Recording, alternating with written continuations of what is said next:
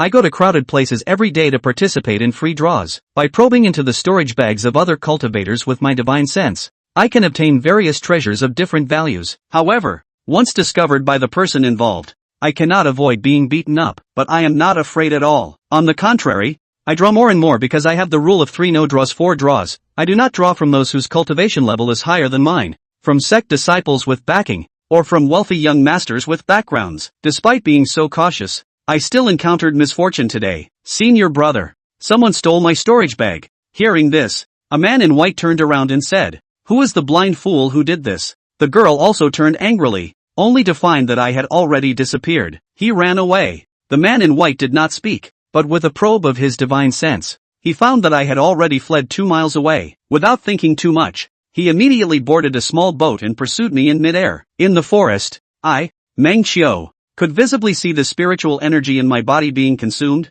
while the man in white had caught up. Fellow Daoist's body technique is superb, presumably from a major sect. I have no intention of causing trouble. I just want to retrieve my belongings. Xianxia dared to do business in draws, naturally having a high-grade red level technique, and his speed had reached the peak that could be achieved in the foundation building stage. So even though the cultivator behind him was in the later stage of foundation building, he couldn't catch up. But consuming so much energy was also not a good thing. Xianxia thought for a moment and advised, "I just took a bottle of marrow cleansing pill." With fellow Daoist's background, there is no need to make a fuss. On the other hand, it is more important to consider leaving your sister alone in the inn. With these words, Xianxia found that he had stopped the boat. Seizing the opportunity, Xianxia accelerated and disappeared without a trace. The cultivator behind him paused for a moment, then smiled bitterly, shook his head, and returned. Sensing that the other party did not pursue, Xianxia shook his head, chose a direction, and fled. However, not long after, he heard noisy voices not far ahead. "Female demon, how dare you steal in front of us? Quickly return it." "Humph, the spiritual fruit grows there. Whoever gets it, it's theirs. How did it become yours?" The girl's charming voice was delicate and pleasant, with a hint of playfulness. Xianxia found the voice somewhat familiar, but couldn't quite remember who it was. However, upon hearing a dispute, Xianxia was determined to go see what was happening. In the game, this is called an adventure, and regardless of which side you help, you may receive a reward. With this in mind, Xianxia activated a spell to conceal his tracks and hurried towards the direction of the voice. As Xianxia approached the source of the sound, he saw 3 old men and a slender girl facing off. When his gaze focused on the girl, Xianxia's breath instantly stopped. She was like a celestial being. Moreover, he recognized this girl. It was the little demon girl, Manhwa, who had been chasing him all along with a favorability rating of -100. Xianxia reluctantly averted his gaze. Although this woman was beautiful, she was also very dangerous, having chased him all the way from the wilderness to this southern region. Maybe it's best to escape quickly. However, looking at the 3 old men who were all in the late foundation building stage, and then at her who was in the mid-foundation building stage, Xianxia hesitated. Although beasts are stronger at the same level, it was clear that this situation was quite tricky. Helping her deal with one person would stabilize things. Thinking like this, Xianxia took out a thick talisman from the storage bag, with a mini sword attached to it. This is a talisman treasure. Xianxia naturally wouldn't hesitate to use it on his Dao companion. He quietly activated the talisman and aimed at the one with the lowest cultivation among the 3 old men. By chance, at this moment, 3 old men also activated their magical instruments and were preparing to launch an attack. However, just at this moment, a sudden golden light came from somewhere and pierced through, and the next second, one of the old men fell to the ground. "Friend Fong!" Yan Jing and Lu Wenhao both exclaimed. Baihua was also shocked by this scene, alertly turning her head to look in the direction of the attack. However, the person had already fled a mile away. When she saw the fleeing figure, her pretty face froze for a moment. Then she gritted her teeth. "You bastard!" 2 miles away, Xiao's hair stood on end when he heard the words. Is it because his divine sense has sensed a figure from afar and recognized it? Xiao had been running away for a long time, circling around east and west, until the spiritual energy in his body was almost exhausted, and he finally stopped. At this moment, he finally had the opportunity to cleanse his attributes, took out bottles of marrow cleansing elixir, counted them, there were 5 bottles, not too few. It has been a month since he crossed over to the game world of his past life, and his cultivation speed was extremely slow. If he continued like this, even if his lifespan ended, he would not be able to break through to the late foundation establishment stage. Not long ago, he collected marrow cleansing elixirs everywhere, using almost 2 bottles to cleanse the pseudo-spiritual roots of the 5 attributes into 4 attribute spiritual roots. With so many bottles today, it should be enough to cleanse a single attribute celestial spiritual root. However, his goal was not just that. He wanted to cleanse a wind spiritual root, so he could cultivate a wind spiritual root sword technique, combined with his wind attribute body technique, making him almost invincible. He didn't know if this trait was still present after crossing over. Mengqiu shook his head, poured out a marrow cleansing pill, and took it. His body began to heat up, entering a strange state where a hot energy flowed through his meridians and rushed to his head. After 5 breaths, Mengqiu's breathing became rapid, and he couldn't stop trembling.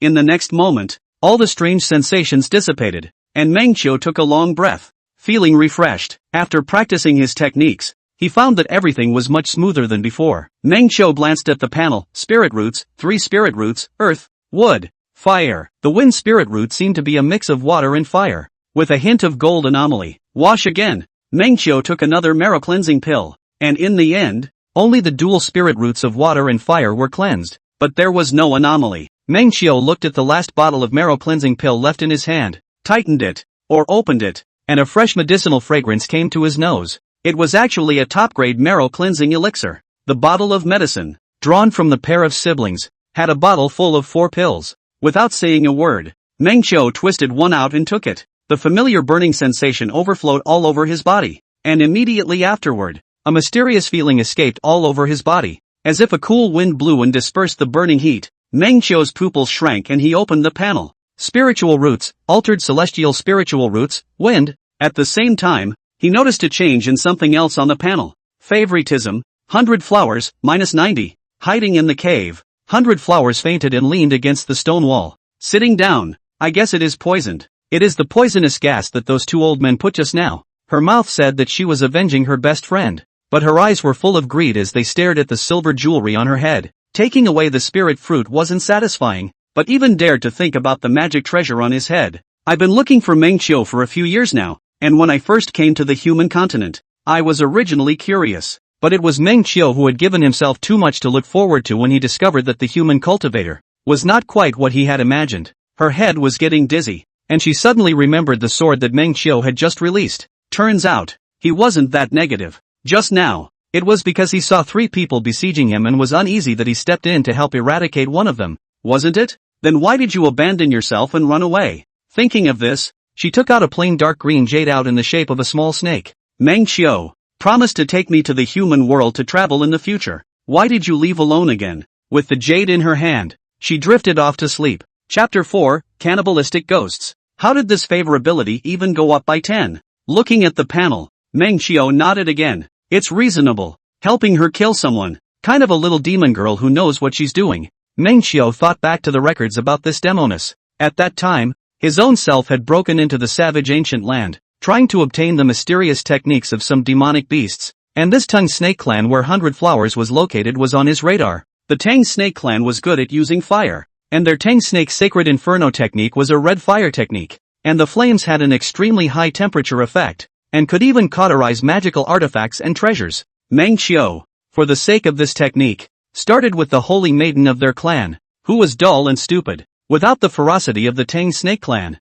as if she was isolated. So he took the initiative to reach out to her. Your eyes are so beautiful. You're the most beautiful Fey girl I've ever seen. Ha? Really? But my father and mother say I'm dull and silly and not mean enough. At the time, Sayaka was still naive, with snowy eyes. Where's the dorkiness? It's gentleness. It's innocence. And I just love that innocence. Really? What clan are you from? 100 Flowers had never seen someone who complimented her like that. I'm human. Mengqiu changed back into his human form and smiled at her. Whoa, the people. Shoo. Mengqiu hastily covered her mouth. This is my secret with you. This is for you. He took out a jade stone that could be found everywhere in the human workshop and carved it into the shape of a small snake. What a beautiful stone. 100 Flowers took it with delight. This is called jade stone, and legend has it that it is the material used by Mother Nuwa to mend the sky. Nuwa. What is it? In short, at that time, this girl who had never been in contact with humans was tricked into rising a lot of goodwill by a few of his stories and a jade stone. Now that he recalled it, Mengqiu couldn't help but think of the time when her innocent face, and her turquoise pupils, listened to him tell a story under the moonlit night, and then fell asleep in his arms. Thinking of this, Mengqiu shook his head and laughed. And in his excitement, he used his aura to trace the same stand-up drawing presented in the game at the time on the stone wall of the cave. Simple lines sketched out this picture. The moon was full, and the young girl, who had not yet fully transformed and still had scales on her body, was asleep against a man. Suppose it would be nice to pull her favor back and take such a cute little snake demon on a trip? But with his current cultivation level, he still didn't really dare to touch her. We'll figure it out after that. With this in mind, Meng Qiu exited the cave and looked out into the dark sky dotted with stars. Judging his current location, the Lai Yun Inn was located on the northern border of the Great Yin country, and further north, there was a small barren land inhabited by demonic beasts. Right now Meng Qiu was about in the state of just entering the savage wilderness. Not far from here there happened to be a small encounter that could gain some cultivation rewards and a copy of the 100 poison solution technique, which was specifically used to detoxify poisons. While you're here, you might as well check it out. It was a small plot encounter. The level of danger wasn't too high. It was probably a clan of ogre ghosts. They would create illusions to lure cultivators to help them and gain trust, and then introduce the cultivators inside their villages, tricking them into taking spirit fruits, spirit springs, and so on as a means of controlling the cultivators. After controlling the cultivators, they would first control their bodies to lure their partners to come and enter the village before slowly drawing on their cultivation, and finally absorbing them as sustenance for the little holy son of the ogre clan.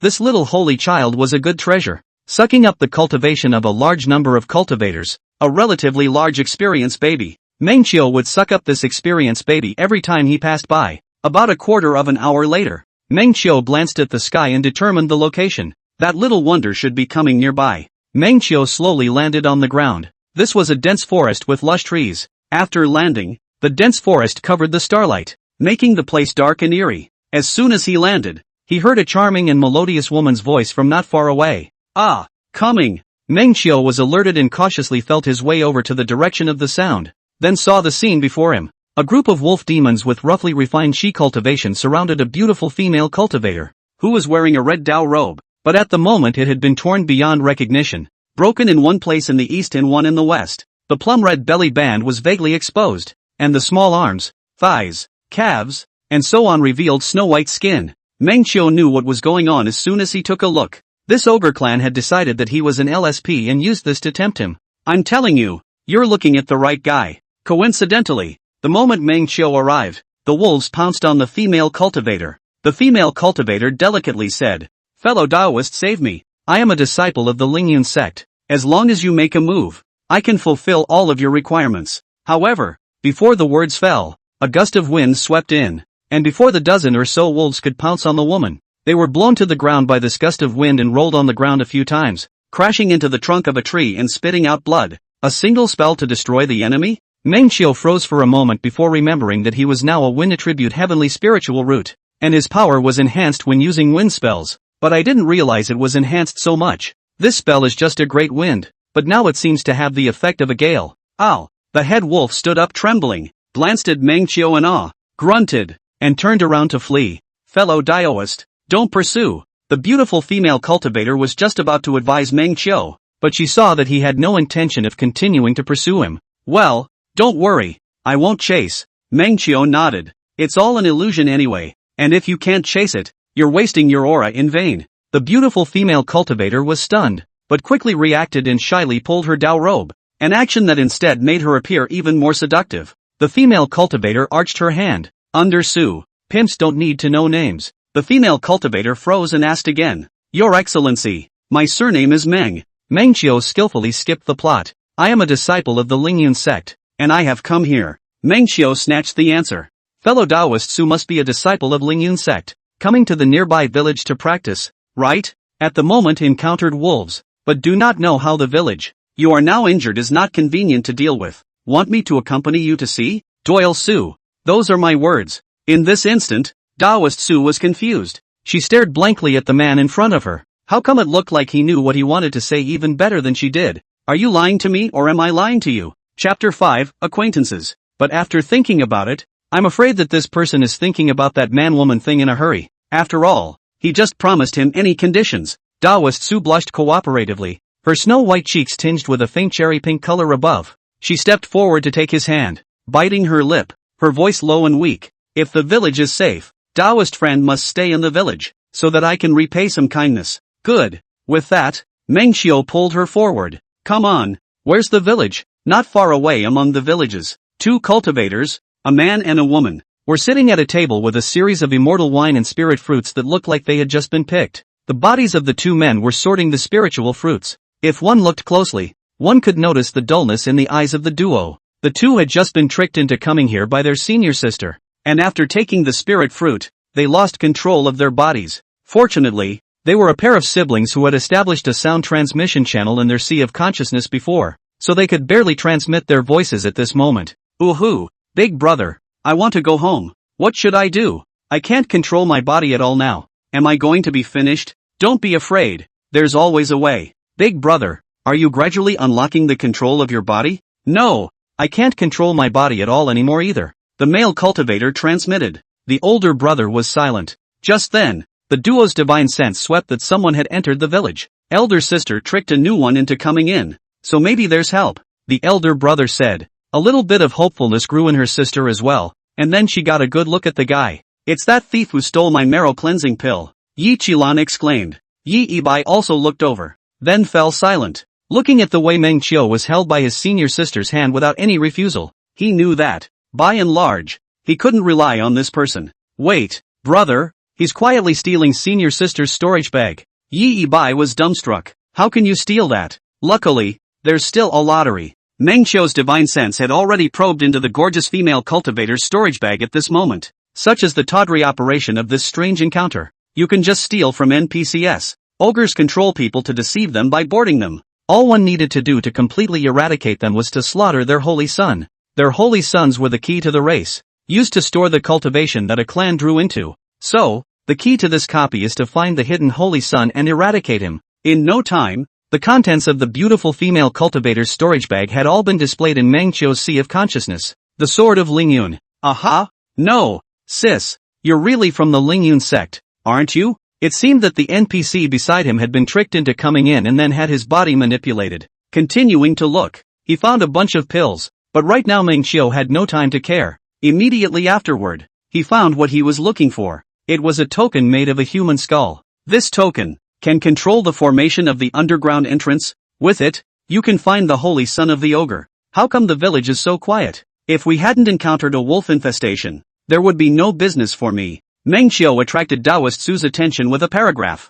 Daoist Su was indeed visibly flustered. His hands tightly embraced Meng Qiu's arm and laughed. Daoist Meng, it's hard to travel at night. This time, since we've all come to the village, we might as well take a rest for the night. Furthermore, this wolf can't be said to attack at night. Meng Qiu paused for a moment, then turned his head to look at Daoist Su and said with a smile, "Oh, then where do I rest?" Daoist Su immediately understood. His face flushed and he turned his face aside. It's a big night, and it's not good to disturb the villagers. Daoist friend might as well squeeze with me. Squeeze for one night. By this time, Meng Qiu had already taken the bone token into his hands and hid it in his storage bag, and he immediately let out a sigh of relief. Then let's go. The village was small, and at the moment it was quiet. The homes dark and without a single light. This environment is more or less bizarre. Seeing this, Daoist Su beside her also breathed a sigh of relief and let out a delicate smile to Meng Qiu. It seems that the senior brothers and sisters have returned from picking spirit fruits, and the wolves,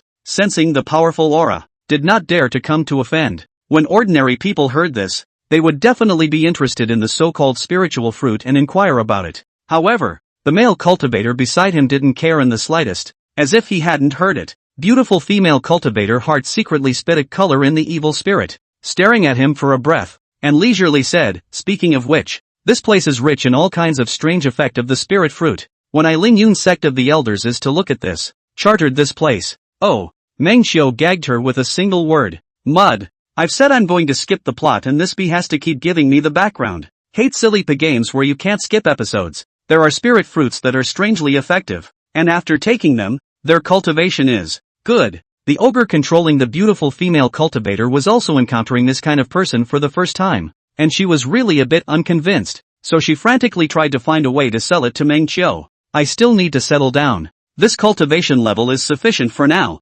Meng Qiu interrupted the conversation once again. There are also spirit fruits that can enhance divine sense. My divine sense is already powerful enough. Any more power will backfire on itself. There are also spiritual fruits that can refine the body, solve the problem of physical strength in dual cultivation, support multiple dual cultivation, and Having said so much this time without being interrupted, the ogre was a bit uncomfortable for a moment and stopped himself, twisting his head to look at Meng Qiu. Meng Qiu met her on all fours. What else? Why don't you say it? Ogre. Soon, the two of them walked to the most luxurious mansion, and Taoist Su gently pushed open the door, pulling Meng Qiu into it. The mansion was large and quaintly landscaped. As they walked, the two of them passed by a compound and saw a man and a woman who were sorting spirit fruits in the compound. Upon seeing this man and woman, Meng Qiu froze slightly. Well, if it isn't the pair of siblings who had contributed the top-grade marrow cleansing pills to themselves. However, the other party acted as if he didn't recognize him at all, and instead looked towards Taoist Su beside him and greeted him. Senior Sister Su. The two almost spoke in unison before looking at Meng Qiu. And this is? Sister Su gave the two of them a detailed introduction to the ins and outs of the situation, colorfully telling of Meng Qiu's bravery. A big wind blew away the wolves. After hearing this, the two of them rose directly to their feet and bowed deeply to Meng Qiu. Fellow Taoist Meng is chivalrous and righteous. I thank you on behalf of elder sister. The elder brother said. The younger sister also bowed her head and blushed, glancing at Meng Qiu from time to time and quickly moving her gaze away. By this point, Meng Qiu had already understood that these two dumb biddies had been trapped. At the same time, the two siblings were also transmitting in the sea of consciousness. It's over, brother. This guy is a cutie. He doesn't seem to recognize us. Yi Bai instead smiled faintly. Saved. Chapter 6 Who to Call a Monkey. At that moment, Yi Bai watched with his own eyes as his body uncontrollably picked up a spirit fruit and looked at Meng Qiu. This one spirit fruit. There are quite a few people in the sect who miss it. Eating one's cultivation can rise by a small realm. Since you have helped my senior sister, then we won't be able to part with it. So please don't excuse yourself. Yi Bai tried hard to control his eyes, trying to give Meng Qiu a little hint of something different. But unfortunately, no matter what means he used, there was no way to do so. All he could do was watch as his hand handed out the spirit fruit. I can only hope that this Taoist friend is quick-witted enough to see something. Normally speaking, an average person wouldn't eat a spirit fruit given by a strange cultivator, right? However, the moment the spirit fruit was handed out, a monkey popped out of nowhere, snatched the spirit fruit from his hand, and then climbed above the eaves of the house, taking the fruit in front of everyone. In an instant, the monkey's appearance changed in a way that was visible to the naked eye. A large amount of spiritual qi emerged from his dantian and flowed throughout his body. Its body became stronger little by little, and its breath became more solid. Seeing this, Yi Bai himself was shocked as he angrily cursed. Stinking monkey.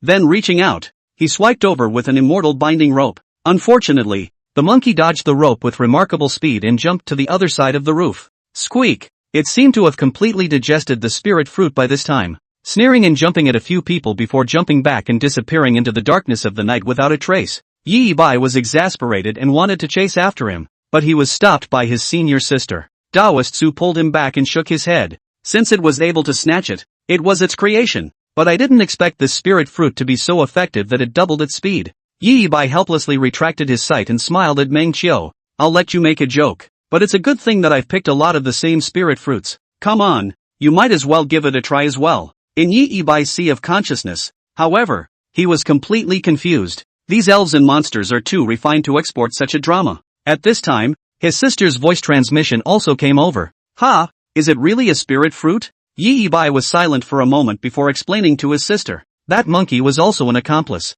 Ha, that's too crafty. Who could not be fooled by this? Taoist Su picked one of the largest spirit fruits and handed it to Meng Qiu. Taoist friend, don't excuse yourself. This kind of spirit fruit is worth a lot of money when you take it out. Then she saw that the male cultivator in front of her had indeed taken the spirit fruit. Taoist Su revealed a smile. It's not as if you don't want anything as you did before. To be honest, Meng Qiu was also experiencing this episode for the first time in an immersive way. Before that it was just a textual introduction. The fruit of the spirit was snatched by the monkey, who then raised a realm in front of you. At this time, fellow Taoist Su once again handed over a spirit fruit and strongly urged you to accept it. However, at this moment, all three of them had such natural expressions. Even the monkeys acted so well. Meng Qiu was a little touched by this game. With all his heart, to commemorate the occasion, he reached out and took the spirit fruit. Then in the midst of Taoist Su's smile, he tucked it into his storage pouch. Let's go, Taoist Su. I'm a bit tired. Take me to rest.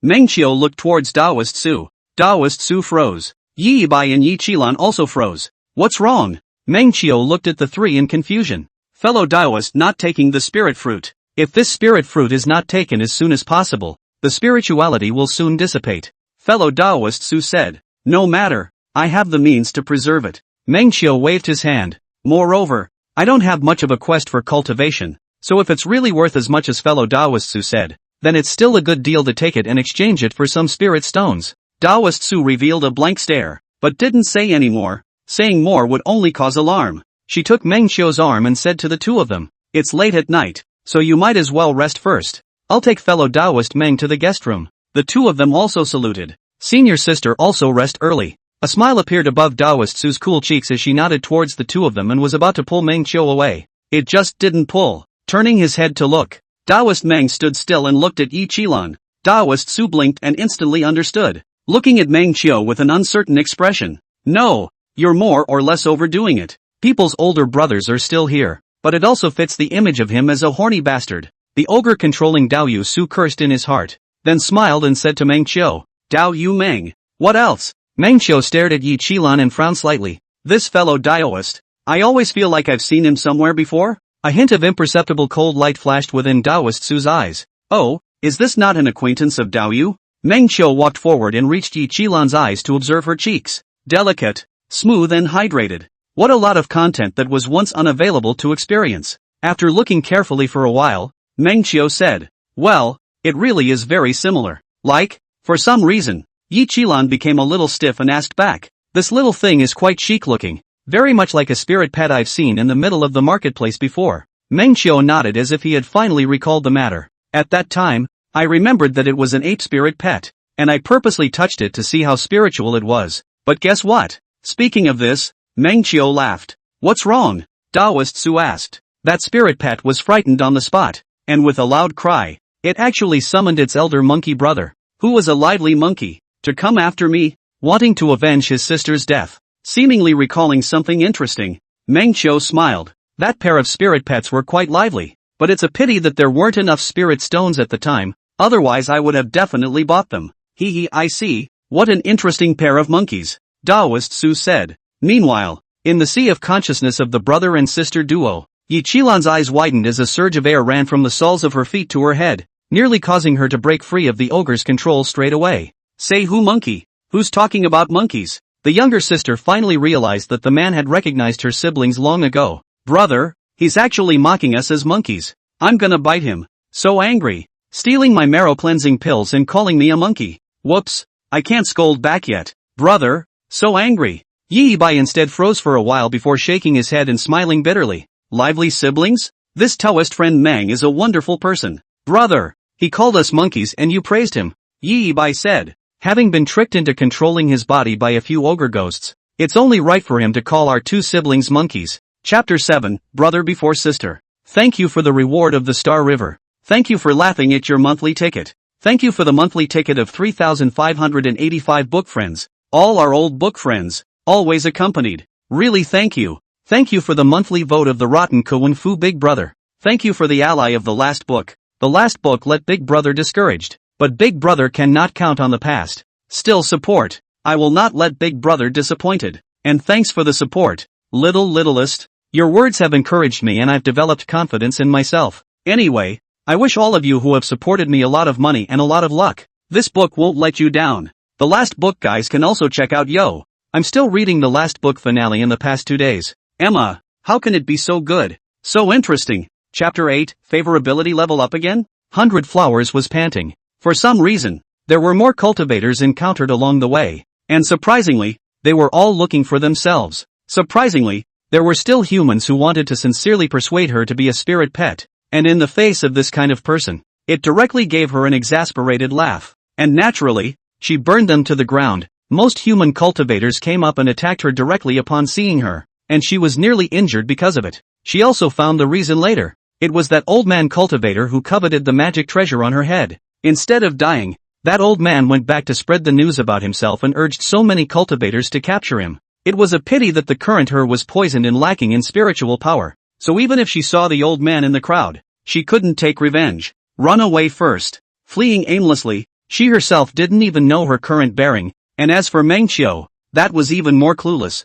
The little bit of hope that had been sparked up was worn out in a moment. Was it going to go back to the way it was before? She was starting to get a little tired of aimlessly searching for someone all over the world. Manchio, I'm so dizzy and tired. Spiritual energy was insufficient, and she hid in a cave. The dark and quiet cave resembled her mood at the moment, and she soothed herself by taking one difficult step inside, while recalling in her mind the images from when she first met Meng Xiu. At that time, Meng Xiu even told himself the story of Nuwa. So, mankind was created by Nuwa. Leaning against a stone wall, she couldn't help but smile at the memory and think clearly about the things she was holding on to. In any case, there must be an outcome to this matter. Whether he really is a negative man or whether there is a reason for what happened, it must be asked clearly, and then it can be completely put down. A thing has a beginning and an end. That's what she insists on. It's so cold. 100 Flowers was the most afraid of the cold. She tightened her body and spread out her palm. A small flame lit up from her palm and instantly went out. Did she see something the moment the fire lit up?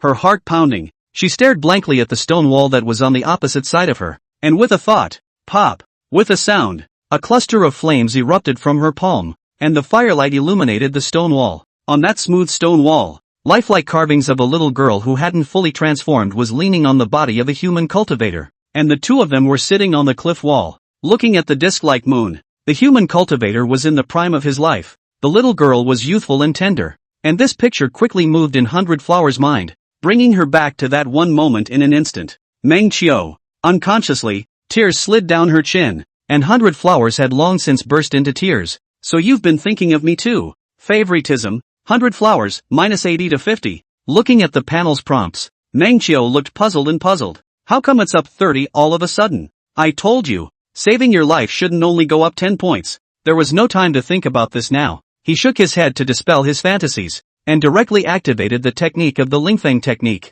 Almost instantly, he felt his body rushing forward as if on a roller coaster. The huge inertia made his entire body organs seem misplaced, and the irritation caused his heart to tighten and he panicked and stopped. Marred. Forgot that I'm already a wind-type heavenly spirit root. Meng Qiu stumbled and used the wind lingering technique, moving forward at a speed that he could currently manage. He could feel that his body was passing through layers of formations. With the token in his hand, he was not hindered. And soon, he was going to reach the innermost chamber. At that moment, a substantial shaking of the ground was also heard, as well as a large number of noisy, shrill voices coming from behind them. It's a little scary. I didn't feel anything for this episode in the 2D games I've played before, but now I'm in the moment, traveling through this long, narrow tunnel with darkness beside me and a shrill female voice behind me. This is scarier than a horror game. It always felt like the sound behind him was getting closer and closer. Meng Qiu's back was hairy but he didn't dare to look back, just appropriately accelerated his speed. Fellow Taoist Meng, you've already taken the path to death. Don't take another step forward. Gradually, the sounds from the rear were audible. Luckily, the current Meng Qiu had already seen the stone room not far ahead. Burrowing into the closed and narrow stone room, he saw green candles all over the floor arranged in a circle while interspersed with runes. In the very center of these densely packed runes was a tiny coffin, and in the center of the coffin lay a small baby, who was currently staring at Meng Qiu with eyes like copper bells. Its voice was very childish. You already have. There's your mom. Meng Qiu flashed in front of him, grabbed his petite body, and urged her mana to refine it in an instant. Woo dash the baby sounded like a train whistle. At the same time, Taoist Su at the entrance also happened to arrive at the stone room just in time to witness the scene. You. Unfortunately, before the last words were uttered, she had stalled in place, holding her head as if she was suffering from something extremely painful. At the same time, a large amount of spiritual qi erupted from the baby's body, instantly overflowing the entire chamber.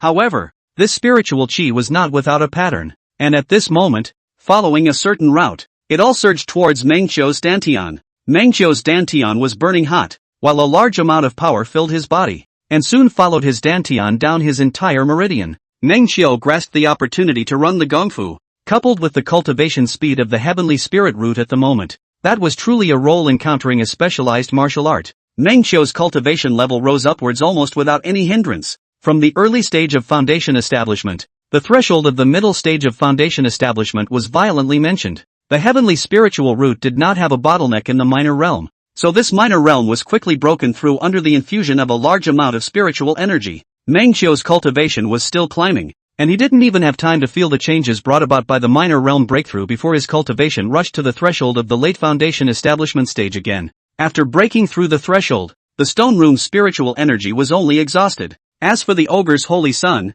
he had completely disappeared at this moment, leaving behind only a small jade pendant. After identifying it for a moment, Mengqiu realized that it was another talismanic treasure that could be used to emit a shield to ward off powerful attacks. Not bad. At the same time, I don't know if it was due to refining the ogre ghost saint's son, but Mengqiu now suddenly had 3 more connections in his head, as if his mind could control them. One of these connections is the Taoist Su in front of us, and there were also 2 more strange gong methods in the Sea of Consciousness. The ogre's illusion, the ogre ghosts, monsters, Reiki and human control. Surprisingly, it's an NPC feat? These things, Mengqiu took them in for the time being and studied them subsequently. And then, a storage bag was found in the coffin, which contained some spirit stones and some trashy green feats, which must be the accounts left behind by the cultivators that this group of cannibalistic ghosts had victimized in the past. On top of that, there was the 100 poison solution that Mengqiu had expected. Plop. At this moment, Taoist Su's body seemed to have lost something to rely on as he directly collapsed to the ground.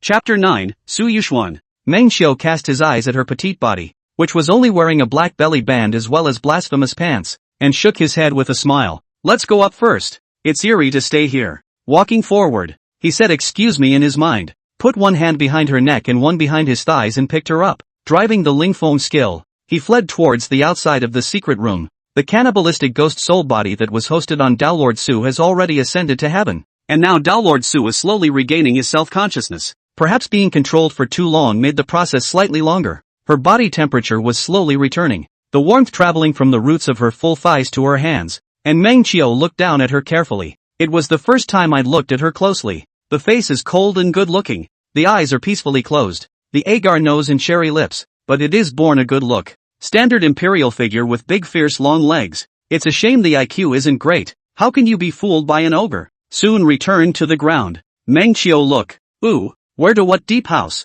But is just a cave. Walking back to the dormitory room he had just been in, he found that there was indeed a bed, and at this moment, Yi Qilan was still sleeping peacefully on the bed, apparently also not yet recovered. Her bib had been ripped open. The white rabbit is white and white. Cute pinch. It's not my fault you're not wearing it. Consider this interest for saving your asses. Mengqiu took out 2 Dao robes from his storage bag and personally put them on for the 2 of them. While dressing, he was trying to see just how well this game realism was done. The result. The current Mengqiu really couldn't look at them as NPCs anymore. Being the son of a golden boy, he closed his eyes and painstakingly dressed the 2 women and laid them side by side on the bed before withdrawing to recite a couple of heart-clearing incantations in his mind. It's not like he's the protagonist of a stallion book. He'll go on anything. His chastity, surely, is still reserved for the one he loves. Soon, Mengqiu found Yi Bai in another grotto, and he was also asleep. He carried Yi Bai into the cave next door to the 2 women. He then sat down beside them and flipped through the 100 poison solution.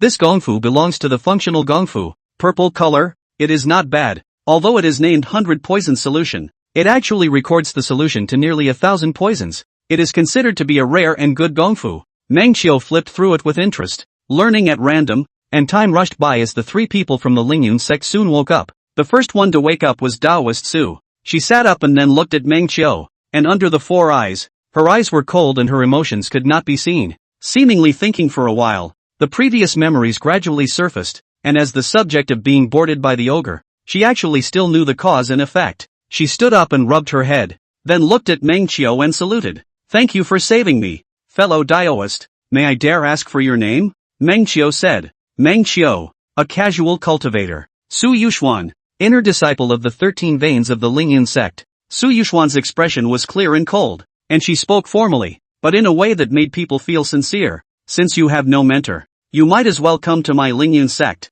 I can introduce you. Fellow Taoist's calm performance has been seen by me. As long as I introduce you, Your Excellency can directly come to my Lingyun sect as an inner disciple. Lingyun sect is the #1 sect in the southern state, with all kinds of gongfu schools, resources, and disciples are also very top-notch, extremely powerful. Unfortunately, Mengqiu didn't dare to go at all. He once also cheated a pure-hearted female cultivator in the Lingyun sect, hooked the person's spring heart, obtained some merit resources, and then moistened my own self at the time for stamp collecting, but it brings a threat of life and death to itself. In short, the current Mengqiu didn't quite dare to go to the Lingyun sect, but knowing 1 or 2 disciples of the Lingyun sect was excellent, so at least he could keep track of that person's movements. Then, Mengqiu suddenly realized the previous sentence Su Yuxuan had said. You said my performance. You saw it all? Mengqiu asked. Aha. Then I'll help you put on your robes at the end? Well, fellow Daoist Meng even lifted my belly band to take a look. So I guess it must have been to check if I had any secret injuries. Yeah, it's great that there are no dark wounds. Meng Qiu laughed dryly. But master told me that the chest is for nursing, and only future husbands and children can look at it. Su Yuxuan hesitated for a moment, but fellow Daoist Meng was checking my wounds in passing. So let's forget about it. See, that's being sensible. I save your life. You show me equal exchange. If only everyone was so sensible. Fellow Daoist is generous. This matter also has an impact on reputation. Please don't say anything about it. Fellow Daoist Su. Meng Qiu arched his hand and said. Su Yuxuan laughed a little. I'll save it, since I won't say anything nonsense to baden fellow Daoist Meng's reputation. My reputation does not matter. I'm afraid of the bad reputation of the Taoist friends. This world of women chastity is very important. Well, fellow Daoist Meng is truly chivalrous and thinks for others. Su Yuxuan said. However, it seems like you haven't checked senior sister Ye's body. Now it might as well be. There's no need. You were the first to be controlled, so there's some danger. While the siblings haven't been controlled by the ogre for long, so it won't have an effect. Now that the second sibling of the Yi family was about to wake up, Meng Qiu quickly brought up the topic. Fellow Daoist Su, I heard that Ling Yunsek's old ancestor Wang has suddenly gone into seclusion? Su Yuxuan said. Yes, I heard my master talk about it. The old ancestor of Wang Lingyue had separated a foundation establishment doppelganger to go down to the mortal world to experience, and as a result, he was cheated emotionally by an abominable male cultivator. And I heard that the old ancestor had 100 soothsayers, and he was bound to seek out that person yet. Divination? Meng Qiu's back went cold, and then suddenly remembered that he had been emboldened by having previously obtained a prop that shielded divination. All in all, he was relieved. Right. It was then that Su Yuxuan frowned slightly as if she had remembered something, and bowed to Meng Qiu. Please don't say anything about this matter. This is master's secret talk. And the old ancestor is too ashamed to have said anything about the details of this matter with the outside world yet.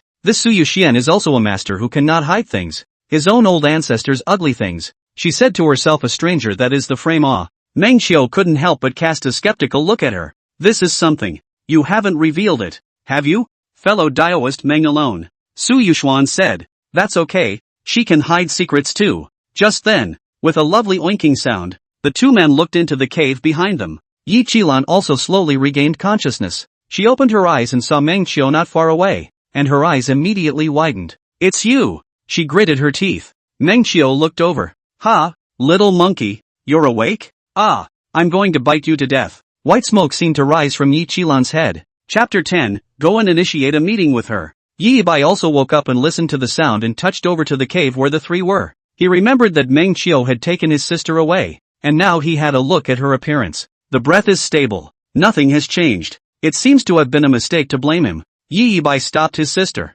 who was planning to go up and violate Meng Qiu, and arched his hand at Meng Qiu. My sister is lively and delicate. Please don't pay attention to fellow Daoist Meng. Thank you for saving my life. I am Yi Yibai. My sister Yi Qilan, a disciple of the 13 veins of the Lingyun sect. The three of them then exchanged sound transmission talismans with Meng Qiu. If there are things that I am commanded to do, I will definitely do it with all my strength. Yi Yibai said. Befriending someone from the Lingyun sect was really useful to Meng Qiu, and he needed to know the movements of that old ancestor of the Lingyun sect. Moreover, after obtaining the invitation to worship, the Lingyun sect would be away back in the future. Meng Qiu said, I actually had another reason for waiting for you guys to awaken. I broke the ogre's spell and, accordingly, gained the control factor of the three of you from them. Yi Qilan's slightly rebellious eyes cleared instantly as she blinked and took a few steps back. Meng Qiu smiled. Aren't you coming to bite me? Yi Qilan shook her head. I won't bite anymore. I won't bite anymore. So what should you do?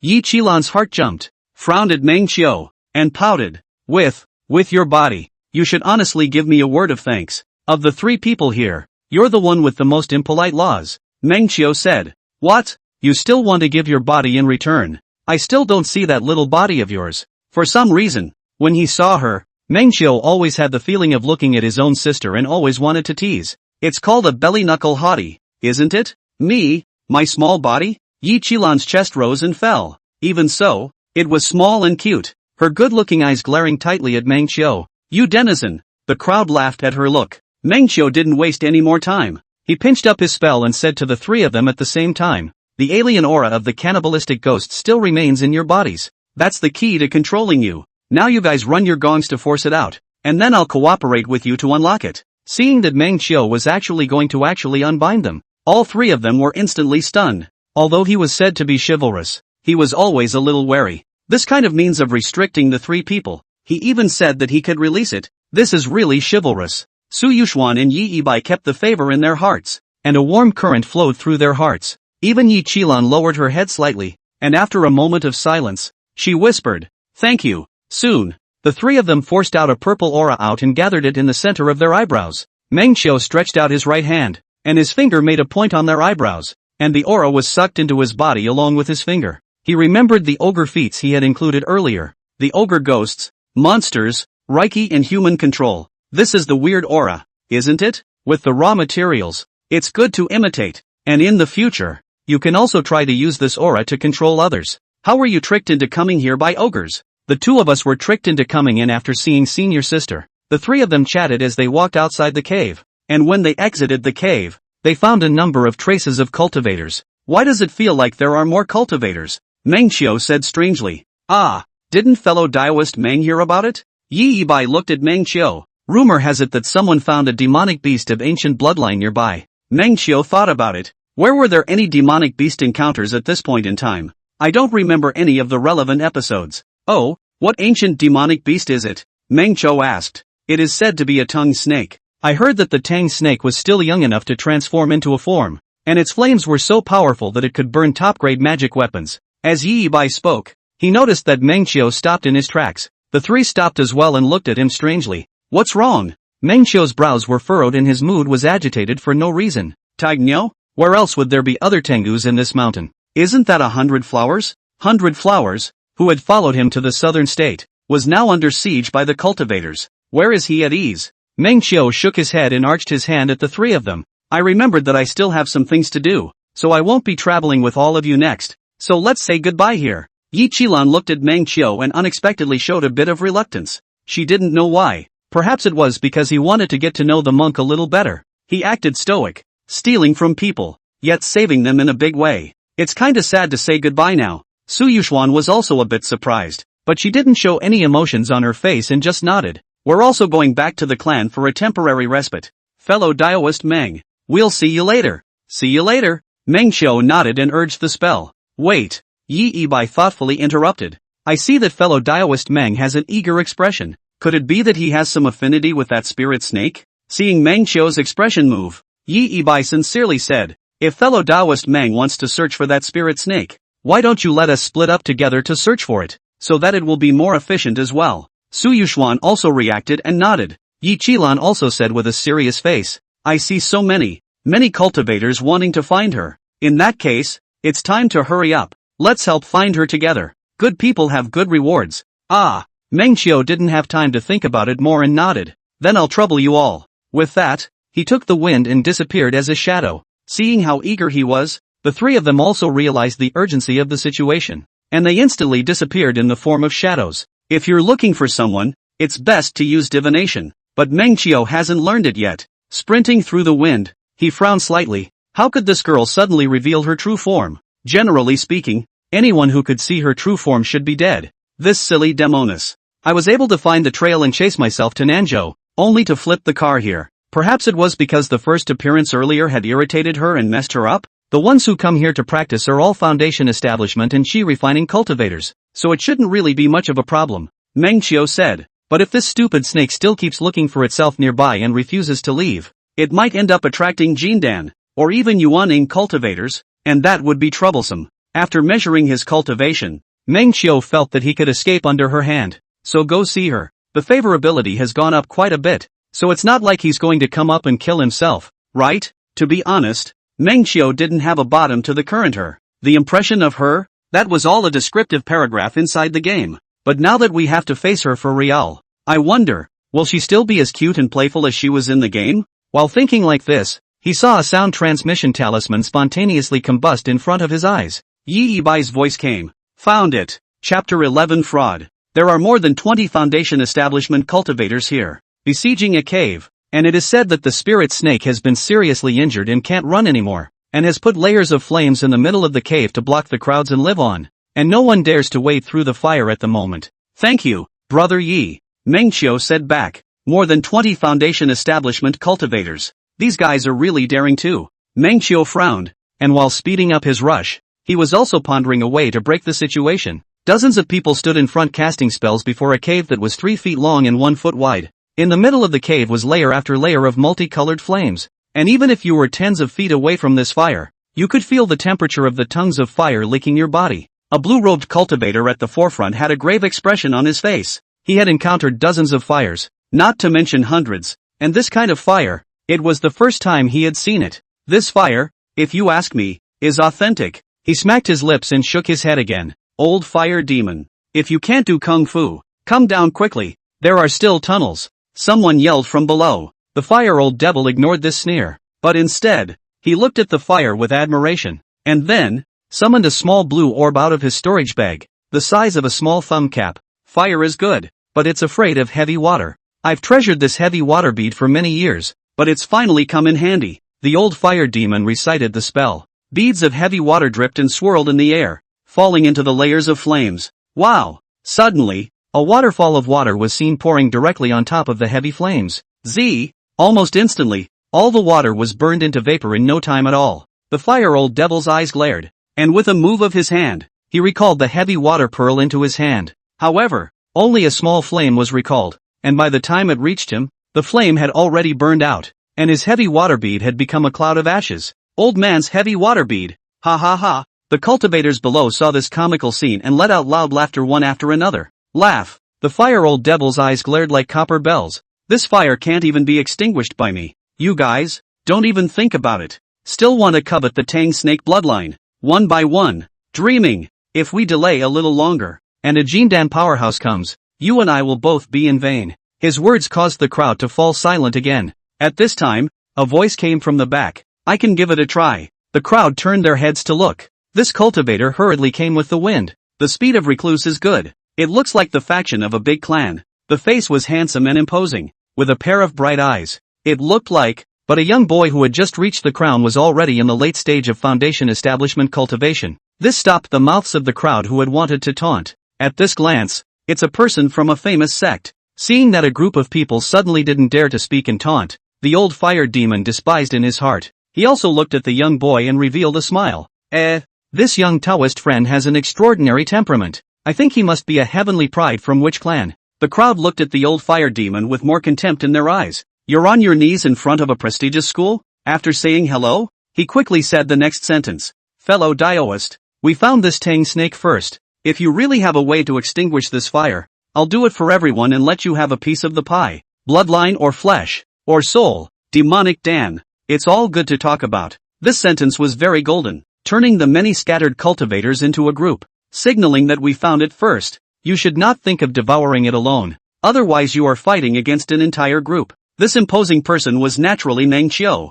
who was annoyed and disgusted in his heart when he heard the words of the old fire demon. This is a ing attempt to split me up into 100 flowers? Have you figured out how you're going to split it up? Naturally, I won't keep it all to myself. Mengqiu smiled. However, later on, if it's a success, I'll have to choose the proceeds first. Fire old devil laughed. That is not unavoidable since the crowd naturally didn't have any opinions. They themselves didn't have the ability to break through the heavy flames and enter the cave to divide up the Tang snake bloodline. It's equivalent to watching the fun and getting a share of the goodies, which is naturally a great thing. Mengqiu said, I've heard that this Tang snake is ferocious, and I'm not good at dealing with it alone, so I need the help of all my fellow Taoists, and as long as they contribute, there will be rewards to share. The crowd cheered. Mengqiu scanned the crowd and saw the three Suyuxuan. Mengqiu gave them a voice transmission. To tell you the truth, this spirit snake is my irreconcilable friend, and has traveled all the way to the southern state from a faraway place to seek me out.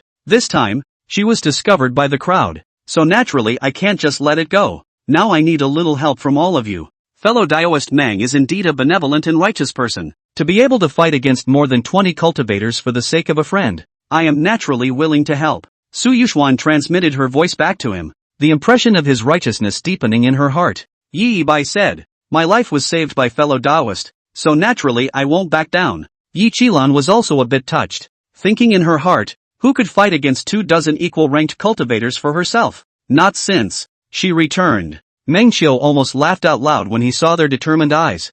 I won't do anything to send you to your deaths, much less bring you guys to your deaths. Don't worry, it's a wise move. Just need you guys to cooperate with me for a bit. The three of you will stand apart and be a support for me. After this is accomplished, you guys should hurry back to the clan. Don't be implicated by me. I'll see you later. Meng Qiu transmitted his voice. The three stared at Meng Qiu and the crowd, nodded, and separated to stand between the many cultivators. Meng Qiu looked at the many cultivators and revealed a benevolent smile. Gentlemen, I do come from an alchemy clan, and my division is not convenient to disclose for the time being, but my alchemy skills have had some merit since. He took out a bottle of red bottled elixir from his storage pouch. This elixir, the fire-resisting elixir, is an elixir that I heard about the Tang snake, and specially refined it for its flames. He took out one and took it himself first. After taking it, a film will be generated on top of the body, which can withstand this flame for a period of time. With this, you all can rush to the cave and crush the weak Tang snake. The crowd naturally didn't dare to eat the strange cultivator's elixir. And now, the crowd looked at the crowd with suspicion in their eyes. Meng Qiu walked a little bit towards the entrance of the cave. I'm not asking you all to go in with me to crush the Tang snake after taking it, as long as when I drive the Tang snake out, you can take the elixir and then don't be afraid of its flames. Block the entrance of the cave, and don't ever let it escape. After saying that, Meng Qiu took out 3 more bottles of the same elixir out. Anyone who is meritorious will be rewarded. Pills, does anyone need them? No one cares. Meng Qiu shook his head and placed the elixir on the ground before rushing into the fire himself. His figure disappeared so quickly that the crowd only saw the moment he just entered the flames. And indeed he was not entangled in the flames. The crowd stared at the elixir on the ground, and no one made a move. 3 breaths later, a female cultivator with a delicate figure rushed up and snatched a bottle of pills. This action seemed to have aroused a fever of the heart. And soon, another male cultivator and a petite female cultivator went up and grabbed a bottle of elixir. Chapter 12, The Flowers. 100 Flowers was so tired that she wanted to let go of her consciousness and just go to sleep, waking up with a cold tingling that wrapped around her entire body. Damn it, it's been so many days. This poisonous gas, how come it can't be forced out? So painful. The physical pain was tolerable enough, but for the past few days dreams would come in the moments of careless sleep. All about Meng Qiu's dream. It was the first time he had taken himself out of the house. It was a winter. The mountains were covered with a heavy layer of snow. The normally green pine trees and shrubs turned into a pure snow-white color. Welp, it's so cold. 100 Flowers' petite body was next to Meng Qiu. Sitting beside him, she opened her small cherry mouth and took a mouthful of hot air. A cloud of white mist steaming up at that moment, obviously being able to use such a high-temperature fire, yet being so afraid of the cold. It's really strange. Meng Qiu twisted her head around and looked at her with slight suspicion. Because, in winter, it always feels like nothing. Nothing? Meng Qiu asked. Look. 100 Flowers stretched out her petite hand, extending her pink index finger and pointing to the branch of a pine tree. Look. In the past there would be a little squirrel there, and people could still play with it when they weren't playing with me. Meng Qiu looked at the branch and didn't say anything. And wow, that cave, there used to be cubs that would come and play, but now they're all gone. Where 100 Flowers was pointing, it was also white. 100 Flowers shook her little feet, and there was a clear penetrating light in her eyes. When the snow comes, there's nothing left. It's all white. You can't see anything. It's clean. The birds chirping, the mice squeaking, the little bugs chirping. It's all gone. At this time, a gust of wind from the west blew through the pine tree branches and leaves, and the snow on it snapped and fell to the ground, and the sound came out clearly. It was quiet, as if there were only 2 people in the whole world. At that moment, Meng Qiu stood up and with a wave of his hand, he used his aura to roll up a layer of snow and placed it in front of him. 100 Blossoms blinked at him with wide eyes, curious as to what he was going to do.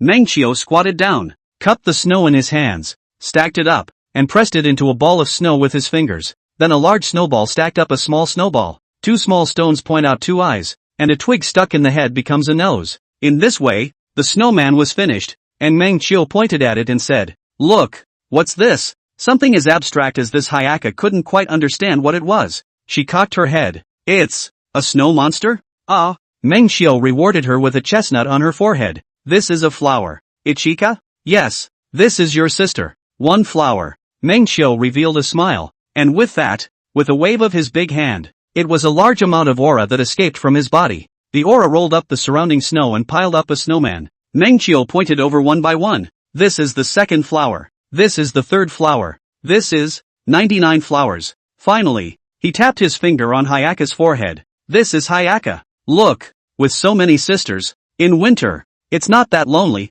right? Meng Qiu revealed a gentle smile. Come, I'll teach you a small spell. Meng Qiu recited a secret, and an aura flowed out from his body. Pointing at the snowman one flower, a flower's body trembled, but it seemed to come to life, and the two small eyes looked at 100 flowers. Hello, I am one flower. 100 flowers followed Meng Qiu's example and used a spell to awaken a snowman. Hello, I'm Hua. So silly. Ha ha. Meng Qiu continued to cast spells, and more snowmen came to life and greeted. She watched in novelty as more and more snowmen greeted her, and for the first time in her life, having never played with so many people, she felt adequate inside. One by one she looked over, one by one she responded, the smile on her face growing whiter and whiter. Then 101 of them played all day, have snowball fights and build father and mother-shaped snowmen. At night, Meng Qiu took her to burn a campfire in the cave again, and the two of them gathered around the firelight. Their side-by-side overlapping shadows stretched out on the stone wall. The fire burned brightly and crackled.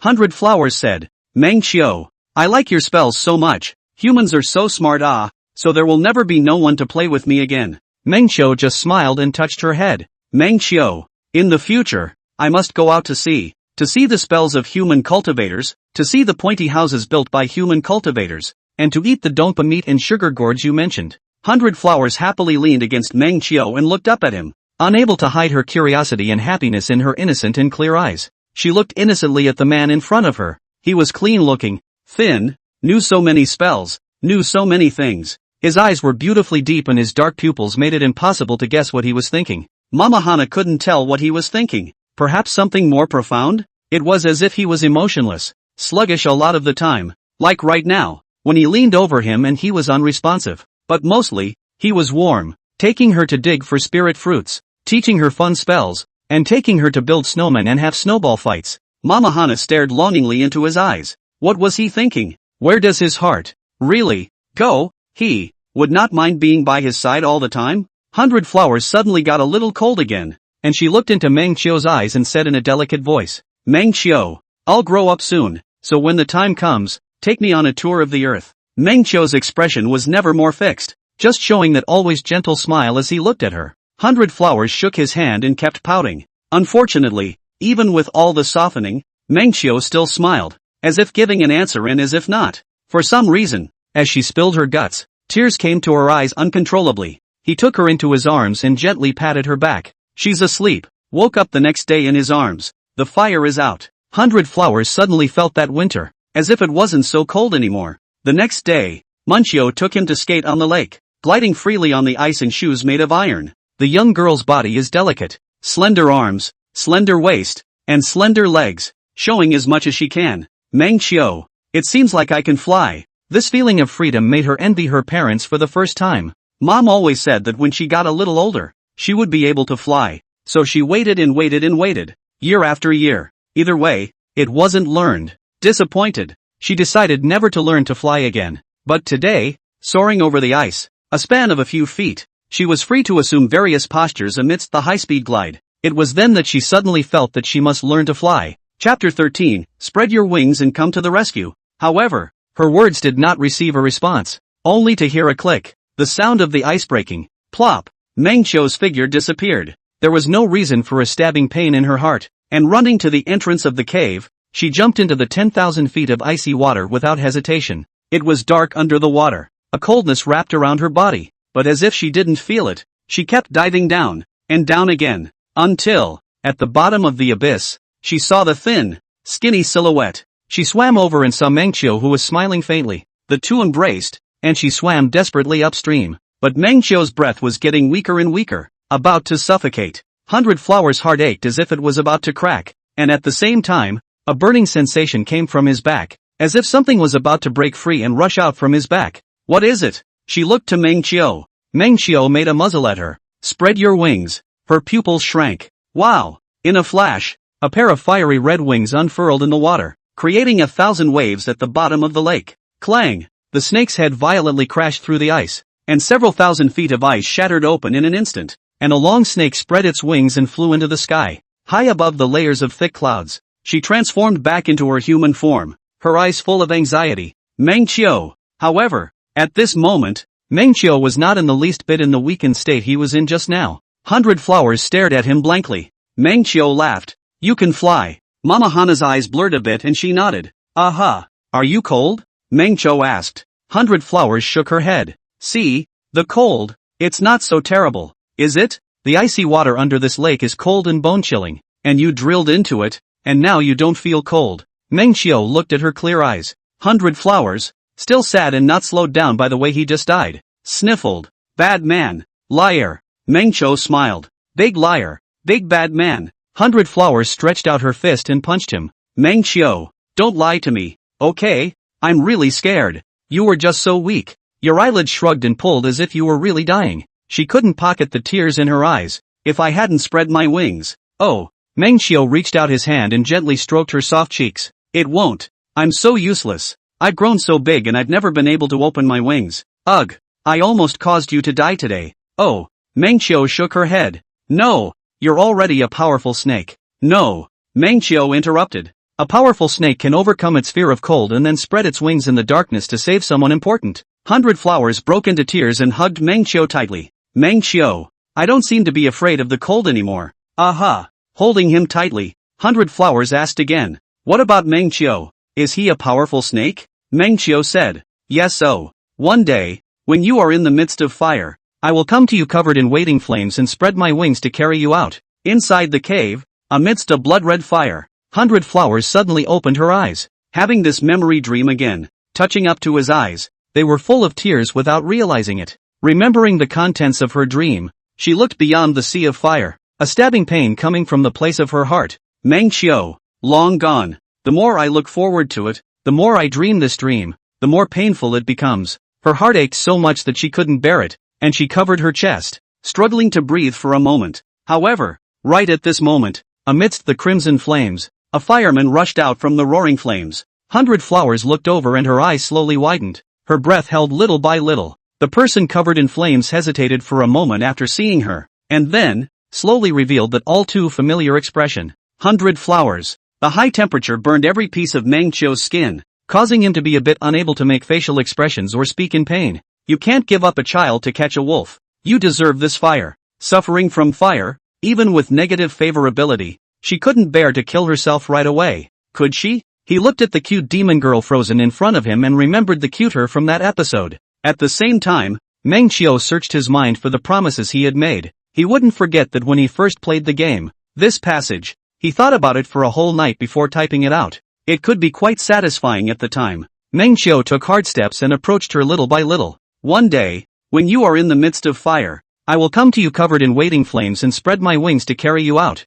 Perfectly, without any stumbling over the words. As expected, in an instant, 100 Flowers' expression instantly froze. Her glazed eyes flashed, and tears instantly filled her eyes. Unable to stop them from flowing out, that absolutely beautiful face revealed a pitiful expression. Her nose slightly red, biting her lips as if she had waited for herself for 1,000 years. As if it was a piece of fragile glass that would shatter at the slightest touch, so that people couldn't help but feel compassion. For the first time, Meng Qiu knew what it meant to cry like a pear. And the beauty was so pretty even when she cried. One can't help but empathize with the fact that in this life, after decades of maternal singleness, the first person who cried for him was a young girl who had been waiting for him for years in a game. In the face of this sincerity, Meng Qiu's nose couldn't help but sour. He gulped and threw his head to the other side. Just as a gust of wind rolled in and a petite body slammed right into him, Meng Qiu's first reaction was to dodge. But in the end, he didn't move. That petite body wrapped tightly around Meng Qiu, causing his freshly burned body to tingle, and he couldn't help but grunt out in pain.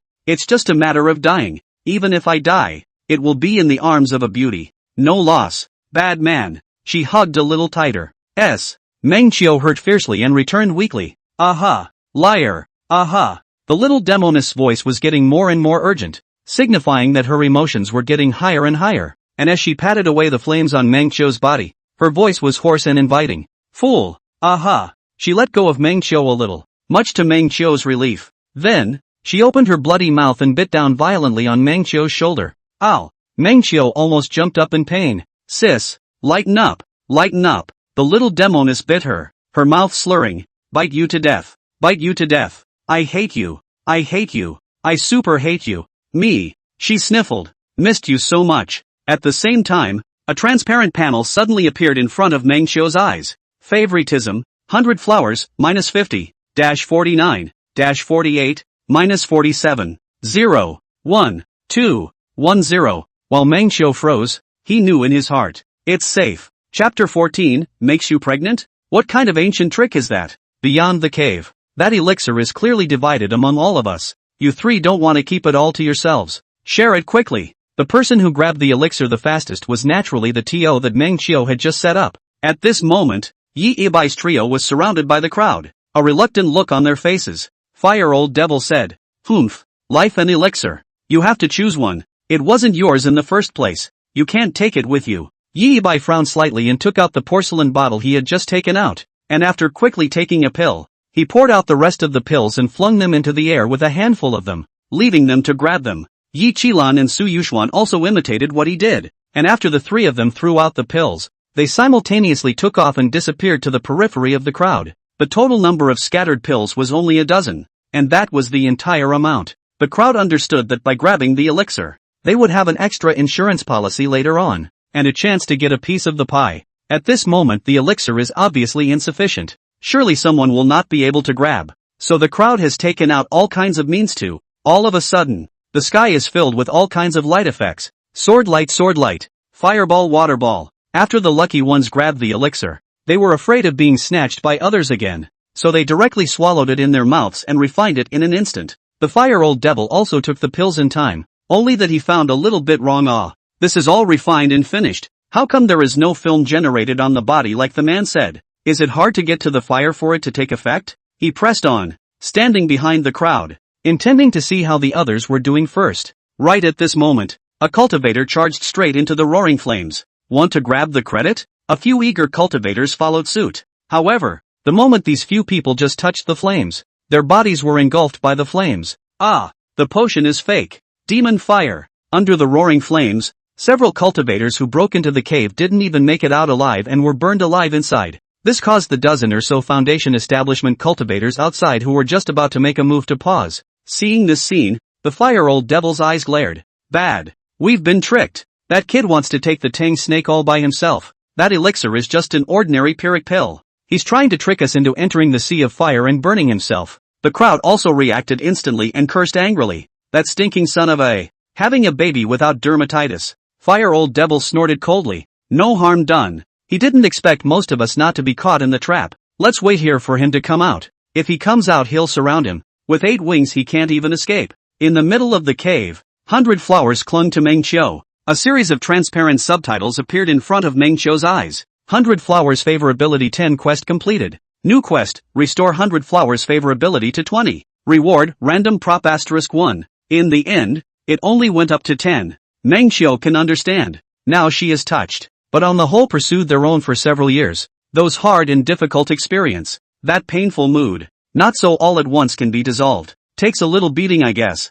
At least with a positive favorability rating. There's no longer a threat to her life. So she can stay by her side and slowly raise her favorability rating. While thinking like this, another string of subtitles popped up in front of Meng Qiu's eyes. Random technique being drawn for you. A series of colored subtitles began to flash before his eyes. Red, orange, purple, blue, green, the magic cloud, the wind chaser, Tai's golden fist. The various colors of subtitles represent the various colors of feats. And in the past, when playing the game, after completing the main quests, there would also be a chance to draw a prize. And at that time Meng Qiu definitely had to archive it. Now, of course, it can't be saved. It's purely in the face. Eventually, the orange light flashed and the subtitles stopped before a string of orange feats. Out of the money. Congratulations on acquiring the art of returning to dust. While seeing this feat, Meng Qiu's heart jumped. Good stuff. Although this merit law was an orange merit law, it was actually stronger than many red merit laws. Return to dust can consume a huge amount of aura or other means to move over a long distance. The reason this feat was not categorized as a red feat was that it was too costly, and sometimes it could even cause the realm to plummet. But using it to escape can be a miraculous effect. In comparison, losing a little bit of cultivation is nothing. While Meng Qiu was happy, he suddenly felt the strength on his shoulders suddenly loosen. Mama Hana collapsed into her arms as if she had lost her strength all of a sudden. Meng Qiu sensed that something was wrong, and his divine sense went to her body. And sure enough, the peaks on her chest were huge. No, the probe is wrong. Her breath was very weak, and she was covered in a purple color of a strange toxin. The good news is that the toxins haven't invaded the head yet, so there's still a way to save it. The bad news is that it's spread to the neck and soon to the head. 100 flowers. Mengqiu shook her body to wake her up. 100 flowers opened her eyes with great difficulty. There was still a faint redness and swelling at the lying silkworms, and she looked at Mengqiu pitifully. How long has it been poisoned? From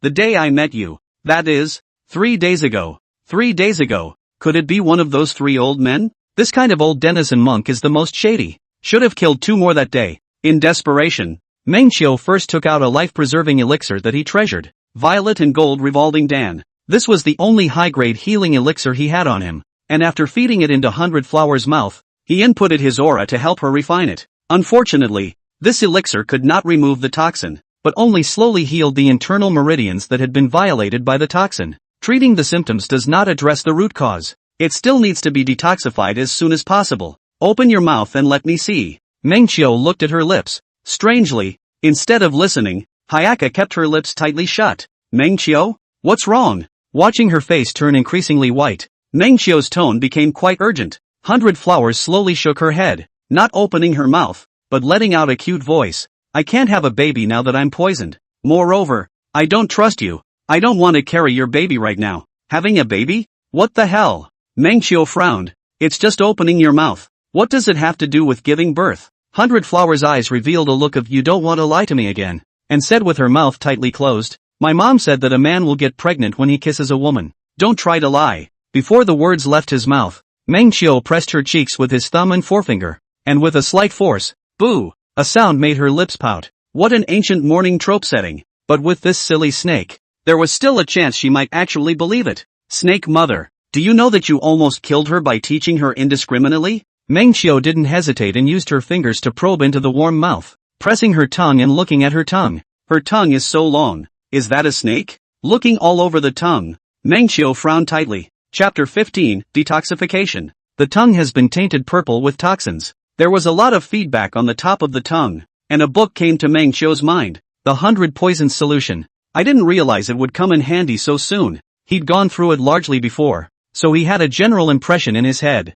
This time, after looking at the tongue and getting many characteristics of the toxicity to come, Mengqiu no longer hesitated and stretched his fingers out, taking out the 100 Poisons explanation to flip through it, looking for poisons with similar symptoms. As luck would have it, it didn't take long to find the most compatible toxicity. It's called Meridian Reversal Cold Poison. Mengqiu followed the instructions in the book and took out many treasures from his storage bag, mixing the antidote for her and applying his energy to detoxify her. In his free time, he also took out some low-grade healing elixirs out to treat the not-so-serious burns on his body. Weighed fire to stay to save people. Handsome is handsome, but he kept those defensive means in this process, used most of the otherwise also where it is possible to just simply burn a bit, and wear out this sea of fire. The next thing you can only hope for is more defense rune treasures in future draws. The fire put itself out. Outside the cave, the fire-old devil prioritized the discovery that the flames at the entrance of the cave had suddenly gone out, and roared out, attracting the attention of the crowd. This kid, I guess he's got it. This fire of the Tang snake was so powerful, this kind of bloodline, he could never miss it. This time, we definitely can't let that kid escape. That kid actually killed Tang snake all by himself? Quickly block the hole. Keep an eye on that kid. Don't let him get away. All the cultivators rushed over, lit up their magic weapons and aimed them at the hole, just waiting for the teenager inside to come out. There was already anger in their hearts after being tricked by the Pyrrhic Dan, and who wouldn't be angry after being set up and almost about to be killed? The 3 Yibai who were not far behind also saw this scene. In reality, Mengqiu had only told them to hurry up and run away once they were done with the TO, and he was able to deal with the rest on his own. But where the 3 could not let go, so they waited here, and now that they saw this, the 3 looked at each other, nodded, and quietly moved forward, blending into the crowd. In a moment when the incident occurred, they could hold back a number of cultivators and create an opportunity for Mengqiu to escape. Coming, seeing the silhouette that came out, Fire Old Devil directly spat out a mouthful of fireballs towards the cave, giving the duo that had just come out a beating. The person who came out of the cave dodged the fireball like a light breeze, then looked at the dozen or so people at the entrance of the cave. It's none other than Mengqiu. His arms were around a delicate young girl, who looked weak, her breath uncertain, but in general was slowly getting better. 100 Flowers in her detoxified state was still in a weakened state and couldn't walk, so Mengqiu forcefully picked her up. Put me down. Seeing so many cultivators, 100 Flowers felt bad and immediately tried to break free from Meng Qiu's embrace. Don't worry. Meng Qiu's divine sense swept over the group of cultivators. His tone flat, not the slightest bit fearful. Seeing Su Yuxuan's trio mixed in with the crowd, Meng Qiu was quite surprised, and after thinking about it, he revealed a look of gratitude and transmitted. Thank you for your kindness, but I can take care of them all by myself. Don't worry, retreat farther away and don't get caught in my waves. At those words, the three quietly retreated to the very back of the crowd again. Su Yuxuan looked at the female cultivator that Meng Qiu was holding and her heart moved slightly. Such a petite girl. Did she encounter so many cultivators intercepting her before? It's so sad. Yi Qilan also looked at Meng Qiu and saw that he was facing more than a dozen cultivators of the same rank by himself without any stage fright and with a bland expression. And his heart was moved. Can you fight against so many monks for a girl? Unexpectedly a man of infatuation looking again at the good-looking female cultivator in her arms. That stunningly beautiful face. Even she herself had to admit that the young girl was a bit more beautiful than herself. What a beautiful woman The many cultivators outside saw that Tongue Snake was still alive. And for fear of attracting hatred by making the first move, they didn't dare to make a move for a while. The scene fell into a brief stagnation before it was broken again by the old fire demon. Seeing him carefully holding the young girl, the old fire demon laughed. Kid, said he was going to slaughter the Tang Snake. And then what? Instead, you were mesmerized by the Tang Snake and didn't want to kill it? Slaughter me? 100 Flowers gave a small grunt and reached out to pinch Meng Qiu's arm. But since she didn't have the strength yet, it was similar to a caress. Meng Qiu couldn't care less about this silly snake. His sight turned to the old fire demon and laughed. Fellow Daoist guessed correctly. This beautiful woman is the only one in the world. And I can't bear to be hot and bothered. 100 Flowers' cheeks reddened for a moment, and she lowered her head and muttered something under her breath. But Meng Qiu didn't hear it. If one gets close enough, one can hear. In a whisper, her murmuring, liar liar liar. Don't believe him. Fire Old Devil said, Your Excellency is not willing to do it. Leave it to the old man to do it how?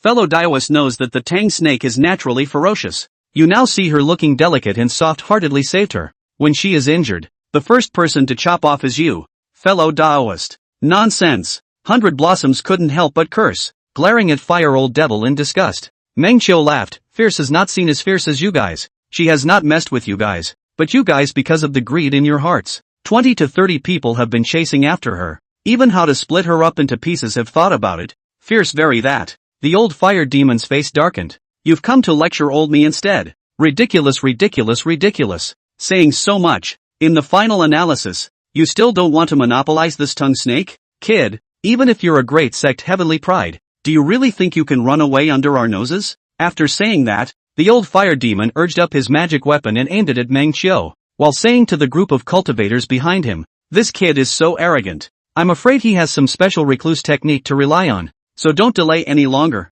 All of you, together we'll go up together to directly obliterate him. With that, the crowd no longer hesitated and rushed straight in. In an instant, dozens of magic weapons shook in the sky, all aimed at Meng Qiu. 100 Flowers' heart tightened, and with a clench of her teeth and a lift of her breath, she tried to forcibly change into her snake body, only to be rewarded with a slice of chestnut by Meng Qiu shining a light on her forehead. The stupid snake ate the pain and raised its head again, looking eagerly at Meng Qiu. Meng Qiu stared into her eyes. I told you, it's time for me to spread my wings and come get you out. Mama Hana froze, staring blankly into his eyes. Meng Qiu revealed a smile and raised his head to look at the crowd. At the same time, all the cultivators began to chant and were about to activate their magic weapons and release their attacks, all of which were headed towards Meng Qiu. More than a dozen magical artifacts trembled violently as the aura began to focus and the pressure began to be released. However, right at this moment, a light voice issued from Meng Qiu's mouth. Stop. In an instant, all the cultivators suddenly felt a strange aura suddenly activated at the place of Dantian, as if a worm pupa lurking in the stomach suddenly broke open its cocoon and came to life. Immediately afterward, this aura directly followed the meridians, and a brain rushed to their head, turning into a spike that violently stabbed towards the sea of consciousness. Chapter 16, Revenge. The Ogre Control Technique was successfully launched. Usually at this time, the ogre can directly invade the body of the controlled person directly from the center of the eyebrow. Of course, Meng Qiu couldn't invade in, so it's just a matter of killing them while we have the chance. He tied 100 Flowers to his back, then activated the wind sword skill and held his sword in his hand, transforming it into a clear wind and blowing it in front of the Fire Old Devil's body. Looking at the wrinkled old man in front of him, Meng Qiu sneered. You're right. I just want to take this Tongue Snake all to myself. So what are you going to do? Then, while he was unable to move, a sword pierced through his neck. The fire old devil shuddered, staring at Meng Qiu with wide, disbelieving eyes as he slowly lost his breath. Taking advantage of the moment when everyone was controlled by the ogre's aura, Meng Qiu transformed into a wind and used the same method to put the crowd to death. He then heard a transmission. Brother Meng, take her and leave quickly. My eldest senior brother is here. A Jindan stage cultivator. This was Yi Bai's voice.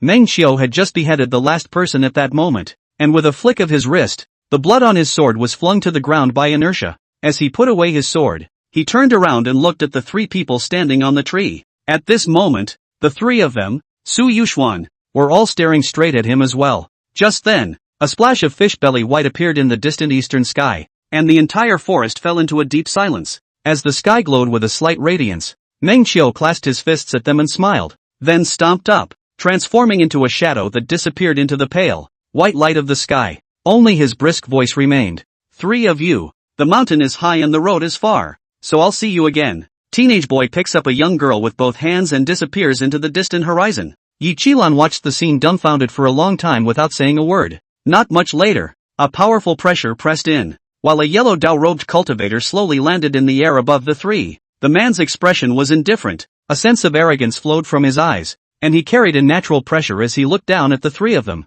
He swept a glance at the trio without saying a word, took out a magic disc out, and actually found the direction in which Meng Qiu had left and flew away. Just after the front foot left, another cultivator arrived from behind. This person was wearing the same Taoist robes as Yi Bai's trio. Eldest senior brother, that Jindan cultivator just bullied us. Teach him a lesson. Yi Qilan called out. The Jindan cultivator who had just arrived frowned, and then he stepped forward with fire, stopping the cultivator and tangling with him. Seeing this scene, all three of them broke into heartfelt smiles. Along the way, 100 Flowers' injuries gradually improved. Meng Qiu was listening to her account of the journey. It turned out that when she fought with those two old men the day before yesterday, she was injured by the poisonous mist, and then she came to look for herself after burning them to death with the fire of the Tang snake. What I didn't expect was that the flames didn't burn them, and one old man ran away and ran to spread the news, which attracted so many cultivators. Yesterday, she even saw that old man bring a group of cultivators to her.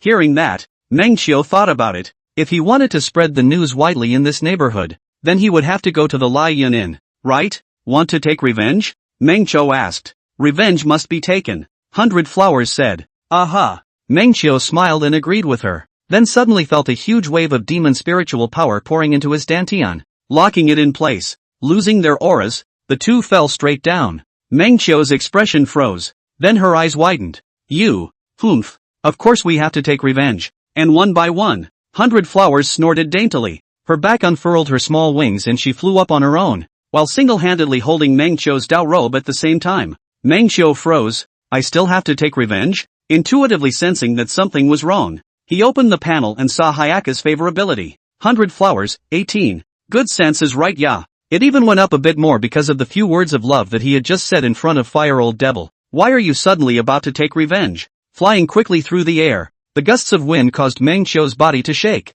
and his Dao robes made some sounds of cloth crumbling, causing his body to tremble. Most worried about the quality of the do-rags ever. Sister, the Dao robe is going to break. Broken. Then, I still have my Dao robe in my storage bag. 100 Flowers said indifferently. Is that what I'm worried about? Meng Qiu gained a new layer of understanding of the stupid snake's intelligence. Ignoring Meng Qiu's concern, 100 Flowers said, that old man is certainly detestable and has brought me a lot of trouble. But you're out of the ordinary. My heart is going to be destroyed by you. Meng Qiu was silent for a moment, then asked in a small voice, this matter, wasn't it just turned over? Then we'll slowly start over. Who said anything about turning the page? 100 Flowers said. Meng Qiu almost forgot that this was an actual little demoness. And you intend to? I'm going to get back at you. With these words, 100 Flowers carried Meng Qiu and slowly descended, found a mountain, randomly struck a cave, and brought Meng Qiu to stay in it. This place was close enough to the Liuyun Inn to be near the border of the forest.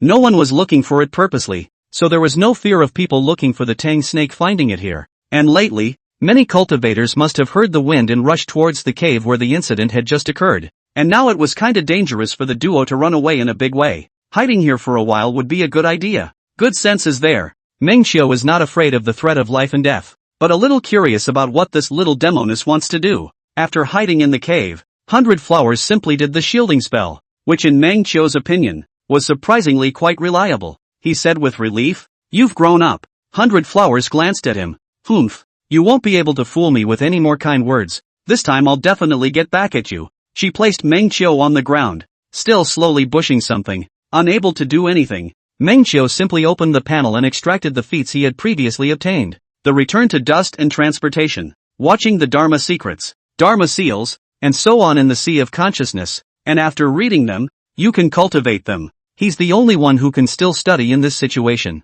In the Sea of Consciousness to read the Gongfu to see forgetfulness. Even the blouse was completely stripped off did not notice. That was of course a lie. And when Meng Qiu realized that he was being stripped of his clothes by this little demoness, he felt that something was wrong. "What do you want?" Meng Qiu asked. "To get back at yourself. Is that to give yourself a child? Who knew about this stupid snake? You're too stupid to ask when I've told you I'm going to get back at you." Successfully peeling off his coat, 100 Flowers nodded and gave a delicate smile. Meng Qiu's upper body was naked, and when he saw the little demon girl in front of him staring straight at the two eyes on his chest, a bad premonition suddenly surfaced in his heart. "What's this about? Shut up. This can't pass muster." However, when 100 Flowers actually leaned over and carried out her actions, Meng Qiu's eyes widened.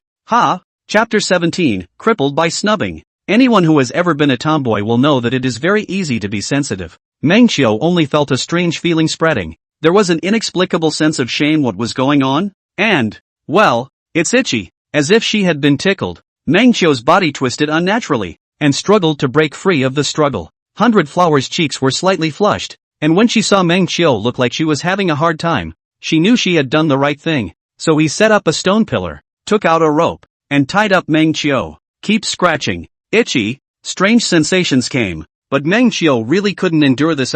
He could barely stand it by 100 Flowers' retaliation. He twisted his body on the stone pillar and showed his teeth. 100 Flowers. Spare me." When 100 Flowers saw his look, she revealed a triumphant smile and stopped. "Humph, you know the pain now? You know to beg for mercy again?" Meng Qiu was able to catch his breath for a moment, looked up at 100 Flowers, and asked through clenched teeth, Who taught you this?" 100 Flowers held her head up and her rather imposing chest high. "Humph, I asked my mother specifically." "No, Mother Snake, what the hell are you teaching? What have you turned my 100 Flowers into?" Meng Qiu asked eagerly. "How did you ask her?" 100 Flowers said, "Let me ask my mother. I have a beloved man who abandoned me. If I catch him, how about getting back at him without physically hurting him?" "And then your mom taught you this?" 100 Flowers nodded triumphantly. "Aha!" Then she let out a zip like a snake spitting, her tongue sticking out. "Enough rest. I'm going to continue punishing you." "Wait." Meng Qiu was terrified at the sight of this tongue and immediately called for a halt. "What's wrong?" 100 Blossom's good-looking brows furrowed slightly. "Does your church have?" "What order?" 100 Flowers asked. "Your mom has." "You scolded me?" 100 Flowers frowned, impatiently continuing to tickle Meng Qiu. "This is the stupid snake." Meng Qiu, because of the itch and unnatural wriggle up the body, and changed the statement. The voice urgent asked, "Your mother? Has she taught you any other punishment methods?" At those words, 100 Flowers stopped her movements and fell into thought. It seems like mother did teach some other methods. "Yeah, think carefully about it or not." Meng Qiu even glanced down at his pants with his eyes in order to prompt her. "I hope the snake mother taught it too." Sure enough, 100 Flowers also looked at his pants, revealing a sudden realization. "Come to think of it, that's great." 100 Flowers probed her divine sense into her storage bag, searching for something. "What's this about?" Meng Qiu was a bit curious. What other tools did this require? Hayaka then took out a sharp dagger out, reflecting the firelight in the cave. The moment she saw the scimitar, Meng Qiu's eyes widened. "You." 100 Flowers swung her knife at Meng Qiu's crotch. "Hey, silly snake, what are you doing?" Meng Qiu's body trembled and broke free backwards. "Don't move around. You'll cut in the wrong place." 100 Flowers complained and looked at Meng Qiu. Meng Qiu said, "I just can't let you cut right." "No, is that how your mother taught you?" "It's not right, is it? This will definitely hurt your beloved me. Don't you feel bad?" 100 Flowers was still stubbornly trying to stab over, so Meng Qiu spoke the above words with a hint of fleshiness in a very fast speech. When she heard the word harm, 100 Flowers paused again, frowned in thought, and then showed a sudden realization. "That's not right. Not right is right." Meng Qiu breathed a sigh of relief. 100 Flowers said, "My mom says it's a last resort. Something you can only use if you really don't love me at all and have fallen in love with another woman." "Man Qiu, your father and mother must be very close, right?" 100 Flowers didn't put the knife away, and her good-looking eyes looked into Meng Qiu's eyes as she asked earnestly, "Alright, Meng Qiu, can you tell me why you left quietly in the first place?" Looking at the brightly shining knife in 100 Flowers' hand, Meng Qiu knew that the biggest crisis was going to appear since he crossed the other world. "First of all, I still love you. That's something you don't have to doubt," Meng Qiu said carefully. 100 Flowers shook her head. "I can't believe you anymore. So I don't love you?"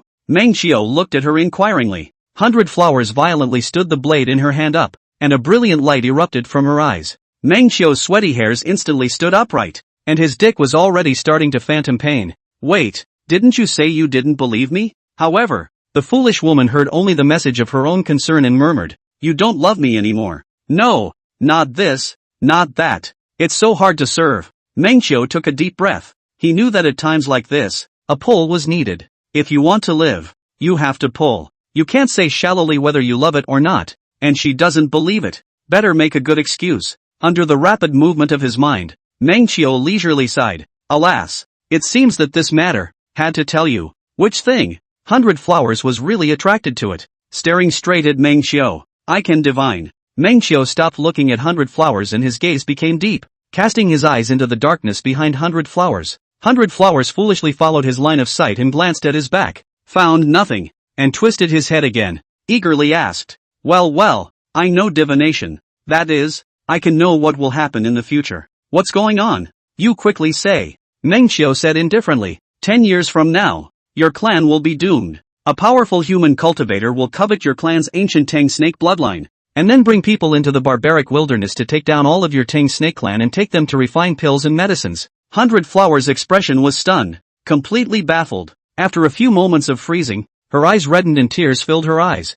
and soon she couldn't pocket them and they flowed out. She stepped forward and hugged Meng Qiu wholeheartedly, bawling, Whoa, I knew you didn't abandon me on purpose," Meng Qiu said. "I was going to tell you later." 100 Flowers shook her head and continued. "So, right," Meng Qiu said. "So, I fled the barbaric wilderness directly in order to lure you away from home and come out to the earth in advance to practice, learn earthly spells, and experience the ugliness of the human heart." Boing! 100 Flowers let out an extremely beautiful and delicate sound, hugging Meng Qiu and crying delicately, "I misunderstood you. Then why didn't you properly explain things to me at that time?" 100 Flowers cried out. Meng Qiu sighed. "If I persuade you to come out peacefully, you will definitely have to look for your parents to discuss, and your parents will definitely not agree. Just like this time, after I left, you want to come out to look for me. Did you go to look for your parents to discuss?" "Right. Agreed yet?" Meng Qiu said. "No, that's nonsense. You're the holy daughter of a clan,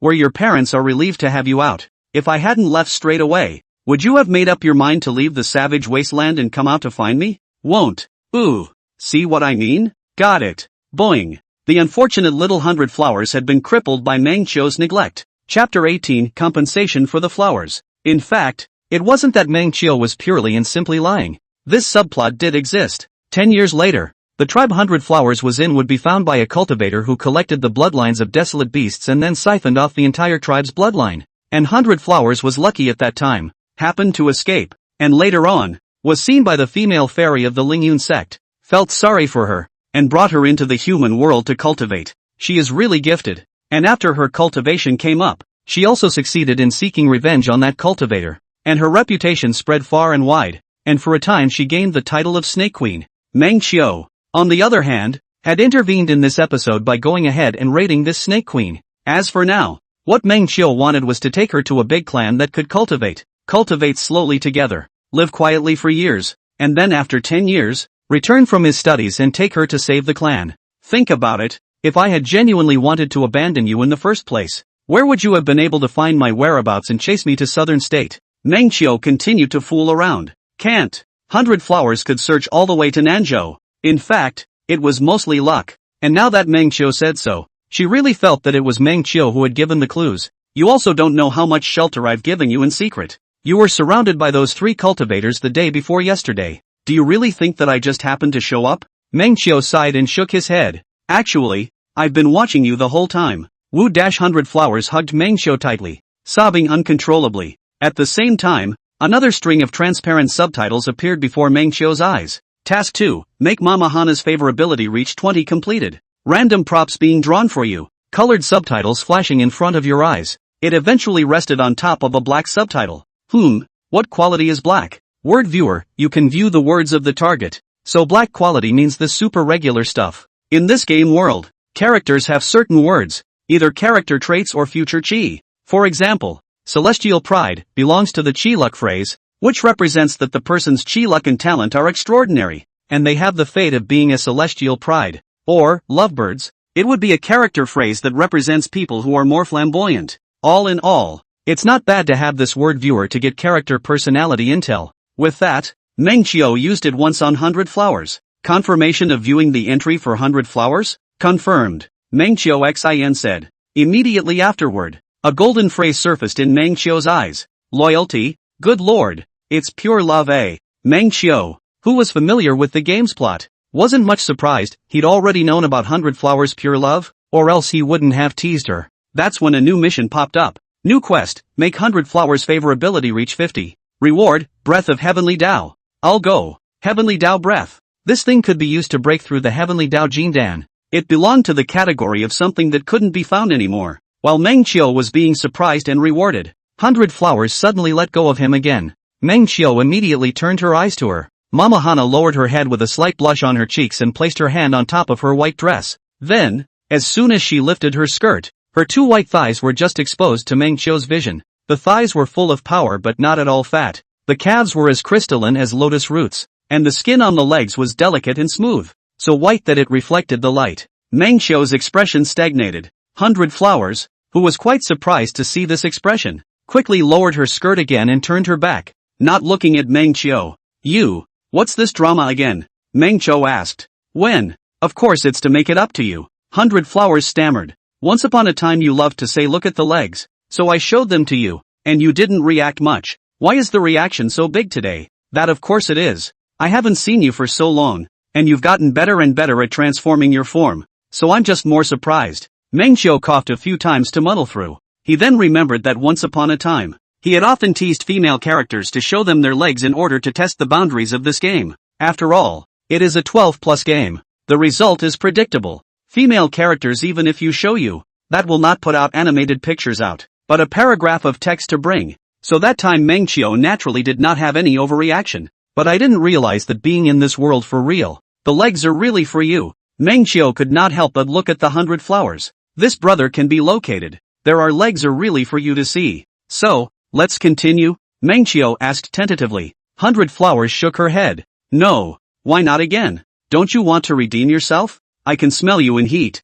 When 100 Blossoms uttered those words, her fair cheeks had gradually been tinted with a blood-red color, swooning in that beautiful face. I'm only 43. I'm not an adult yet. And Amma said no rutting. Mama Fuku said, hey, you this. Meng Qiu thought about it and didn't know how to retort, so she shook her head. Forget it, let me down first. Then Meng Qiu was untied and put on top of the straw mat. Unlock my dantian. Meng Qiu had just uttered these words as he lay flat on his back when he saw a pair of tiny feet blocking the view above him. 100 Flowers sat on top of a rock, and her two petite and cute jade feet were able to dangle in the air. This pair of jade feet happened to be facing Meng Qiu's face. You used to still love looking at my feet, so let's make it up to you with this. Saying that, she lowered her head to look down at Meng Qiu. To be honest, the Tang Snake clan had no feet, so she wasn't quite able to understand why Meng Qiu would like legs, feet, and whatnot, and would still be in heat for those. That's weird. 100 Flowers didn't wear shoes on weekdays, and her bare feet were often exposed to the air, so there wasn't much of a sour odor. Instead, a faint scent of flowers wafted in, causing Meng Qiu to faintly stare. The palms of this pair of jade feet were smooth and delicate. The arches of the feet were curved and extremely good looking. The ankles were slim and thin, and the toes were all petite and cute, as if they were a piece of jade, embellished. One toe was stained with various colors, which was fitting for her status as a little demoness, a rare pair of jade feet. Thanks for the hospitality. Meng Qiu doesn't want to be left with a in-heat comment,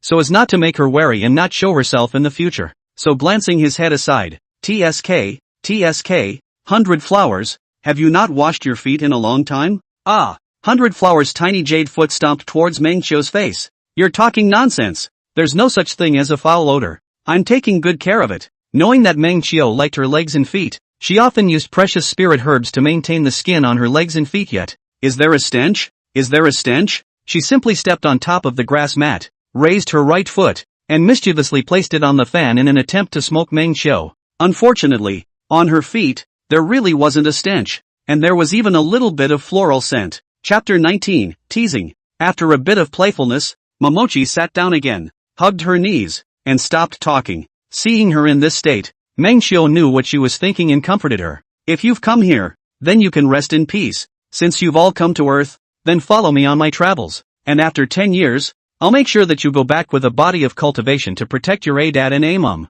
The silence of the 100 flowers is another beautiful thing, but it is rare to see this silly snake with such a melancholy expression. Meng Xiu, you didn't lie to me this time, did you? 100 flowers had developed the habit of where Meng Xiu is concerned. Question first. Won't lie to you. Meng Xiu said. Unlock my dantian first. 100 flowers hand touched Meng Xiu's dantian place, then hesitated. It's not like you'll run away as soon as I untie you, right? No. Meng Xiu placed her hands on her hands, and Bai Hua's hands were cold. Warmth came, and Mama Hana subconsciously wanted to withdraw her hand, but stopped, revealed a smile, and nodded. Meng Xiu, if you lie to me one more time, I will never forgive you again. 100 flowers looked at Meng Xiu, her good-looking eyes glaring. Well, this time, I'll stay by your side. 100 flowers nodded and was about to unlock Meng Xiu's dantian, but hesitated. Actually, even if you lie to me, I should still forgive you. Mama Hana pouted. But you really can't lie to me anymore,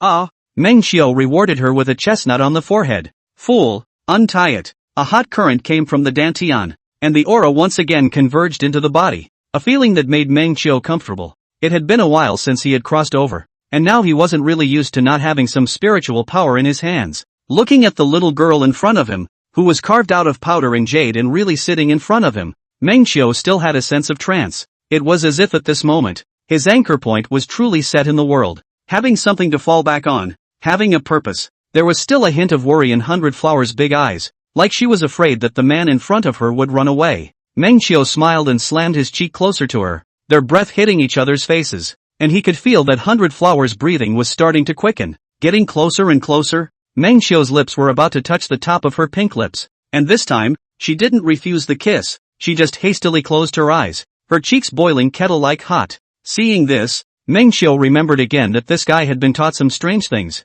like getting pregnant by kissing or something like that, and now she hadn't even refused, which meant that she was actually at the point where she could have a baby with herself. After thinking about the current 28 favorability, Meng Xiu still put down the superfluous thoughts for the time being. Better to ruffle a few feathers first. So he gave the lovely red lips a little boop, a shallow taste and a separation. Nonetheless, Mama Hana's body shook with nervousness, and she squeezed her eyes shut. However, after waiting for a while, she still didn't get the desired action, and she opened her eyes in confusion, only to see Meng Xiu looking at herself with a smile on her face and not moving again. For some reason, something was slightly hooked up a little, something didn't make it, and her heart always felt like something was missing. She looked down at her stomach, a little bit of disappointment in her eyes. No, what are you disappointed about? You said yourself you're underage and you want to have a baby? Meng Xiu laughed and asked, in this way, will you carry a baby? 100 Flowers thought for a moment and replied, I don't think so. Amma said to move her tongue. We just touched it. After saying that, she eyed Meng Xiu. Meng Xiu pretended not to understand her hint and pulled away. You want revenge, don't you? Finished with the report. Ha! She was still staring at Meng Xiu's lips. There's one more feud, Meng Xiu said. Well, report it now. 100 Flowers suddenly cupped Meng Xiu's cheeks, then took a deep breath and kissed up, following Meng Xiu's example and gently booping him, just sticking out her tongue. But when she touched the other party's lips, she was suddenly too shy to continue her actions, and with a wooing sound, 100 Flowers retreated violently backward, covering her face, not daring to look at Meng Xiu. Good man, eating a mouth thing. For you to do this, I thought it was eating another mouth. Shy like that. However, even Meng Xiu's own cheeks reddened slightly, and it had to be said that this little snake girl was too cute. He wasn't going to rush things either. Instead he began to look forward to what she would look like when she broke through her shyness to kiss herself little by little afterward. Meng Xiu sat on the ground and just stared straight at her, and the more he looked at her, the more he felt that she was perfect and flawless, and the more he looked at her, the better she looked. After looking at it for a while, doubly happy, sleepiness gradually came up, and Meng Xiu realized that he hadn't slept for several nights. Considering that he might still be running for his life later, Meng Xiu said, rest early to recover our energy. We'd better leave this place as early as possible. Aha! 100 Flowers nodded cutely. 3 days later. Lai Yunin, night. Yan Jing was sitting at a table on the first floor. He was almost recovering from the burns he had sustained a few days ago. However, there were also areas that were burned that could not be restored, and when casting spells and making seals, his fingers were a bit sluggish because of the burned meridians, making him slow down in all of his spell casting. Thinking of this, his gaze became malicious. Barbaric beast, I will definitely chop you up. Soon, the door of the inn was opened from the outside, and several teams of cultivators in different costumes entered the door. The crowd in the inn also cast their eyes. Yan Jing was even brighter, and immediately stood up, and after greeting several Xianxians, he asked, Seniors, have you found that Tang snake today? Unfortunately, several seniors did not answer. Instead, it was the junior cultivator behind the senior who said, Since that day, I haven't seen the whereabouts of that Tang snake, so I guess it's just been monopolized by that person. It's really outrageous. However, Yan Jing was more concerned about whether the snake had died or not, so he asked, I heard that 2 Jindan powers came a few days ago. I wonder if there is any follow-up? No. A few people looked at each other, ignored Yan Jing, and found a seat to eat. I guess that cultivator all fled to the central state with the snake. Those 2 Jindan powerhouses have been searching here for 2 days, and they have hardly found a trace, so they should have left this place. The cultivators inside the inn began to talk about the matter again. Yan Jing only felt upset when he heard this. Letting them escape, where would he go to relieve this anger? Humph. Where is it so easy to escape after being poisoned by old me? It must still be in the middle of the forest now to heal and detoxify. Only Yan Jing was convinced of this. When my Yan family's ancestor arrives, I will find them even if I dig up the ground. With that, he huffed and puffed his way up the stairs and back to his room. Unfortunately, just as he closed the door to his room, he saw 2 masked men looking at him silently. Yan Jing's pupils shrunk. This aura, there was no way he could be mistaken. One of them is definitely that Tengu's. However, just as he was about to act, he saw a golden light cut through the air and suddenly penetrated to the heart of his head. There was no time to react to anything. His forehead was pierced through and his consciousness completely disappeared. Just this? Meng Qiu shook his head with a smile, then jumped to the window with the person beside him in his arms, and with a single leap, he transformed into a wind and disappeared into the vast blackness of the night. King Yama, come to collect. Chapter 20 Yan Family Ancestor. Yan Juezheng felt that God's favor had finally come. 300 years ago he had broken through his Jindan cultivation by fluke and renewed his destiny for another 300 years. Now that his cultivation had stayed at the pre-Jindan stage for more than 300 years, he felt that he was that much closer to the mid-Jindan stage than he was by chance. However, with life expectancy coming to an end and a certain decline in battle power, where would there be time to travel to find any chance? He spends his days in seclusion, only seeking to finally realize something. At this time, he suddenly received a voice communication from his family's junior old ancestor. Jing has discovered a demonic beast of the Tang snake bloodline at the northern border of the Great Yin country, with a foundation establishment stage cultivation. In seclusion, his eyes snapped open. Tang snake? It's that ancient foreign fire bloodline? He immediately left the gate and traveled at fire speed to the place indicated by his son and grandson, which seemed to be called something like the Lai Yun Inn. It's truly a case of many sons and many blessings. As the old man discs open his bloodline, so do his chances. The location of the Yin family clan was near Kyoto in the Great Yin country, and there was still a distance to go to the northern border, and it took about 3 days before this arrived near the Lai Yun Inn. At this time, it was nighttime. Yan Juezheng swept a glance at the tall inn that was built, and thinking of what was going to happen, he couldn't help but let out a soft grunt in his heart. When he stepped into the inn, he was immediately ushered in by a junior. At this time there was still no sign of his junior. He couldn't help but frown. This junior's etiquette was also one generation better than the other. This still didn't come out to receive himself. Room A, Dragon Room. Okay. Xiao Er knew that the man in front of him was unfathomable, and respectfully brought him to the door, and even helped him knock on the door. Yet not a single sound came out from among the doors of the room. Yan Juezheng's divine sense probed inside, and suddenly his eyes glared as he slammed his fist into the door of the inn room. Yet it didn't even open for a moment. This information is pretty well done. He raised his index finger and a ball of fire just shot out.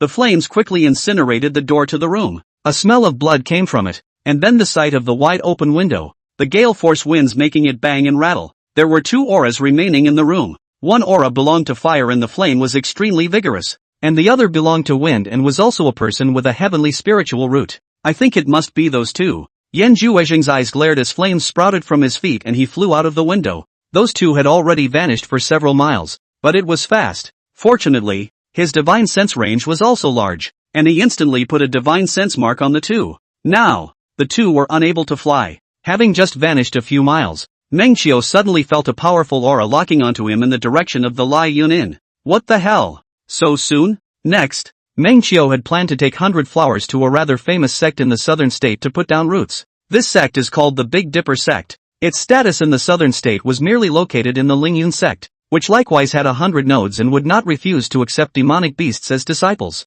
But now that he was being watched by this Jindan cultivator, he couldn't rush in peace. Let's find a place to finish him off first. In reality, Mengqiu, who had been traveling for thousands of hours, wasn't really afraid of a cultivator whose cultivation level was higher than his own. Feel free to find another copy of the oddity, pull him in and walk him around for a bit, and play him to death. Of course, the source of all the self-confidence had to be the return to dust escape that he had just learned 2 days ago, which was enough to put some distance between him and this Jindan cultivator. As soon as he thought this through, Mengqiu had already begun to gather his aura and strangled his fingers in preparation for casting the spell. While strangling, he looked at 100 Flowers. We're heading south now. There will be more and more human cultivators along the way. No matter what kind of situation we get into, you're not allowed to show your tongue snake's true body anymore. 100 Flowers said. Good. My current power can already sustain my transformation for quite a while. Can't you permanently transform?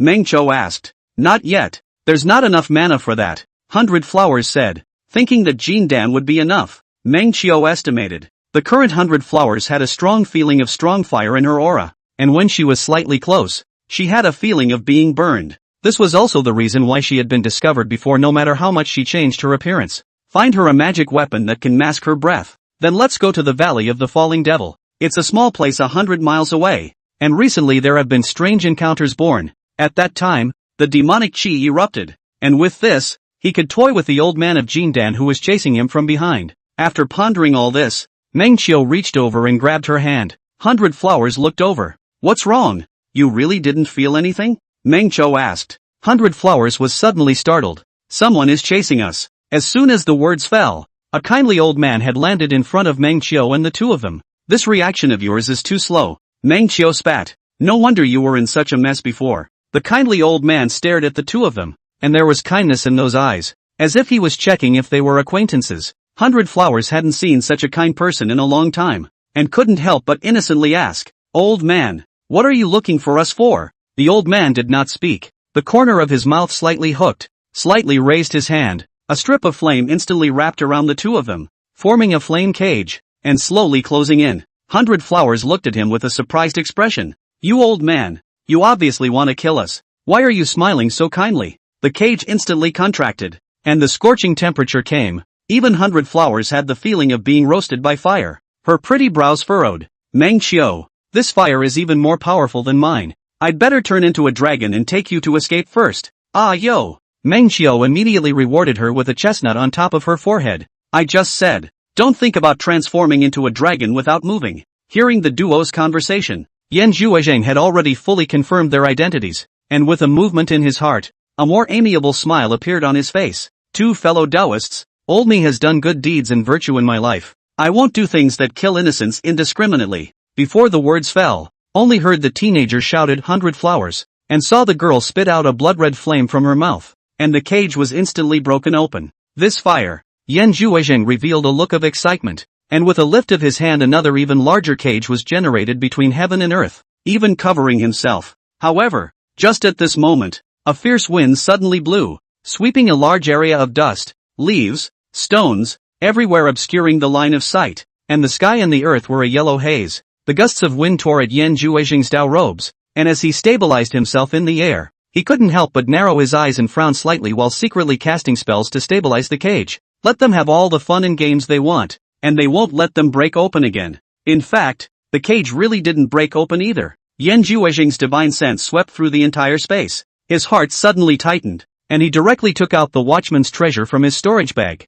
a fiery red feather fan. With a flap of the fan, a flame suddenly exploded before his eyes, and all the yellowish dust was instantly incinerated. Not long afterward, the world cleared up, and with a clear line of sight, Yan Zhuozheng once again swept across the entire space of the cage. However, in this flaming cage that was large enough to hold an entire city, there was only his lone figure. Chapter 21, Xiajiqing. Mengqiu. That old man said he wouldn't kill innocents indiscriminately. we might be able to talk to him. At this moment, 100 miles away, a pair of male and female cultivators happened to appear and landed on top of the small hill. I just spent almost my entire body's mana to cast the Return to Dust escape, and for the first time, the effect was quite good. It's just exhausting. Under this kind of fatigue, hearing this stupid snake say such a sentence, Meng Qiu's brain thrombosis almost committed. He said, "Oh, when I did not also promise that I would not leave secretly?" 100 Flowers instantly rolled her eyes like a fried cat. I see. This old man is really bad,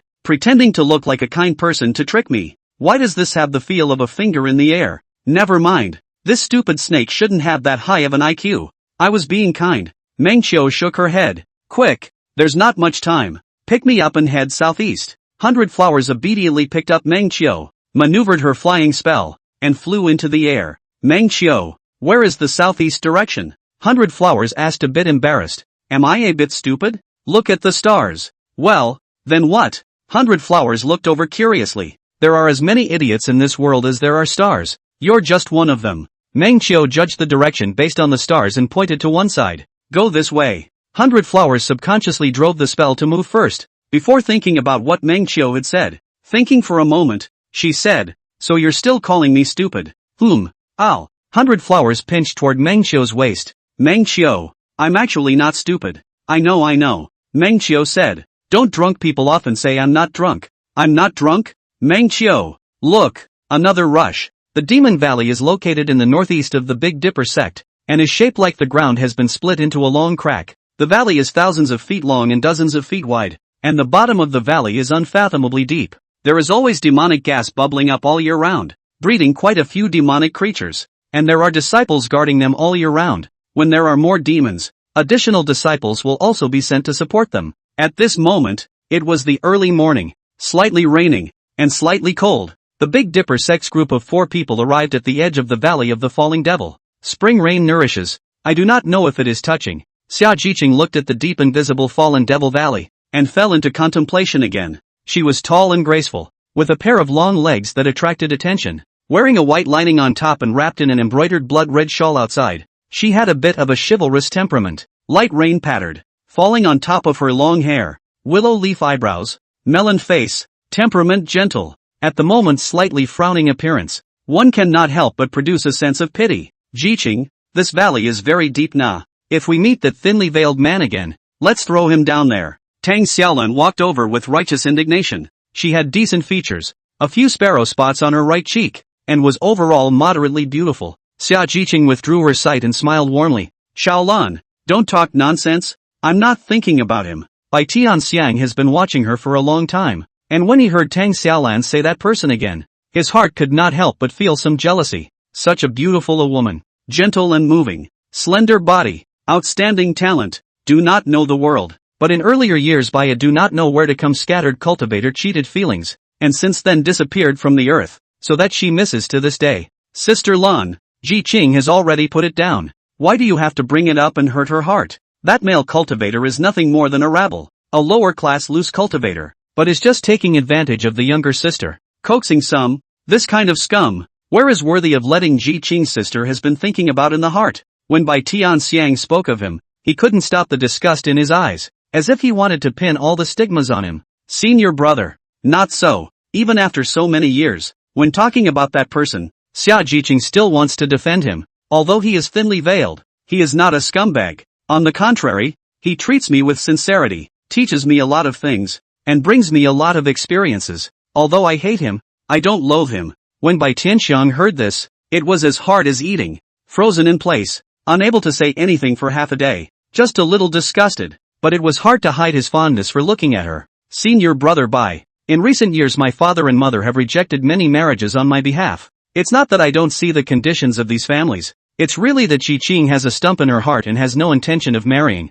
She solemnly said to Bai Tianxiang, Jiqing is not a watery woman, everything seeks a result and will never give up halfway, so when she fails to end her heart attack, she will not consider other things. Bai Tianxiang has never failed to get what he wanted since he was a child, and this time he has been frustrated one after another in front of this woman, and he has already got 9 points of mustiness in his heart. Nonetheless, seeing this gentle face of hers and hearing her chaste words, he remained patient and gradually suppressed his rapid breathing. What words are senior sister saying? He smiled proactively and was about to say something else, but was interrupted by Xia Jiqing again. Fallen Demon Valley mission. The three of us are already enough. Senior brother Bai can come. Senior sister thanks, but her heart is also too much. Senior brother may as well return at this time. Can it be good? White Xiang eyes flashed a few points of impatience. The heart is born more disgust, but were his sentence after the marriage and then count to suppress. The Valley of the Falling Devil is inherently dangerous. Since I took the mission, it is not a child's play. How would I dare to retreat like this? Bai Tianxian laughed. Senior sister, don't think too much. Such words have been said, but it is not good to drive people away. Xia Jiqing stopped speaking, and the atmosphere stiffened for a while. Tang Xiaolan went up and held Xia Jiqing's hand, smiling. One more cultivator, one more safeguard. Well, senior sister, don't care about these. Well, there isn't much time. Let's just go in and hand over quickly. Xia Jiqing sighed and was led away by Tang Xiaolan. When he was about to arrive at the uppermost part of the Devil's Fall Valley, Meng Qiu had already sensed someone's presence in advance, and could not help but let out his divine sense to quietly check it out. It turned out to be a shock not to explore. Isn't that the who? Jiqing Xia. No, how come this fairy game is full of love debts? As he instantly pulled 100 Blossoms to a stop in the air and pulled out 2 animal masks. One over 100 Blossom's small face and one over his own. 100 Flowers said strangely. What's wrong? What's wrong? What's the point of stopping all of a sudden? That old man is coming after us. Meng Qiu said seriously. The danger ahead is no worse than the old man behind. I'm considering whether or not to go. But it's too late not to go now, right? 100 Flowers strangely probed her divine sense. There are only 3 late foundation establishment and 1 great perfection foundation establishment cultivators in front of us. There's no danger if we're a bit cautious. Letting the two of you meet is the biggest danger.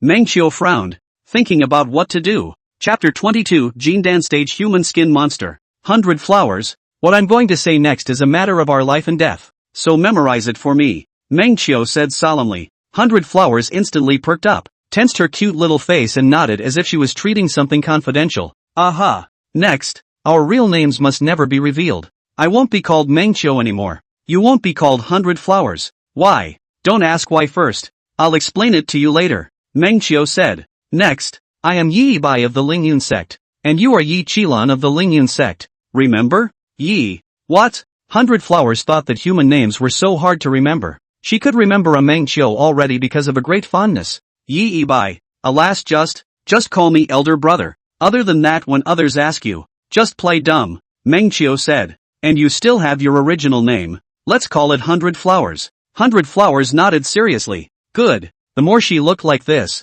the more Meng Qiu doubted her. So what are you going to call me? Yi. Brother Autumn? 100 Flowers said in confusion. Infringement. Meng Qiu said. Remember, just call elder brother. Don't say a single superfluous word later. It's best to ask me about everything first. Without further ado, the two of them didn't waste any time and had already arrived at the edge of the Demon Fall Valley. Looking down at the dark, 10,000-foot abyss below, 100 Flowers turned her head and looked at Meng Qiu seriously. Meng Qiu, let's just turn our heads and face that old man head on. Ouch! Before the words were finished, Meng Qiu had already grabbed 100 Flowers and jumped. Hold your breath and don't inhale the demonic chi. Meng Qiu transmitted his voice. The two of them fell into the deep valley on their magic weapons, and after bumping into walls everywhere for a while, Meng Qiu also found his bearings. It's no different than what I remember. Steady and spicy. As long as this silly snake next to me doesn't spill the beans. Soon, Meng Qiu found a hole in a certain cliff wall in a deep valley, with a large amount of purple mist covering it, but it was actually an illusion. Meng Qiu grabbed 100 Flowers and rushed straight in. Then it arrived directly in a wide cave. And in the cave, there were already 4 people waiting in place. Seeing these 4 human cultivators, 100 Flowers remembered Meng Qiu's words, frowned, and quietly retreated behind Meng Qiu. No, are you Hanli? Although he was tempted to spit, Meng Qiu still took a step forward with a big smile, changing his voice and smiling. You are the Taoist friends of the Big Dipper sect, right? And I guess you must have come here to take up the mission of support in the Valley of the Fallen Devil, right? Bai Tianxiang, who had the highest cultivation level on the other side, stood out and stared at Meng Qiu, then turned his gaze to the 100 Flowers behind him, a hint of amazement flashing in his eyes. He made no sound, his expression cold. And you two are? In the entire southern state, the reputation of the Big Dipper sect was second only to that of the Lingyun sect, and it was an existence that needed to be looked up to for ordinary casual cultivators. That's loaded up too. Meng Qiu laughed. My name is Yi Bai, and behind me, this is my senior sister, 100 Flowers. The two of us are disciples of the 13th vein of the Lingyun sect, and we have also taken up a related mission and have come to support them. The Demon Fall Valley was dangerous, and the task of guarding it was divided between the disciples of the two major sects, so it was normal for the Lingyun sect to send someone at this time as well. As soon as the words came out, several people's faces changed slightly. The Lingyun sect had always been on top of the Heavenly Dipper sect, and this was something that the Heavenly Dipper sect had to recognize as well. When this came out, it in turn made by Xianxia somewhat unable to get off the stage. He had only just pretended for a moment, and his aura had just risen a little bit before he was suppressed. It's not that we don't believe in it, but if you want to come to Fallen Demon Valley to do a quest, you still need to be cautious. This is my clan token. You two might as well take a look at it. Bai Tianxiang immediately took out the token to display it, and then looked at the two of them again. Meng Qiu also took out the Lingyun sect's token, shook it, and threw it directly to Bai Tianxiang while saying, "Seeing the token, you all can also rest assured. My mission is urgent. Let's talk about it as we walk."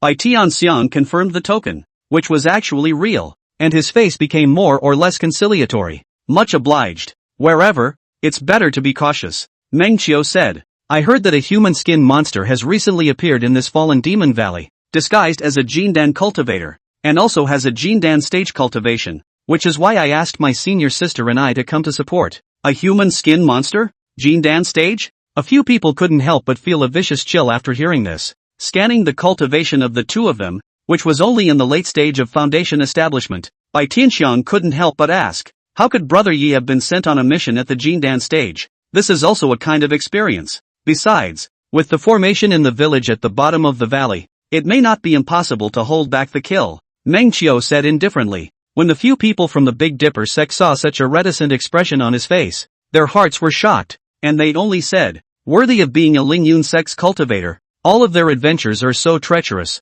Fear rose in all of the men, and they hurried toward the cave, which led to the village at the bottom of the valley. Meng Qiu took the lead and went to the front, choosing a tunnel to lead the way away, which made the crowd of the Big Dipper sect completely trust that he was someone from the Lingyun sect. This was because this path was only known to the disciples of the Big Dipper sect and the Lingyun sect. Along the way, the crowd introduced themselves to each other. "My name is Tang Xiaolan." This woman's appearance was upper middle class, only that her face had some pockmarks, and she couldn't reach the top class. "My name is Yu Xingyi." This man looked simple and honest, and said very little. "My name is Xia Jiqing." In the end, it was Xia Jiqing. She was hardly involved in the conversations of the crowd, her whole being carefully observing the environment as if she were on guard for the crowd. But in reality, it's more like a feeling of detachment from strangers, being afraid or not wanting to approach them. When he saw her face and posture, Meng Qiu was indeed doubly amazed, and he had to say that his vision was extremely good. The 2D drawings of these women were very nice before, and now that 3D is presented in front of his eyes, it will only make people even more amazed. In reality, she looked many times better than she did on top of the stand-up, and from all angles are good-looking flawless, that gentle and moving eyes. But at the moment there is a faint sadness that is difficult to hide. Meng Qiu didn't dare to look at it more, so he just glanced at it a few times without thinking. And this kind of mood of wanting to look but not daring to look at it was really disturbing. At the same time, Meng Qiu was also recalling in his mind the relevant episodes about this Xia Jiqing in the first place. This woman was also a fire spirit-rooted one, or one of the Heavenly Dipper sect's #1 heavenly prides, and was also a colorful character on a branch storyline. She was uninitiated and unappetizing, when she herself just barged into her life, pulling her almost as good as she was based on her character towards her, and then moistened after getting what she wanted. And yet, I didn't realize that it would affect her so much. When I first met her, her cultivation level was at the early stage of foundation establishment. Now a few years have passed, but it has only come to the middle stage of foundation establishment. This wasn't the way the heavenly spirit root did things at all. Obviously suffered a heart attack. Meng Qiu is that demon of the heart. Chapter 23, the sense of empathy is getting stronger and stronger. It's bad. I'm a psychopath. Meng Qiu suddenly realized this. On ringing the bell, Meng Qiu certainly knew that. Thinking of this, he quietly glanced at the favorability to see how much she ranked. Favoritism, Jiqing Xia, -200. Well, it's a lot harder than 100 flowers. The 100 flowers were after all demonic beasts that hated and faded quickly, but not people. It was much harder. If you don't believe me, please read King Ordermoon, -1000. At that time, when he saw the -1000 goodness, Meng Qiudian all but collapsed, but after seeing Hayaka's favorability return to positive, he felt that nothing was impossible. We'll figure it out later. Just as Meng Qiu was rambling, he suddenly felt someone pulling on his Dao robe. Meng Qiu twisted his head to look, and it was 100 Flowers with a cautious face, walking in the middle of this dark tunnel. 100 Flowers looked around as if fearing something. This little cutie, what are you afraid of? Meng Qiu, are there really Jindan stage human-skinned ghosts? 100 Flowers asked in a voice transmission, matching her large eyes. Meng Qiu really couldn't help but smile. The human-skin ghost, that's the Jindan cultivator who chased us. I'm just giving him an identity first to make it easier for me to pull in others to deal with him later. Meng Qiu transmitted his voice back. 100 Blossoms blinked her big eyes. Pulling who against him? 100 Flowers, you're different from others. Don't waste your time thinking about it. Meng Qiu said seriously. Oh, 100 Flowers skimmed her lips and quietly pinched Meng Qiu. That's when Hakusho came to chime in. He pretended to say 2 useless words to Meng Qiu. Then with a twist of his head, he turned towards 100 Flowers and said, Fellow Daoist, you are called 100 Flowers, aren't you? It's quite a good name. It was the first time 100 Flowers had encountered a shrimp-headed man hitting on her. It was very abrupt. She remembered at this point what Meng Qiu had told her. Don't say anything unnecessary, so just answer the name. But, what did Meng Qiu just say his name was? Lan? Or just Hayaka? I forget. Human names are so hard to remember. So, she turned her head and looked at Meng Qiu for help. I called 100 Flowers, right? Meng Qiu behind the mask stiffened for a moment. Some people have a talent for abstraction that I can't reach even after practicing hard for a long time. Bai Tianxiang also froze for a moment and looked at Meng Qiu together. Meng Qiu said, Fellow Daoist, Bai, don't be offended. This senior sister of mine has some problems with her natural spiritual intelligence and is not good at human interaction. I'm afraid that your sudden conversation with her might have scared her. This sentence seemed to be talking about 100 Flowers, but it was actually pointing out Bai Tianxiang. Tell him not to go around in heat. The etiquette of this era. Strange male and female cultivators greet each other is normal, but if you directly go up to praise someone's name, good. This is more or less a little abrupt. Xia Jiqing's gaze went to the petite and cute 100 Flowers. Although she was wearing a mask at the moment, it was hard to hide her lovely figure. But there's something wrong with the spirit. Poor thing. Wait, why did he use the word spiritual intelligence? Speaking like a demonic beast, Xia Jiqing glanced at Meng Qiu again, always feeling that this cultivator was also a bit strange. But inexplicably, it gave her a sense of déjà vu, but she didn't dare to recognize it, so she just kept a cold face, detached from the crowd, and quietly observed the two. Observe the man in particular. Oh, there are some problems with spirituality. Ah, it's pitiful, Bai Tianxiang slowly said. At this time, 100 Flowers accidentally stepped on Meng Qiu's foot and hurriedly apologized. Yi, brother, I'm sorry, it's fine, I understand you. Meng Qiu also had sympathy in her eyes. Yu Xingyi also looked at her with a dunce face, his eyes containing sympathy. However, Xia Jiqing and Tang Xiaolan could see a bit of a different meaning. This was actually more like the flirting of a pair of young Taoist couples. Xia Jiqing averted her gaze, while Tang Xiaolan looked surprised at Meng Qiu, who couldn't hide the laughter in her eyes. 100 Flowers' body shivered slightly as she walked behind Meng Qiu. Meng Qiu, you're only spiritually undeveloped. 100 Flowers transmitted. There were some special formations in the tunnels that shielded the demonic aura of the fallen demon valley, so it made the journey seem relatively safe. Those who didn't know about this path would have to endure some suffering, like Yan Zhuozheng, who had just rushed outside. He couldn't find this cave, and the demonic aura in the fallen demon valley shielded his divine sense from probing out. He could only rely on the mark he had placed on Meng Qiu earlier to search slowly. Along the way, there were always strange things to see, things that 100 Flowers had never seen before. A colorful spider made its web in the corner. Each of its feet showed a different color, red, yellow, green, blue. Anyone who saw it under these circumstances would have stayed away, but 100 Flowers went up to see it with two big bulging eyes. Meng, Yi, brother, what is this? There are highly poisonous bugs. The spider saw the man approaching and urgently spewed out a large amount of purple poisonous gas. 100 Flowers saw this poisonous gas. The psychological shadow came up again. Almost too late to hide. Good thing her body was Meng Qiu a hand to pull back. Isn't this kind of thing poisonous at first glance? Meng Qiu said. But it's really good looking. 100 Flowers revealed a hijacked look. But at the moment, she was still staring at the seven-colored spider. Seeing her reluctant expression, Meng Qiu took out a needle-shaped artifact, and after injecting mana into it, the needle-shaped artifact turned into several, and swish shot towards the spider, nailing it to the wall. Don't kill it, okay? 100 Flowers said. Don't kill him. Meng Qiu touched 100 Flowers' head, then pinched a needle and picked the spider's mouthparts right out. This is certainly not enough.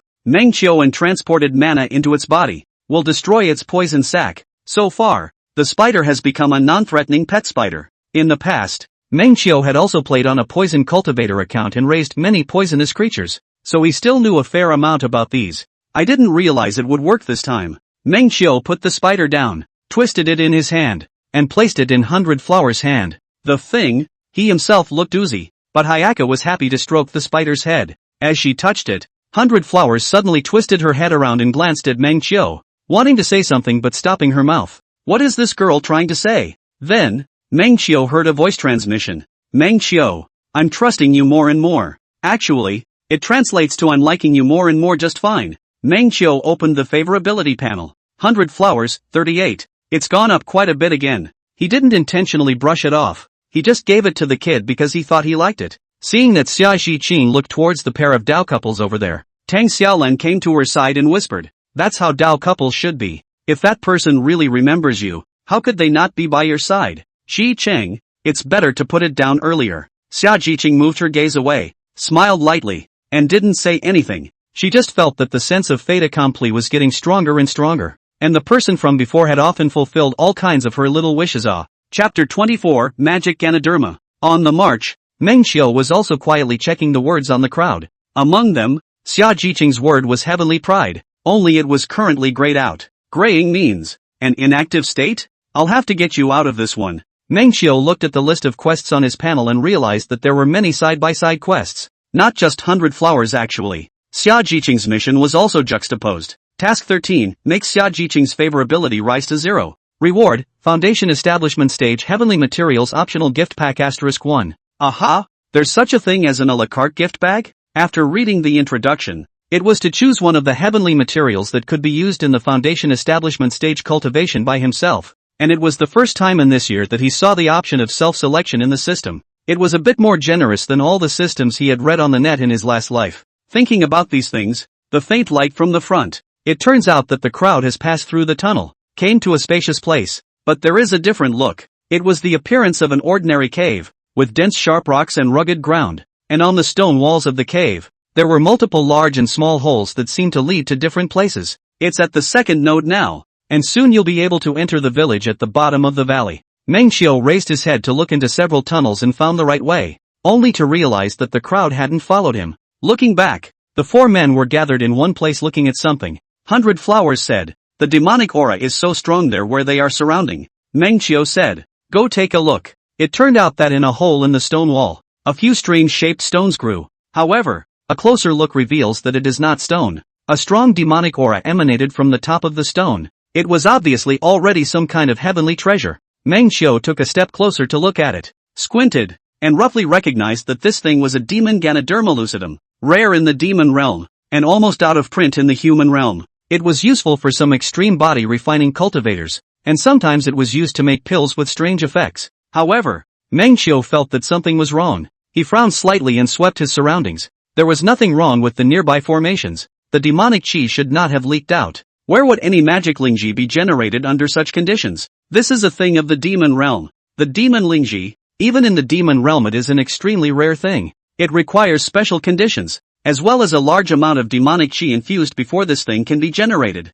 Seeing that all the people did not know this thing, some pride was born in the heart of Bai Tianxiang, and at the same time, he also explained it to them. The more he explained, the more his expression blazed. Originally he just wanted to come and pursue his senior sister, but now he had an extra gain. When Meng Qiu and his duo came over, he also happened to finish his words and looked at them. Brother Yi, although it is said that there is a share for those who see it, but there are only 3 of these demon Ganoderma lucidum, so I'm afraid it's not enough to share. And you guys didn't find it at the first time, so we'll share a little bit of spirit stones with you, as a way of dabbing in the joy. How about it? That's not necessary. There's no such thing as whoever sees it gets a share in this kind of treasure. Whoever finds it, whoever recognizes it, it's theirs. Meng Qiu said. I didn't recognize it, so naturally I didn't have the idea of taking a copy. Meng Qiu's words said justly and also made Bai Tianxiang react to something. Bai Tianxiang looked at the remaining 3. This object was first discovered by senior sister Xia. She should take one, and I recognize this object. I also deserve to take one. As for senior sister Tang and senior brother Yu, they will share one. So is it okay? In fact, This item was first discovered by Xia Jiqing and the three of them, Tang Yu, but this time, Bai Tianxiang purposely only talked about her. In fact, he wanted her to take a little more. To put it bluntly, not long ago, Xia Jiqing's father was seriously injured and was lacking some spirit stones to buy good pills to save his injuries. That was why Xia Jiqing was out on such a dangerous mission. Tang Xiaolan had no opinion on this distribution. She also knew that Jiqing's senior sister had an accident at home and was in dire need of spirit stones. Yu Xingyi said, Sister Lan, I actually did not see this object, so I don't have to participate in the split. Tang Xiaolan frowned at him and said, take it when I tell you to. Well, however, Xia Jiqing disagreed. This object was discovered first by me and senior sister Tang. Senior brother Yu was the first to discover it first, so the three of us can just split it equally. Why bother senior sister? Bai Tianxiang quickly persuaded. This is also the good intention of senior brother. Your father is physically ill, and my Bai family has said many times to give help, and you are not subject to it. But now it is your own chance. How can you give it up at will again? Subsequently, Bai Tianxiang took out that classic phrase, even if you don't think about it for your sake, you have to think about your father. However, she didn't expect that these words seemed to have caused Xia Jiqing's aversion, and she frowned. Senior brother Bai, I won't accept the kindness of other people's charity, and what I want, I will fight for it by virtue of myself. Once again, these words pointedly rejected Hakuho's good intentions, making it difficult to get off the ground. The scene was quiet for a moment. Yi, brother, why do you feel that this demonic Lingji is not right? At this time, 100 Flowers stuck next to Meng Qiu and asked quietly, seemingly asking quietly but actually appearing to be louder because of the quietness of the cave. When the crowd heard this, they all looked over. Meng Qiu didn't pay attention to the crowd, but explained to 100 Flowers, I've once seen a devil Ganoderma at the elder's place, and although the mold looks similar to the one in front of me, there are some subtle differences on the inside, as in the amount of demonic chi presented outwardly, which wouldn't be so exuberant. With that, he asked 100 Flowers again, and, 100 Flowers, have you sensed any demonic aura arising in the vicinity of this neighborhood? 100 Flowers felt it carefully and shook her head. The crowd couldn't help but follow suit with their senses. That's right, if there isn't. The entire road leading to the village at the bottom of the valley is guarded by specialized formations. Where would any demonic chi leak in? But the formation of the demonic Lingji would have required a large amount of demonic chi to infuse it. Here the demonic chi can't even leak in. Where are the conditions to generate this Lingji? Speaking of which, several people had already understood that Meng Qiu's words were not addressed to 100 Flowers, but rather implied to them. And the implication is so subtle and doesn't hurt their face. Xia Jiqing swept a glance at Meng Qiu and then looked at the demon spirit Ganoderma on the stone wall, frowning slightly as she fell into thought. Even if you, fellow Daoist, can't share this demon spirit Ganoderma, there's no need for this denigration. Bai Tianxiang looked eerie and smiled. We were already in a demonic gas cave. For years and years, the formation is damaged, and it's normal for the demonic gas to occasionally leak in. Generating this demon spirit Ganoderma is not completely impossible. Instead of answering him alone, Meng Qiu looked in Xia Jiqing's direction and leisurely said, Fellow Daoist, there's no end to earning spirit stones, but there's only one life. Think deeply. Chapter 25, Beautiful Jade for Beautiful People. When Bai Tianxiang talked about Xia Jiqing's sick father, Meng Qiu realized that Xia Jiqing was encountering a small plot line. It was a male son of the Bai family who had taken a fancy to her, and the family had gone to some lengths to help him propose marriage. But it turned out that the Xia family had no intention of accepting it at all, and politely rejected it. The Bai family felt a big loss of face, and then thought of some ways, secretly entrusted some relations to let Xia Jiqing's father to take a task, will be harmed into serious injuries, so that Xia Jiqing's family is no pillar, in a passive state. It further pressured her family. At this time, Xia Jiqing would happen to meet the player, which was also an opportunity for the player to create a raid. But Meng Qiu had long ago raided Xia Jiqing before the plotline happened, and then abandoned. And yet, I didn't realize that the episode happened despite her having been raided. Meng Qiu looked at Bai Tianxiang, thinking that this must be the male named Bai in the plot. At this moment, when Bai Tianxiang looked at Meng Qiu's eyes, they were already somewhat unkind. This Lingyun sect's disciple's eyes always looked at himself with a feeling of being unselfish, as if he was simply looking down on himself, and at this time, he even directly refuted his insight. Moreover, in his opinion, this was the demon spirit Ganoderma, which was no different from what he had seen in the jade slip, and there was no way he could be mistaken. So, this was just the cultivator in front of him not getting a share to cajole everyone. Then according to what fellow Daoist said, what should be done about it?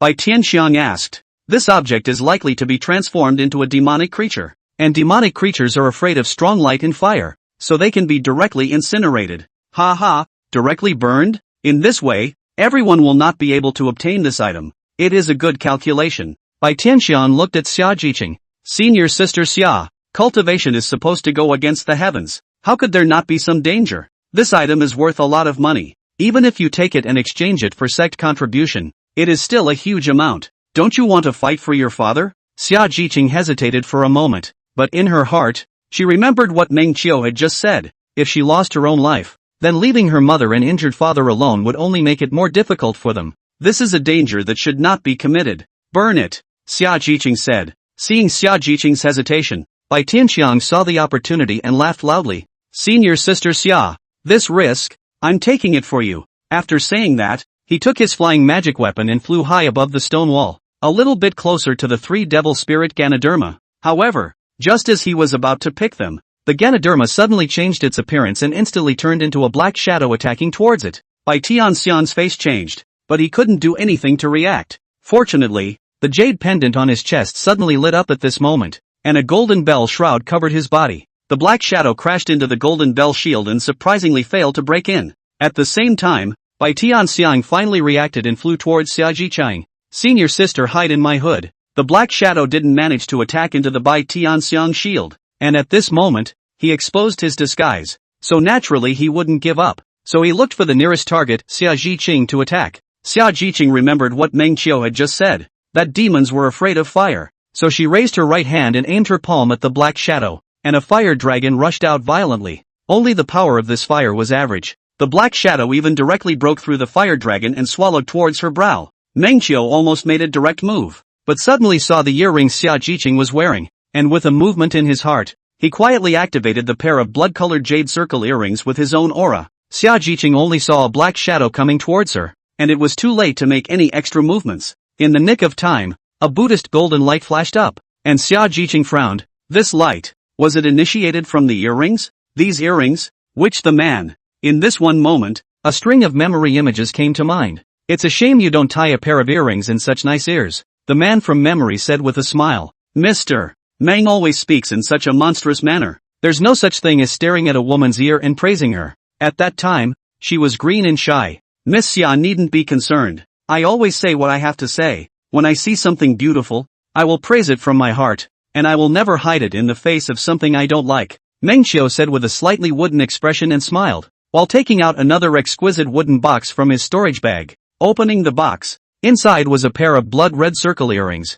bright and generous, quite nice to look at. Here, it's for you. This pair of jades was begged by me when I traveled to the land of Buddhism in the eastern continent, and it has a certain amount of restraint against demons. A beauty with a beautiful jade, but it didn't leave this jade in the dust. Xia Jiqing good-looking big eyes froze for a breath. Her mother likes jade, so she has viewed all kinds of jade with her mother since she was young, and gradually liked all kinds of strange jade. This time, when she looked over, she could indeed see the preciousness of this jade at a glance. The color was bright and generous, pleasing to the eye. The texture was smooth and delicate. The carving was round and skillful. The more she looked at it, the more she loved it, to the point that she didn't dare to look at it. The tutor wouldn't let her accept jade from others at will. However, in this frozen moment, she was unable to move as the man sealed her dantian and tapped her orifices. Her watery eyes widened and her breath caught slightly as she stared at him in silence. He carefully removed the jade stone and carefully put it on her, and cooed, "Throw me the agar ji. Don't forget to return the favor with the papaya."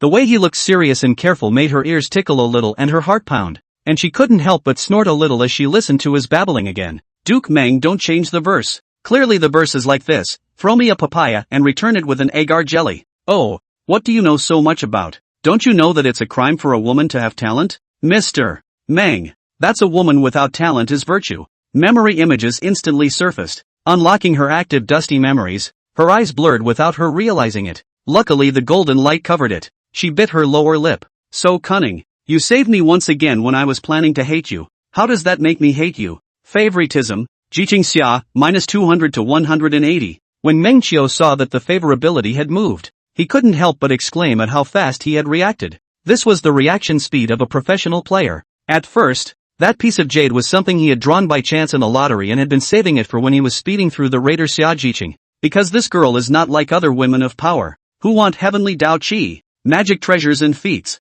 And she, like jade, even a piece of mortal jade can raise a big chunk of goodwill. At that time it was out of this heart. Meng Xiao specially took such a piece of jade to send her, but did not expect. At this time actually played a role again. I buried the padding for myself belonging to yes. Thinking of this, Meng Xiao couldn't help but cast a glance at Xiajiqing, at which point the golden light had already passed, only to see her wipe her eyes, her face as normal. Chapter 26, The Legend of the Marginal Jade. As for that one black shadow, it had long since dissolved in the golden light. The speed of the demonic shadow just now was really fast. In fact, the crowd didn't react much to it. At this moment, seeing Xiajiqing get out of danger, Tang Xiaolan quickly ran to check her. Jiqing, how are you? Did you cry from the pain? It's okay. Where's the dark figure? It was flashed out by that Buddha light that was suddenly emitted. Tang Xiaolan wondered, do you even have any protective Buddhist treasures on you? Surprisingly, it triggered by itself. Xiajiqing smiled and shook her head.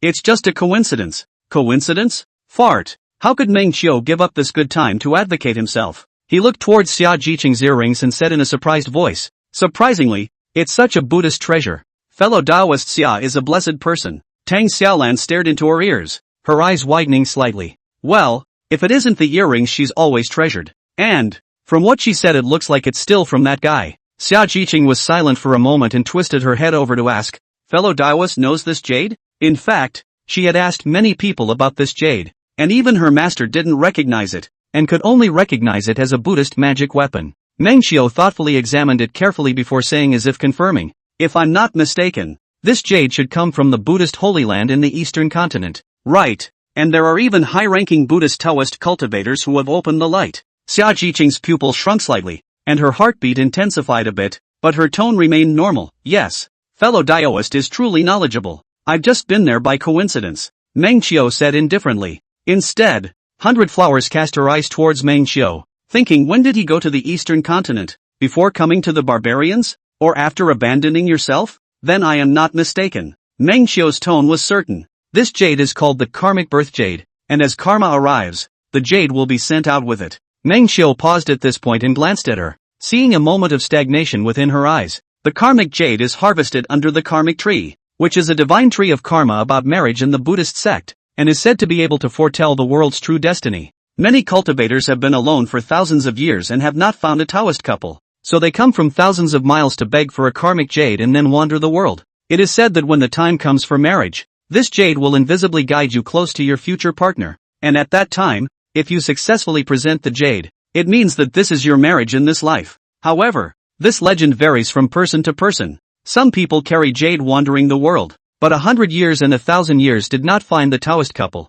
Some people also because of this jade guide, indeed harvested a life and the most important partner. After a successful gift, this jade will offer a blessing, and it is said that it will shield a person from a calamity. The golden light just now, I'm sure it wasn't triggered by fellow Taoist Xia on his own initiative, right? Meng Qiu sighed heartily as she spoke. I didn't think that I would actually witness the legend this time. He then quietly looked at Xiajiqing's expression. Ha! Such a marvelous precious jade? Tang Xiaolan's eyes widened in surprise as she looked at the pair of earrings. Really? Xiajiqing's voice was slightly trembling and hoarse, and it could be heard as if the voice was trying its best to maintain composure. But failing, she still tried her best to try and strain a cool expression. But 2 lines of tears suddenly slipped out of the corners of her eyes, and she lifted her blood-colored shawl to cover her eyes, so that only a faint sob could be heard. Seeing the beauty in tears, Meng Qiu's heart also jumped, thinking not to be crying so hard. Is it really that memorable? Meng Qiu frowned slightly and fell into thought. As far as he is concerned,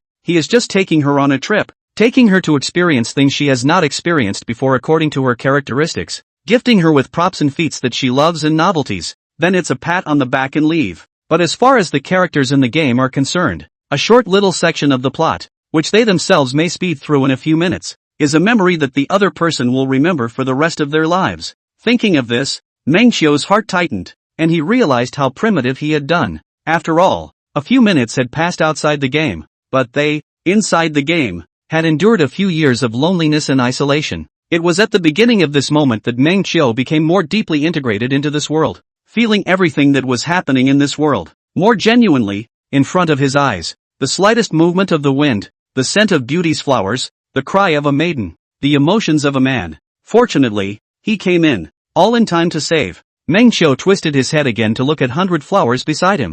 100 Flowers stared blankly at Xia Jiqing, not knowing what she was thinking. No, dude, that's not very evocative. Meng Qiu took 100 Flowers' hand and felt her grip suddenly tighten. Meng Qiu, for some reason, I feel that she's crying so pitifully, just like how I used to cry when I missed you. 100 Flowers transmitted her voice. Meng Qiu was instantly sweating, only holding her hand tighter. I'm here, don't worry. After a pause, Meng Qiu added, with that piece of jade, I'm sure she'll achieve happiness as well. 100 Flowers snapped her head around and looked at Meng Qiu. Munchkin, what's wrong? Meng Qiu, that piece of jade of the little snake that you sent me. Is it that rim? What jade? 100 Flowers asked. Scared me. Thought you'd figured something out. Meng Qiu smiled and transmitted her voice. Yes, oh, you have to hide it well. Don't lose it. 100 Flowers blinked her big eyes. Her heart warmed, and she couldn't help but clutch the jade in her arms. Aha. Meanwhile, Meng Qiu glanced at the goodwill of the two. 100 Flowers, 38 to -45. Xianxia, -180 to 130. Good lord. Make up a story and your favorability rating goes up 50 in one fell swoop? It's true. Women are emotional and easy to impress. Fellow Daoist Yi is talkative, isn't he? At this time, Bai Tianxiang frowned and walked over. Is there really such a powerful jade? How come I've never read about it in the books and never heard of it? Do you know how many people will be delayed by a legend you heard through hearsay? When Bai Tianxiang saw this expression on Xia Jiqing's face, he knew that something was not right. And seeing that she could still cry like this for that man from a few years ago, his jealousy was so great that his heart violently ached. After so many years, seeing that she had always been calm, and had not shown anything other than a slower rise in her cultivation, she had thought that she had really let go. But I didn't expect to still be awakened by the inexplicable legend of the old feelings. Then his previous proximity to her. Isn't it all in vain? If I had known this, I would have been more forceful in my previous tactics and perhaps the outcome would have been different. In response, Meng Qiu simply said indifferently, the delay is not seen. I am still willing to believe in the legend of this karmic birth jade. And since fellow Taoist Xia's partner was able to successfully gift the jade to her, the marriage will naturally work out. Even through whatever further trials and tribulations, the two will end up on the road to a good ending. Chapter 27, It's your turn to object as a demon? Bai Tianxiang frowned. How do you know that's a good marriage? Meng Qiu looked at him. It's your turn as a demon or devil to object to a pair of a man and a woman? You! Bai Tianxiang was so angry that there was some red blood in his eyes. Besides, look at this. This time your greed almost caused her life. If it wasn't for her having that jade guarding her, she might have to be taken over by that black shadow. Meng Qiu's sentence completely blocked by Tianxiang's mouth. Tang Xiaolan also looked over, and at the moment, there was more trust in her eyes as she looked at Meng Qiu. Just as Meng Qiu disliked Bai Tianxiang to the point of dislike, he squinted and saw 100 Flowers walking towards Xia Jiqing. Pussy, what are you doing over there? Meng Qiu asked in a hurried voice transmission. 100 Flowers returned. This sister is so pitiful. I'm going to appease her. Be careful not to reveal our names. Especially my name. 100 Flowers walked over to Xia Jiqing's side and whispered. Sister, I've heard the saying that a lover will end up becoming. Saying this, she paused for a moment, then quietly twisted her head over to look at Meng Qiu. Meng Qiu, you're still trying to comfort people here? It's a lover who has a lover. 100 fellow Daoist. Xia Jiqing lowered her hand, revealing a bitter smile as she looked at 100 Flowers. Seeing such a silly sister come to comfort her, she was slightly soothed by the memory of the one who had messed with the tropes in her mind. 100 Blossoms nodded in realization and said quietly again. It will be alright, sister.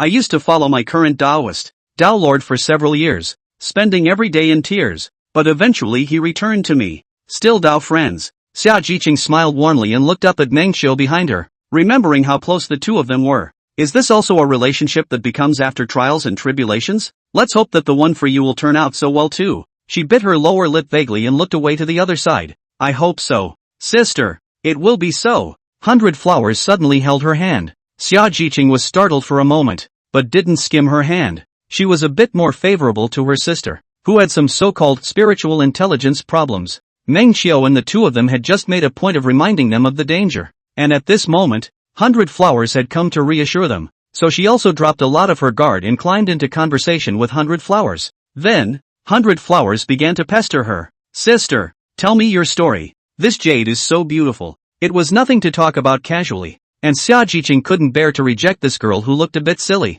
I met him when. Hayaka, don't pry into her people's privacy. Meng Qiu coughed twice and said to 100 Flowers, come here. Xia Jiqing glanced at the masked Meng Qiu, thinking that this person was quite cultured and had a strict family education. Meng Qiu read her eyes. Nonsense. This is going to be mailed hot if it's not a little more strict. 100 Flowers reluctantly came over, and Meng Qiu educated her again. Even if you make a wide range of friends, you have to do it gradually, getting acquainted with people bit by bit, so that you won't take offense. He looked at Xia Jiqing again. Fellow Daoist Xia, this senior sister of mine is not good at socializing with people, so I've offended a lot. There's no harm in it. Xia Jiqing gently looked at 100 Flowers. 100 Flowers blinked her big eyes, thinking that she had met the first good person other than Meng Qiu. You see, anyone who is good. Meng Qiu was tempted to say so, but it was undeniable that the woman in front of her did count as a friend she could make a deep friendship with. I just don't know if you'll be able to make peace and wish each other a happy ending once you know each other's identities.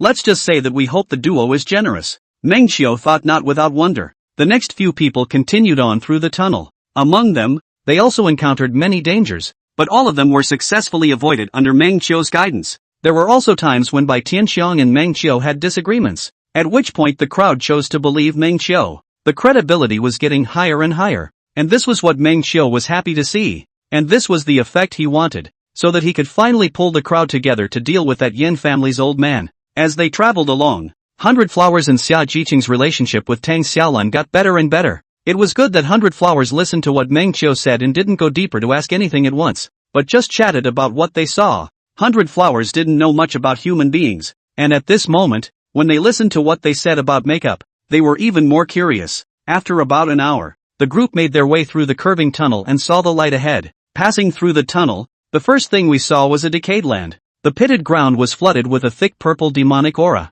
and as far as the eye could see, it was desolate. Meng Qiu knew that this was the first phantom formation before entering the village, so he wasn't surprised. Passing through the phantom formation, he saw the village not far away. Defending the Valley of the Fallen Devil was not a momentary task. It required someone to defend it for a long period of time. Decades passed after this, so some people fell in love here, even had children, and then built villages, while others didn't want to leave for the high salary, so they stayed here for the rest of their lives. The village was built on a flat land. Almost all of them were deep houses. There were no small houses. Can this place reclaim some fields and planted some spiritual grasses that needed magic chi to grow? It was a good deal. When Meng Qiu's few people arrived, there were also people who welcomed them. At the head of the group was a cultivator in the middle stage of foundation establishment, already in the shape of an old man. You are the cultivators sent by the sect to provide support, right? The old man smiled as he swept through the crowd. I heard that only the Big Dipper sect sent 4 people here.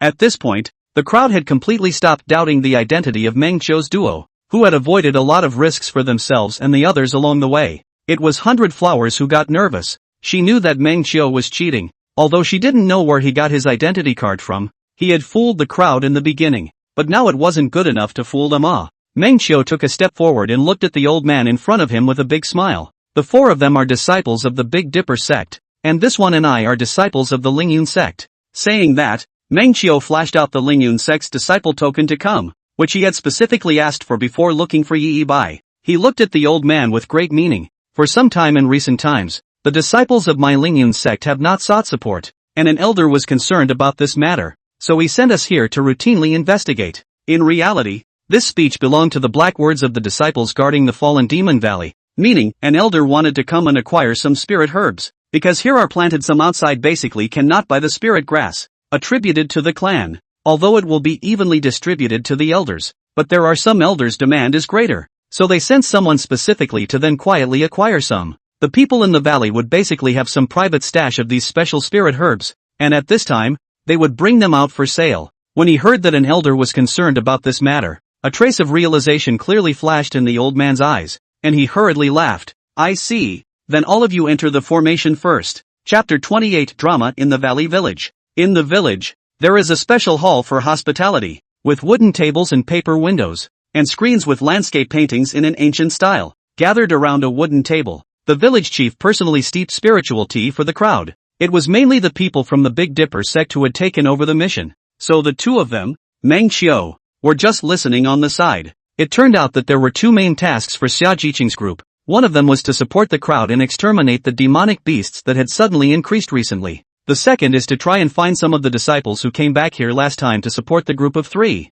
all of whom have disappeared. Meng Qiu was listening with great interest, and with this he also roughly judged which plot node he was now in. After listening for a while, his heart was slightly settled. If he wasn't wrong, now the entire village had been taken over by the demon Shadow Clan. Saying that it was taken over was actually not quite accurate. It was more like a fusion of souls. This demon Shadow Clan was also the black shadow that had disguised itself as a demon Lingji to attract the crowd before. And if Meng Qiu had reacted slower at that time, Xia Jiqing might have had to be taken over. If it sounded like that, wouldn't this be dangerous? However, Meng Qiu wasn't the least bit panicked, as he was now at the end of the reclaiming stage. And even if he wanted to save the previous disciple, he wouldn't be able to do so. By this time the demonic shadows had completely merged with the disciples and become new personalities, and they would not give up this life that had been so hard to break away from the demon realm, as well as this newly gained identity. In other words, they simply didn't dare to make any more rash moves now, and would only peacefully trick the crowd as they slowly developed. And later on, they would travel this realm freely. This can be utilized, and can be used to force them to help themselves to kill that Bai family as well as that Yin family Jin Dan old monster. As for the idea of eradicating them, Meng Qiu did not dare to think about it for the time being. The strength was not enough. After pondering all of this, Meng Qiu's heart was slightly settled and he glanced at 100 flowers beside him. After this, it will be possible to worship the Big Dipper sect with this silly girl steadily, and then take the opportunity to slowly melt the hatred in Xia Jiqing's heart. Actually, coming all the way here, we didn't encounter too many magical beasts, Xia Jiqing said to the village chief. Is that so? The village chief frowned slightly, causing his entire face to develop wrinkles. It seems that this magical beast is making its final brew, and this time, all of you senior brothers and sisters have come at the right time. The final brew? Everyone turned their eyes to the old village chief. Right, this is also from past experience. The first few days are when the demonic chi is at its peak, breeding the largest number of demonic creatures, and it is also the busiest time. Afterward, there will be an extremely short period of quiet, and once this period passes, the final beast tide will be encountered. But you all don't have to worry. This formation has been repaired almost to the point where even if the beast tide comes, it definitely won't pose a threat. The old village chief laughed. Meng Qiu smiled as he listened. This beast tide was actually finding them something to do while also giving them merit. As long as the beast tide soon passes, you've completed your mission and have something to report. The crowd will be good to go. As for the missing person, we are already doing our best to look for him, but we can take advantage of these few days of quiet period to go out and look for him. The old village chief said, but you all have already traveled a long way to get here, so you might as well take a rest and wake up before going out to look for them. In the meantime, let's look for them first. I'm afraid it's not a good idea for us to rest while you go looking. I'm also afraid of delaying the moment. Xia Jiqing frowned slightly and looked at Meng Qiu with some hesitation. Meng Qiu's reliable performance along the way had already made them all vaguely dominate him. When the village chief saw that the Big Dipper sect's wordsmith was also looking at Meng Qiu, his heart stirred and he followed suit. Indeed, it's not proper. Meng Qiu nodded. Fellow Taoists, let's all take a rest tonight. You've been waiting for us at the village entrance for a short while, and then looked at the old village chief with a smile. And, take a rest. It's not possible to say that. Tomorrow, those three will find their way back on their own? In fact, Meng Qiu, who was familiar with the episode, knew that the missing trio had happened to see something they shouldn't have seen at the time and had been dealt with. Then, they would be taken over by a new demon Shadow Clan member. And then a few days later, they would luckily escape and return, disarming the crowd. The old village chief stared at Meng Qiu, his eyes narrowing slightly before he laughed. That's best. That's best. Since that's the case, let's listen to what your excellency has to say. By the way, the matter of the Lingyun sect involves the elders, so you may wish to have a private talk with me later. Meng Qiu nodded in agreement. It would be nice if something as lucky as this really happened. Tang Xiaolan said. No one needs to go out and look for it. Xia Jiqing silently looked at Meng Qiu and the village chief, always feeling as if there was something wrong with the two of them, but it was only a vague feeling, and she couldn't actually detect anything. That was the end of the conversation, and the crowd was led by the villagers to a special resting place. Meng Qiu stayed behind and let 100 Flowers go find Xia Jiqing to play for a while. The girl couldn't keep her mouth shut if she heard the rest of the conversation, so she might slip up at some point. 100 Flowers followed Xia Jiqing as she talked and laughed, and when she arrived at the door, she turned her head to look at Meng Qiu fondly. Meng Qiu's eyes warned her for a moment. Never just reveal our information out. Oh. Surprisingly, 100 Flowers got it telepathically and nodded seriously. After everyone left, only the village chief and Meng Qiu were left alone in this room, and the village chief opened a soundproof array. Meng Qiu was secretly wary of the other party, but actually wasn't afraid of the other party making a direct move, because he knew the other party's means of attack. and it wasn't impossible to brush the boss without injury. Your Excellency doesn't need to be so vigilant. The old village chief revealed a kind face and sat down on a chair. You can't be too defensive. Meng Qiu said indifferently. That's true, the old village headman said. According to what your Excellency said, which elder needs this demon spirit grass? Meng Qiu, however, shook his head. There's no need to try. I'm just like you guys. I'm neither from the Lingyun sect nor the Big Dipper sect. The old village chief frowned deeply and made a surprised face, but there was no surprise in his eyes at all as he waited for Meng Qiu's next words. But naturally, my token isn't fake either. And if something bad happens to me in the village, I'm sure that my good friend from the Lingyun sect will really tell his master about it. Meng Qiu said indifferently. What do you want? I came here only by chance to take refuge. There is a Jindan cultivator who is chasing me. I think you have already detected it. It is the one who is in the valley right now. But if he wants to come to the bottom of the valley, I think he will need to spend a little more time. Meng Qiu stared into the old village chief's eyes.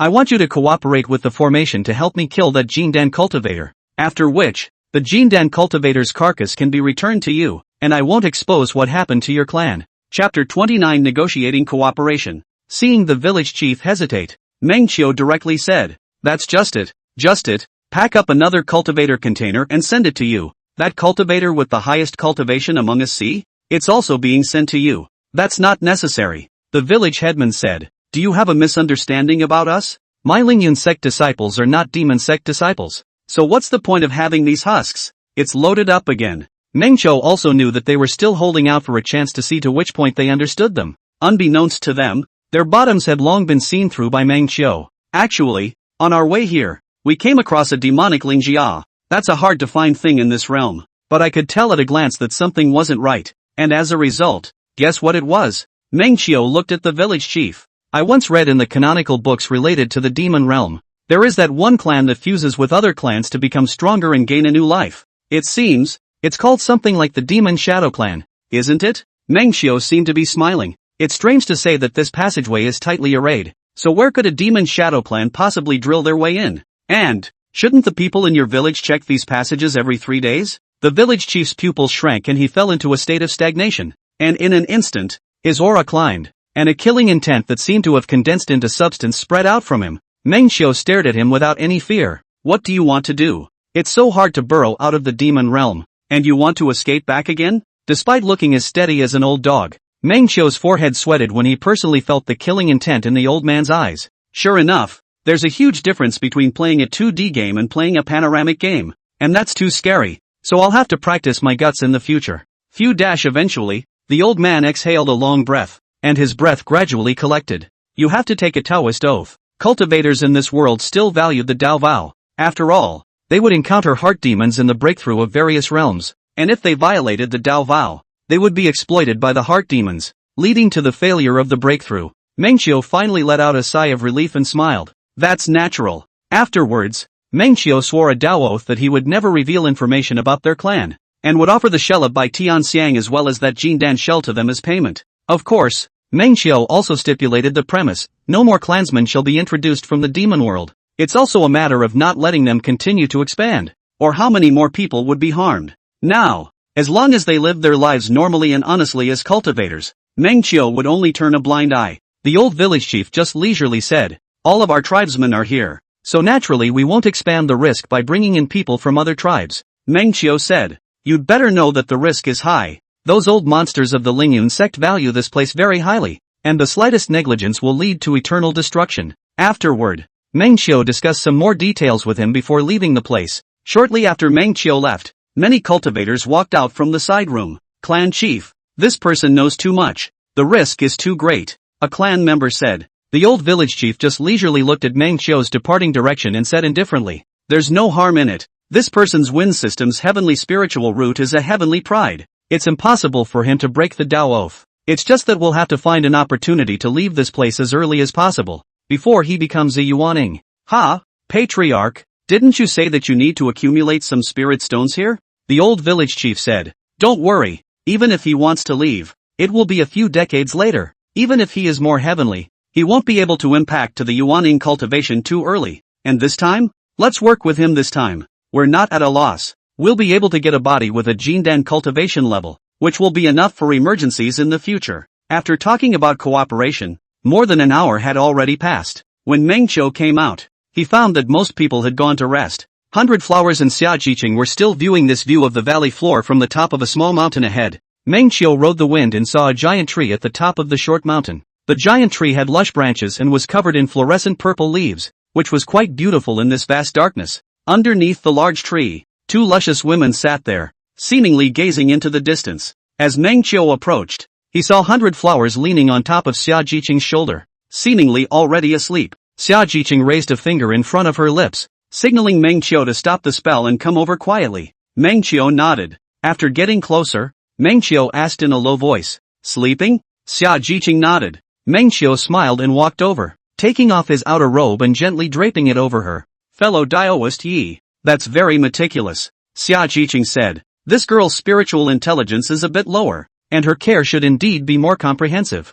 Meng Qiu sat down beside 100 Flowers, leaning his back against a large tree as he looked at the scenery in front of him. On the opposite side of the village, there were large swamps of demonic energy, volcanoes of demonic energy, which at the moment were still leisurely glowing with fiery red, deep purple demonic energy. It was a great spectacle. There was silence all around, with an occasional breeze that rattled the leaves overhead. In the silence, Xia Jiqing leisurely opened her mouth, listening to 100 Flowers. "Aha! What did she say?" Meng Qiu perked up her ears and prepared her escape position. Xia Jiqing paused for a moment before smiling. "Rather, I have no intention of prying into the privacy of the Dao friends, but the Bai Dao friends themselves said something, much to be offended. No harm. Don't blame you. This girl can't hide things in the first place." Meng Qiu forced herself to be calm. "What did she say to you?" "She said." Xia Jiqing weighed her words for a moment. In order to let her come out for training in the first place, Daoist Yi used the excuse of abandoning her to provoke her to come out,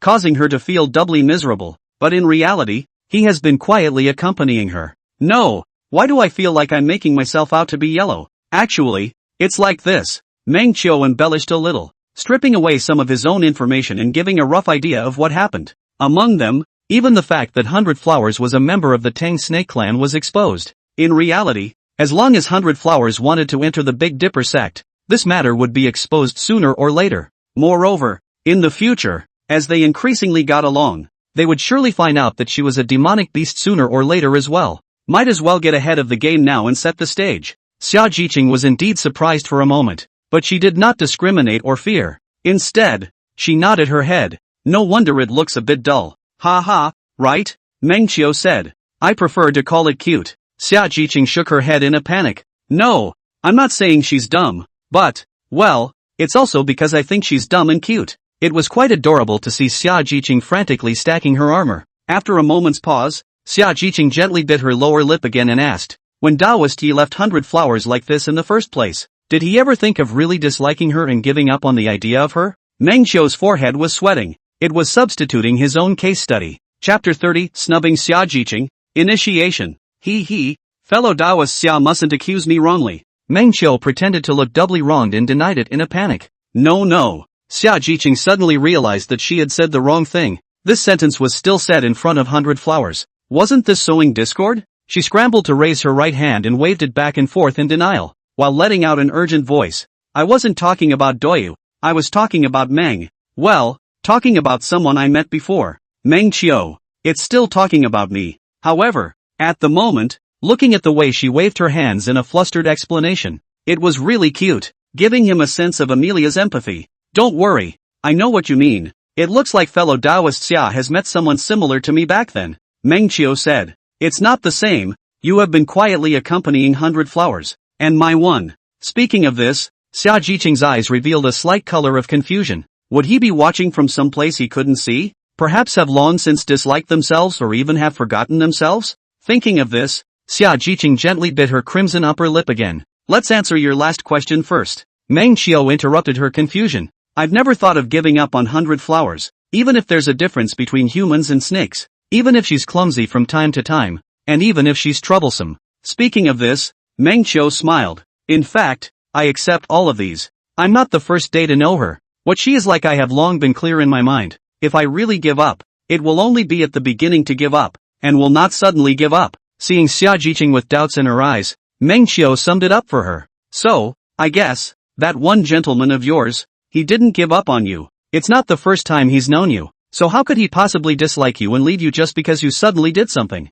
Well, on the contrary, I think he has his reasons. I'm afraid, and that must be one that compels him to leave. Necessarily. As for what the reason is, I'm not thinking about it right now. But anyway, just remember that there is a reason. I'm afraid Meng Qiu is the only one who can do such a sword mound. Xia Jiqing's good-looking brows knitted slightly. Wanting to speak, Meng Qiu added, Alas, the 100 Flowers at the time was just like you are now, full of hatred for me. Even so, I still had to do so because if I didn't trick her into coming to Earth to experience, she wouldn't have been able to grow up, and she wouldn't have been able to guard her clan in the future. Meng Qiu's words caused Xia Jiqing to fall into deeper thought. It wasn't as if she hadn't thought about this matter from this aspect before, only that as time went by and that person never returned, she let go of this idea. And now that she had met the case of Meng Qiu, her gentle and kind heart made her think in favor again. Seeing this expression on her face, Meng Qiu knew he needed to strike while the iron was hot. In the beginning, I actually gifted 100 blossoms with a marginal jade.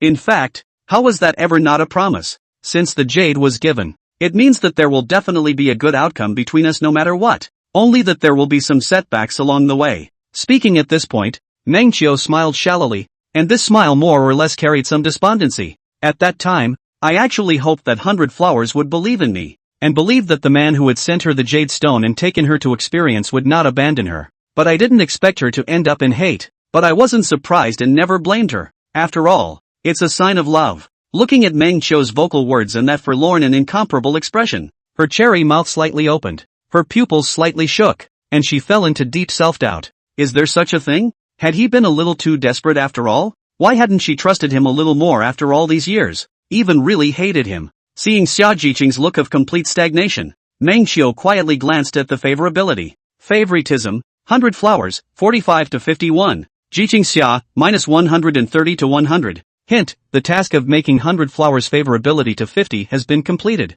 and the Heavenly Materials and Earthly Treasures optional gift pack has been placed on the panel, ready to be used at any time. New quest, make 100 Flowers favorability reach 60. Reward, random 100 Flowers needed Heavenly Materials *1. Hint, a certain amount of intimacy is required to increase favorability above 60. Well, it's up again. But what's up with 100 Flowers also going up? Good man. Eavesdropping? Ha? Meng Qiu quietly glanced down at 100 Flowers, but unfortunately she was wearing a mask and couldn't see anything. When he looked up again, he saw tears welling up in Xia Jiqing's eyes. A beauty shedding tears always invites pity, and Meng Qiu realized that he might have played a little too big. She's really reflecting on herself. It's even starting to beat itself up. Meng Qiu backtracked a little too much. The reason he could impress the other party with a lie, the other party was sincere. If she didn't truly love Meng Qiu, she wouldn't have thought about him and blamed herself in turn. Ahem. Meng Qiu coughed sheepishly and quickly found a few more sentences to fill in.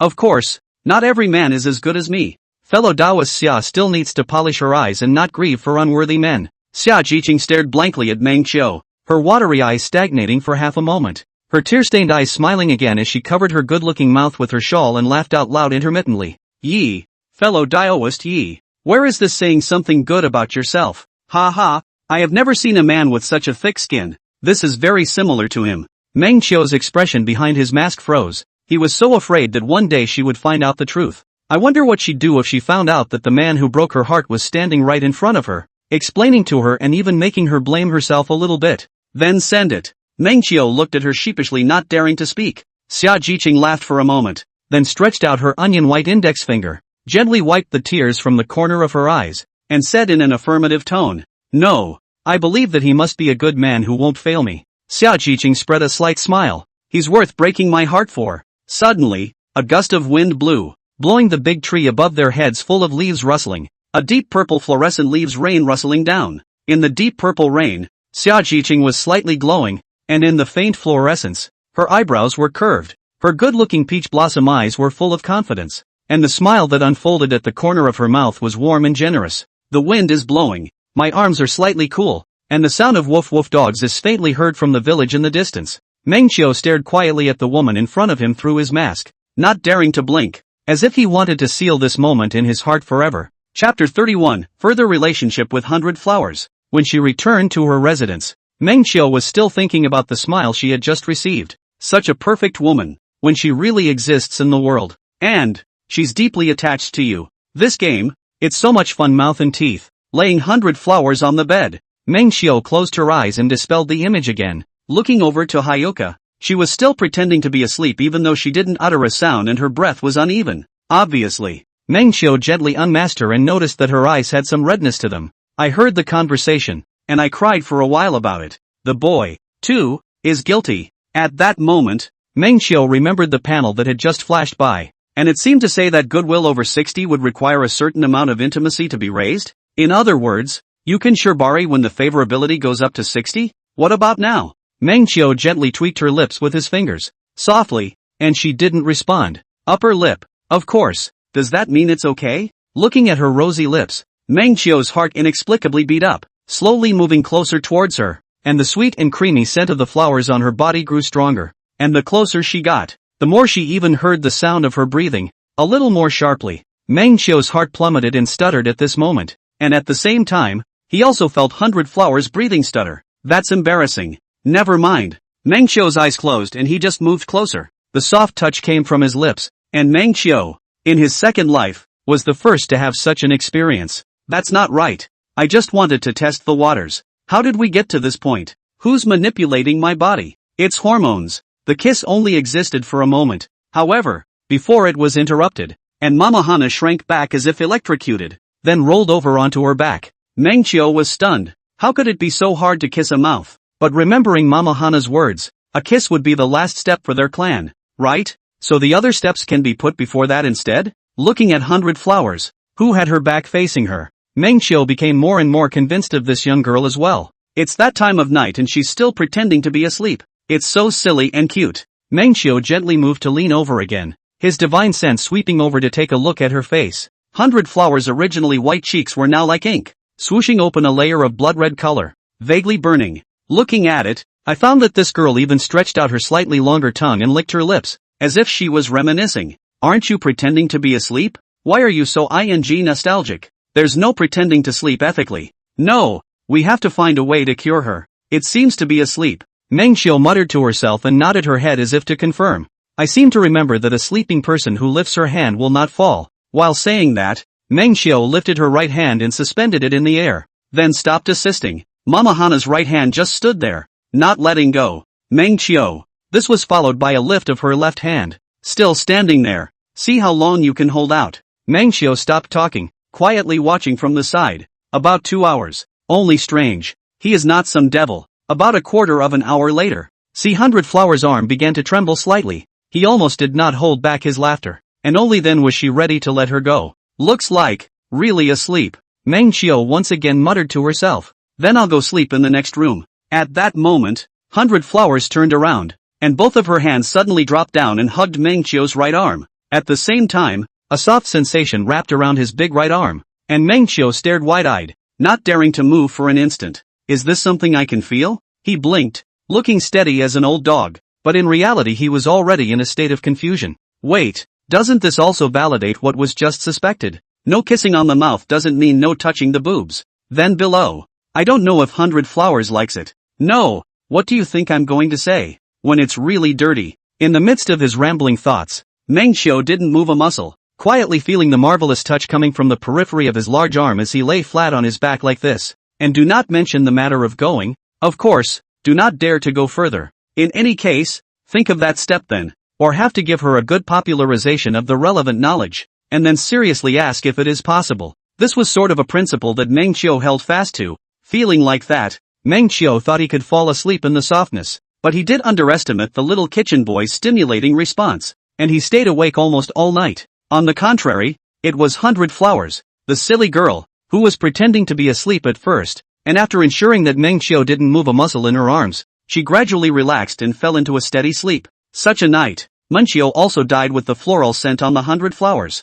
100 Blossoms gradually woke up, feeling her arms a little sore, but last night was the most restful sleep she'd ever had. When he opened his eyes, he saw Meng Xiu with his eyes closed. She blinked her big watery eyes and felt as if her heart would stop as she looked at him so close. Is such happiness real? The wish she'd been waiting for all these years, had it just come true? Of course, that wish was simple. It was just to be able to stay with Meng Xiu from morning till night. It's easy to say, and it's hard to say, especially for the first couple of years. When the desire was close to impossible, 100 Flowers gently moved a little closer to him, burying her face into his chest and sniffing him. A nice smell of soap pods. Smells good. She happily raised her head and looked at Mengqiu's face again. Looking at this handsome face, her heart gave birth to infinite joy. She put her lips close to his cheeks. Boo, a bite. Then it withdrew its mouth for an instant, and its cheeks rolled back. Blinking and looking at Mengqiu, she suddenly realized something. I don't think I could have gotten him pregnant if I hadn't been right in the mouth.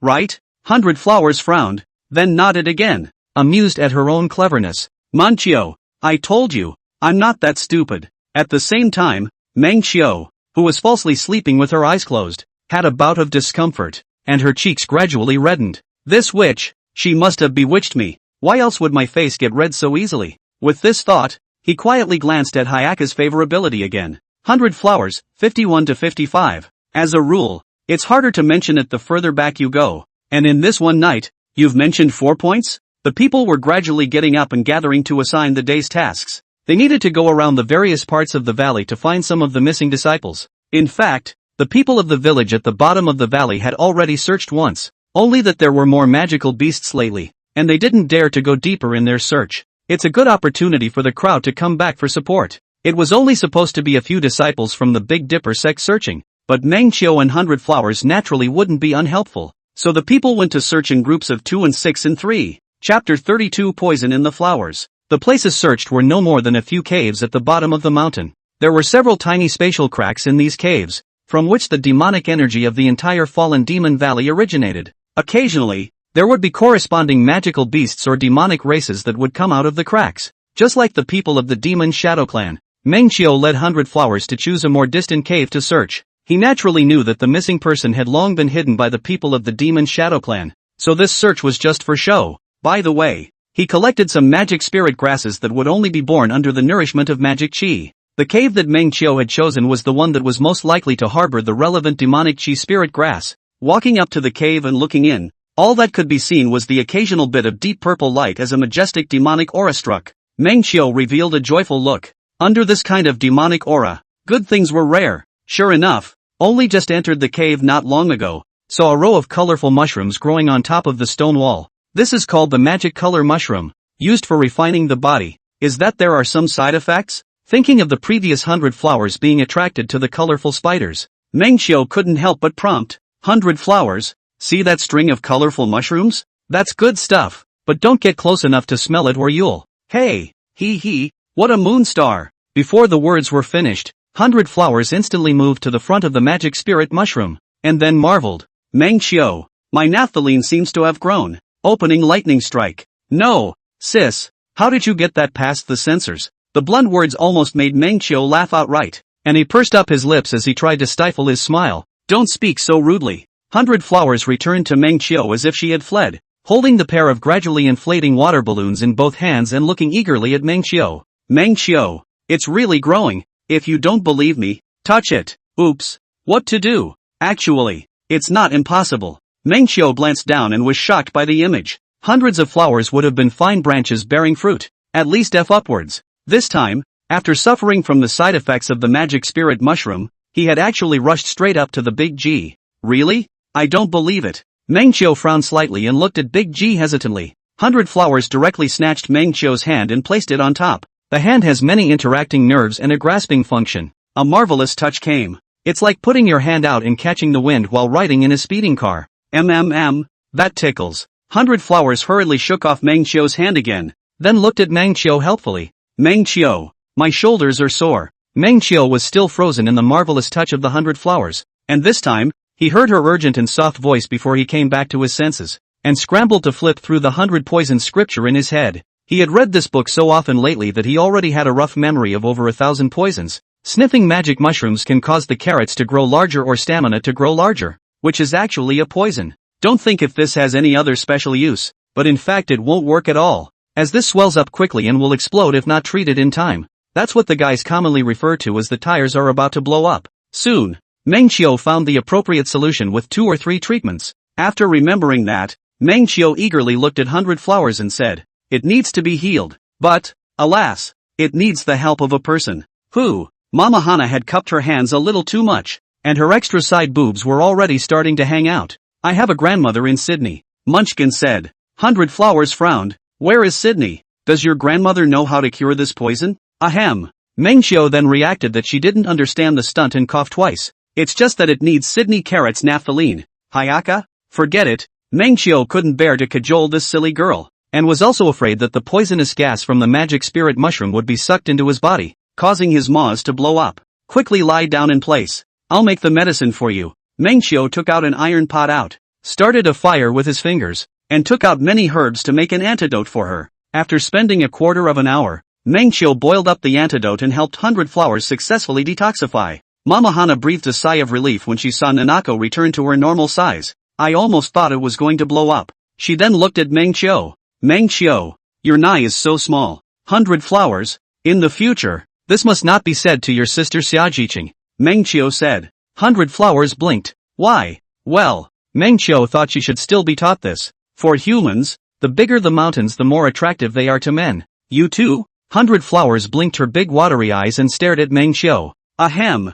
I don't really care. I'm not some worldly man. I'm not going to change my love for a woman just because of these things, but naturally this is going to be better in a certain shape. And of course it's just icing on the cake. So, Mengxiu, you too? 100 Flowers asked again. Okay, Mengxiu said. Seeing 100 Flowers cast her eyes towards the 7-colored magic mushroom on the stone wall again, Mengxiu hurriedly pulled her back. It doesn't have to be any bigger. Yours is already enough. Any bigger wouldn't be aesthetically pleasing. 100 Flowers twisted her head over to look at Mengxiu, revealing a sense of innocence in her watery eyes, just like a deer in the mountains. Really? Aha. Mengxiu nodded, and then instantly slammed a chestnut against her forehead. In the future, listen to what I say before you act. Don't think that you can be emboldened just because I'm around. There are some poisons that I can't say that I can't cure. Remember? Mengxiu raised his hand again, threatening to strike. 100 Flowers ate the pain and covered her forehead, her eyes looking upward at Mengxiu pitifully. Remember. Next, Mengxiu and 100 Flowers used a special method to pick up all the demon spirit mushrooms and moved on again. On the way to picking demon spirit mushrooms, Mengxiu noticed that this silly girl actually wanted to quietly hide some of them, and was rewarded with another chestnut by Mengxiu. What do you want? Mengxiu looked at her helplessly. Don't keep thinking of any crooked ways. 100 Flowers covered her forehead and lowered her head in aggravation. I wanted to pick some to give to Sister Xia. Manqiu. Hey, you still look down on people's size? No. It's just that Sister Xia's does. 100 Flowers wanted to say something. You'd better never, ever talk about these things in front of her. Mengxiu covered her forehead and shook her head helplessly. The other side of the cave. Achoo! Xiajiqing covered her mouth and sneezed in a small, rather cute voice. Ouch! Why are you suddenly sneezing? Is someone missing you? Tang Xiaolan on the side smiled and teased. Xiajiqing's cheeks slightly reddened, and she did recall someone in her mind.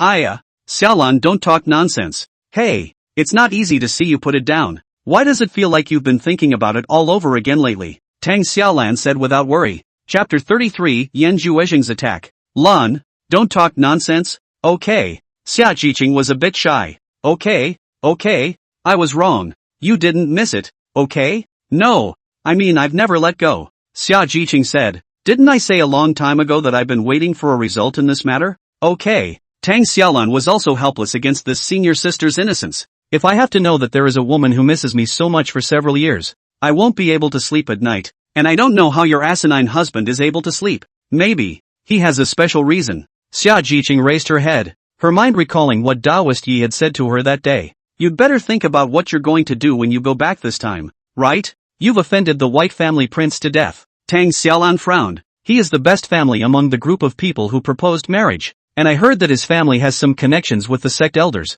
So Master followed suit and persuaded you to marry, right? Xiajiqing also frowned. Master Shi is also mindful of my goodness. In recent years I have not been able to advance my cultivation by an inch. She is always trying to find some way to make me completely forget about him. It's just that I won't give up on him until I ask him clearly in person. You, alas. Tang Xiaolan shook her head. Go back and I'll beg Master to see if there's another way too. Lan, thank you and good luck to you and Master Yu. Stop it, that nerd. Speaking of Yu Xingyi, Tang Xiaolan deflated her mouth. At that moment, the duo who were moving forward in the cave suddenly heard a movement ahead of them, only to see that the large area of demonic chi in front of them was instantly burned out by a sea of fire, and at the end of the sea of fire, a kindly old man stood there. raising his head and looking towards the two of them. Xia Jiqing's divine sense probed over and found that this old man's cultivation was unfathomable. Her heart sank and she remembered the words that Dao Friendyi had said, a human skin monster at the Jindan stage. Tang Xiaolan was also stunned and froze there, unable to say a word.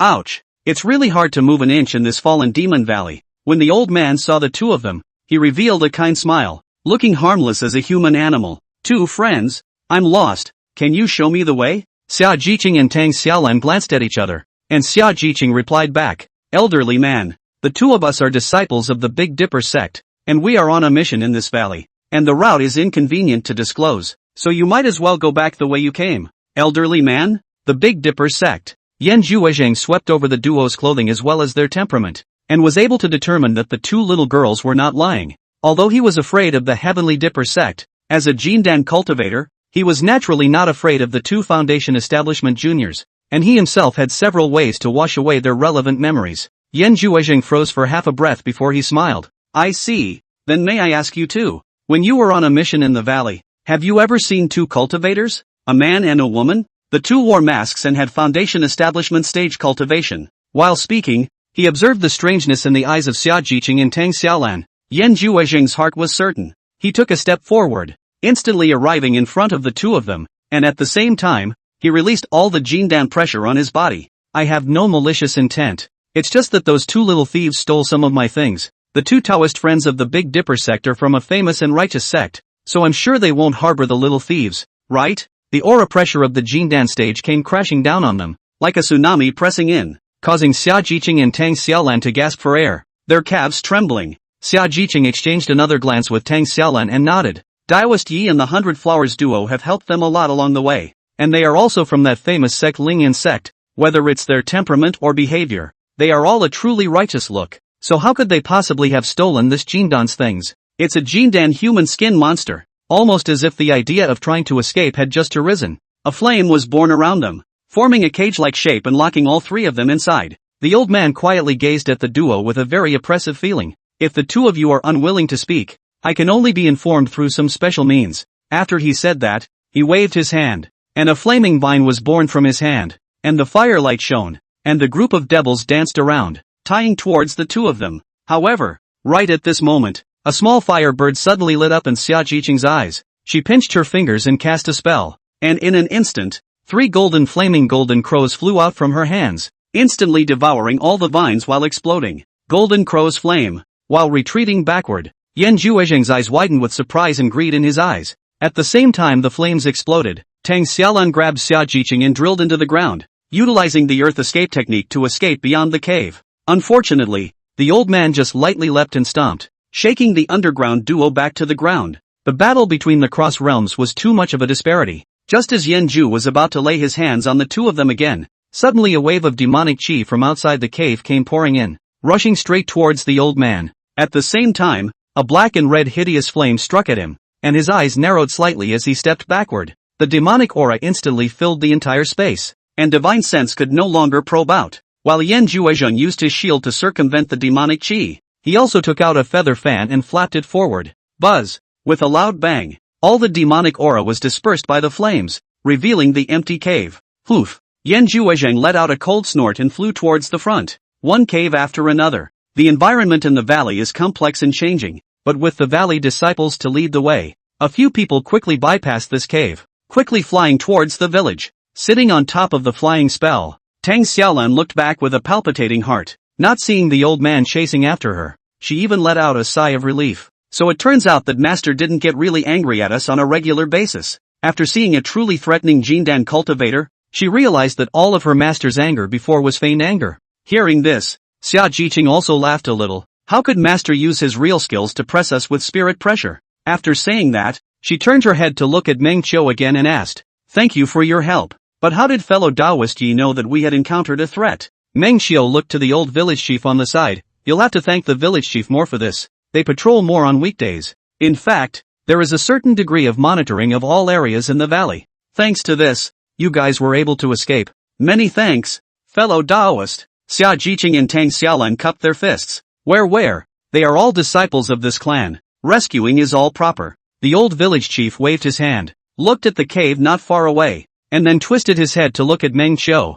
Fellow Daoist Yi, this is the Jindan stage human skin monster you mentioned before, right? Chapter 34, completely breaking face with Bai Tianxiang. Mengqiu nodded and frowned slightly, seemingly having palpitations. That's him. The human skin monster loves to skin people for collection. We just bumped into him when we entered the valley, and was targeted by him as a disciple of the Lingyun sect. At those words, 100 Flowers twisted her head to look at Meng Qiu, and was rewarded with a chestnut on her mask. Well, 100 Flowers said, what are you doing hitting me? It's the identity you exposed in the first place. Meng Qiu said so with his mouth, but in his heart, he transmitted a voice to her. Don't suddenly come to see me like this. It's too suspicious. Okay. The old village chief also frowned slightly. We can't let this human skin monster know the location of the village, Meng Qiu said. Fortunately, he's been left in the middle of the cave, and will have to go around for a while. Speaking of which, Xia Jiqing looked towards a small teacup in the old village head's hand. It was this thing that had just released a large amount of demonic energy, not expecting it to have a strange effect on that Jindan human skin monster. The old village chief smiled and explained. This is a magic weapon exchanged by the sect's contribution points. It can store a certain amount of demonic qi. Although it doesn't have much of a role to play, sometimes it has strange effects. A few people chatted about this, and in a short while, Bai Tianxiang and Yu Xingyi also met up with the crowd. Tang Xiaolan then told the two about what had just happened, telling them to be careful of that human skin monster. Yu Xingyi looked at Tang Xiaolan with concern and said, Senior Sister Lan, I can't say that you've already been tagged, so you shouldn't go out of the village for the next few days. Tang Xiaolan glared at him. If we don't go out, who's going to find someone? Yu Xingyi said. Of course I will find it for you. What? We're afraid of the human skin monster. But you're not? Are you so bullish? Tang Xiaolan looked at him. Senior sister, I don't mean this. Yu Xingyi was mute, not knowing what to say. It's better for everyone to come together and find it as soon as possible. Xia Jiqing smiled and made peace with it. At this time, Bai Tianxiang, who had been listening, frowned slightly and suddenly asked, Human skin monster? It's not a demonic creature. How could it appear in the valley? He looked at Meng Qiu and the two of them. Are you sure that's the human skin monster? This is trying to find a face that was lost earlier. Meng Qiu looked at him steadily and returned. According to the characteristics in my memory, there is a great possibility that this object is the human skin monster. And although the human skin monster is not a demonic creature, it also has a good demonic aura. So I'm afraid that it was attracted by the demonic aura of the Valley of the Fallen Devil. Bai Tianxiang did not refute this point, but instead looked at Tang Xiaolan. Sister Tang, you said that when he met you, he first asked about the whereabouts of a certain two people? Tang Xiaolan frowned slightly. But he's actually planning to attack us directly. Asking about the two, I'm afraid he's trying to attract our attention. He also has his eye on senior sister Xia's fire skill. Bai Tianxiang thought in his heart, it is the arrival of these two people, so that Xia's sister completely changed her appearance. Where still dare to let them continue to stay. This time he did have an idea to get them to leave. An opportunity he would not let go of. Fellow Daoist Yi, I'm afraid that the Jindan stage human skin monster has already been thinking about you guys. Or else it wouldn't be so bad that it's still circling around here after a day and a night. Bai Tianxiang advised. If you stay here for a day, he will continue to search here for a day as well. In this way, sooner or later, he will find the village. And at that time, I'm afraid that the entire village will have a hard time fending him off. After all, there are no Jindan cultivators here as well. Meng Qiu asked bluntly, what are you trying to say? Bai Tianxiang took out a few talismans. I have a few concealment talismans here. Why don't you two friends quietly leave this place first? And after you've completely left, we'll then release a signal to him that you've left,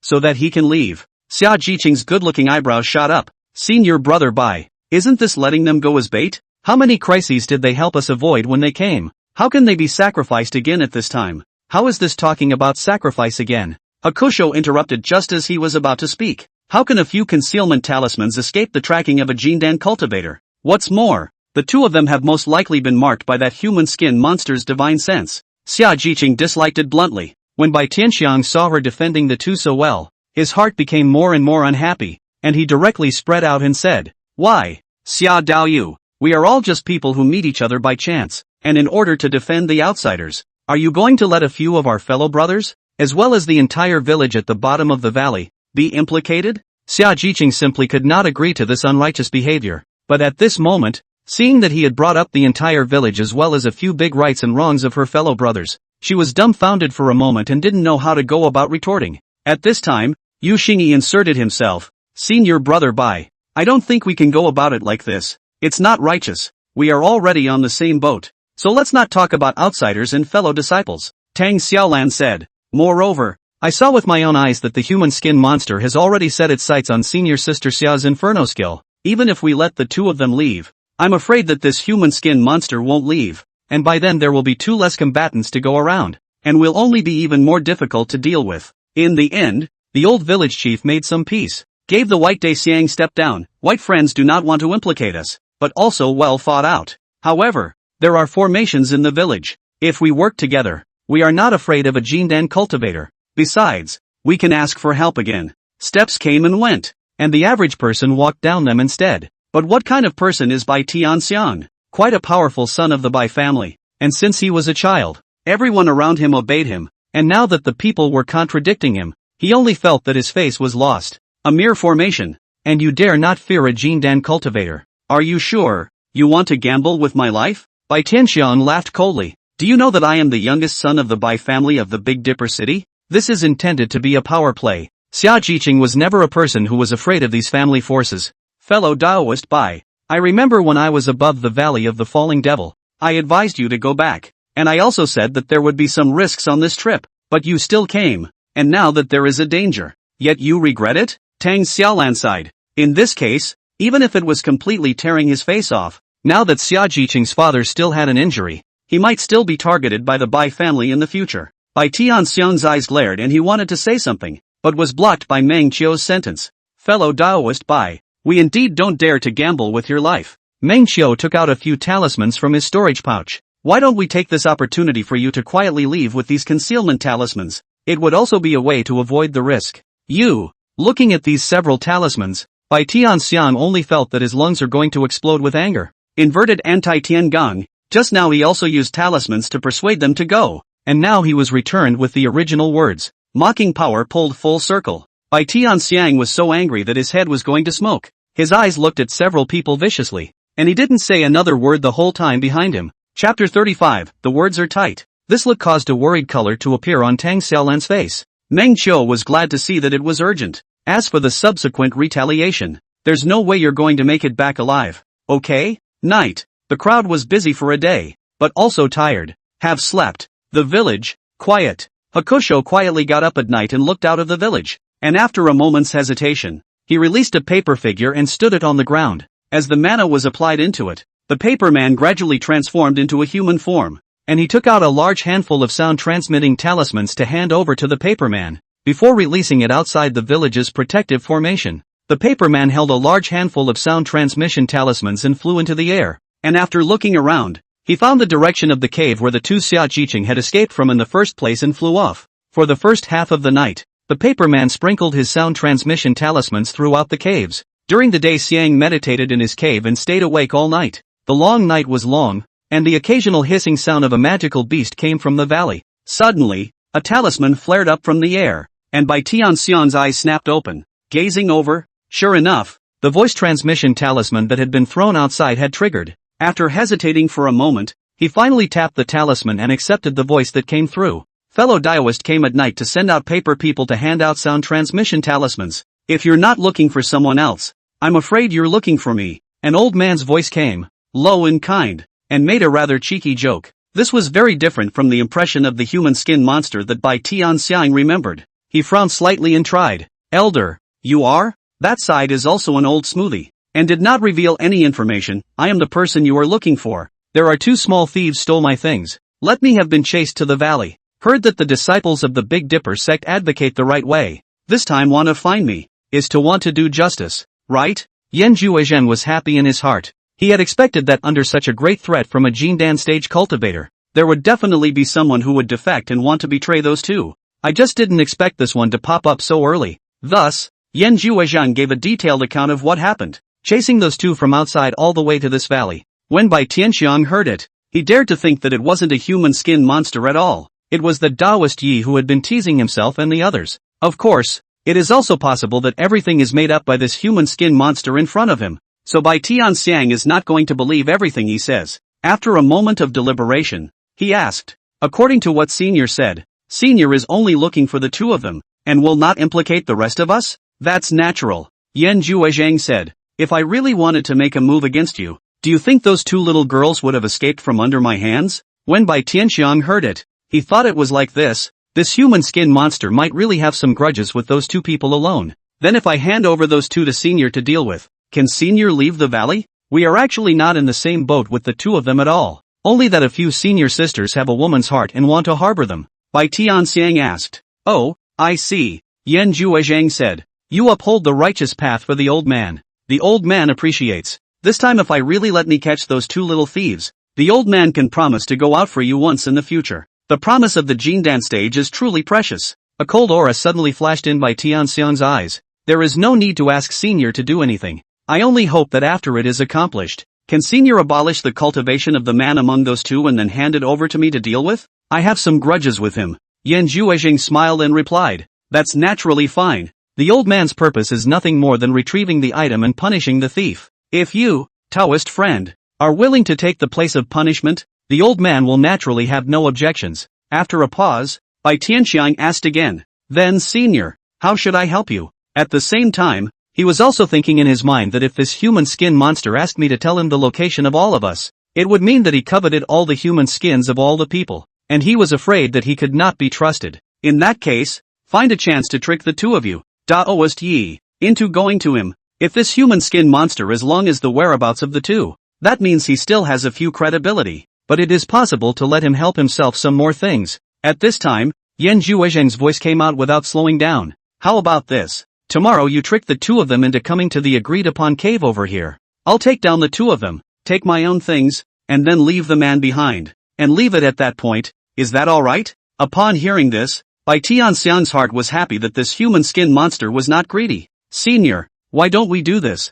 I'll call a few more people to go tomorrow, and you'll injure them all. Then I'll go and save the day. And you'll take advantage of the situation to leave. Okay? Bai Tianxiang thought that he might as well take this opportunity to let this human skin monster seriously injure the crowd, and he would directly take on the always unruly Xia Daoyu inside. So, that's fine. Then old me and you don't owe each other anything. Yan Zhuozhang said. The more this is said, the more Bai Tianxiang trusts him. So it is good. But, Yan Zhuozhang seemed to have noticed his concerns. I hereby take a Dao oath. Bai Tianxiang was completely relieved. After spending half an hour, he finally chatted with Yan Zhuozhang about the appropriate details. As soon as the conversation ended, Bai Tianxiang directly cut off all the transmission pathways related to it, then leaned against the wall and let out a long sigh. Knock knock. Just then, a dull knock sounded on the door. Bai Tianxiang got alert and walked to the door. Who is it? The old village chief's voice came. Duke Bai. Discovered? Bai Tianxiang frowned. What is it? That fellow Taoist Yi of the Lingyun sect and that fellow Taoist surnamed Xia suddenly disappeared. Are they in your room? The old village chief asked. Missing? The eagerness made him abandon his suspicions, and Bai Tianxiang violently opened the door of the cave, just wanting to ask for clarification, but suddenly saw a purple light flashing. Almost instantly, he felt that his divine soul was deterred from moving. Not good. However, just as he was about to struggle, a sudden sharp stabbing pain came from his abdomen,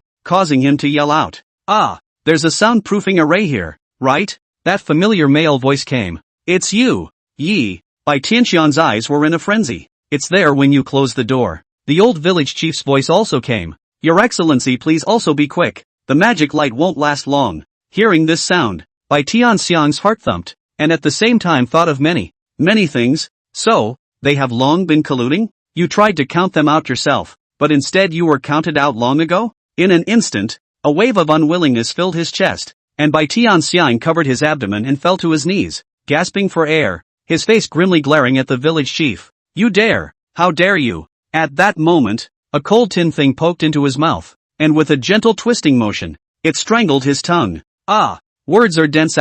Meng Qiu said. Chapter 36, Killing the Heart. Ah! In pain, Bai Tianxiang could only make hoarse sounds from his mouth. Meng Qiu pulled out his sword and kicked him over on the ground, stepping on his chest. Just by you. You still want to think about Xia Jiqing? Xia Jiqing's father was also victimized by your family, right? Meng Qiu pressed his sword against his chest. Bai Tianxiang's pupils shrunk. Right now, he was completely unable to understand Meng Qiu. I thought it was someone I met by chance, but now it seems that he even knows such things. Ha! Forget about it if you don't say anything. Soul searching is the fastest. Meng Qiu stabbed his sword into his chest while his hand reached over and grabbed a handful of his hair and lifted it over. As soon as he heard soul searching, Bai Tianxiang's eyes glared, shaking his head frantically, opening his mouth wide, trying to say something, but he could only make the sound of his throat tearing. After all, the throat is gone. Meng Qiu just put his hand on his head, then suddenly realized a problem. I don't think I know how to do a soul search.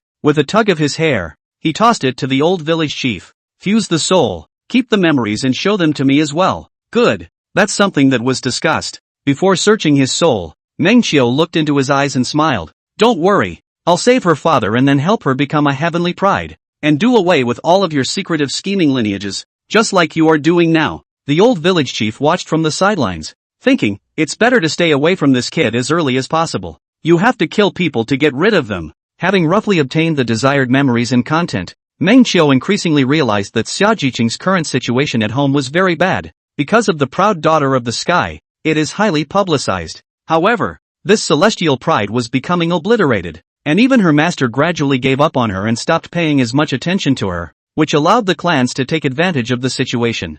By family people begged for the help of a certain elder of the clan, sent to Xia Jiqing's father mandatory mission. The mission appeared in the accident, so that all of his teammates were killed, but also let him suffer serious injuries. Since all of his teammates were dead, the Xia family didn't realize that this was specifically targeting them. But there was no denying that the Xia family had at least had a Jindan cultivator before, who could pamper his daughter and go along with her wishes, allowing her to not marry if she wanted to. But now that the Jindan cultivator was injured, there was only the property that had once been accumulated as well as the mother earning spirit stones to buy pills to support her father. The family is powerless and precarious. The White family was the most powerful and the first to strike, sending out a mandatory mission to Xia Jiqing's fallen Devil Valley and sending the young lord over. After roughly understanding the current plot, Meng Qiu frowned slightly. This group of birth Of course, Meng Qiu also knew about the plan of Bai Tianxiang and that Yan Juezhing tomorrow. That could be utilized. But I'm afraid this Yan Juezhing is not that easy to kill. In the conversation between Bai Tianxiang and that old man,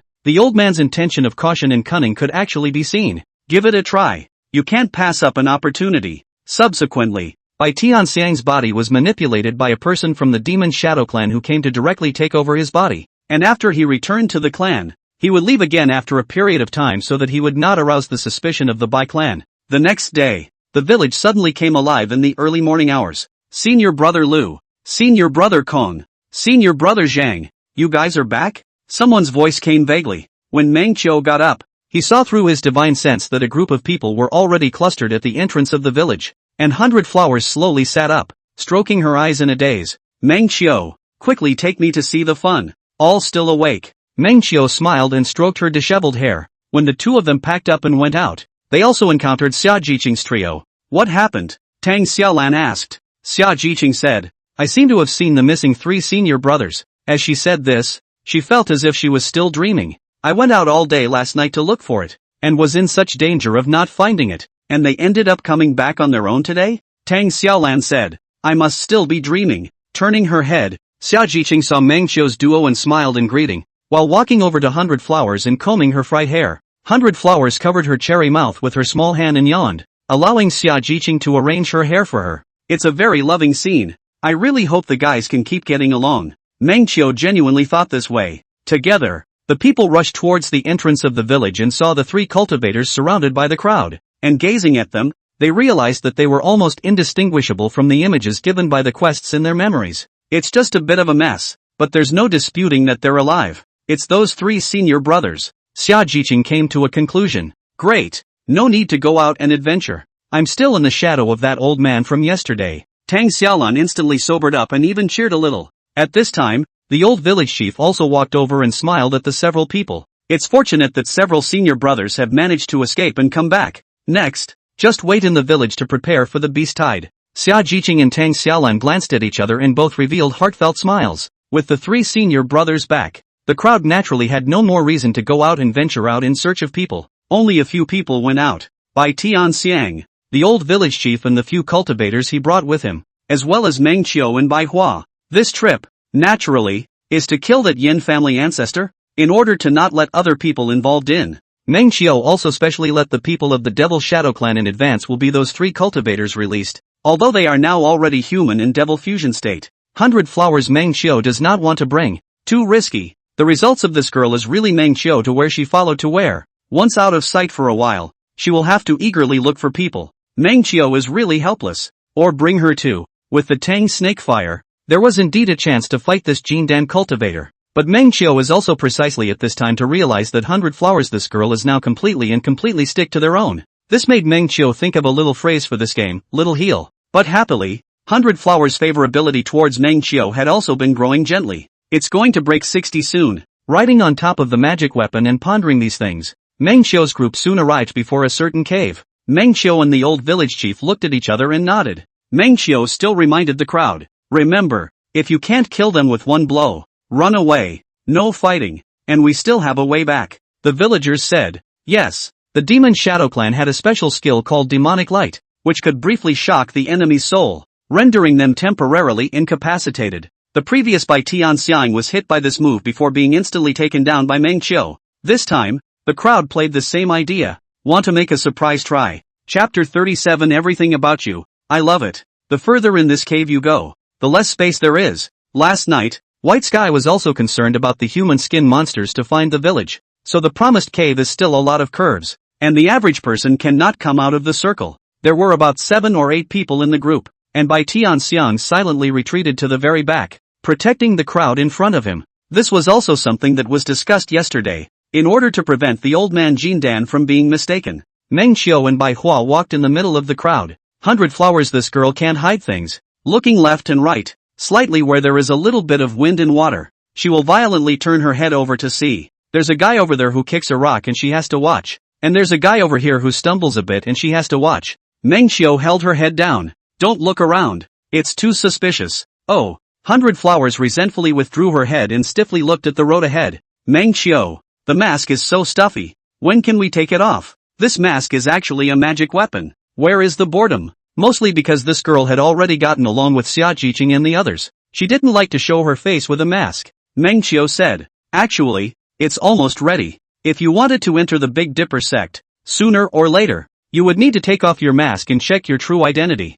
Meng Qiu would also have to be exposed sooner or later. But well, he had a technique that could change the shape of his facial bones, and after entering the sect, he could also pretend for a little while longer. At least wait until Xia Jiqing's favorability towards herself is positive. Then use this current face in a bright manner. So when are you going to take off your mask? 100 flowers twisted her head to ask him. Meng Qiu looked at her sideways. 100 flowers? As a demon race, how do you think I look? Despite the mask, Mama Hana was already picturing his face in her head. Previously not accustomed to people's faces, Behind and Meng Qiu get along for a long time. The more you look at the more you like. The more you look at the more you feel that he is handsome and handsome. Just think all human men should look like him to be called handsome. Anything less is ugly. The more she thought about it, the more 100 flowers cheeks flushed. Good looking 2 eyes, 1 nose, 1 mouth. The more 100 flowers spoke, the more shy she became. As if she was actually complimenting someone, and at the end, as if she remembered something,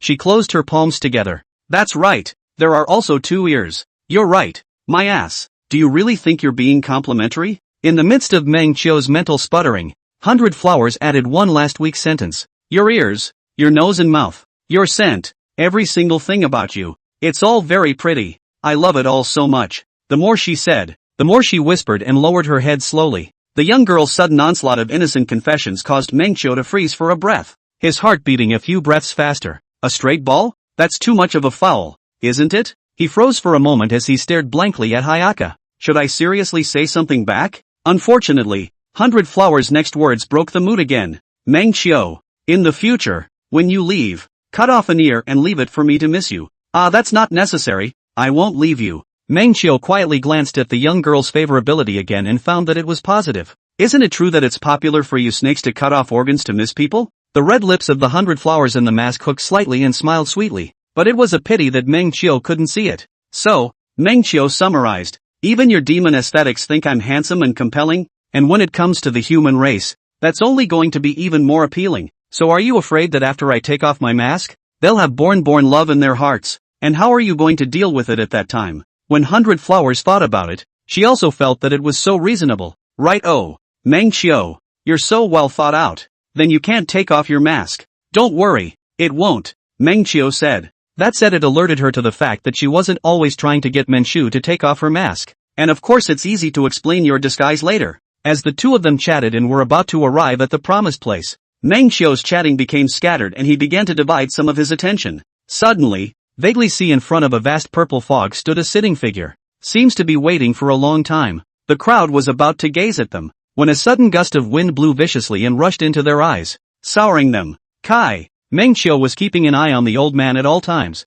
and at this moment, he saw that he had already rushed in front of the crowd and had raised his hand, about to wave the fan in his hand. That feathered bird fan was at least a mid-grade magic treasure. If he let him fan it out at such a close distance, everyone would have to be injured. When the people heard the instruction, they recited the spells without a second thought and spat out a purple-black laser according to the direction Meng Xiu had instructed them to take. As if stage lights, a neon light generally shone in unison onto Yan Juezheng in the sky, causing his movements to fall into a momentary stagnation. 100 flowers. Yes, 100 blossoms responded loudly, her cute cheeks puffing out, and the large swathes of black and red flames that had long since coalesced spat out of her mouth, forming a lifelike python. The python exuded intimidating heat, hideously opening its mouth and taking a bite towards Yan Juezheng. Meng Qiu also choked in a flash, sucking in a sharp breath before spitting out a large swath of wild wind out of his mouth. Gale Jutsu. The flame python had the help of the gust of wind, as if the warrior had put on armor. His body became even larger,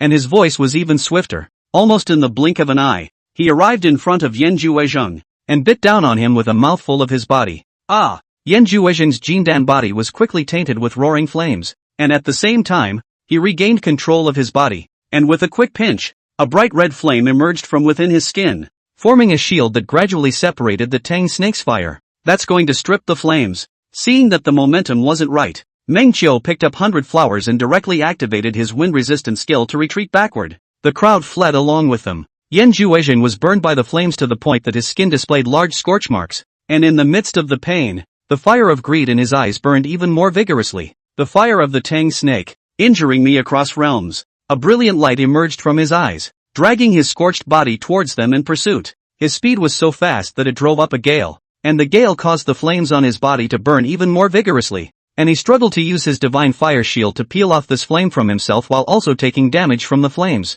The black and red flames licked at his torso like a stern ghost without interruption. Even so, he didn't have the slightest intention of stopping. He knew that he was afraid this was his last chance. This Tang snake bloodline was his last chance at the Jindan stage. Ah! It had been a long time since he had felt this kind of pain. Yan Juezheng's face was livid and his heart was filled with the desire for the Tao. This is the first great calamity of my Jindan. If he couldn't cross over, then the path of the Golden Dan would be completely out of his reach. Chapter 38, Demonizing him. Meng Qiu, who was running in front of him, had been watching from behind, and when he saw that the old man had self-immolated so badly that he still had to come after him, he looked dumbfounded. Moreover, the fire of the Tang snake is no joke. It can burn people across realms, but he hasn't even stopped yet. No, you're so strong-willed? Why don't you go to graduate school? What are you doing here as a monk? Jindan is so hard to kill. He sighed heartily. Aha! The 100 flowers who was being held by her didn't have this sense of urgency. Being in Meng Qiu's arms was reassuring. Yeah,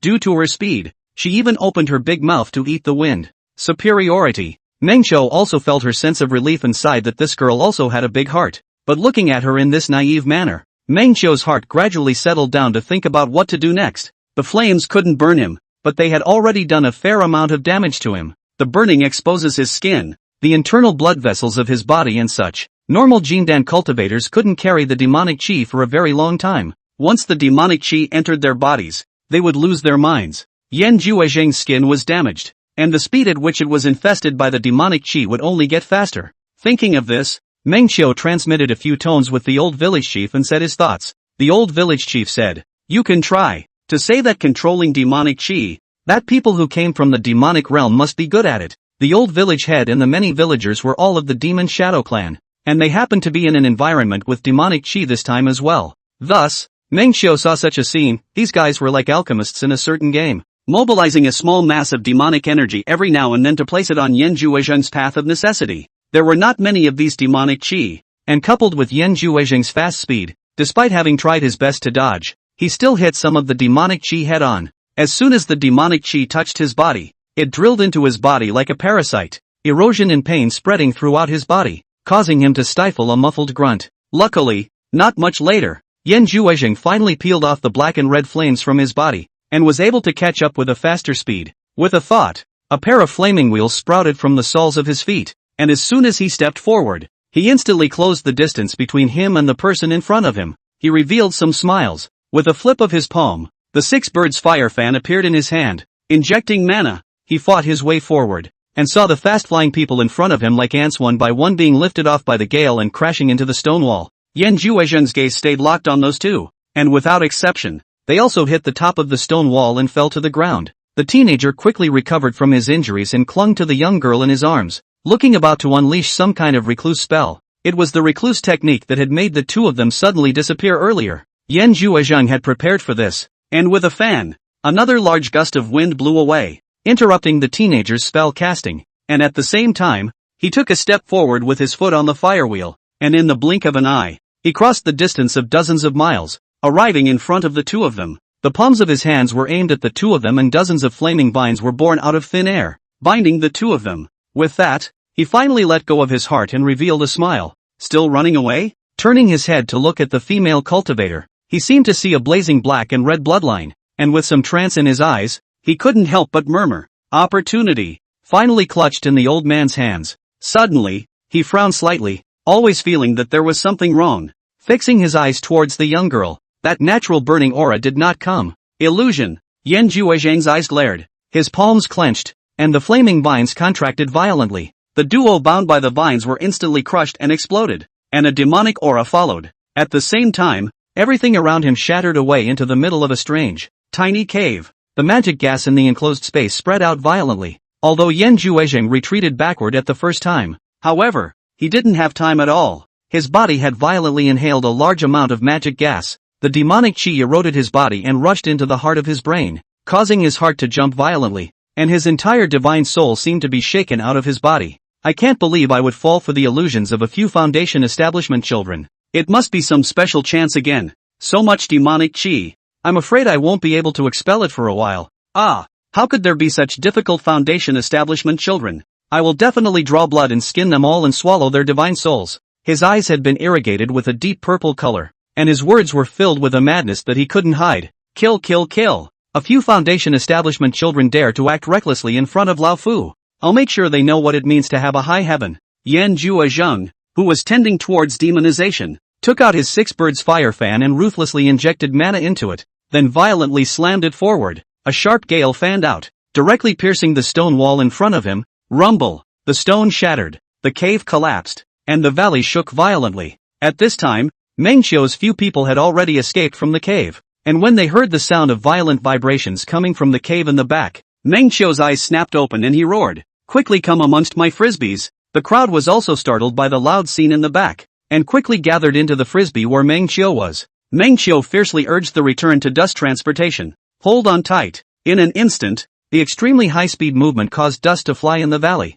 and in a sporadic manner, the frisbee disappeared. In the next breath, in the cave at the back, Yan Ju, whose body was glowing with a deep purple demonic aura, was rushing out from a piece of rubble, finally reaching the bottom of the valley, and at the same time, he also swept his divine sense to the several people in front of him. This time, instead of bending around in the middle of the cave, with his mark of divine sense on Mengqiu, he charged straight ahead, and then he saw the illusionary formation. A fan fanned out, and under the gale, a formation flag was instantly snapped and exposed, and the illusion ruptured as if it was peeled away. Mighty miracles! At the same time, a village was just exposed to his eyes. In the middle of the village, there were still a few people. Mengqiu, who had just entered the formation, and at this moment, when they saw themselves chasing after them, there were looks of shock as well as a look of luck on their faces. He raised his fan once more, destroying the village's formations without thinking. In the middle of the formation, one cultivator said after the robbery, "Luckily, Mr. Yi is very powerful and his recluse speed is fantastic." The old village chief narrowed his eyes and stared at Yan Juezheng as he muttered, "To think that a Jindan cultivator could really be caught in an illusion and then be infused with demonic energy." At the same time, a greater fear of Mengqiu was born in his heart. Mengqiu was also surprised. In fact, the illusion used the exclusive illusion technique of the ogre that he had acquired earlier. At that time, the main thing was to sprinkle the ogre's fey aura in the air, and when old man Yan accidentally inhaled it when he was chasing after him, he had the basis of being hit by the ogre's illusion. But surprisingly, it really made Jindan get hit by the illusion, which somewhat made him think highly of the ogre race. Chapter 39, offering a feather fan for the path of heaven's pride. The defense formation took a violent wind hit and emitted a wavering blue glow. Everyone in the village came out in a panic and looked towards the head of the village, where an old man covered in demonic aura was waving a large fan in his hand and attacking the formation. When Xia Jiqing looked up, she saw the old man at the entrance,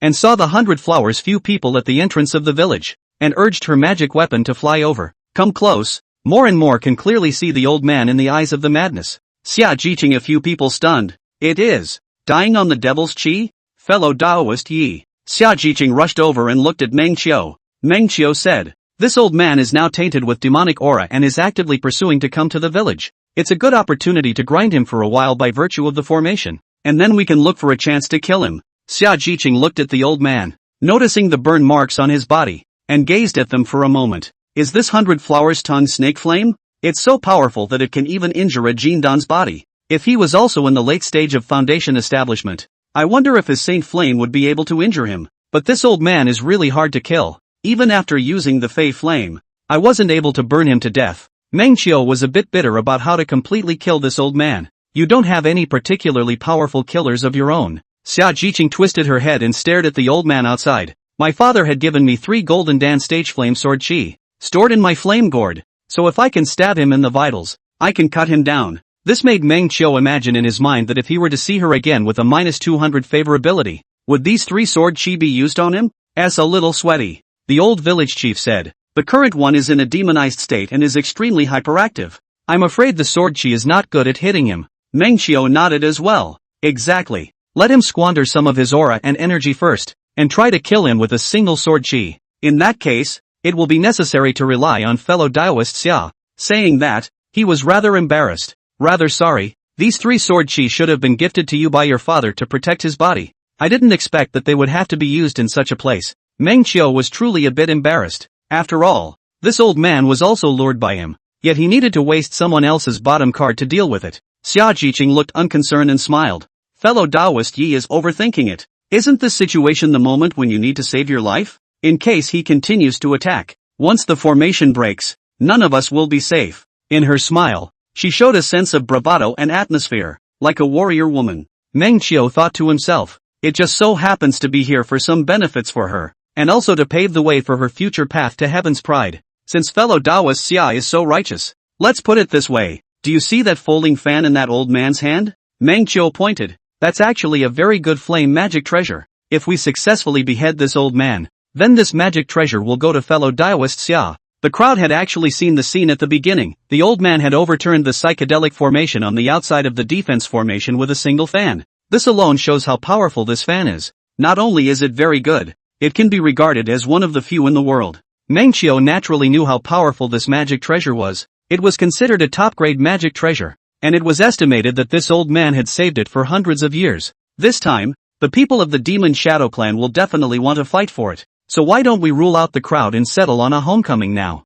No need, no need. Xia Jiqing subconsciously waved her hand, not even trying to argue, but was interrupted by Meng Qiu. Meng Qiu righteously said, fellow Daoist Xia don't need to be humble anymore. Since you can come up with life-preserving means to help the crowd, we're also too embarrassed to fight with you for something. This is what you deserve. Right, village chief? After saying that, Meng Qiu turned his head to look at the old village chief, whose eyes hid a strong sense of reluctance. The old village chief gritted his teeth but didn't dare to show it. Exactly. In reality, they were the ones who went out and risked their lives with Meng Qiu, and they were also the ones who provided the defense array. But at the moment, they really didn't have any powerful means to kill this old man, and Meng Qiu had previously promised that this old man's Jindan body would belong to them. Now that Meng Qiu had said this, he was naturally too embarrassed to argue about anything else. Seeing that the village chief agreed, Meng Qiu looked at the others. You all have no objections, right? Naturally not. Xia Jiqing still wanted to refuse, but was pulled by Tang Xiaolan. Take it, sister Jiqing. Even if you take it and sell it for spirit stones, it's still worth a lot. Your father's illness is saved. 100 Flowers also followed Tang Xiaolan's example and took her hand. Sister Jiqing, take it, take it. Xia Jiqing smiled bitterly for a moment, mumbling about not wanting it, but she also knew that she had to accept this item. As a fire sky spirit root, she naturally knew how powerful that fire fan was, and her heart grew grateful to Meng Qiu as she clasped her fists at him. Even if the foundation establishment stage couldn't use the magic treasure right now, but even taking it to feel the meaning of the flames on it could be rewarding. Next, the crowd discussed the matter and began to cooperate with the formation to attack this old man. The feeling given to Meng Qiu was the same as fighting a boss, with the crowd throwing out all sorts of tactics to grind his blood. This old man's blood is too thick. The Jindan stage is so hard to kill. As darkness fell, the crowd realized that they had been attacking for so long. Meng Qiu felt his heart ache when the village's only array master was resting there in a sweaty state to repair the array. There are cows and horses in this world, too. Much like the cows and horses that were pulled in for a day of extra shifts on an emergency basis. Meng Qiu approached him and slipped a bottle of pills and some spirit stones to him. He was really sweating from repairing the formation, and he didn't even look at anything closely at the elixir. Thank you for your concern, fellow Daoist. Someone noticing his efforts in this situation was certainly happy. Meng Qiu asked, "This formation, how long can it last?" "Fellow Daoist, and don't worry, even if I don't repair it, this formation will still be able to hold up for 10 days and half a month." "What if the beast tide comes at this moment?" Meng Qiu asked again. "Then I'm afraid I'll only be able to hold out for about 5 days. "That's good." Meng Qiu left. "Tough luck, fellow Daoist." "It should be." He stood up and stretched, scanning the pills given by Meng Qiu. It was actually a bottle of top-grade yellow dragon dan. There was a chance for his cultivation to go up another level, and it wasn't impossible for him to become a more advanced formation master in the future. Surprised and delighted, he twisted his head to thank the man, but unfortunately he had already left. Only a heartfelt thank you. Meng Qiu returned to the old village chief's side, and at that moment, the crowd was resting and recovering their auras. Looking at Yan Zhuozheng, who was still alive and well outside, Meng Qiu muttered to himself, "The beast tide should have arrived by now, so if we can use the beast tide to hit this old man hard, we'll be killing 2 birds with 1 stone." The old village chief froze and twisted his head to look at Meng Qiu with great meaning in his eyes. Chapter 40, with you here, the world is a much more righteous place. Yeah, it would be great if the beast tide came at this time too. Tang Xiaolan also remembered this matter. The missing senior brothers had been found, so now wasn't their mission to stay behind to help fend off the beast tide? If the tide of magical beasts arrived at this time, perhaps the old man would tear each other apart, so that both sides would be injured. It would simply be the best of both worlds. The old village chief also twisted his head to look at Meng Qiu, then looked out of the formation and leisurely said, "Calculating, a beast tide will indeed break out in the next few days,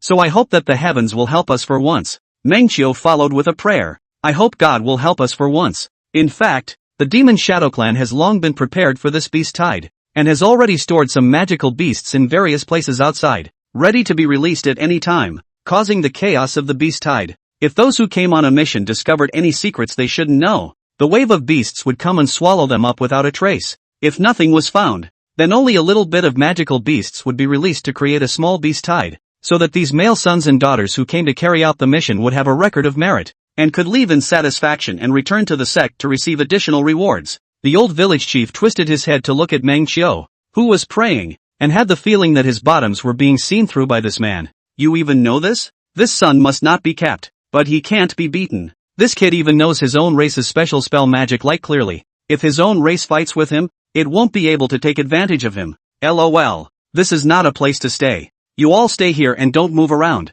The old village chief turned around. "I'm going to fetch some healing pills for you." The old village chief walked away, leaving a hobbled back. Meng Qiu frowned slightly. Is this old man taking advantage of himself? I think I've heard this text somewhere before. The backstory. Meng, brother Yi. It feels like the earth is so much more righteous when I'm with you. 100 Flowers looked at the crowd and suddenly coldly came up with this sentence. Meng Qiu twisted her head in surprise. This kind of words, how could they come out of this girl's mouth? What a little knife-pulling ass and opening eyes. After adjusting her mind, Meng Qiu touched her head. Why are you suddenly saying this? 100 Flowers smiled slightly, looking at the red shawl in front of her like a heroine. Xia Jiqing, looking at Tang Xiaolan Yuxingyi. Several people, in the previous day when Bai Tianxian wanted to expel the 2 of them, these people were firmly against it. Looking again at the many fellow sect members who were all working together to defend themselves against Yan Zhuozheng, she could feel a marvelous feeling of unity of purpose. Humans, not just the ones she'd gotten a one-sided view of before,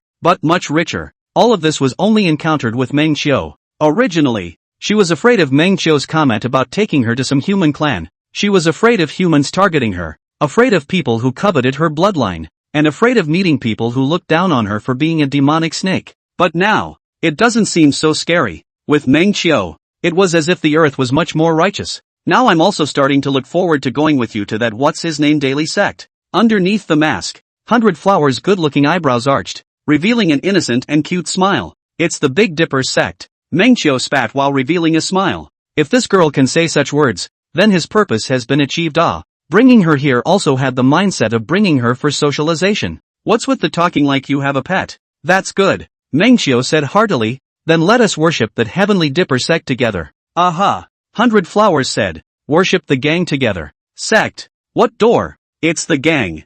100 Flowers almost blurted out. Forget it, you shouldn't bother memorizing such a difficult name. Mengqiu covered her masked mouth. Never talk about this name in front of others in the future. The night was getting late, but the crowd didn't dare to rest because the demonized Jindan cultivator was still frantically attacking the formation. Suddenly, a voice rose in alarm, drawing the attention of the crowd. Look at that! 100 Flowers, who was leaning on Mengqiu's shoulder for a temporary rest, suddenly opened her eyes, and saw a large number of four-legged magical beasts suddenly emerge from various caves not far away, like wolves surging towards the village. The beast tide is coming, 100 Flowers exclaimed. The crowd that had been resting temporarily all woke up instantly and looked up. The magical beasts were 1,000 different things, huddled together in a mass in the darkness of the night, gathering into a dark cloud of black shadows, and within the black shadows were countless pairs of red eyes. It was the first time 100 Flowers had seen a magical beast, and for a moment she was too scared to speak. But, 100 Flowers pouted.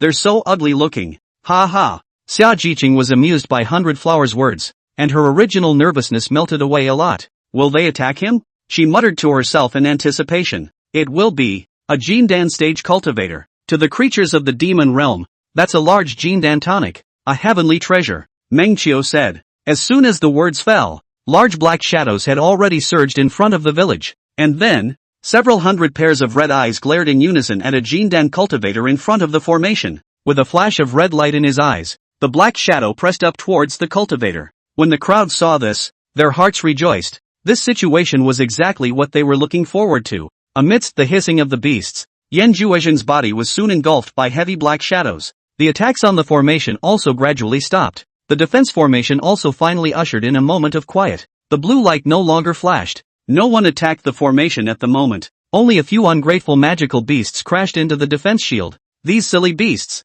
100 Flowers said with hatred, spoken as if she had raised these magical beasts. The engulfment of the black shadow only lasted for a breath before a swirl of aura was generated in the middle of the black shadow, storing up its strength, and then a gust of wind swept through a large amount of flames and exploded from the middle of the black shadow. Boom! In one fell swoop, fiery red flames exploded in the pile of magical beasts, quickly extending out to ignite all the magical beasts that surrounded him. The fires in the valley were bright as day. Ow! The magical beasts let out howls of pain, but still swarmed towards Yan Juezhen like moths to a flame. It is also the desire for immortality, the instinctive thirst for power. The moment Yan Juezhen broke away from the beasts, Mengqiu fixed his eyes towards him, and then revealed a smile. The magical beasts are effective in damaging him. Dog-eat-dog tactics on both sides. Effective. The old village chief stroked his beard and watched as large quantities of magical beasts swarmed away like moths to a flame and then all turned into ashes. He only felt as if his heart was dripping blood. These magical beasts were saved from their village's day-to-day patrols. Chapter 41. Swish! A wolf-like magical beast was blown up by a punch, fresh blood spilling onto the black and red ground. It only took an hour for the group of magical beasts to be slaughtered by Yan Juezhen. By the second half of the journey, he had already put away his magic treasures and started to use his Jindan cultivation flesh to kill the magical beasts the hard way. This meant that his mana had been depleted, and his divine sense was almost depleted. Not enough to support him in using a magic treasure or something like that again. The old man gasped for air, his breath turbulent and uncertain, and turned his head to look at the village in the middle of the formation again. His eyes filled with heat. Now there was no one to stop him from leading to the avenue. The beasts have all been killed too.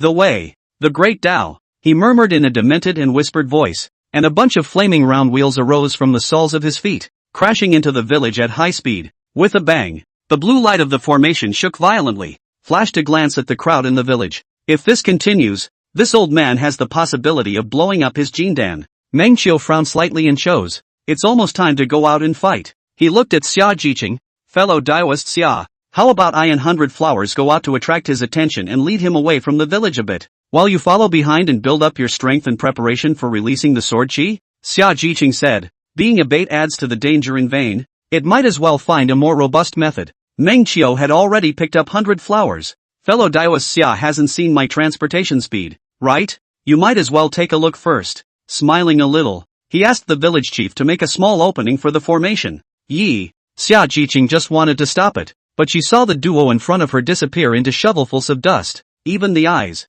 even the divine sense had not reacted. So fast. Tang Xiaolan exclaimed. Xia Jiqing pulled her back. Hurry up and go. Don't waste the time that fellow Daoist Yi is fighting for. The two of them disappeared as a recluse, and Yu Xingyi followed closely behind. Next, I'm going to summon the sword chi and try to lock onto him. You guys guard me. Controlling a Jindan stage sword chi was not that simple, and was very energy and mana consuming. Slightly farther away from the village, Meng Qiu stopped and glanced back, the old man's figure gradually emerging before his eyes. This old man is only a pre-Jindan stage. Now that he has been heavily injured like this, he can still maintain such a recluse speed. This is the physical speed of the Jindan stage. There is no skill, it is all numerical value. This speed was on par with his own Lingfeng skill, and Meng Qiu could still maneuver a bit if he drove his Lingfeng skill with all his firepower. 100 flowers, in a moment I'll use my transportation art to walk him, and you find a chance to burn him with fire. 100 flowers said seriously. Good. A few breaths later, a large flaming hand stretched out its 5 fingers, carrying a slight purple aura as it grabbed at Meng Qiu and the two of them head on. Here we go. Meng Qiu raised his breath fiercely and urged the Lingfeng technique with all his might, turning into a clear wind that dissipated. The 5 fingers of the giant hand of flame closed and gripped an empty hand. Yan Zhuozheng roared angrily and looked up, his hand flung violently in their direction, and the flaming giant hand once again attacked towards them. Meng Qiu once again urged his spells to dodge, and so he circled the old man for a long time. In the process, 100 flowers struggled to aim at old man Yan to unleash the flames, but unfortunately, due to Meng Qiu's speed, she couldn't react at all, and the attacks she struck out never hit. Meng Qiu looked flabbergasted. Skills all empty. This wave group you are 0 output. Let's not play as a mage in the future. Meng Qiu whispered. 100 flowers' cheeks slightly reddened. Although she couldn't understand what this guy was saying, she could be sure that he was definitely taunting herself for not hitting someone. What do you mean? Just in case there was a misunderstanding, Hayaka asked anyway. That is to say, you should still refine your body, Meng Qiu said. The body refining big man punches to the flesh, not afraid of not hitting people. Sure enough, there was no misunderstanding. Meng Qiu was just taunting himself. 100 flowers showed her teeth slightly and heavily pinched Meng Qiu's waist. It's clearly you who are too fast. Don't talk nonsense. Humph. Saying something I don't understand again. 100 flowers grunted. Meng Qiu. Anyway, if I don't hit him next time, I'm going to refine my body and then torture you. Details of the torture. I'll bite you to death. 100 flowers thought for half a day, but only came up with this. It's not impossible. With that on his lips, Meng Qiu tried to slow down as much as he could in order for 100 flowers to get her confidence back when he dodged old man Yan's attack on the next round. Work with Hayaka for a good hit. Now that the old man in his demonized state had been hit with another Ting Snake's flame, he wouldn't have time to extinguish it. It's the equivalent of hanging a layer of ignition. Manqiu, I hit it. Finally, at a certain moment, with Meng Qiu's cooperation, this girl's little fire snake finally hit the old man. The flames quickly stained Yan Zhuozheng's entire body, and he let out a hiss of pain, but didn't stop to extinguish the fire at all. Sister Jiqing and the others are here, 100 flowers said in surprise. Meng Qiu also noticed that behind the old man, a powerful aura was converging with a burning heat, and a flaming sword was gradually congealing. Meng Qiu also slowed down at this time, trying to make the old man chase himself in a straight line. However, in the next breath, an accident occurred, and Meng Qiu suddenly noticed that the old man following him had stopped. Turning his head, Yan Zhu, who was covered in flames, was violently turning his head and staring at Xia Jiqing, as well as the flaming sword in front of her eyes, obsessively. What a perfect flaming sword! What a powerful avenue of fire! It's all old man's. The chances are all old man's. Roaring in demented fury, Yan Zhuozheng transformed into a red recluse and instantly disappeared. When he reappeared, he was already 3 feet before Xia Jiqing, and a giant flaming hand grabbed at her. Xia Jiqing's attention was all on the sword, just a little bit short of condensing the sword chi. However, just at this moment, she suddenly felt a scorching heat wrapped around herself in front of her eyes, and when she raised her head, she only saw that a big flaming hand had already grabbed the heart of her brain. Her eyes widened, but she didn't even have time to react. Everyone didn't react to the scene and watched with bated breath, as if time had frozen at this moment. Sister Jiqing. Just then, a lovely voice broke the silent moment. Roar! A fierce beast hissed out. The crowd saw that the delicate and lovely 100 flowers girl's body surged up, large black scales draped over her body like armor, and a ferocious flaming aura filled the entire scene. Is this a snake? No, it's a dragon. The black dragon instantly swelled up and struck the old man's body with a claw. The huge impact knocked the old man towards the stone wall on one side. Boom! A smash on top of the stone wall. Rumble! The rubble collapsed, and traces of shattering spider webs spread out. The old man's spell casting was also instantly interrupted. Chapter 42 Wildflower. I really do have wings. The huge flaming giant hand turned into a small spark and dissipated in front of her eyes. As Xia Jiqing watched dumbfounded, her heart stopped and her breathing stopped. Her eyes widened as she moved her gaze to the totem snake. 100 flowers. How dare you expose your true self for yourself? This silly girl. Ha ha ha ha ha ha. It's really the ancient Tang snake. I'm going to ask the heavens for another 100 years of great life. However, right at this moment, the old man let out a heartbreaking and wild laugh that spread throughout the entire valley. So loud and crazy that the birds and beasts at the bottom of the valley went haywire and fled madly. Yan Zhuozheng burned up his body's essence and blood. His entire aura changed violently, and the fan in his hand was thrown towards the sky,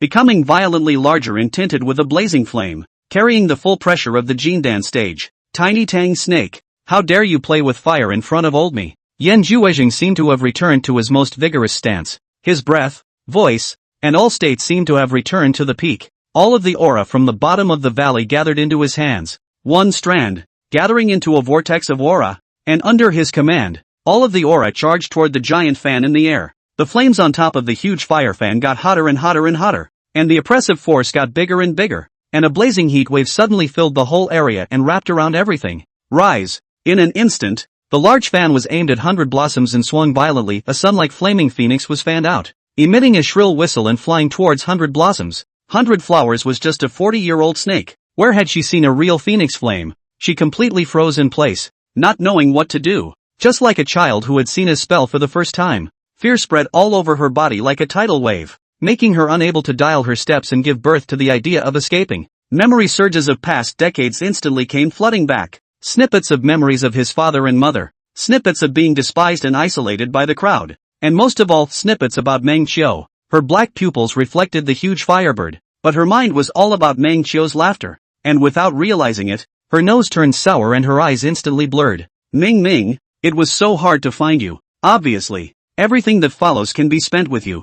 Manqiu, this time I've really made a big mess. Mother, Meng Qiu. In a blur of tears, she suddenly saw a skinny human fly in front of her massive snake head. He has one pair of eyes, one nose, one mouth, and a pair of ears. All of them are so good looking, and each one of them is her deep favorite. The figure grew larger and larger in her eyes, larger and larger. Then, the good-looking hand came out and flicked it hard on her huge head. He said, "How disobedient. Silly snake, didn't I tell you not to expose your snake body?" Behind him, the firebird was frantically eroding his body. Meng Qiu, 100 flowers hissed as if her heart had been ripped open. However, right at this moment, the corner of Meng Qiu's mouth slightly hooked into a smile. 100 flowers, I really do have wings. As soon as the words fell, the clothes on his back suddenly broke apart, and a pair of golden flame wings buzzed and unfolded all at once. Beautiful and dazzling, gorgeous and incomparable. Huge wings wrapped around Hayaka's massive snake head. The flaming phoenix crashed into the top of this wing,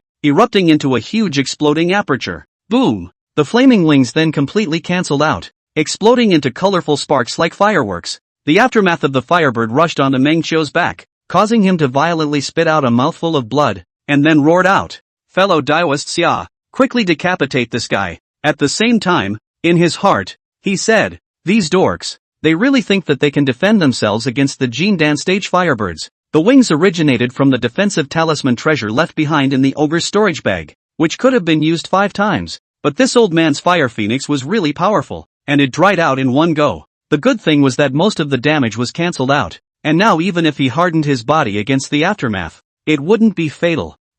Nonetheless, Meng Qiu let out a hiss of pain. It hurts. The scene of Meng Qiu unfolding his wings left everyone dumbfounded. For some reason, Xia Jiqing's eyes were already full of tears when she was roared awake by Meng Qiu. This instant sense of vestiges, this feeling, it really does seem like him that I've met before, but how is that possible? She had to explain her tears as touched by the affection of the two as a couple. There! At the same time, Xia Jiqing's sword chi was summoned completely, her eyes snapped open, her hands raised high, and the flaming greatsword floated above her hands, aimed at Yan Zhuozheng. Suffer death. Xia Jiqing hissed, and the flame giant's sword swung towards the old man on the ground. Yan Juezheng spat out a large mouthful of blood after unleashing the life-burning strike and dropped to the ground. At this moment, a powerful aura instantly locked onto him, and he twisted his head to see that the flaming giant's sword had already stabbed at his head. He stared at this Jindan stage sword chi in fascination, the artifact generally feeling the aura of the middle Jindan stage on it, murmuring,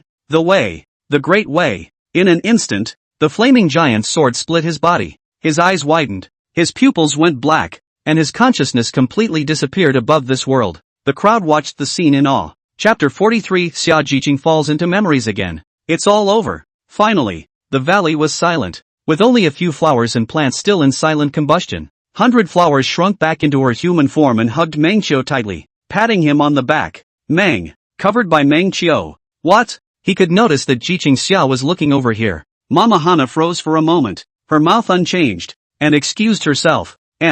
Mom, that's not necessary. Meng Qiu was helpless. This girl was truly abstract. How are you? 100 Flowers, who had changed back to her original appearance, had already removed her mask, and that innocent and unpowdered little face was completely revealed. Lu. Meng Qiu's voice distorted in pain. Lu is too tight. It hurts. Well, 100 Flowers was so scared that she let go of Meng Qiu, causing Meng Qiu to almost fall from the sky. 100 Flower Maiden. Spare me. Meng Qiu was taken aback. 100 Flowers' eyes were red and swollen, and her tears hadn't even been wiped away yet. I'm sorry.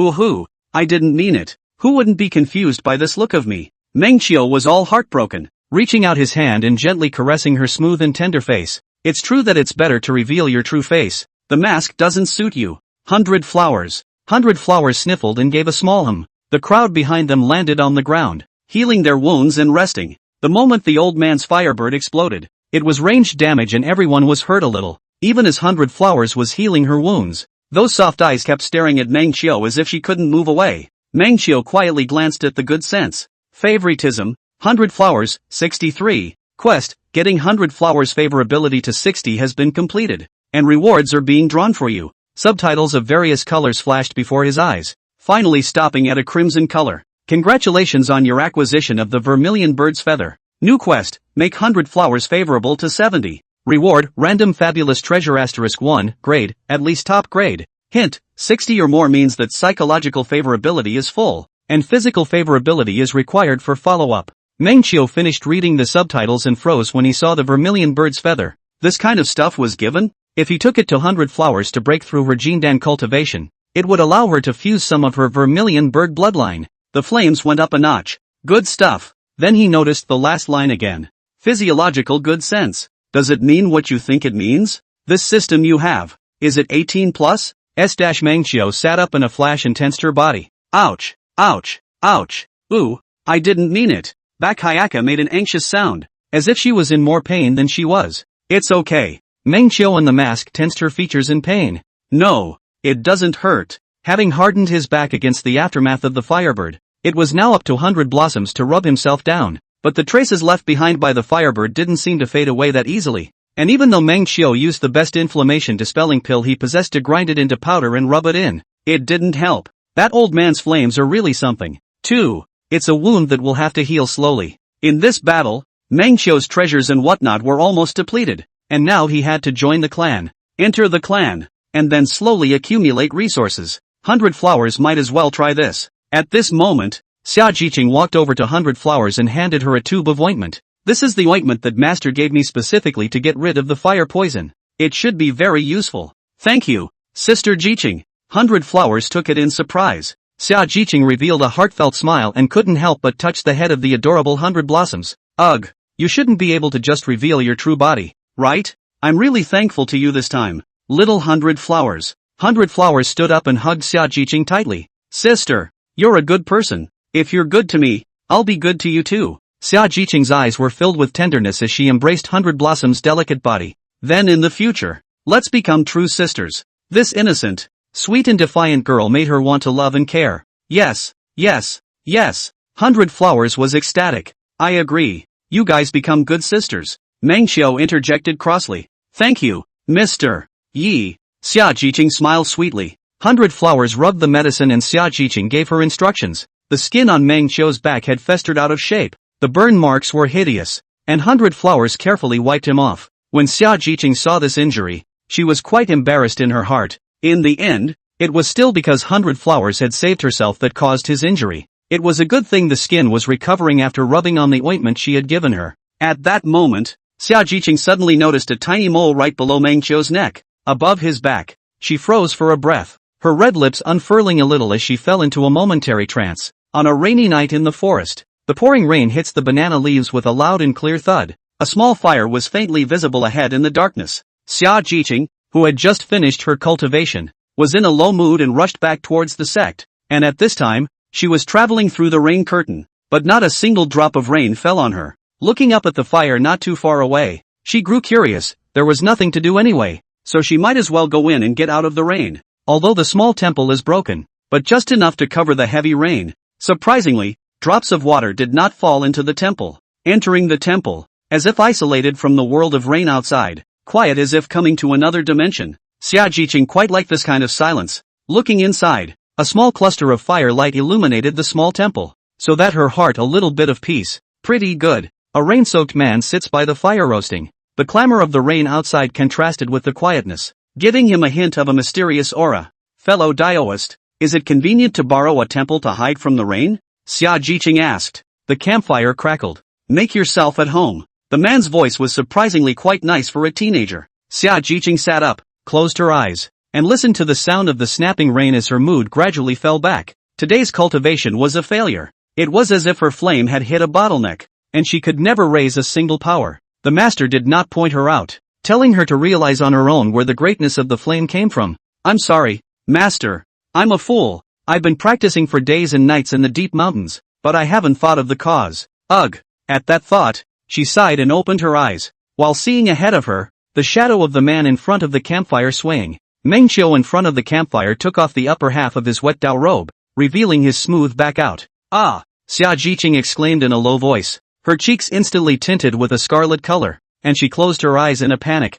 Dao, fellow Daoist, I am not a weak woman. If, I am just a scholar with no power. If a strong woman wants to rape me, then I can only resign myself to my fate. That said, Mengqiu's tone did not have the slightest fear of rape. Chapter 44, The First Meeting of the Two of Us. Dao. How can you say that? Fellow Daoist. Xia Jiqing panicked. Where would I do such a thing? She was shy in her heart, but also felt that this man is very strange. Lu. What kind of man is afraid of being raped? I take off my clothes, not so much to seduce you, the man said. Is this man not a madman? How can he talk like this? Xia Jiqing pouted her lips slightly and gave Mengqiu a sex fix. I am here to roast and dry my clothes. The man continued to speak to himself. It's just that this fire, which I've already burned to a great extent, can't dry my Dao robes all at once. Does it mean that the flame isn't big enough? Should I add more firewood to make the fire even bigger? Xia Jiqing couldn't help but speak up. Fellow Daoist, even if you add as much more firewood, I'm afraid you won't be able to bake the clothes dry at once. Why don't you increase the square inches of the flame, so that every part of the clothes is evenly baked with flames? The little girl is smart. Thanks a lot, the man added to himself. So sometimes, it's useless to just pile up the power of the flames. Why does it feel like he's nudging me? Xia Jiqing suddenly opened her eyes and looked toward him, seeing his bare and flawless back again. Also note his mole a little below his neck. She felt her cheeks rolling up and hurriedly averted her eyes. Dao, fellow Daoist might as well give me the Dao robe to try and help you bake it dry. With a clatter, the doti was thrown over. Xia Jiqing caught it and used her aura to control it to spread out in the air, after which, she condensed her aura in her hand and performed the spell. A tiny flame was born, and Xia Jiqing endeavored to control its unfolding shape, spreading it out and evenly roasting every part of the Dao robe. The flame power won't be too high. Buzz! Suddenly, she couldn't control herself, and a small dot among the spreading flames was too powerful, instantly igniting the Dao robe. Ah! Xia Jiqing was startled, and at the same time noticed that, as it turned out, she still had some problems controlling the fire above the small details. She froze for a breath, then thought about how she had been trying to increase the power of her flames lately, always wanting to go and pile up her aura and increase the amount of aura input in order to make the flames a bit more vigorous. But sometimes piling on auras alone doesn't always work. The bottleneck she was stuck in now was that she couldn't make the flame power go any further even if she added as much more aura as she wanted. By baking the clothes, she realized that she had some problems in fine control of the flame. You can't even control a low flame, let alone try to raise the temperature of a high flame. So that's how it is. Xia Jiqing suddenly figured out something, and the knot in her heart that had been there for a few days was instantly untied. Instantly cheering. Find the symptoms so you can prescribe medication and she can progress. At this time, the man's dismayed voice came. You took my Dao robe and burned it. Happy? Xia Jiqing was also stunned and waved her hand up in a panic. No. I'm sorry, fellow Daoist. I'll compensate you. That's not necessary. The man turned around and spread a smile. On a rainy night, it is enough to have someone to accompany me to listen to the sound of the rain. You have already paid me compensation. Xia Jiqing looked at Meng Qiu's cheeks dumbfounded. So it's still really a teenager, ah. Bright eyes, dignified and atmospheric features, and an out-of-this-world feeling in her smile. Splat! Outside, the sound of rain beating down came. Even though it was only the first time they met, Xia Jiqing remembered the resemblance. I'm Meng Qiu. What's your name? Fellow Daoist? Jiqing Xia. This was the first time they met. In a trance,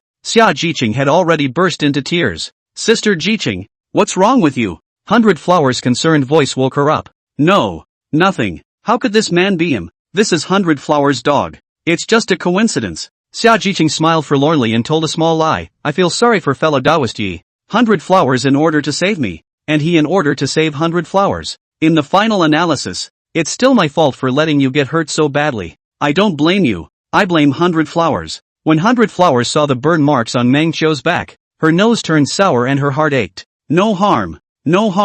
It's just a small injury. You don't have to blame yourself. Meng Qiu smiled and opened up for her. Also sensed something was wrong. Under what circumstances would a woman look at your back and cry? Bad. This guy's not onto something, is he? The forehead started sweating without realizing it. Meng Qiu realized more and more what kind of fire he was wading through. Walking on thin ice, he chose to pull away from the conversation. After a few moments of silence, Meng Qiu suddenly confessed. 3 Taoist friends of the Big Dipper sect. I'm sorry for deceiving you. Xia Jiqing gave a start, and Tang Xiaolan and Yu Xingyi were also attracted to look at Meng Qiu. 100 Flowers also instantly tensed up, that charming and good-looking little eye staring tightly at Meng Qiu, the meaning of which Meng Qiu read. To be exposed? Right now? Meng Qiu smiled and continued. The two of us are not disciples of the Lingyun sect, but we were merely chased by this old Jindan man, and that's why we ran to the Valley of the Falling Devil, and I'm sorry for dragging you guys down. Xia Jiqing's red lips slightly opened and froze in place.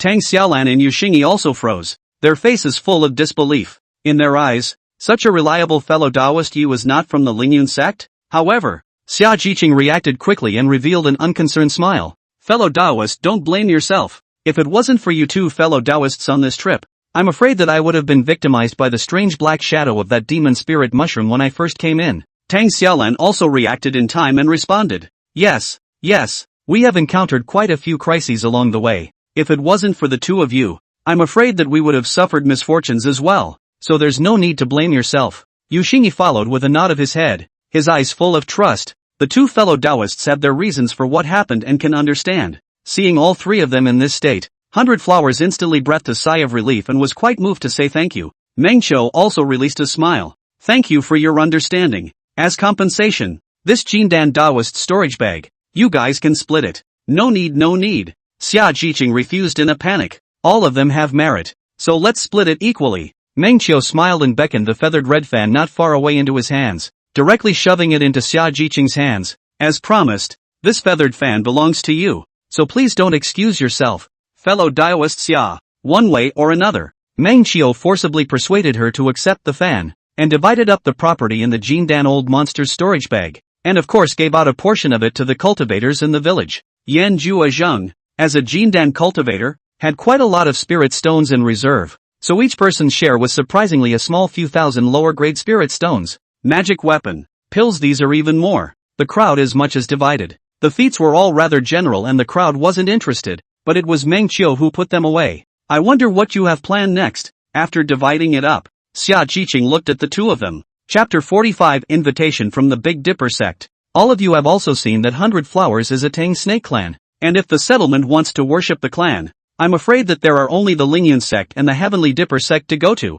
Speaking of this, Meng Qiu helplessly glanced at 100 Flowers. I know. I won't expose my real body at will in the future. 100 Flowers was quite embarrassed and hid behind Xia Jiqing's back. This time, I don't blame you, because these several Taoist friends are sincere and trustworthy. Even if they see your real body, they won't have any greed as well as dislike. And when you go outside, You can't expose your real body at will. Meng Qiu was really hoping that this silly snake would stop revealing its true body at will. Aha! Meng Qiu's words had made a few people comfortable, and they really weren't the kind of people who would casually expose this matter. Xia Jiqing said, "The two of you have the Lingyun sect's token. Did you want to worship the Lingyun sect before?" "That's not true. This token was just obtained by chance," Meng Qiu said. "If you, fellow Daoist, want to go to the Lingyun sect, I can find a good friend to try and recommend you. But if you are willing to come to my Sky Dipper sect, I can help you find a master to intercede and directly accept you as inner disciples." Xia Jiqing directly threw out the privilege. This kind of generally is to use oneself as a guarantee, in exchange for the master's favor. I've heard that the Big Dipper sect has quite a way with flame cultivation. If we have the opportunity, we are naturally willing to worship the Big Dipper sect this time, Meng Qiu said without yearning, but then shook his head. "However, letting you bother your master like this, I'm afraid that your master is not good at it either. Just give us a place as an outer disciple." The inner disciples still just follow the process. Now that they were not in the period of recruiting disciples, it was natural that they would need some connections if they wanted to enter into the sect. It's not troublesome. Someone as powerful as you two fellow Taoists coming to our lineage can also add to our battle power. We're still begging for it. Tang Xiaolan laughed. As for master, when she sees your strength, she definitely won't reject it, and might even give us some introduction fees as well. With the reconciliation of Tang Xiaolan, Xia Jiqing and together under the persuasion, Meng Qiu is not good to refuse. Can directly become an inner disciple? That is naturally the best. The monthly salary is also to be higher. In that case, thank you several people. Meng Qiu arched his hand and bowed. 100 Flowers also arched her hand in style. With the camaraderie of fighting together in the valley, I think it will be reliable and interesting to be senior brothers and sisters in the future. Tang Xiaolan looked at 100 Flowers curiously. "Fellow Daoist 100, your transformation into a tang snake is so handsome, and it's not as ferocious as the legends. It feels like you're so cute. Sister Lan Lan, just call me 100 Flowers." 100 Flowers said, "What you have heard in the legends should not be false. My father and mother are old and fierce. So that's it?" "Aha." 100 Flowers recalled what had happened before. "My father and mother fought every night, and they fought so hard that my mother yelled in pain. I sometimes knocked on the door to try to save my mother, and I was yelled at and scolded by my father too. It's not that I'm saying, this fight of yours, is it decent?" Meng Qiu looked at this silly child with a blank stare. It was hard to imagine that she had really been tricked out of the tribe by herself without knowing anything. In the future, she will have to teach her these things herself. Who told her to call her out? With that said, Hayaka deflated her mouth in an aggrieved manner and looked up to scan the crowd. Noticing that the group's cheeks were all red. "You don't have to be sad for me. Other times, my father is still very kind to my mother." 100 Flowers soothed. "Don't worry, no one here is sad. Everyone is just speechless by your whole thing." Well, the crowd looked at her with a blank stare. After 100 Flowers told other things, the crowd learned that the original Tang Snake clan was truly fierce by nature, with only 100 Flowers being an exception. Hearing that she was disliked and isolated because of this, Xia Jiqing and Tang Xiaolan both looked at her rather painfully, their eyes full of pity. The crowd chatted and cleaned up the mess in the process. Meng Qiu had long ago notified the old village chief to come and inspect and collect the bodies, and in a short while, the villagers arrived as much as they could. The old village chief had come over with a smile on his face, thinking that although the village formation had suffered wear and tear, he hadn't gone on a risk at this last minute, and he had been able to harvest a Jindan body, so overall he had earned it. "It's really hard work, fellow Taoists." The old village chief flew to Meng Qiu's side and bowed to the crowd. "And I'm also tired of you guys taking the trouble." Xia Jiqing responded seriously as a representative. "Ha ha, what should be should be. People are happy when they are happy. The current old village chief is happy to see anyone." He looked at Meng Qiu again, his eyes conveying this implication. "Where is my Jindan body?" Meng Qiu tilted his head sideways and pointed vaguely with his chin at the torso that was in two halves. The old village chief froze, his mouth slightly open, frozen in place, as if the sky had collapsed. "Gentlemen, let's move to the village and take a break, so that the village headman and the others can redo some record-keeping and organization of the terrain here." "Good." Meng Qiu sent the crowd away first, leaving him and the village to stay. The old village chief walked to the corpse, stood for a long time, not knowing what to say, glanced at Meng Qiu, and dared to speak. Meng Qiu laughed. "Where is a Jindan's Dao body so easily damaged? This is where you guys don't understand human cultivators." As he said that, he used his aura to hold up the two halves of Yan Zhuozheng's body, forcing the bodies together. Worthy of being a Jindan Dao body, the internal organs and such were sturdy and didn't fall out. This time, Meng Qiu held them down together, and the Dao bodies actually had the intention of fusing. The old village chief and the rest of the villagers looked dumbfounded. When a human cultivator reaches Jindan, the restorative power of the Tao body is already very good. As long as the input of spiritual qi, it can be naturally restored. Of course, the divine soul in the body is already dead, and when the Tao body is restored, the human being may not be resurrected. This is the first time I've heard of it. In that case, I thank you, Tao friend. The old village chief put the already closed Tao body into his storage bag. All of you have contributed this time. These spirit stones are the result of our equal division. Take them and divide them with the villagers. Mengqiu threw out a storage bag to the old village chief. Thank you, sir. Knight. Mengqiu and 100 Flowers were in the middle of their room. A single lamp in the antique room was like a bean, illuminating the red rosette. Only after confirming that the corresponding shielding array was on did Mengqiu feel relieved to take off his mask and fall towards the soft and in bed. The shielding array was customized by a cultivator who spent spirit stones to find a cultivator outside before.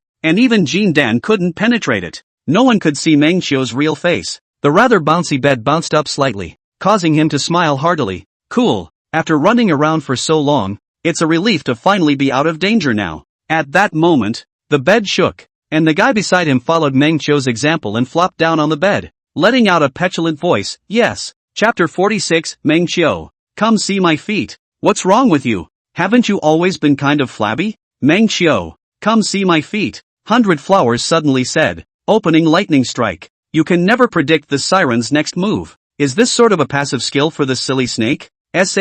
What? Mengqiu froze. So, 100 Flowers twisted her head around and looked at Mengqiu. Mengqiu, I'm going to reward you for doing what you like. Mengqiu also turned his head to look at her, expecting some kind of naive look. But he didn't expect to meet a pair of incomparably serious eyes. 100 Flowers' eyes were watery, and a seriousness was revealed in her clear and bright pupils. So serious? You're going to grad school? Mengqiu also responded seriously. Is it okay to touch Nanako instead? It's okay. 100 Flowers nodded daintily. As long as it's you, you can touch anywhere you want. Mengqiu acted with quick hands. The touch of the water balloon came again. Without even reacting, 100 Flowers encountered a tingling sensation that was unbearable. So she subconsciously went to bite Mengqiu's outstretched hand. Ow! Mengqiu yelped in pain, retracted his salty hand, and innocently looked at 100 Flowers. What's wrong? Is this withdrawing a consent? 100 Flowers froze for a moment before coming back to her senses and withdrew her mouth resentfully, her white cheeks slightly red.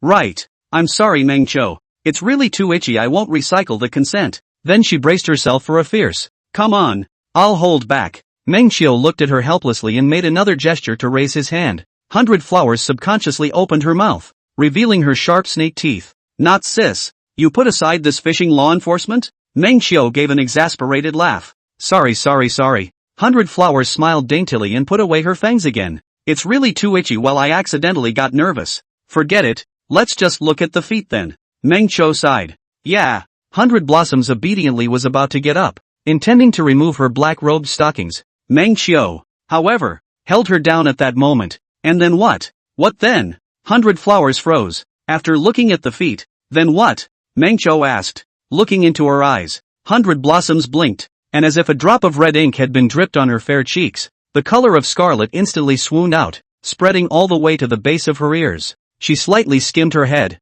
not looking at Mengqiu, then said in a mosquito-like whisper, Ran, then just kiss. Kissing her mouth was already the highest level of intimacy between a man and a woman for 100 Flowers. Realizing this, Mengqiu asked, and then what? And then give you a baby duck. 100 Flowers' voice was shy and slender, with a hint of girlish longing and naivety. No way, Mengqiu said. 100 Blossoms blinked, instantly feeling a little aggravated. Mengqiu stretched out his hands and cupped her face, twisting it upright and facing him squarely, the two of them facing each other with 4 eyes. 100 Flowers' watery eyes already had a little tear in them as she looked at Mengqiu accusingly. Mengqiu stared into her eyes. Why do you suddenly feel this way? Obviously, you didn't want to carry a baby before. As if she had been told what was on her mind, 100 Flowers sheepishly tried to move her cheeks away. However, it was fixed by Mengqiu and couldn't move a bit, so it could only stare into Mengqiu's eyes. There was no escape. She pursed her lips, and a hint of uncertainty and fear appeared in her eyes. Mengqiu, I'm so sorry for you. Obviously you've been so good to me, but I was almost about to get you killed. 100 Flowers said while remembering that one image from today, where Mengqiu had blocked the phoenix firebird in front of her that had made her cringe. I thought I was going to die like this. But I didn't realize that there was this one person who, against all odds and with such a small body, shielded her from the harm she feared so much. It's her beloved. After recalling that image once again, 100 Flowers' tears could no longer be stopped and flowed out as if a flood had broken the dike. Meng Xiu, I was really so afraid of dying, so afraid that I would never see you again. She reached out her hand and grabbed Meng Xiu tightly, but when you stood in front of me, I realized that I was more afraid of your death compared to my death. The thought of you dying. 100 Flowers sniffled sadly and wiped her tears. The thought of you dying. Oh, it's like the sky has collapsed and everything is gone. Ooh-hoo. 100 Flowers' delicate face cried pearly and lovingly. Meng Xiu tried to soothe, and just as she tried to speak, she realized that her voice was hoarse. He had to brace himself for a bitter smile and reached out to stroke her round. Hot little brain. I'm not going to die. You're going to send 4 with me. 100 Flowers wailed. Aha. Send a quick 4. I swear, I won't die. Good. A smile appeared in the 100 Flowers weeping, as if the sky was clearing up after the rain, causing Meng Xiu's heart to thump. So you feel sorry for me and want to make it up to me. So you drop everything and want to have a baby with me to make it up to me? Meng Xiu looked into her eyes and asked. Aha! 100 Blossoms nodded stoically and adorably, like a child. Meng Xiu rewarded her with a chestnut on the forehead. Well 100 Flowers covered her forehead and looked at Meng Xiu accusingly. I don't need you to compensate me. 100 Flowers. Meng Xiu cupped her cheeks like fine porcelain with both hands. It's only natural for me to protect you, just like I like you. Don't think about apologizing to me for it and want to compensate me. No need. Understand? The words flowed into 100 Flowers' heart like a warm current. Her heart was as sweet as if she had eaten honey. She wanted to say something but didn't know what to say. In the end, she just nodded dumbly. Aha. So just do what you want. I thought you said you couldn't have a baby until you were underage. Then let's wait. Meng Xiu said. Don't disrupt yourself thinking about compensation or anything. I don't like to force you. Aha. 100 Flowers said. Well, can you move your hand away first? It's a little itchy. 100 Flowers looked to her hand on her chest. Ahem. Meng Xiu immediately withdrew his hand. Can't help myself. Can't help myself. 100 Flowers broke into tears and then explained to Meng Xiu. In fact, my mother told me, 100 Flowers' bloodline is special. It is best not to give birth to babies before the Jindan, said to save the Yin, so better to enter the Jindan mold, completely transformed. So I kind of don't want to give birth to babies before law. It's not because I don't love you but I really love you so much now.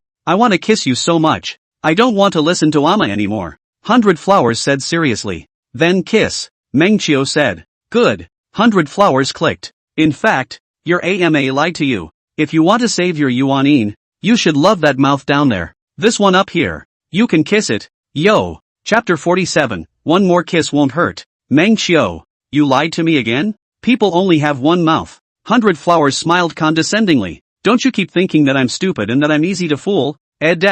Suddenly, 100 Blossom's body felt a tingling sensation that was even more intense than before. Ahaha, what are you doing? Mama Hana's entire body went limp. This is the extra one. Ha, why didn't you? 100 Flowers tried to counter Meng Xiu, but failed. If I had one, wouldn't I be able to have babies too? Yao. 100 Flowers thought about it. Her father and mother kissed a lot, but they never gave her a brother out, so it was hard to believe that they really wouldn't be able to carry a baby. My head is itchy and I feel like I'm going to grow a brain. Forget it, whatever. 3, 7, 28. 100 Flowers straddled Meng Xiu's body and pressed down on his face, revealing a demonic light amidst her flirtatious eyes. I must kiss you today. Seeing the slight change in Meng Xiu's eyes, 100 Flowers laughed. Meng Xiu, you can be shy too. As she spoke, she also heard her heart gradually pounding up. Thump, thump, as if it was about to jump out of her stomach, moving closer to his cheek, his breath hitting her face and making her cheeks roll as well.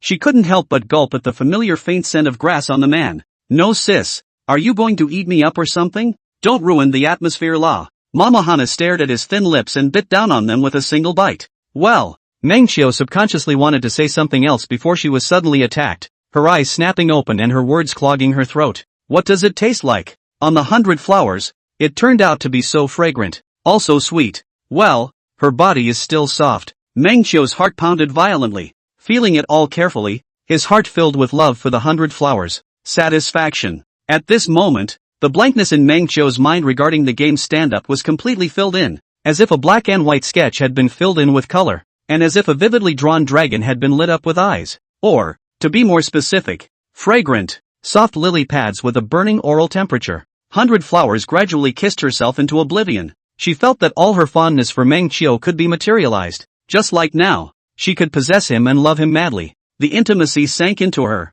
causing her eyes to grow misty and her body to burn. Her breathing became more and more rapid, and her nostrils became hotter and hotter. And at this time, she slightly stood up and separated from Meng Qiu. 100 Flowers' cheeks were scarlet, like a ripe red apple, delicate and attractive. And there was a hint more of a flirtatious flavor in those watery eyes. Staring straight at Meng Qiu and letting out a petulant voice, Meng Qiu, I want to stick my tongue out. Aha! I have a big tongue, so you'll have to bear with me. That's my word. Meng Qiu grabbed her slender waist and brought her delicate, good-looking cheeks to her eyes. 100 Flowers, unexpectedly very colorful. 100 Flowers gasped, sticking out her tongue and licking her rosy lips. Like this, would it be bad? Just once in a while, it's fine. What if I wanted to do it twice a day? 100 Flowers really liked this feeling. Then it'll probably be nothing alright. What nonsense is that again? 100 Flowers stuck out that long tongue, licked her lips, and leaned down. While seeing that long tongue, Meng Qiu's heart snapped.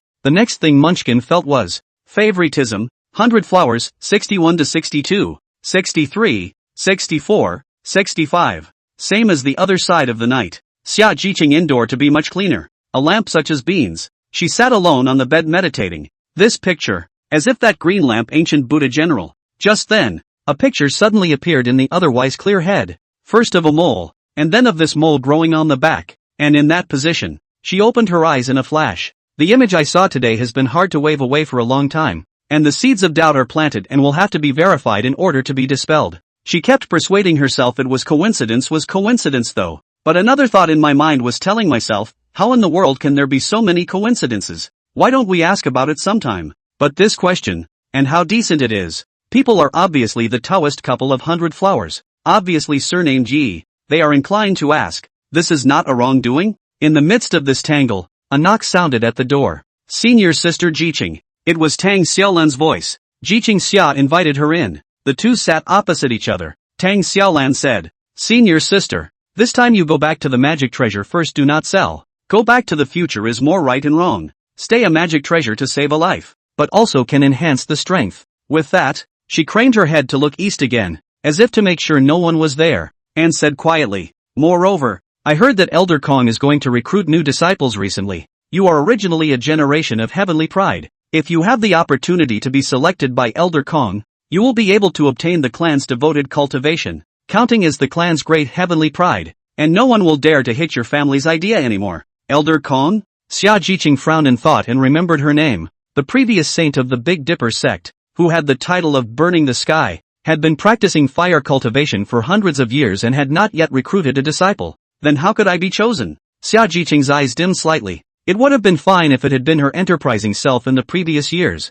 but in these years, she had lost her heart, her father was still injured, and with the multiple concerns, she had not practiced cultivation without any distractions for quite some time. Senior Sister, don't talk about yourself like that, Tang Xiaolan said seriously. I feel that through your experience in the fallen demon valley this time around, your heart has come back a bit, probably because of meeting the 100 Flower Flame of Flame. And possibly because of the new expectations for your aspired husband. Thank you, Xiaolan. I'll give it a try. Father is injured. I have to become stronger. Xia Jiqing smiled warmly, with a hint of perseverance in her eyes. Anyway, keep the magic treasure for a while. If you can use it to strike the phoenix flames of that Jindan cultivator last time, it will definitely move Elder Kong. It's not that easy. Xia Jiqing smiled. Anyway, I know that you definitely need to spend money to buy pills for father. If it's not enough, you can discuss it with us. Don't sell that fire fan impulsively, Tang Xiaolan said. Got it. Thanks, Ran. Still talking to me about that? Tang Xiaolan laughed a little. Then as if she suddenly remembered something, she asked. Right. Today you watched Taoist Yi suddenly freeze and then cry. Why was that? Are you thinking of your lover again? Sister, why don't you tell me about it? Chapter 48, Meng Qiu. It's good to be on Earth. Unable to argue with Tang Xiaolan, Xia Jiqing still talked to her about the problem of that coincidental mole. Tang Xiaolan's eyes widened. Sister Jiqing, 100 Flowers is so adorable. You can't lay your hands on her Taoist. Xiaolan, what are you babbling about? Where did I mean that? Xia Jiqing's cheeks slightly reddened as she shoved Tang Xiaolan, causing the latter to laugh. After laughing, Tang Xiaolan looked at the embarrassed Xia Jiqing and said, I know, Jiqing must only have that one person in her heart. This time it's just seeing the mole and thinking of others. What a sight of a mole. Ran. Anyway, I get it. You just think there's a slight possibility. You want to verify it, and you don't think that's a good idea, right? Tang Xiaolan understands this senior sister of hers very well. After so many years, it's so hard to find a little bit of clues. Where can we give up so easily, right? Xia Jiqing was silent. With a smile, Tang Xiaolan first affirmed this infatuated senior sister. When you say it like that, I also think there's a bit of a problem. Think about it, why would he wear a mask all the time? Even 100 Flowers has taken off his mask. He still doesn't take it off. Maybe there's just a little bit of heartbreak yo. Xia Jiqing's eyes lit up. In that case, it's somewhat possible. Tang Xiaolan frowned slightly and continued reasoning. Moreover, his story with 100 Flowers is very similar to that man's story with Yua. We are also protecting 100 Flowers by going to verify if that man is him now, right? As this went on, Xia Jiqing was finally convinced by Tang Xiaolan and decided to verify it in a small way. Then how do we verify it? Jiqing Xia asked. When it's time for him to enter the sex test, he will definitely need to show his true face. So let's blend in and watch at that time. Tang Xiaolan said. Of course, on the way back, you can also test him,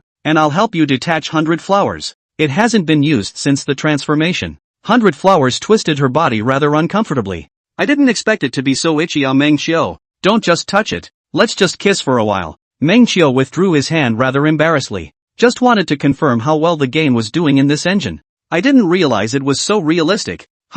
It's pretty good at morphing, even getting rid of unnecessary forests. Retracting her hand, 100 Blossoms brought her little face back up for another wet kiss. Meng Xiu, I really like you so much. Meng Xiu, why do you feel like you're holding back? Is there something on your mind? 100 Flowers kissed happily, but she realized that Meng Xiu's state was a bit off, as if she was holding something back. It's fine. Some silver poison is all. Meng Xiu held up her stiff body and said, you go out for a bit. I'll clear it up on my own.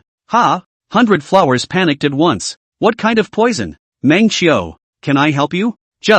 Meng Xiu was at least a real cookman, and at this moment, in front of such a fragrant and soft woman like 100 Flowers, he was already about to be unable to hold it in. But then she remembered what this girl had said, that her mother had advised her that it would be best to keep her yuan in until after the Jin dance stage before breaking it. You can't harm her yourself, can you? But the mills are really blowing up. Meng Xiu began to get a little parched. This girl might really be poisonous. Seeing Meng Xiu's wriggling appearance, 100 Flowers became more and more flustered and embraced Meng Xiu. Meng Xiu, don't scare me. What's wrong? It's, when a snake bites a person, it will be poisoned. You understand, right? Meng Xiu said. 100 Flowers blushed anxiously. Meng Xiu, I'm a tang snake. Where is the poison? And where did I bite you? Not just any poison, but you can help me undo it. Meng Xiu looked at 100 Flowers' flushed face, and his eyes fell above her pink lips. How do I solve it? 100 Flowers said. Minor problem. Just a little frost.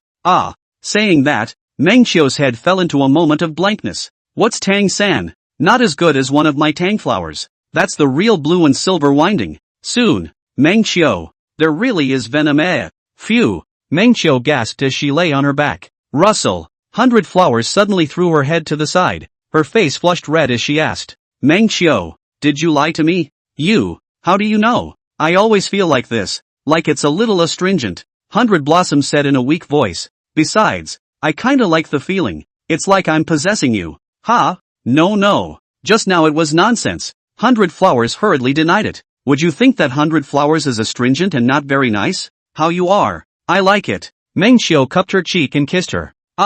You got the venom? Careless. Vomit. Go rinse your mouth. It's best not to touch the venom in the future law. I don't know how much time has passed. Accomplishing this level of intimacy, Meng Xiu and 100 Flowers' intimacy finally broke through 70, cradling 100 Flowers, who was already asleep next to him. Meng Xiu looked at the panel. Quest, make 100 Flowers favorability reach 70 has been completed. Rewards are being drawn for you. Subtitles of various colors flashed before his eyes, finally stopping at a crimson color. Congratulations on your acquisition of Extreme Magic Treasure, Foaming Blade. New quest, make 100 Flowers goodwill reach 80. Reward, Enlightenment self-selected enhancement points, can enhance enlightenment in any field. Hint, 60 or more means that psychological favorability is full, and physical favorability is required for follow-up. When he saw the foaming knife, Meng Xiu froze for half a breath. This knife is old and handsome, the basic model of the Tang sword, or a piece of extreme magic treasure.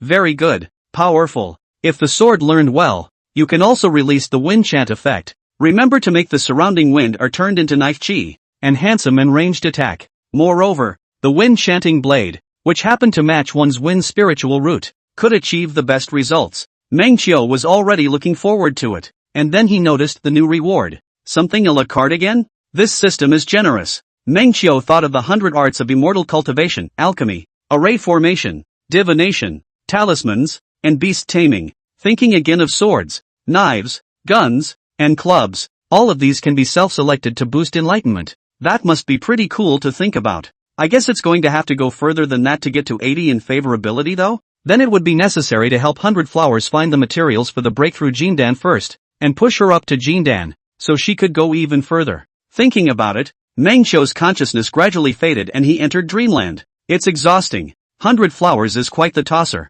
The following day, after bidding farewell to the Valley of the Falling Devil, the group walked to the ground. The sun was just right in the morning, and the sky was so blue and clear that it was like a transparent blue canvas board with a few long trails of white clouds scrawled across it. The woods next to it were lush and green, and the breeze was so cool that it was as if you could smell the aroma of the grass. 100 Flowers walked in front, her long dark hair blown away as she twisted her head around and smiled. Meng Qiu, it's so nice on earth. Chapter 49. It's not sis, it's Meng Qiu again? It was a good thing that the crowd had already flown high into the air and didn't notice this little tidbit. Releasing their flying spells, they flew into the sky with 100 Flowers. 100 Flowers. At this time, Xia Jiqing's side waved to the side. Meng Qiu accelerated the speed of the frisbee and flew parallel and in unison with them. 100 Flowers. You need to ask your heart to enter the sect. This is a necessary process to enter the sect. Xia Jiqing looked over. Fellow Daoist Yi is a human and is homely, so naturally there is no major problem.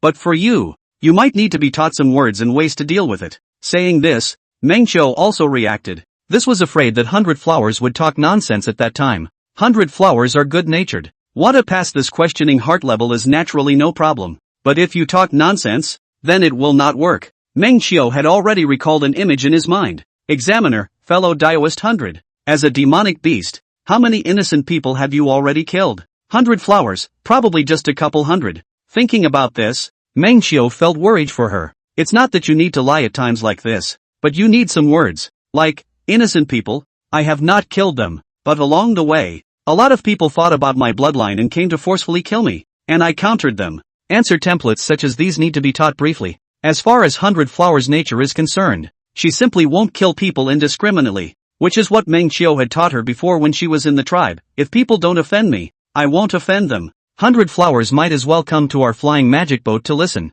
Tang Xiaolan greeted. 100 Flowers glanced at Meng Qiu, who nodded. Learn and memorize well. It's time for you to feel the pain of a test-taking exam. After the 100 Flowers passed, Meng Qiu rode the frisbee alone, controlling the speed while considering what came next. The first thing to be addressed, the illness of Xianxia's father. His father, a Jindan cultivator, had been beaten and seriously injured in bed. His strength was not even as good as the late stage of foundation establishment anymore, and he hadn't gotten much better since then. This was actually because he had also been poisoned by a spell that the White family had specifically targeted to put down. This is also a good solution. Just tell Bai Tianxian to get the antidote. So Meng Qiu and Bai Tianxian quietly transmitted their voices to discuss. The current Bai Tianxiang is in a state of being taken over by the people of the Demon Shadow Clan. Meng Qiu gave them an agreement to go back to the Bai family for a month or so, and then they will leave. And this body will belong to you. As for why he wasn't allowed to stay in the White family for long, Meng Qiu was afraid that the Demon Shadow Clan would control the Bai family,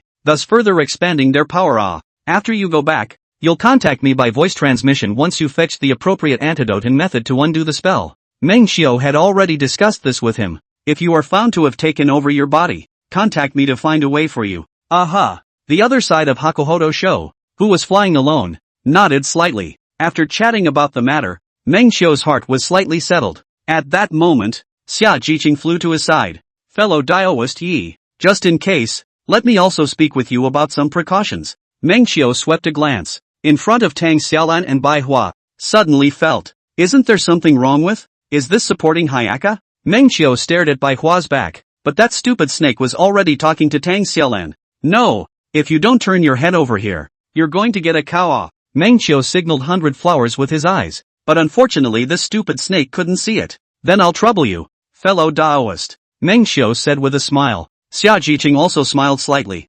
Good. First of all, the clan will go and try to find a way to check your place of origin or something like that. If not, then they will ask a specialized mind-questioning cultivator to ask you about your biography. And at this time, please don't lie about it. Fellow Daoist. I see. Don't worry. I'll pay attention. Meng Qiu nodded thankfully. Speaking of which, fellow Daoist might as well tell me a little bit about your whereabouts over the years, and I'll see if there's any avoidance, so you can simply skim over it when the time comes. Xia Jiqing said, the sect has strict control over its disciples, and if a disciple has entered a demonic sect such as the Acacia sect, he or she will not be considered to pass the asking heart. No dude, what's with the assumption that I've been in the Hopi clan? I, on the contrary, do not have a resume of having entered the Acacia sect, Meng Qiu said. Oh, I don't mean that. Daoyu is so deep in love. Naturally it's impossible to have entered any harmony sect. Just an example. Don't be offended. Xia Jiqing realized that she had said the wrong thing and made herself laugh.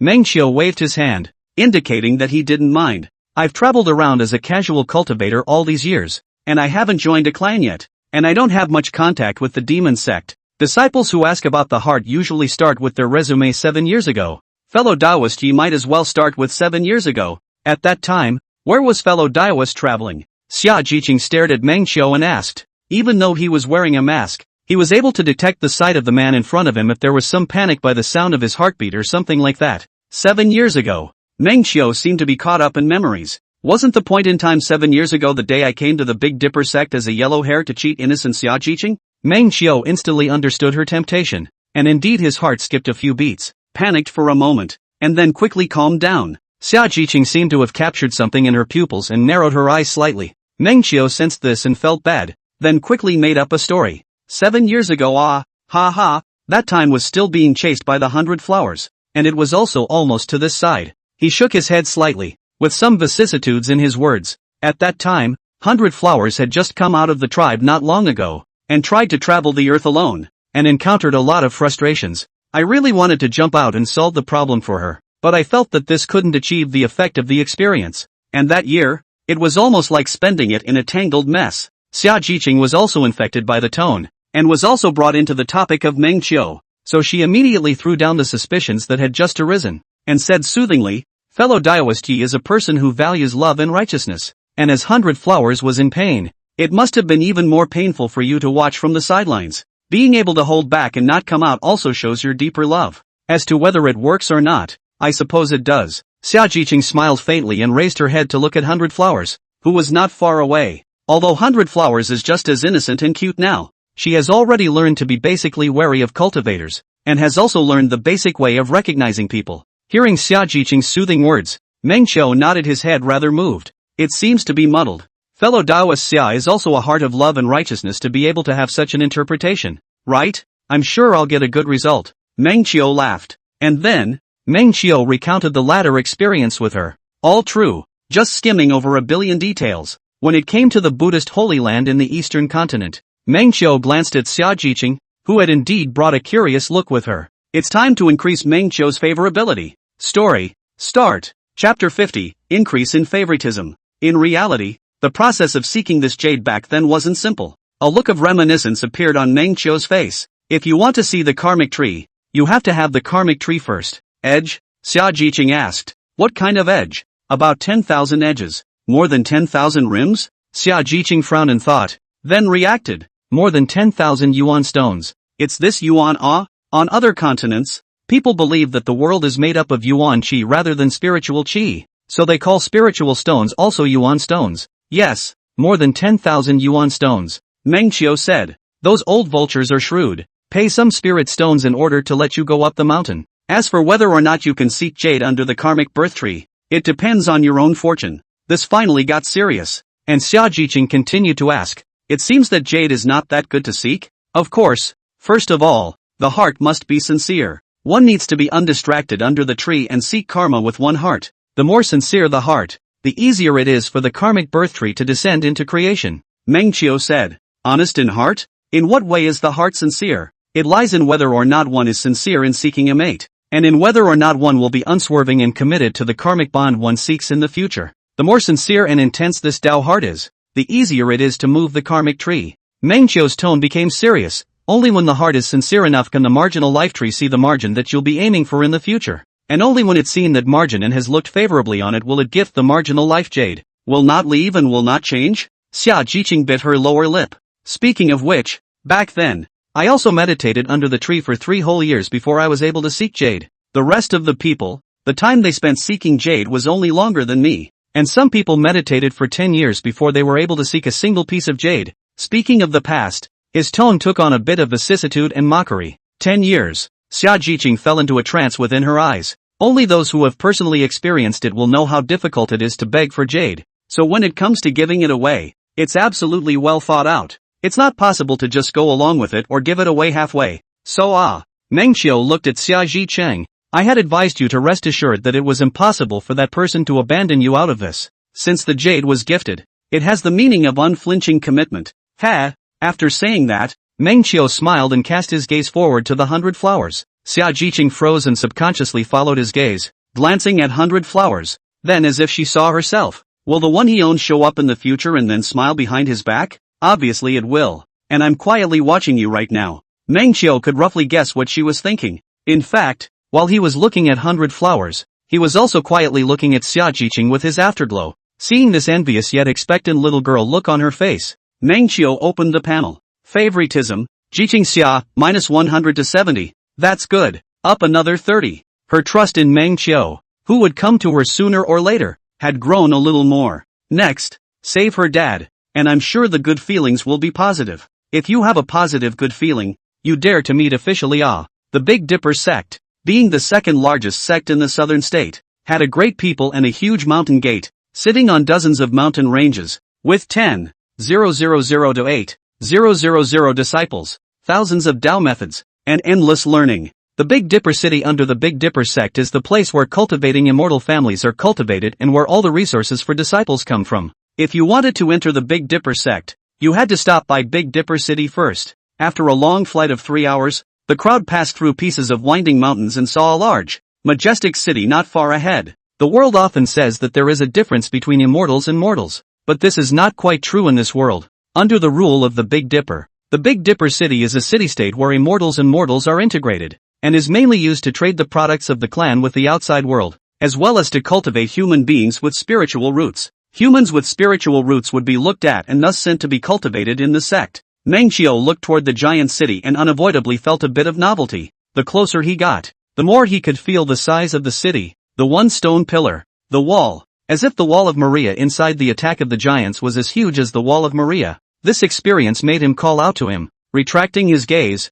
Meng Qiu noticed Xia Jiqing's distressed expression to the side. Fellow Taoist Xia, what's wrong? Master seems to be in seclusion and can't be contacted. Xia Jiqing pondered for a moment. Fellow Taoist Yi, you might as well stay in the city first. We'll go back to the clan to hand in our quests and look for Master. Not since. Meng Qiu laughed. Xia Jiqing had actually been repatriated back to the Big Dipper city and returned home to cultivate since her poor state a few years ago. It's kind of like taking a break from school. After simply registering and paying some spirit stones, the group entered the city with ease. Xia Jiqing brought the two of them to an inn near her home as a resting place and arranged everything before leaving. Meng Qiu, on the other hand, led 100 Flowers to the marketplace, where there happened to be a set today. 100 Flowers had already been looking around with those big watery eyes bulging. For all that, she was curious. There was a cacophony of people on the street chest breaking and book talking, looking at the naive 100 Flowers beside her. Meng Qiu touched her head. Haven't wandered through a human city yet, have you?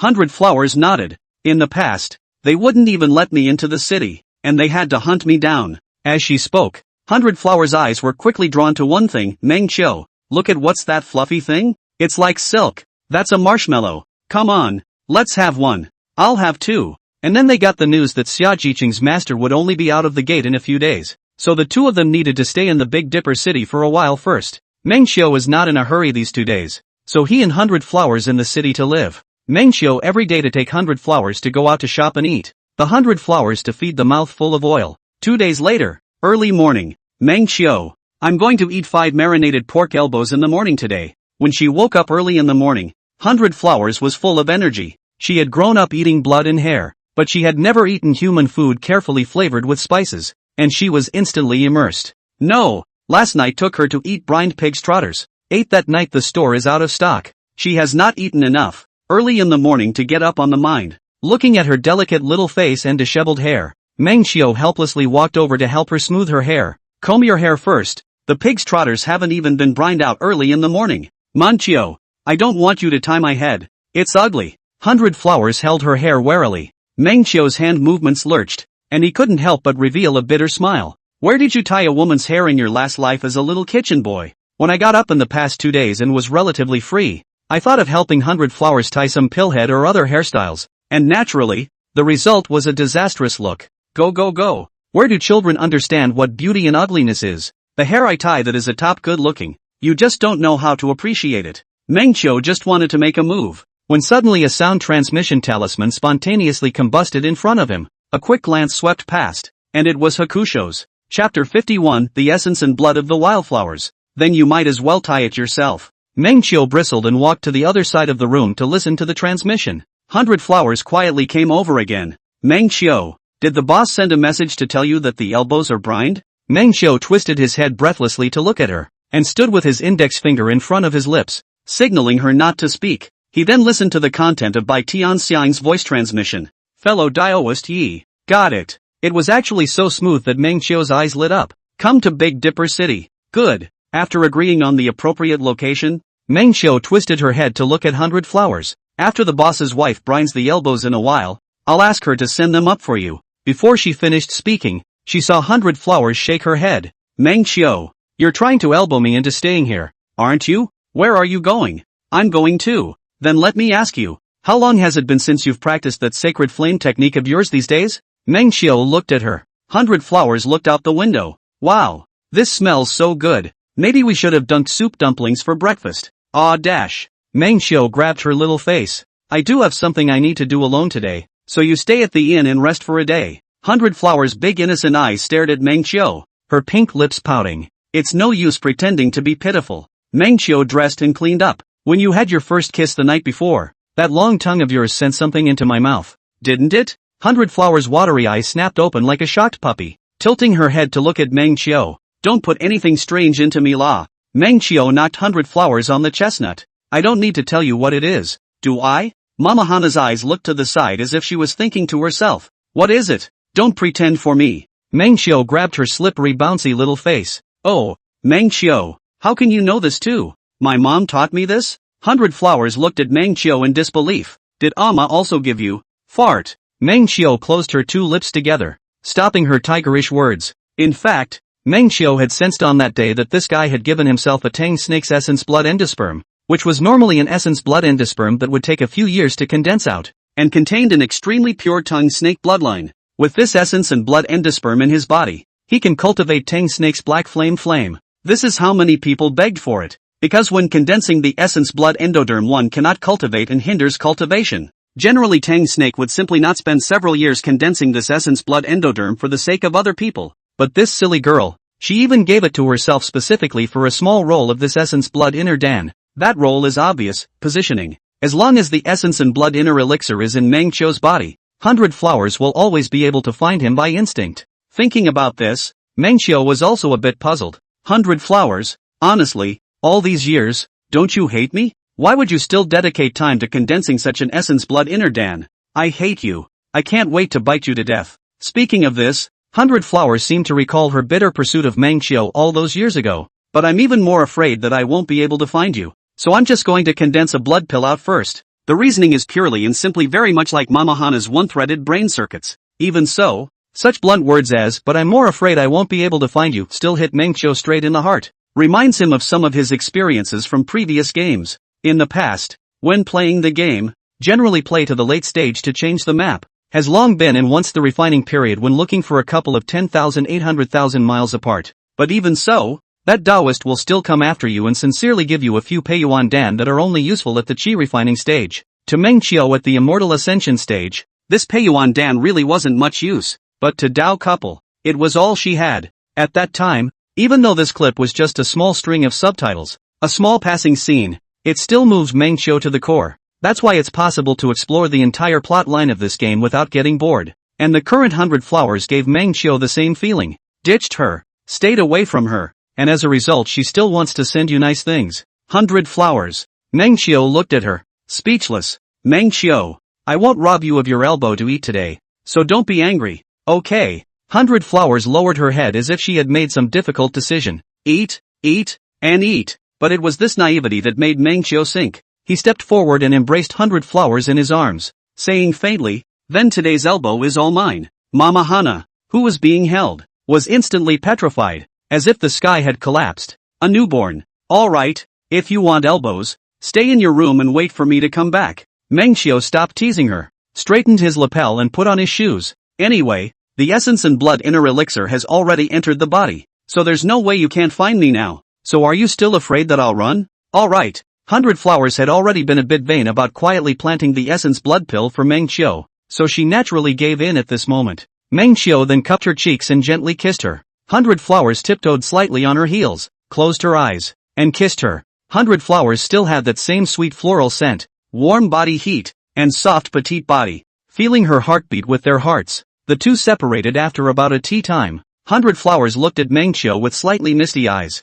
100 Flowers, don't delay your cultivation progress in the future, and never make me anything good at the cost of these again. I don't need it, understand? 100 Flowers nodded. Not long after, he met up with Bai Tianxiang in a tea house, and quietly took away the corresponding way of solving the spell and some corresponding materials, elixirs, in the form of a lottery. When Bai Tianxiang left in this manner, Meng Xiu withdrew his sight, sipped a mouthful of hot tea, and swept over the jade slip with his divine sense in detail. It's hard to tell without seeing it, but it's a shock to see that this Bai family is really ruthless. The spell given to Xia Jiqing's father is called the 5-ant soul-devouring spell, which is performed by 5 soul-devouring ants. The higher the soul-devouring ant's cultivation, the higher the level of the spell. This spell is costly, powerful, and the best thing about it, it is extremely undetectable, because the 5 soul-devouring ants would hide inside the medium spellcaster's body. With unusual techniques, they could not be found at all. They would continue to gnaw on the soul of the medium spellcaster,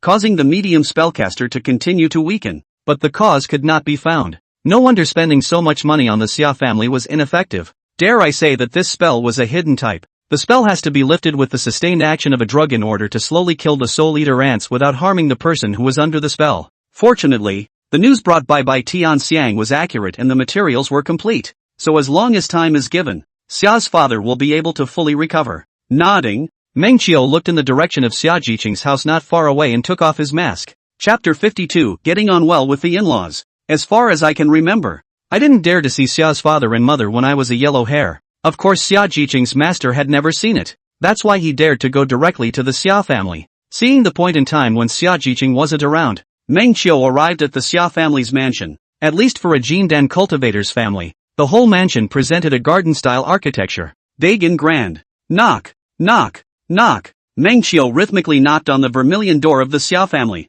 Not long after, a gentle-looking woman opened the door, looking a bit similar to Xia Jiqing, with a hint of vulnerability in her gentle countenance. It is invisible as if it is carrying a very heavy burden. As a mother, she must have taken a lot of pressure when her daughter's schooling declined and her husband was seriously injured. He saw that the visitor was a handsome young man, with a gentle temperament and a righteous spirit. Unlike the previous arrogant and hostile young men, this young man is much gentler. So he must be one of Xia Jiqing's siblings? Mother Xia said, Your Excellency? Looking at her as she forced a weak smile, Meng Xiu also tried to make his smile as humble as possible. I am senior sister Xia's senior brother. This isn't a lie, is it? A future mentor counts as a mentor. Hearing that it was master's brother, Summer Mother's vigilance relaxed a bit. Nodding, he smiled. Ji Qing is not at home. I guess she will come back this afternoon to boil medicine for her father. It wasn't that the Xia family didn't know the laws of etiquette and didn't invite guests to their home and so on, but it was true that it wasn't appropriate for Xia's father, who was injured, to lead strangers to his home. Meng Xiu knew this, so if he wanted to enter the Xia family, he had to go straight to the point. I'm not here to find senior sister, Meng Xiu said with a straight face. I'm here to find senior Xia. Mother Xia froze at his words and subconsciously swept Meng Xiu's cultivation. Late stage of foundation establishment. Fortunately, one can still counteract it as well. In other words, it's not afraid to be a hater. In fact, as a senior brother, I am an onlooker, and I am calling for the family of Dao Yu Xia. Meng Xiu spoke without surprise. Father Xia's illness has not been healed. In fact, the reason is no other than Bai. Ahem. Xia mother's eyes widened slightly, thinking why is this child so tigerish? This big public. He remembered Xia Jiqing's other senior brother, Yu Xingyi, Who was this honest and naive feeling? Alas! Sighing, Mother Xia said, fellow Daoist might as well come in and elaborate. After welcoming Meng Qiu in, as she walked toward the guest hall, Mother Xia asked, I don't know you's surname? Last name is Meng. Natsu's mother paused all of a sudden, twisting her head to look at him for a few moments. As a result, when she saw that he was still in a righteous mood, without any falsehood, Xia mother felt that she was being suspicious again. The person who had lied to his daughter before shouldn't be so bold as to dare disappear for a few years and then suddenly appear in front of himself and the others, right? And that crook wouldn't be so righteous, I'm sure. Through the gardens, rockery ponds, pavilions and pavilions, he came to an antique-colored pavilion.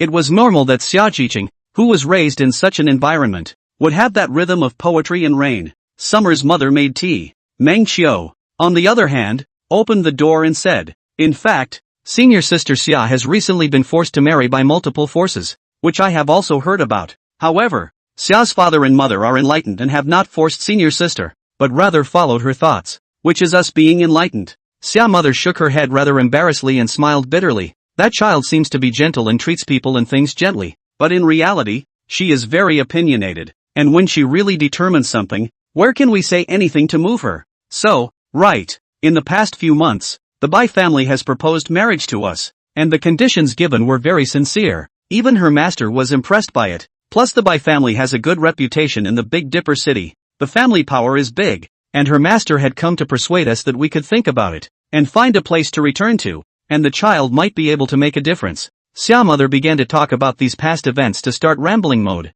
so that Meng Qiu also sighed that poor parents. It's just that we think the Bai family has problems too. His son looks all evil. He's obviously the same age as you, but he's lost all of his yuan yang, and you're still intact. What a good boy. Wait. The excessively long forward swing coupled with the zero-frame start made Meng Qiu not react for a moment. How does it sound like saying, people are the same age as you? Yuan Yang is exhausted. How good you are. The girl hand has not even held the look. Is that a ing compliment? Plus Xi Qing's disapproval. So we refused as well. After that, the Bai family hasn't given us a good look, and we've always been on the lookout for him. Luckily they haven't made a move lately. Meng Qiu, however, shook his head. Actually, it's already moved. What? Mother Xia frowned slightly. You mean Ji Qing Shi? No. Meng Qiu immediately interrupted, looking her in the eyes. I mean, Zuwenfu. Xia mother's pupils shrank. Wasn't Zuwenfu's injury not long after he rejected the white family? Meng Qiu asked.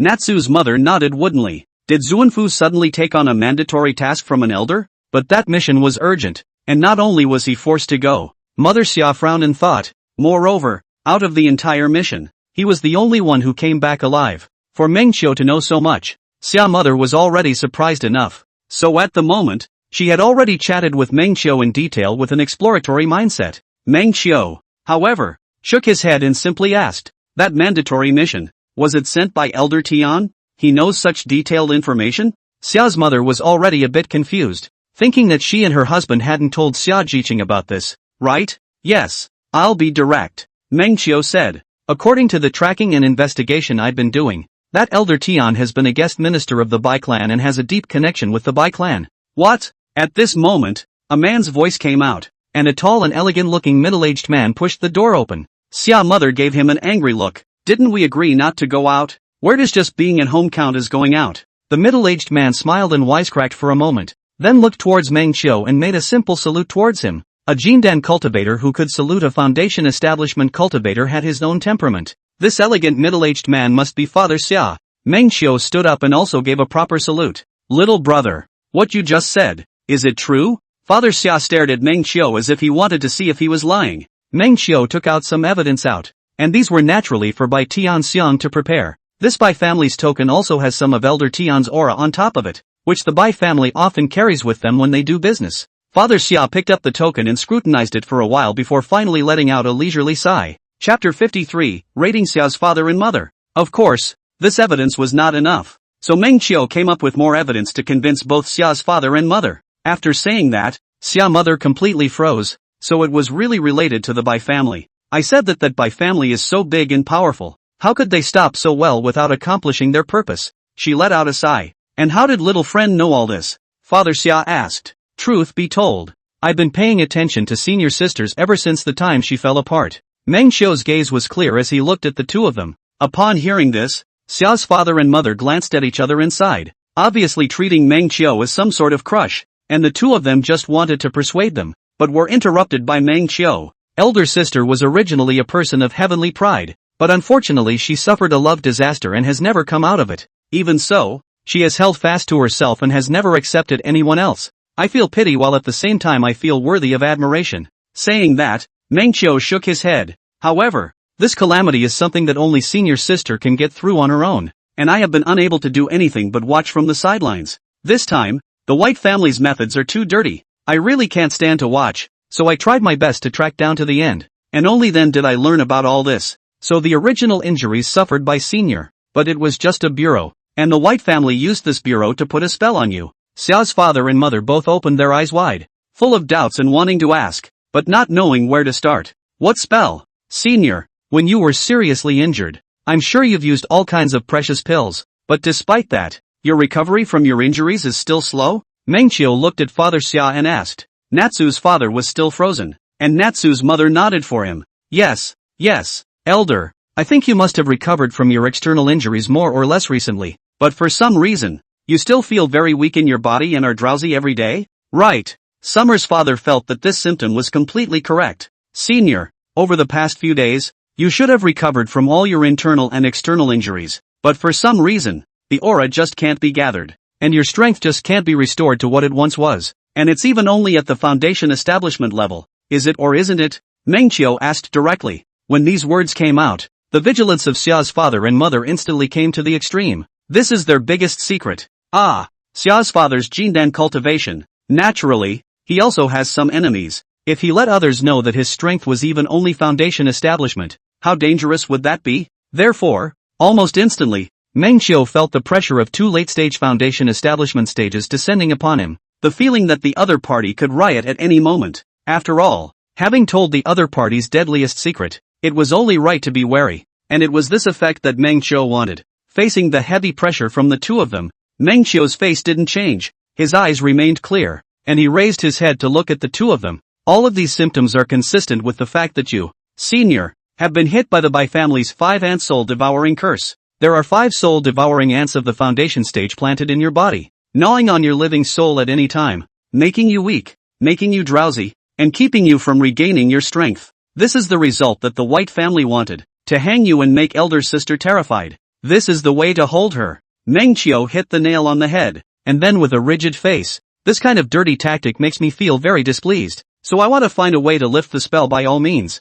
And today, I've put together all the conditions for lifting the spell, and I've come precisely to help you lift the spell. After finishing these words in one breath, Meng Qiu's purpose was achieved, and he silently looked at his two parents-in-law, giving them time to digest and waiting for their response. It was so much information that the duo reacted for a while, their eyes going from disbelief, to panic, to helplessness. Silence descended into the parlor, and the sound of the wind blowing the bamboo outside came through, making it seem more and more ethereal. I don't know how much time had passed, but Xia's father sighed and spoke faintly. Meng Qiu breathed a sigh of relief in his heart, finally talking. There are still such chivalrous and righteous people in this world. I am really not as good as myself. However, we can't have your method of solving the spell. Xia's father sighed. You can tell us so much. Our Xia family will definitely try to repay. At those words Meng Qiu froze. This was completely different from what he thought, making him think that there was a mistake in any part of the process. He subconsciously asked, why? Xia's mother was also surprised by her father's answer, but she knew the reason at once and didn't oppose him after all. Father Xia revealed a smile as he looked at Meng Qiu. Little friend, you've done so much. To say that you don't have a trace of admiration for Ji Qing, I don't believe it, but even if you had saved my life, I wouldn't be able to sway that girl's mind to betroth her to you. Mother Xia also shook her head. Child, I also told you before, that girl in my house seems gentle, but she is actually stubborn. Ha ha ha ha ha ha. At those words, Meng Qiu but laughed out loud. The two of you are truly the parents I appreciate. Even with the danger to their lives, they will not use this to oppress their children. Meng Qiu looked at the two of them with righteousness and bravado in his voice. As I said before, my actions here are mainly because I feel pity for a heavenly figure like senior sister, and I feel displeased to see that she has been victimized by the White family's plots and tricks. This time to help you, do not need you to give any commitment. Moreover, in the next, even for the sake of the senior, earn you a good feeling, and the senior to form a forgotten friendship. a Jindan cultivator's best friend. To the next Y is not a benefit. The bold voice coupled with the chivalrous words gave Meng Qiu an extra temperament out of his body. And in the eyes of Xia's father and mother, it was as if his body had taken on a hint of faint golden light. This lad, the needle doesn't poke. Summer's mother opened her mouth, but was dumbfounded. Xia's father also froze for a moment, then also smiled greatly and said to Meng Qiu, "Kid, you have to think about it. If you and I really become forgetful friends, then it's really impossible for you to marry away my daughter." Then again, Meng Qiu said, "The cultivation realm uses cultivation to determine respect and inferiority, so how would I dare to be on an equal footing with senior?" Although he could be Xia Jiqing's father under certain circumstances, he could never do so under normal circumstances. Ha ha ha, Xia's father was amused. "You kid, interesting, cure me. Even if you can't marry me as your daughter in the end, then I'll have another one for you." Xia mother's cheeks instantly flushed, lowered her head, and reached out to pinch Xia father. "How can you say such things in public?"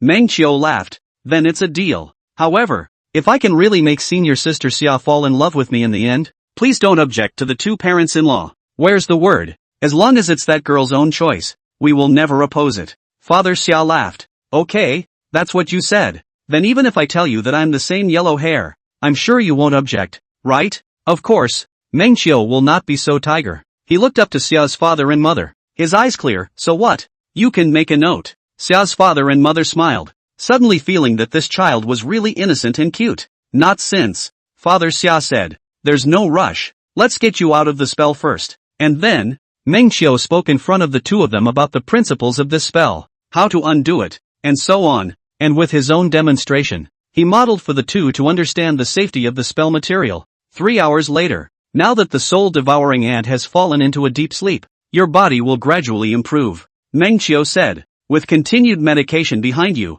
in about a month's time, you'll be able to completely kill the soul-devouring ant. And then, Meng Qiu took out another jade slip and wrote the contents, allowing the two to make a note. Summer's father and mother both signed with a smile. After signing, Xia's father smiled and asked, "By the way, what's your last name?" "My surname is Meng." With a single word, Qiu. Meng Qiu's face did not turn red. Meng Qiu ha ha, good name. A leaf knows autumn, the season of harvest. Wait, you. Xia's father looked at Meng Qiu with two wide eyes. "What's your name?" "My name is Meng Qiu. I came to the southern state a few years ago." Chapter 54 Xia Jiqing wants to sell magic treasures. In the middle of a pagoda building sticking straight up into the sky, the plaque in front of the main door shone with golden light, and 3 big words were written on it in dragons and phoenixes: 10,000 Treasures Pagoda. The 6 floors of the 10,000 Treasures Pagoda. The green bamboo compartments are green and elegant, and the entire floor is diffused with a bamboo fragrance. And in the middle of the largest room, 2 women are sitting opposite each other. A woman willow leaf eyebrows, danfang eyes, melon face, looks like the city of the posture. Temperament pure and gentle, like a winter night in the proud plum. Compared to another woman although also looks beautiful. Temperament but always with her than not. Fellow Daoist Xia, it's not that I'm saying, your father's illness is extraordinary, and all kinds of pills have been tried in the past half a year, but he has yet to be cured. The 6th floor shopkeeper gave heartfelt advice. Actually, there's no need to use those unusual healing elixirs again. It would be better to spend a good sum of money to cure him completely, once and for all. Xia Jiqing pondered for half a breath, pursed her lips slightly, and thought of the magic treasure in her storage bag. Then what is the suggestion of fellow Daoist? According to the symptoms you mentioned, your father is probably suffering from a severe trauma to his divine soul, yet the soul condensation pill was also tried some days ago and didn't work, indicating that this trauma is not small. The 6th floor shopkeeper said, "It may be worthwhile to directly use my store's only collection, Soul Restoration Dan.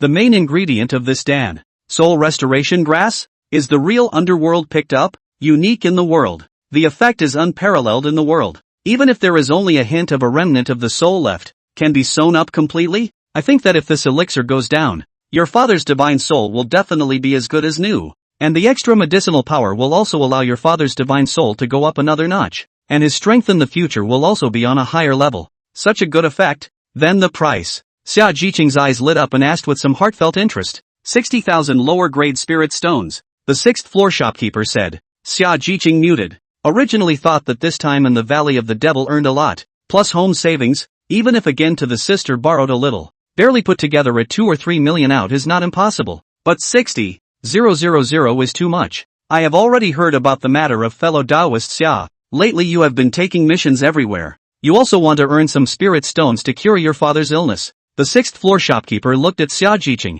A few more threads of respect in her eyes. Plus you've spent 20,000 to 30,000 spirit stones with us before sporadically. So I can do a lord's work and give you a cheaper price. 50,000 spirit stones. And then I can sell you the elixir to completely save your father. Hearing the shopkeeper's last words, Xianxia was indeed moved and almost wanted to spend money regardless. But on second thought, even if it was 50,000 spirit stones, they couldn't come up with it. Moreover, what should I do if I can't cure my father even after spending so many spirit stones? What should I do if I'm in debt in the future? But even so, as long as there was hope, there was no way she would give up. She bit her lower lip, as if she had made some difficult decision, and words flashed through her mind. Elder sister, you mustn't sell it afterwards, if you keep the magic treasure, you can go and compete for some saints. I'm sorry Ran. Faced with her father and her own future, she of course chose her family. This is a magic treasure that I obtained by chance,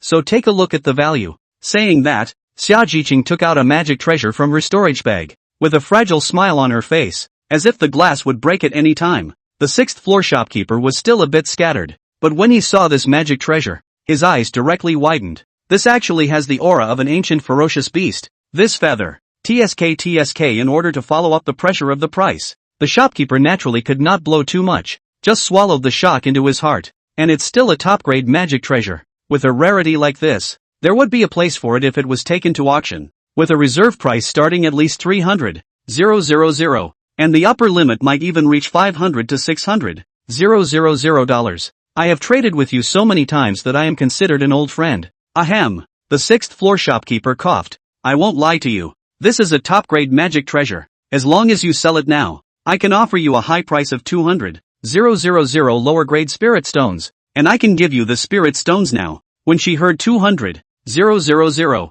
Xianxia was slightly stunned. This was more than double the price that Dao Friend Yi had said. Is the store holding down the price? Fellow Taoist Yi said at least 500,000 spirit stones. At that time, I also thought it was a joke. In fact, I was also a little strange in my heart. Why would you leave such a precious piece of treasure for yourself? One can only say that when it comes to being a benevolent person, perhaps hearing about what happened to him before also moved him to compassion. To sell himself like this, then, was to fail him, but indeed there was nothing else to be done. I'm sorry, fellow Taoist Yi. Seeing that Xianxia hesitated, the 6th floor shopkeeper continued. Alas, you are actually also very difficult, both as a woman. To be honest, you're much stronger than me. Your father was injured, and you're still able to carry the family. How about this? Even if I sacrifice some of my salary, I'll talk to the shopkeeper and negotiate an extra 50,000 spirit stones out of you. 250,000. How about that? Xianxia froze,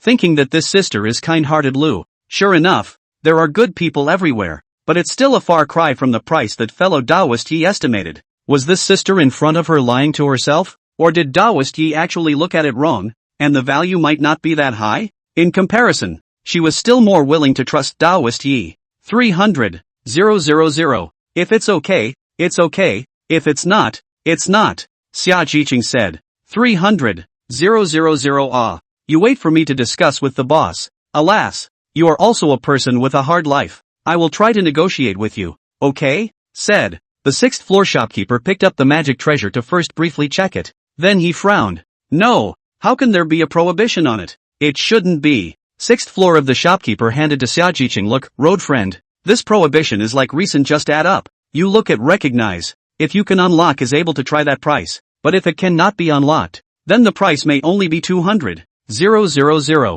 Xianxia frowned and looked. Above this, is the wind aura breath of Taoist Yi. Did you expect this? After thinking for a moment, Xianxia still shook her head.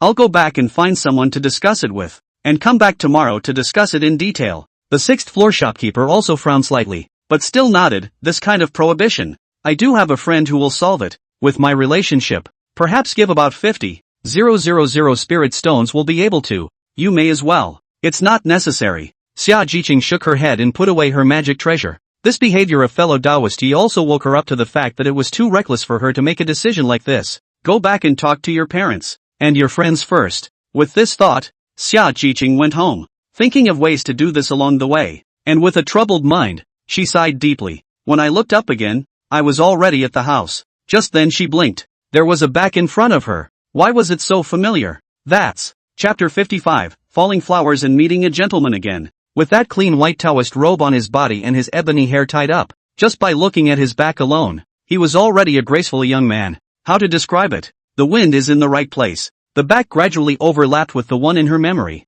and her heartbeat gradually accelerated as she froze. Unfortunately, with another wink, the back had disappeared into the sea of people. She wiped her eyes, and for a moment, she was surprised that she wasn't sure if what she had just seen was a hallucination. He was just about to take a step when he was interrupted by a voice beside him. Jiqing. She paused and turned her head to see that it was her mother and father, whose breath was no longer vapid, but had stabilized somewhat. Father, you. Xia Jiqing was stunned. The elegant middle-aged man nodded. I was about to talk to you about this matter.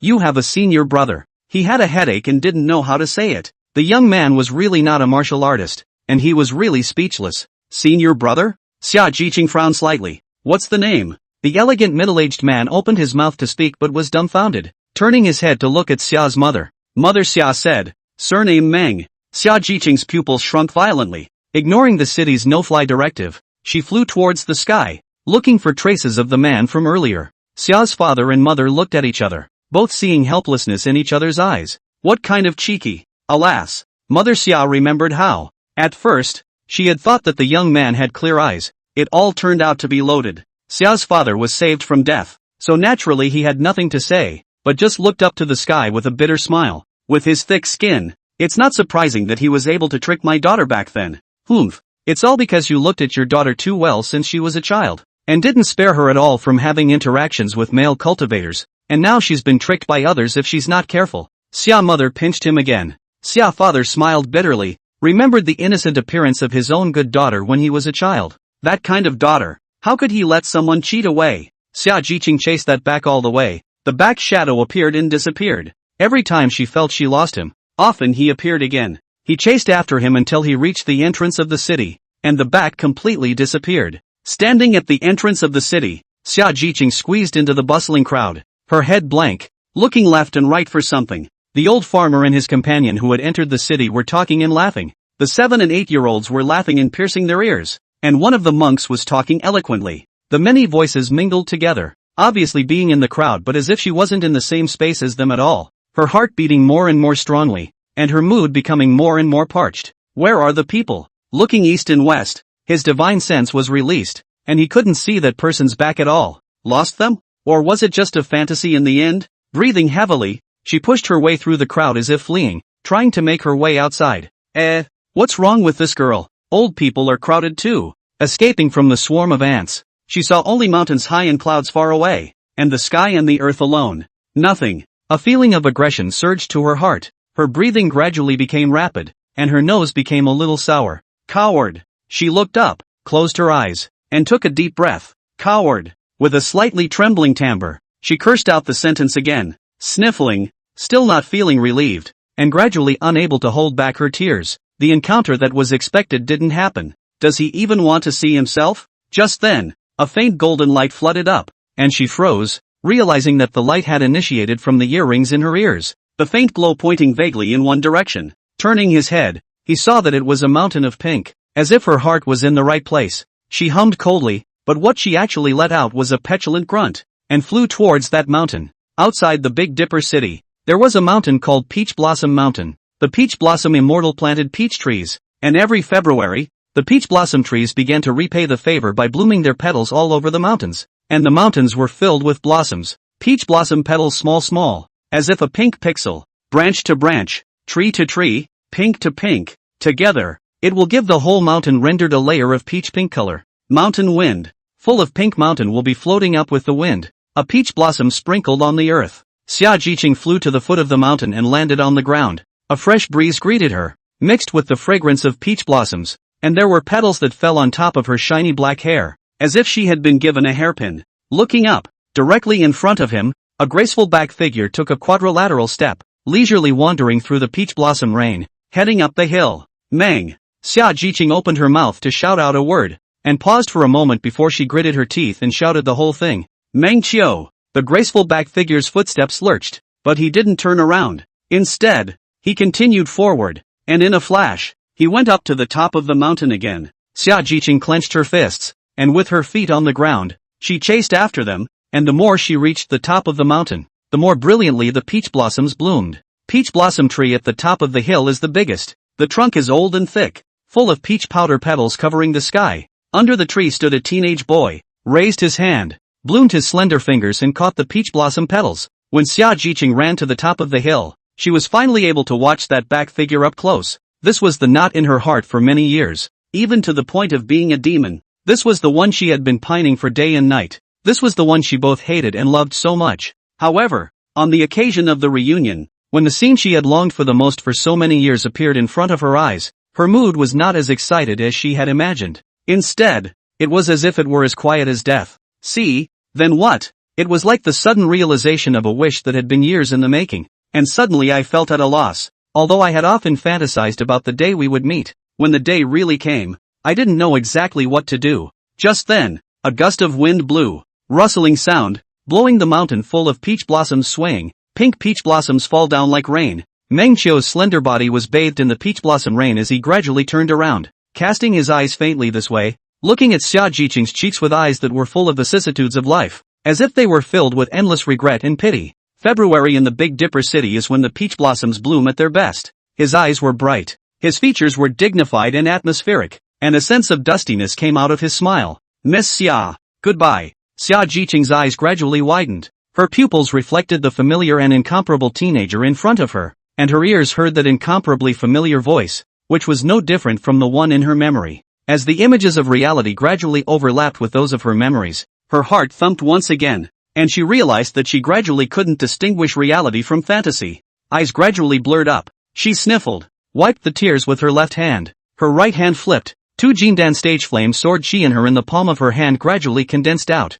Chapter 56. Mr. Meng, why do you suddenly want to plant so many peach blossom trees? 6 years ago, Meng Qiu had a sudden idea tricked Xia Jiqing out of the house, and together with her, we searched the mountains for peach blossom trees, and then planted them on a plain hill outside of this Big Dipper city. Look, standing at the top of the mountain, Meng Qiu pointed his finger remotely in the direction of the gates of Big Dipper city. The twilight of spring is full of partings. The cultivator who has just finished the new year is going to go out again to do a long-term mission. The female cultivator sent him to the city gate and looked at him. The two of them were speechless relative to each other. The scholar who was going to take the examination is going to go to the Great Yin Country Book House to study. The old and the young all came out to see them off. And when they were sent to the city gate, the old one urged them to do everything, and the young one cried loudly. Xia Jiqing looked at the true feelings in their eyes, and couldn't help but substitute herself. With moist eyes and a depressed heart, Meng Qiu's voice, however, was not without a touch of spontaneity. Parting is such a moving picture,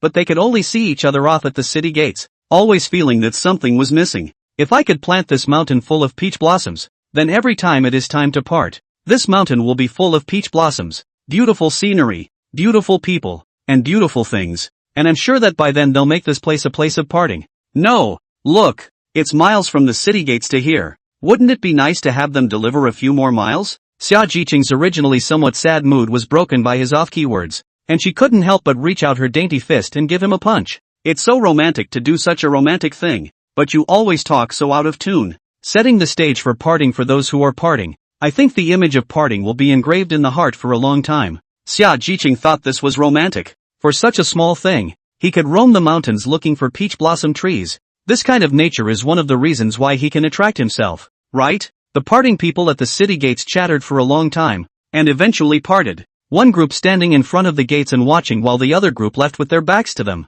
Among them, a woman originally had a taut face, but after the male cultivator's figure completely disappeared, her expression could no longer be taut, and 2 lines of clear tears rustled down her face as she hid her face and cried, sobbing uncontrollably. Xia Jiqing was originally a sensual person. All of a sudden the woman substituted herself, biting her lips, and not knowing what she was thinking, she subconsciously asked, when we part, will we wait until the peach blossoms bloom? As soon as the words were out of her mouth, she regretted them. How could she talk about parting? Tangent was tangent, but an inexplicable anticipation surged through her, anticipating his answer. What answered her, however, was a long silence. The leaves rustled in the breeze. It was a cold wind, and her heart felt as if it had fallen into an ice cave, cold and agonizing. Just as she was about to strain her expression, the man beside her spoke. What's the point of thinking about that parting? Meng Qiu said. Think about what it would be like if we were reunited here. Xia Jiqing sniffled and held back her tears,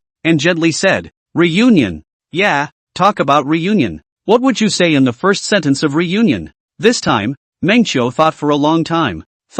Would say a goodbye. He trailed off. At that time, the 14-year-old Xia Jiqing did not understand the meaning of this sentence of goodbye, but instead clenched his fists.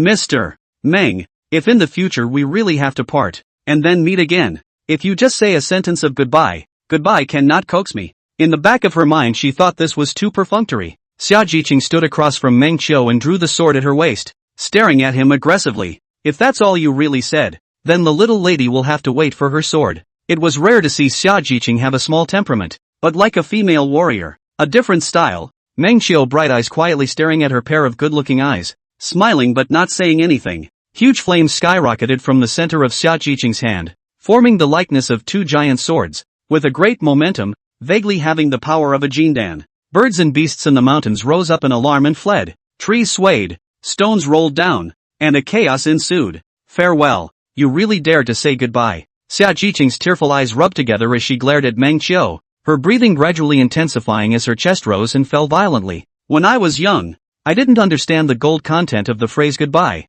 At this moment, just as at that moment, the two of them were in their prime, standing opposite each other under a dead tree. The images of memory overlapped with this moment, but there was a whole 5 years between the two goodbyes. After experiencing the vicissitudes of the world and the cold and warmth of the human world, this sentence goodbye, pressure Xia Jiqing cannot breathe. She thought back to the nights she had missed him over the years, the nights she had missed him day and night, the lonely nights where she had often taken off her pair of earrings, been silent for long periods of time, and wanted to throw them away, only to be unable to resist putting them back on over her ears the next day. She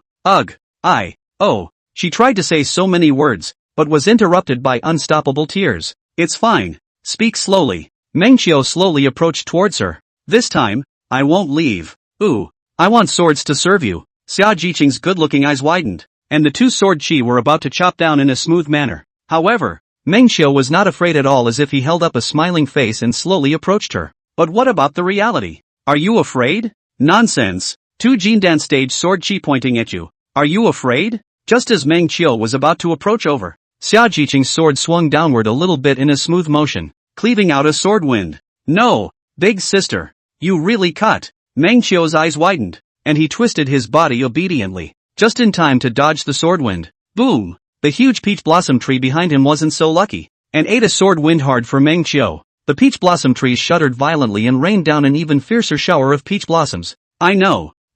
You'll definitely dodge. Xia Jiqing cried as she continued to raise the flaming giant sword. No, I really won't be able to dodge the next sword. Saying that, Meng Qiu twisted her body to dodge another sword wind. Don't test me, sister. Fortunately, this girl didn't really want to kill herself and didn't directly swing the entire sword chi over like she did Yin Juezhen. I won't forgive you. Unfortunately, it was not Meng Qiu who suffered, but the old peach tree behind him. Old peach tree begged for forgiveness. It is thoroughly red. This couple quarrel. Make fun of my old man. Xia Jiqing closed her eyes and swung her big sword chaotically, like venting her emotions, like an angry 3-year-old child, milking her fears. In the next breath, one of her hands that was falsely gripping the sword was held by Meng Qiu, and when she opened her eyes, Meng Qiu was pressed up against her, staring silently into her eyes. Don't waste the sword energy, silly girl. Chapter 57, Finally. I'm done. At such a close distance, the heavy manly scent invaded. Meng Qiu's scent carried a faint scent of grass, and Xia Jiqing stared straight at his fair face with one pair of eyes. The color of scarlet blushed on her face as she violently threw her head to the other side while twisting her wrists, struggling against Meng Qiu's restraints. Let go of me. No release. Let go of me. Xia Jiqing bit her lips, crying and shy, her face pink, similar to peach blossom petals. Denizen. While saying that, she was still angry and opened her shell teeth to bite towards the arm next to her. Meng Qiu was in a good position and dodged it, causing Xia Jiqing's teeth to bite the air and make a click sound. Oh, it hurts. She raised her head and looked at Meng Qiu fiercely. No, what are you looking at me for? Can you blame me for this? Meng Qiu's eyes widened, a little confused. While Meng Qiu was talking, Xia Jiqing opened her mouth again and bit down on his arm. Ka. Unfortunately, Meng Qiu's positioning was really silky smooth. and this meal of 3 consecutive bites fell short. Xia Jiqing, with tears in her eyes, raised her head to look, and a wave of aggression came through her watery eyes. No hiding. Meng Qiu froze. She opened her mouth once again and bit down towards Meng Qiu's arm. Meng Qiu subconsciously wanted to move, but restrained himself, and in the next breath, a pair of teeth gently held in his biceps muscle. He broke into a smile. This girl, still so gentle, but as he bit down, a hot stream ran over the top of his muscles. This girl, why is she still drooling? No, it should be tears, as if she was confirming his real existence. Xia Jiqing increased her strength a bit, then let go, lowered her head, and said in a low voice, I won't forgive you. I know, Meng Qiu said. Let go of me. Xia Jiqing's voice was cold. No release. Let go. No release. After just a moment of stalemate, Xia Jiqing asked again, why did you come back at this time? I should come back, Meng Qiu replied. Xia Jiqing remembered the recent trials and tribulations. Numerous families forced relatives. Father and mother took the pressure, and now her father is injured. She went around to take the task, take up a family, obtaining a good magic treasure, but also be suppressed. The task of the Valley of the Falling Devil also completely enraged the White family's son. All in all, her life has been a mess. She bit her lower lip vaguely. It's over. It's all over. And seeing you has cleared my mind. Saying that, her eyes became indifferent as she forced herself to endure the pain inside. Meng Qiu, let's leave it at that. Let go of me. No release. Let go of me. By the time she uttered those words, her tone had been very indifferent. Like a detachment. Like an extreme disgust. Like an eviction. You, what a troublesome little girl you've been. Ah, pretending to be an adult for a few years, but essentially a little girl. Meng Qiu looked at her in different eyes. Just how many more times do I have to say it? And how many more times do you want to hear it? How many times do you want to hear it? And next, I'll repeat it to you as many times as I can. This time, I will never let go. Do you understand? When Xia Jiqing said this, she took a deep breath from her nose before holding back her tears. Listen up, Ms. Xia. Meng Qiu forced his cheek closer to hers, both of their breaths hitting each other's faces. His bright eyes met her dull pupils. Meng Qiu's tall figure blocked the sunlight and shrouded Xia Jiqing in shadow. No matter how ordinary you've become, no matter how self-absorbed you've become over the years, no matter what trouble you've gotten into, no matter what kind of suffering has befallen your family, I'm interfering in all of this. Xia Jiqing's pupils widened slightly, and the man's face in her pupils seemed to be fixed in this instant. Since all your sufferings originate from me, I am responsible to the end, and since I am the cause of these misfortunes, I will have to come to bear the responsibility. Meng Qiu paused for a moment and shook her head. I won't admit to such grandiose words. The reason that makes me truly want to help you is simply because I love you. That's all. And for that, I will do whatever it takes, even if it costs me my life, even if it costs me my whole life. Do you hear me? Want to do it again? Round teardrops filled her eyes, and a light flashed in Xia Jiqing's eyes that were as good-looking as glaze before sliding down with the corners of her eyes. I hate you. She spoke. Aha. For a long time. I will never forgive you. Even for the rest of my life, even if you do a lot. Anymore, I won't forgive you. Xia Jiqing huffed. Aha. Again. What? Ah. Meng Qiu was bitten again before she responded that the girl wanted to hear the words she had just spoken repeated. Ahem. It's a bit embarrassing. Meng Qiu hesitated. Oh. As a result, Xia Jiqing immediately dropped her little pearls and her crying voice got louder. You're really lying to me again. Don't.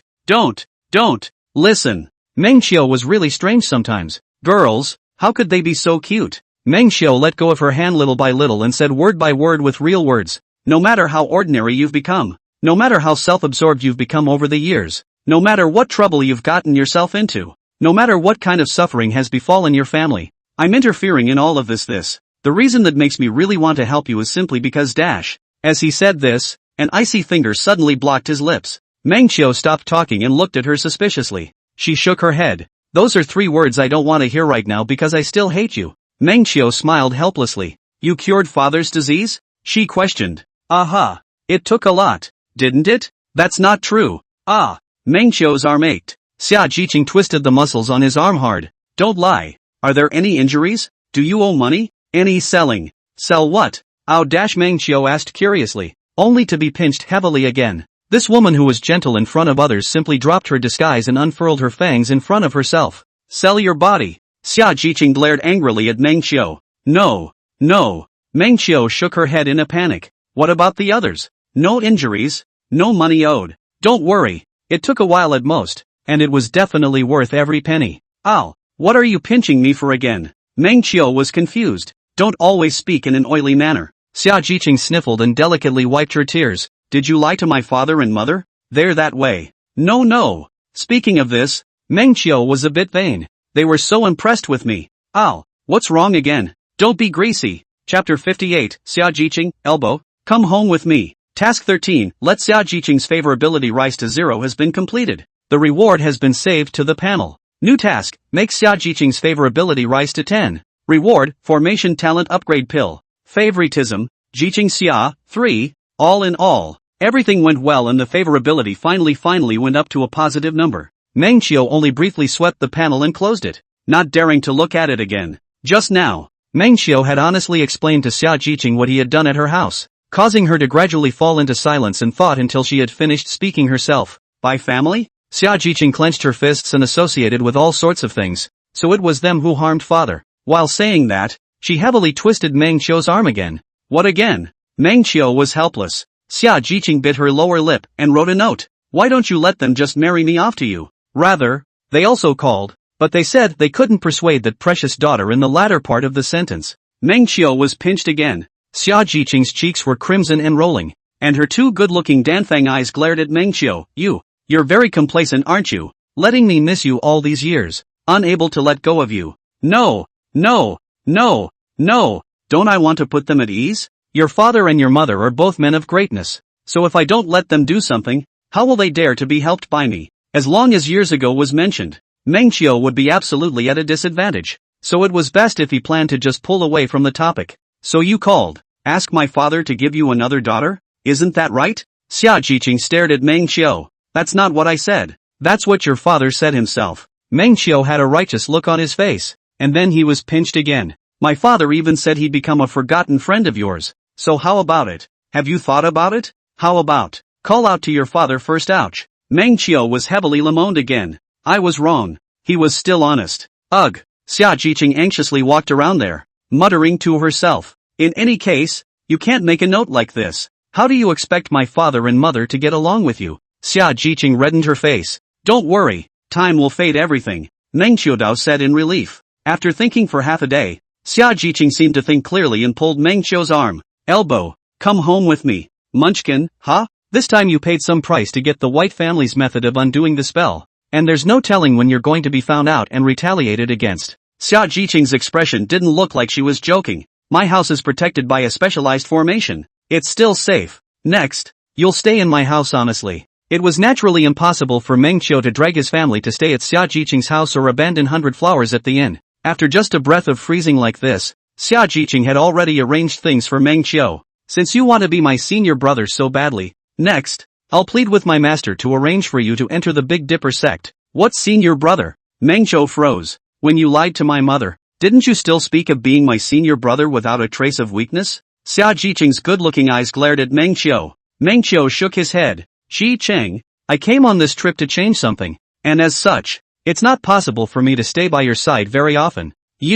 What do you mean? There are many things I have to do. For example, in a few days, Elder Calm will recruit disciples from the Holy Land and set up barriers to select the Heaven's Pride disciples. And you must be one of them. Like, for example, the White family, the Li family, the Sprinkler family, are secretly targeting your family, and I have to stay out there, poking around, in order to be on my guard at all times. Meng Qiu smiled and stared into Xia Jiqing's eyes, carefully explaining all of this to her. You're going to lie to me again, are you? Xia Jiqing gently bit her lower lip and stared at Meng Qiu, eyeing to drop her little pearls again. Meng Qiu reached out to wipe the teardrops from the corners of her eyes and laughed. Ms. Xia, where do we meet in life? Truly beautiful is not about staying together all the time. Keeping some sense of distance is also a wonderful romance. Saying flowery words again. Xia Jiqing shook off Meng Qiu's hand, her eyes reddening again as she glanced her head to the other side. However, she had already seen sincerity in Meng Qiu's eyes, and she slightly dared to believe that this time,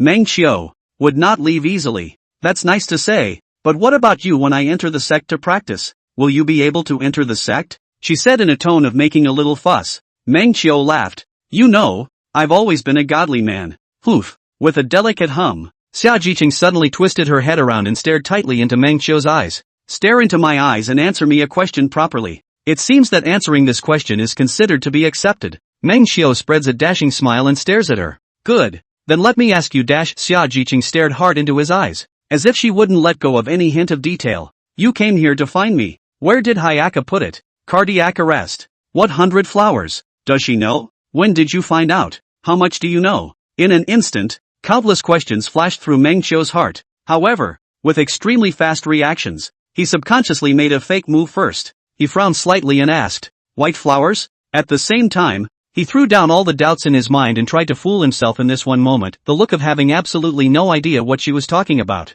revealing an extremely puzzled look. Someone from the White family? Xia Jiqing didn't say a word, just quietly stared into his eyes, observing his expression, observing his performance, meticulous, not missing any trace. Just like that, time passed by, peach blossom petals slowly drifting down, the wind rose and fell. In Meng Qiu's impression, he didn't know how long had passed before Xia Jiqing withdrew that scrutinizing look and said, "It's nothing, 100 flowers is my good sister. If you remain by my side in the future, you'll meet them." Meng Qiu, on the other hand, was still puzzled. People from the White family. I've never heard of one called White Flower, so you'd better be careful. Xia Jiqing again faintly swept a glance at him, observed carefully, before leisurely explained, "Her name is 100 Flowers. 100 years to harbor the earth hope. 1,000 miles of weary travel love 100. In the future, such as encountered. Don't talk about the wrong name. Don't worry. I remember everything about you clearly. A few years ago you had a close friend named Tang Xiaofeng.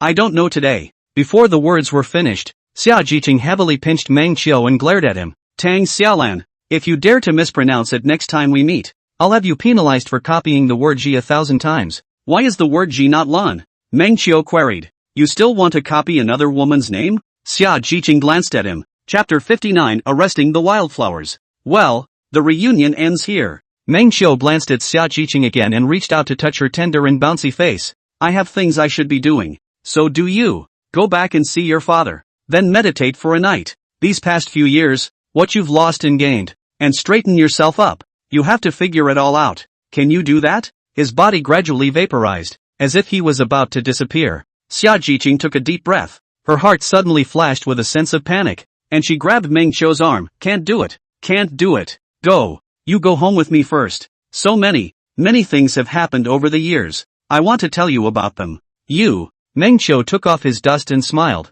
his index finger standing on the edge of her lips, stopping her words. "Xi Cheng, trust me. This time, I won't leave." Xia Jiqing froze and wanted to say something else, but it all stopped at this moment. Meng Qiu hugged her. "I can listen to as much as you want to say, but not now. What you should do is to speak to yourself first. Understand?" Xia Jiqing nodded in silence, as Meng Qiu's figure completely dissipated. He formed his index finger into a hook and hooked it down the bridge of her good-looking nose. "Your story is very long, so tell it slowly, and I'll listen slowly, okay? Come what may. Come day, long time." Xia Jiqing's eyes widened as she saw Meng Qiu's body completely dissipate in this place, leaving behind a breeze, as well as the falling peach blossom petals. She stood for a long time, then spread her palm and extended her slender fingers to catch a round peach-pink petal. At the same time, a small chant escaped his lips. "It's exactly the good scenery of Jiangnan, meeting the gentleman again at the time of falling flowers. The peach blossoms were raining down on us.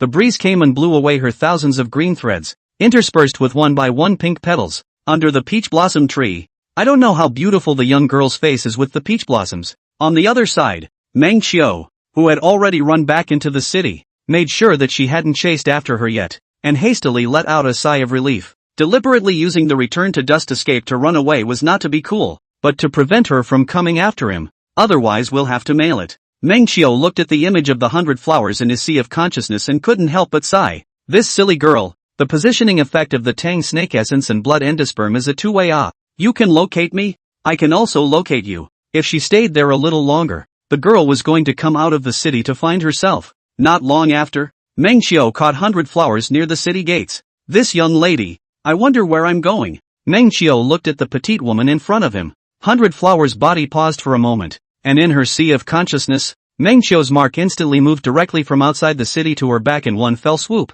She stiffly turned around and awkwardly propped up a smile. Meng Qiu, the boss's wife's pork elbow is ready and asked me to bring it over to you." Meng Qiu looked at her empty hands. "What about my elbow?" 100 flowers gulped. "It smelled so good. I ate it on the way." Meng Xiu cupped his hands and grabbed her tender cheeks. I told you, stay at the inn and wait for me to go back. 100 Flowers' cheeks were being kneaded by Meng Xiu to change shape, so she simply stopped pretending. Humph. Meng Xiu, did you go behind my back to eat something delicious outside the city? Meng Xiu froze for a moment as he looked into her innocent eyes. Look, the one outside the city is already testing your husband to see if he has 2 feet. And you, to your surprise, are still questioning whether I've been stealing good food outside behind your back. 100 Flowers, she really? I'm crying my eyes out. Meng Xiu was speechless and a bit vain at the same time, and embraced her into his arms, feeling her burning body heat, as well as the softness that filled his arms. 100 Flowers, on the other hand, was a little confused,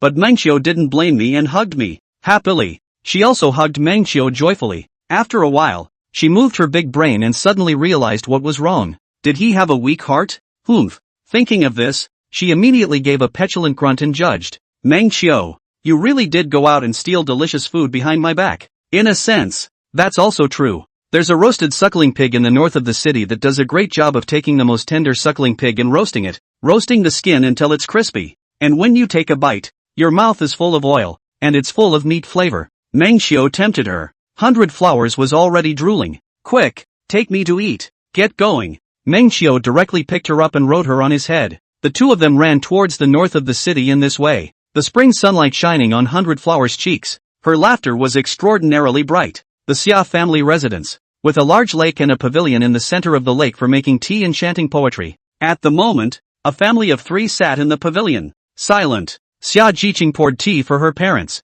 and when she was pouring tea for her mother suddenly spoke. You, Matt? The otherwise smooth tea suddenly shook and some of it fell outside the cup. Ouch. Careful. Summer's mother took the teapot. Ah, mother, I'm sorry. Xia Jiqing quickly wiped the table. It's okay. Thus, the 2 old men watched in silence as Xia Jiqing wiped the table. Rubbing it in, she spoke slowly. See, Summer's mother gave a start, then nodded and shook her head anyway. While it was true that the boy had saved her husband's life, it was also true that he had held her daughter back for so many years. Though grateful, that didn't mean he wasn't afraid to lie to his own daughter again. Only, since there is a favor, and it is really not good to speak. Xia mother twisted her head to look at Xia father. Xia father teacup just sent to his mouth. See his wife look over. Had no choice but to put it down. Coughed twice. Just wanted to say something, but Xia Jiqing spoke first. Xia Jiqing laughed a little. Father, mother, this time I'll keep my eyes open and won't let him cheat me again. Mother Xia couldn't help but be a bit touched when she heard her daughter being able to say such words. Compared to the old daughter who was totally in love with her brain, she's really grown up now. If he dares to lie to me again, I'll go into seclusion for 100 years. And when I reach Yuaning stage cultivation, I'll go out and chop him up. Xia Jiqing smiled like a little girl. Cough. Xiao's father choked on his tea just as he sipped it and looked up at his daughter. Alas. Xiao's father shook his head and put down his teacup again. Girl, if you really can't, just stay away from him. I'll regenerate a smarter one to cure him. Then he was met with death stares from both women. And then Summer's mother blushed and reached for his waistband. What a thing to say to a child. In short, Xia Jiqing could see her parents' concern, and although he did reach out to help the family this time around, the shadows of the past were not so easy to dispel. Instead of being afraid of Meng Xiu, they were more afraid that they would get caught up in it again and then be completely wasted. For this reason, what else can be done? One can only hope that Meng Xiu will really make a difference this time.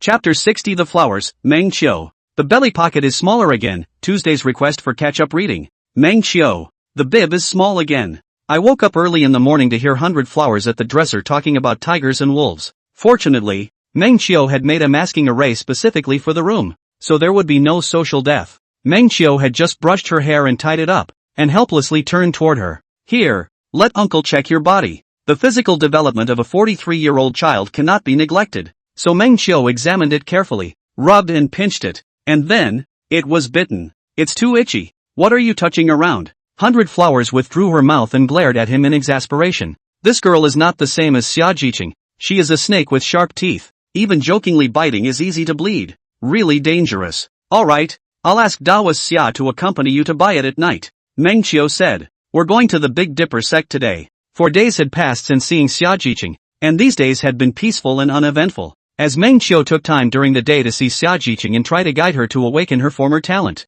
But the knot is not that simple to untie. Let's just say, wait for the fine line. In the evening, the natural thing is to eat and hang out with 100 Flowers. hooking up and listening to music. Yesterday, Xia Jiqing informed the 100 Flowers duo that their master had written back and could recruit the two into the sect as inner disciples, but they were only given a place, and the master would have to find it himself. Each master has a different way of assessing the test, so you need to find out for yourself. You can go to her master if you want to, but her master said that he would not relax the conditions, and that it should be done how it is done. This was just what Meng Qiu wanted. He had just obtained an extremely high-quality knife magic treasure and decided to go learn knife skills. As for 100 Flowers, Meng Qiu wanted to send her to the Flame Sage to further her training as a sage along with Xia Jiqing. After simply packing up, the two of them went out the door and met up with Xia Jiqing. 100 Flowers, Yi. When she saw Meng Qiu, Xia Jiqing froze for a moment. Why did Taoist Yi suddenly take his mask off? Today, Meng Qiu took the initiative to remove his mask.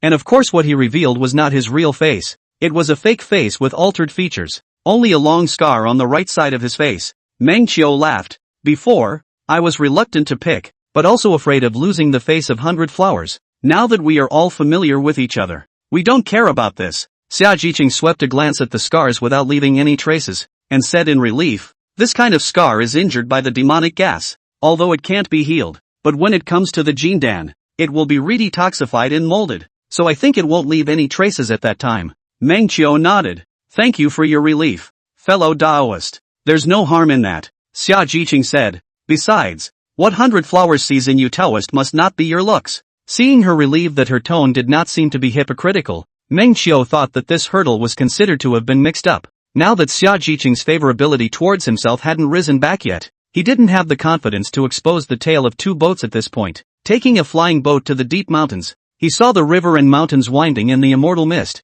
a beautiful scroll of rivers and mountains. On the flying boat, Xia Jiqing gave 100 Flowers another refresher on her words and techniques. On Meng Qiu's side, he was thinking about the line of the Big Dipper sect. The 13 veins of the Big Dipper sect have a true lineage. From memory, the alchemy vein has a contrasting slag woman, the weaponry vein has a Vajra Barbie, and the sword practice vein has a nice female sword fairy. However, what he decided to go for this time was the sword practice lineage. There was an old man in the sword practice lineage who was very interesting, cynical and big swinging, but his sword skills were a masterpiece. The equivalent of a sweeping monk is quite a popular character, and many players have tried their best to worship him, only to be teased by this old man and then not accepting disciples. Still, there are quite a few ways to worship the master from memory, like betting with him on worms to keep beating him. At this time, he will come to want to buy your bugs. You do not sell, slowly hanging his appetite, so on and so on. There will be a chance to make friends with him, and finally get his true heritage. Meng Qiu had drawn some exotic bugs in previous draws, like the giant clawed heavenly bull, and with this bug, he was confident that he could top the old man. Thinking like this, Meng Qiu nodded. This life crossed over just to pretend. Not learning a more handsome sword art was simply a big loss. He also began to look forward to it. The 1/2 in the 2D game he played before was handsome enough. Now that he traveled directly in and cut a /2, he thought it would be even more enjoyable. Thinking about this, Meng Qiu couldn't even help but hum softly. However, in a short while, the three of them saw a huge mountain peak in front of them, and the visual effect looked very shocking. The tops of the peaks were spectacularly cloudy with multicolored streams of light flashing by from time to time. 100 Flowers on the side was originally memorizing well, but as she was memorizing, she suddenly froze. Her eyes welded on top of this huge mountain range. The three landed at the foot of the mountain, but looked up to see the mountain range is high. Immortal road indistinct. Before this mountain range, the three were not even dust.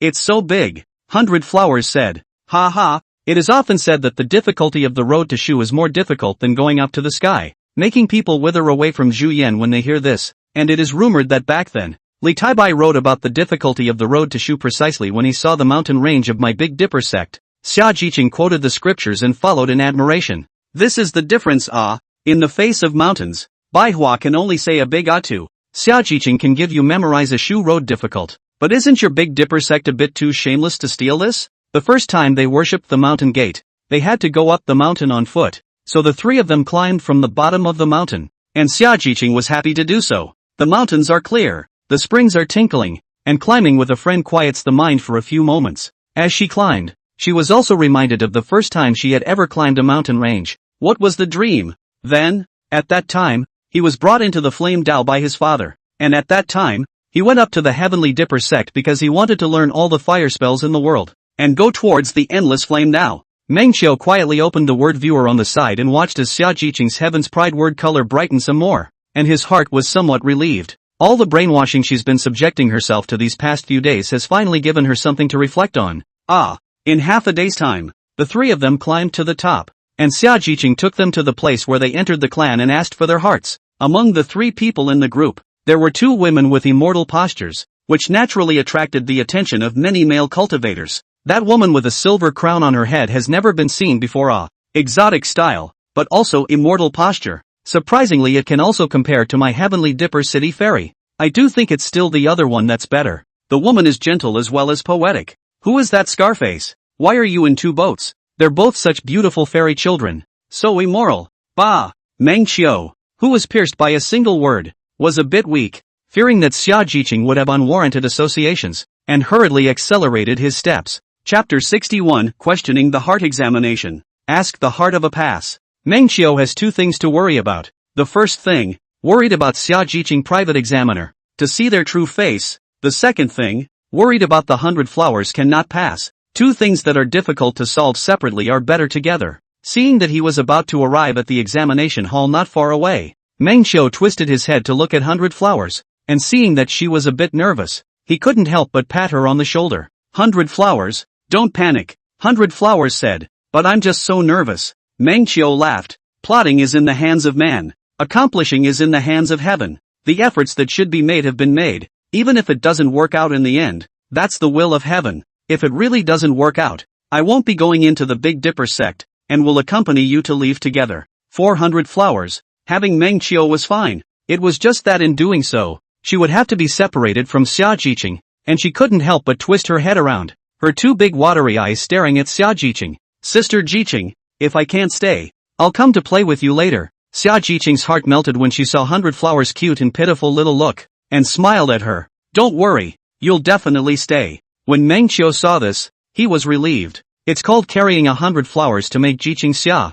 The human and demon heart test is not located in one place. Xia Jiqing, if you want to take care of the 100 flowers, then naturally have no time to see Meng Xiao's side of the heart test. That was his ploy. In that case, thank you, fellow Daoist Xia. In this way, I can let go of a big problem in my heart. Meng Xiao arched his hand and thanked him. But, a big problem in the heart. Xia Jiqing laughed a little. In that case, 100 flowers is going to be unhappy. 100 flowers, hee. I'm a big problem for him. Seeing 100 flowers in this state, Xia Jiqing was amused again. Laughing, she suddenly froze and gave Meng Xiao another untraceable glance. That guy loves to mess around with idioms and verses too. Is it a coincidence? Xia Jiqing felt that she was being overly anxious, shaking her head and discarding the superfluous thoughts again. Then, it suddenly occurred to her that she had previously discussed with Tang Xiaolan about checking out some of Daoist Yi's true appearance at this time, which was quite funny now that she thought about it. Fellow Daoist Yi himself revealed his true face. Not Meng Xiao.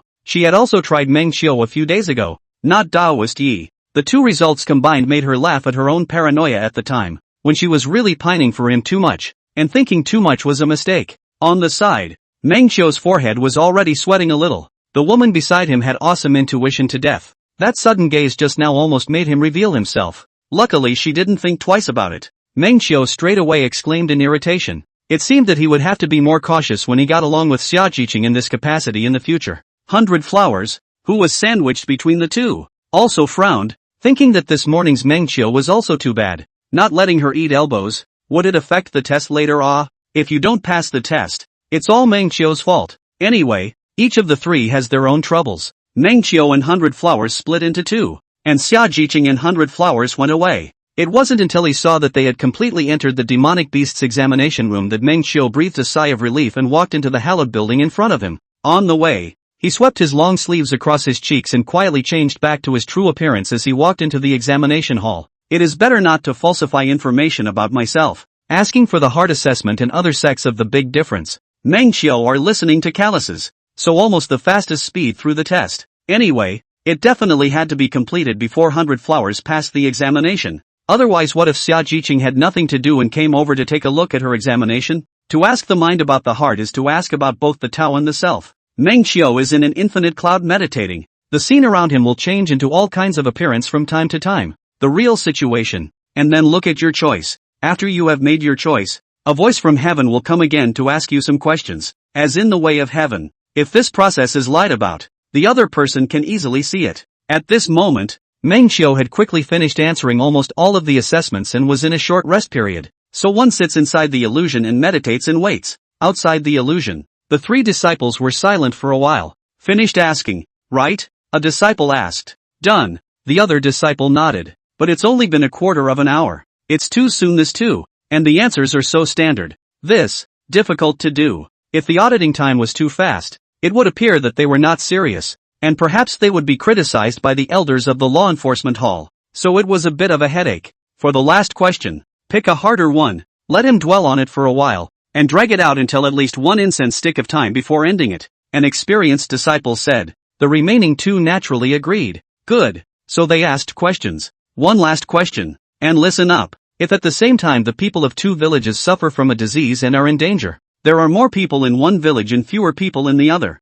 At this time, it so happens that a bone setter is going to pass by the village with fewer people. On the way, you meet the bone setter. Will you persuade him to change his journey and go to the village with more people in order to save more people? Of course, the cure will take some time. And if the bone setter goes to one village, it will be too late to travel to another village to save the people, so he can only choose to save the people of one village. The average person would have to deliberate for a long time on such a question. And if the answer is quick, one can also ask on one's own side why one should give up the other side. So it's kinda a tricky question. After asking the question, the three disciples were immediately relieved to see that the cultivator had indeed fallen into deep thought. Just then, an old man with crane hair walked in the lobby behind them. The three disciples scrambled to rise and greet. Elder Wei. The old man waved his hand for them to sit down, and just casually swept the examination before turning his head uninterestedly to one of the red-clothed disciples. Were you the one who took the top prize for gambling on worms in that Ningjing Peak workshop market the other day? The red-clothed disciple who was pointed out was a bit flustered and nodded his head in a panic.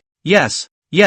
I wonder what Elder's orders are. That heavenly cow of yours is awesome. How about I buy it from you for 20,000 spirit stones? In the future, if you take it to the bug fight, I'll share half of the spirit stones with you if you win. A few people took a look. This elder came just for a small insect that wasn't even at the chi refining stage. They were a bit speechless for a while, but naturally they didn't dare to show it. It was just strange. The red-clothed disciple panicked and took a colorful heavenly cow from the spirit beast pouch and offered it with both hands. Senior likes to take it directly. Late generation is already tired of playing with it. Spirit stones and whatnot. Forget about it. Ha ha ha. Then thank you, waifu. The old man won't take yours for nothing. Just take the spirit stone. Saying that, with a wave of his big sleeve, the old man received the colorful heavenly cow in his hand, and at the same time threw a storage bag in the red-clothed disciple's hand. Chapter 62. A reply to cause and effect. The old man played with the tianyo in his hand, and the more he played with it, the more interesting he found it. It's really good mile. Where did you catch it? Back to Senior. Senior met by chance at White Evening Mountain. I see. Then it seems to be fate. The more the old man played with the bugs, the more delighted he became. Now, no one will be able to fight the old man. Disciples. Just then, Meng Qiu and the illusion in front of him suddenly began to answer the question, and the three disciples followed in a panic and looked over. Only two villages, some distance apart, appeared in the midst of a lifelike illusion. One of the villages was full of people, the other was sparsely populated, but in the same way, the people on both sides suffered from a plague-like disease, and were covered with sores, which were horrible to see. At that moment, a groomsman happened to be heading for the village with fewer people. Meng Qiu, who was high above the sky, was about to make a choice at this very moment. However, Meng Qiu did nothing but faintly watch it all happen. He didn't persuade the Lang to change his itinerary to save the crowded village. And so, in the middle of the vision, people gradually died and fell to pieces in the middle of that village where there were so many people. Another village with fewer people was gradually saved. So, your choice was to save the village on the side with fewer people? Can you expound on the reasoning? The examining disciple asked. This candidate's answer is different from most candidates, which is more dependent on specific explanations, and can drag on for some time. They breathed a sigh of relief. Meng Qiu, who was sitting in the middle of the sky, shook his head and explained, "It is not that I have chosen a particular side, but, rather, I have not interfered with the karma of either side." Karma. This was the first such answer they had ever seen, and they couldn't help but look at each other, then twist their heads in unison again to listen intently. In my humble opinion, the trigrams of heaven and earth, air counting, but even so, It cannot be said that they are without pattern, without signs. All things, all have their karma. This time, the groom is passing through the village with few people, can save their lives. This is also their karma. It is not possible to say that they have some affinity with this groom in their previous life, so that the groom just happened to pass by their village. Furthermore, there are many people, all of them are human, who don't want to survive. I am not arrogant enough to think that I can interfere with their karma. Cause and effect. This is the first time I've heard it explained like this. After the 3 disciples heard this reply, they all fell into thought. Rather, it was a new solution now, and the 3 disciples recorded it in detail, nodding every now and then. Makes sense. Do you not interfere with the karma of others? This reason is enough to convince them. Moreover, this kind of novelty was enough to prove that the disciple in front of him had a certain level of enlightenment, and could be given an A rating. But well, there was a moment of silence, and the 3 men looked at each other with indecision. Time. Still a matter of time. Have to find a way to delay a little longer. Seem to be a little more formal in the assessment. Otherwise others still think that their 3 people have received a bribe. So early to let people go. Just like that, the 3 of them stared wide-eyed at each other, where they were thinking of asking a further question out. But Meng Qiu had already answered very clearly, so they were not in a position to target their questions. At this time, Elder Wei, who had been silent for half a day beside him, suddenly laughed. Ha ha, this waif is a bit interesting. What's his name? Senior, this person's name is Meng Qiu. The disciple replied. Meng Qiu? The old man counted on his fingers and frowned again. Can't figure it out? Weird. That's just it. It's not my old man's business. With a wave of his big sleeve, he turned around and left. Wah! Thanks for the bugs. The 3 immediately rose and saluted until he left. Afterward, a disciple asked, Senior brother, what should we do? Another disciple replied, Elder Wei has said that this person has enlightenment. I'm afraid that he's also a generation of heavenly pride. How can you and I mess with him? Hurry up and release the qualifications. Then the law enforcement hall. With Elder Wei's words on record, who dares to talk about bribery? Who can bribe Elder Wei? Oh, well. Meng Qiu had thought that he would still be stuck asking some tricky questions, but he didn't expect to just let himself through. Moreover, the 3 disciples in charge of the examination had treated themselves with exceptional respect and had sent themselves out all the way. Senior brother, in this way, you will truly become a disciple of my Heavenly Dipper sect. Let me take you to receive some supplies first. A senior brother had a somewhat flattering expression. Thank you, senior brother. I know the way, so I don't need to trouble senior brother. Meng Qiu arched his hand. That's good. Meng Qiu looked at the Big Dipper sect disciple token in his hand. It was quite rare. The token was made of spirit wood, carved with dragons and phoenixes, and had some small formations carved on it. Just as he was trying to observe the formations above him, the Xia Jiqing duo arrived. Meng, Yi brother, guess what? 100 Flowers was full of joy expressed on her face, and she thought she hit it. Looks like it passed. Meng Qiu praised the 100 Flowers and then arched his hand at Xia Jiqing. Thank you for taking the trouble. Fellow Daoist Xia,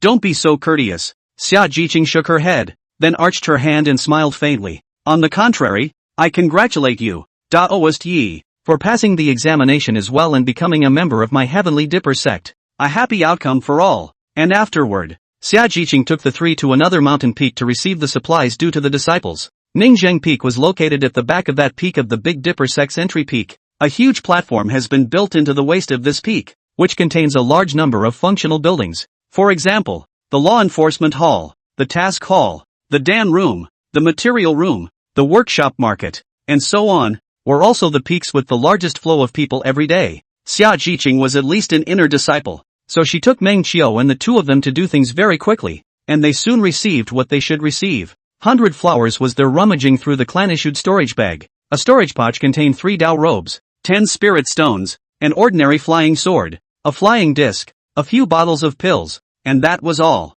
This is all there is. The Big Dipper sect is so stingy. Well, 100 Flowers uttered in surprise before Meng Qiu covered her mouth. Big brother, there are people coming and going from the Big Dipper sect, Meng Qiu said. Those 10 spirit stones are enough for you to go eat thousands of roasted suckling pigs. With such a conversion, 100 Flowers' eyes immediately glowed. Sister Ji Qing, I'll treat you to a roasted suckling pig. Xia Jiqing nodded, displaying a gentle smile and stroking 100 Flowers' head. Meng Qiu watched from the sidelines. In the eyes of the eyes cannot help but some dissimilarity. This woman in front of outsiders is very gentle. In front of their own but caught the opportunity to pinch people off. Tenderness, sometimes, can be faked. Next, Xia Jiqing took the duo on a brief stroll, introducing the functions of each place. However, when they arrived at the mission hall, the three of them suddenly realized that there was a crowd of cultivators surrounding the place, and there was a lot of noise. Moving closer, they were discussing a golden quest post at the top of the quest bar. Mengqiu swept over with a glance and saw the title in a few large letters.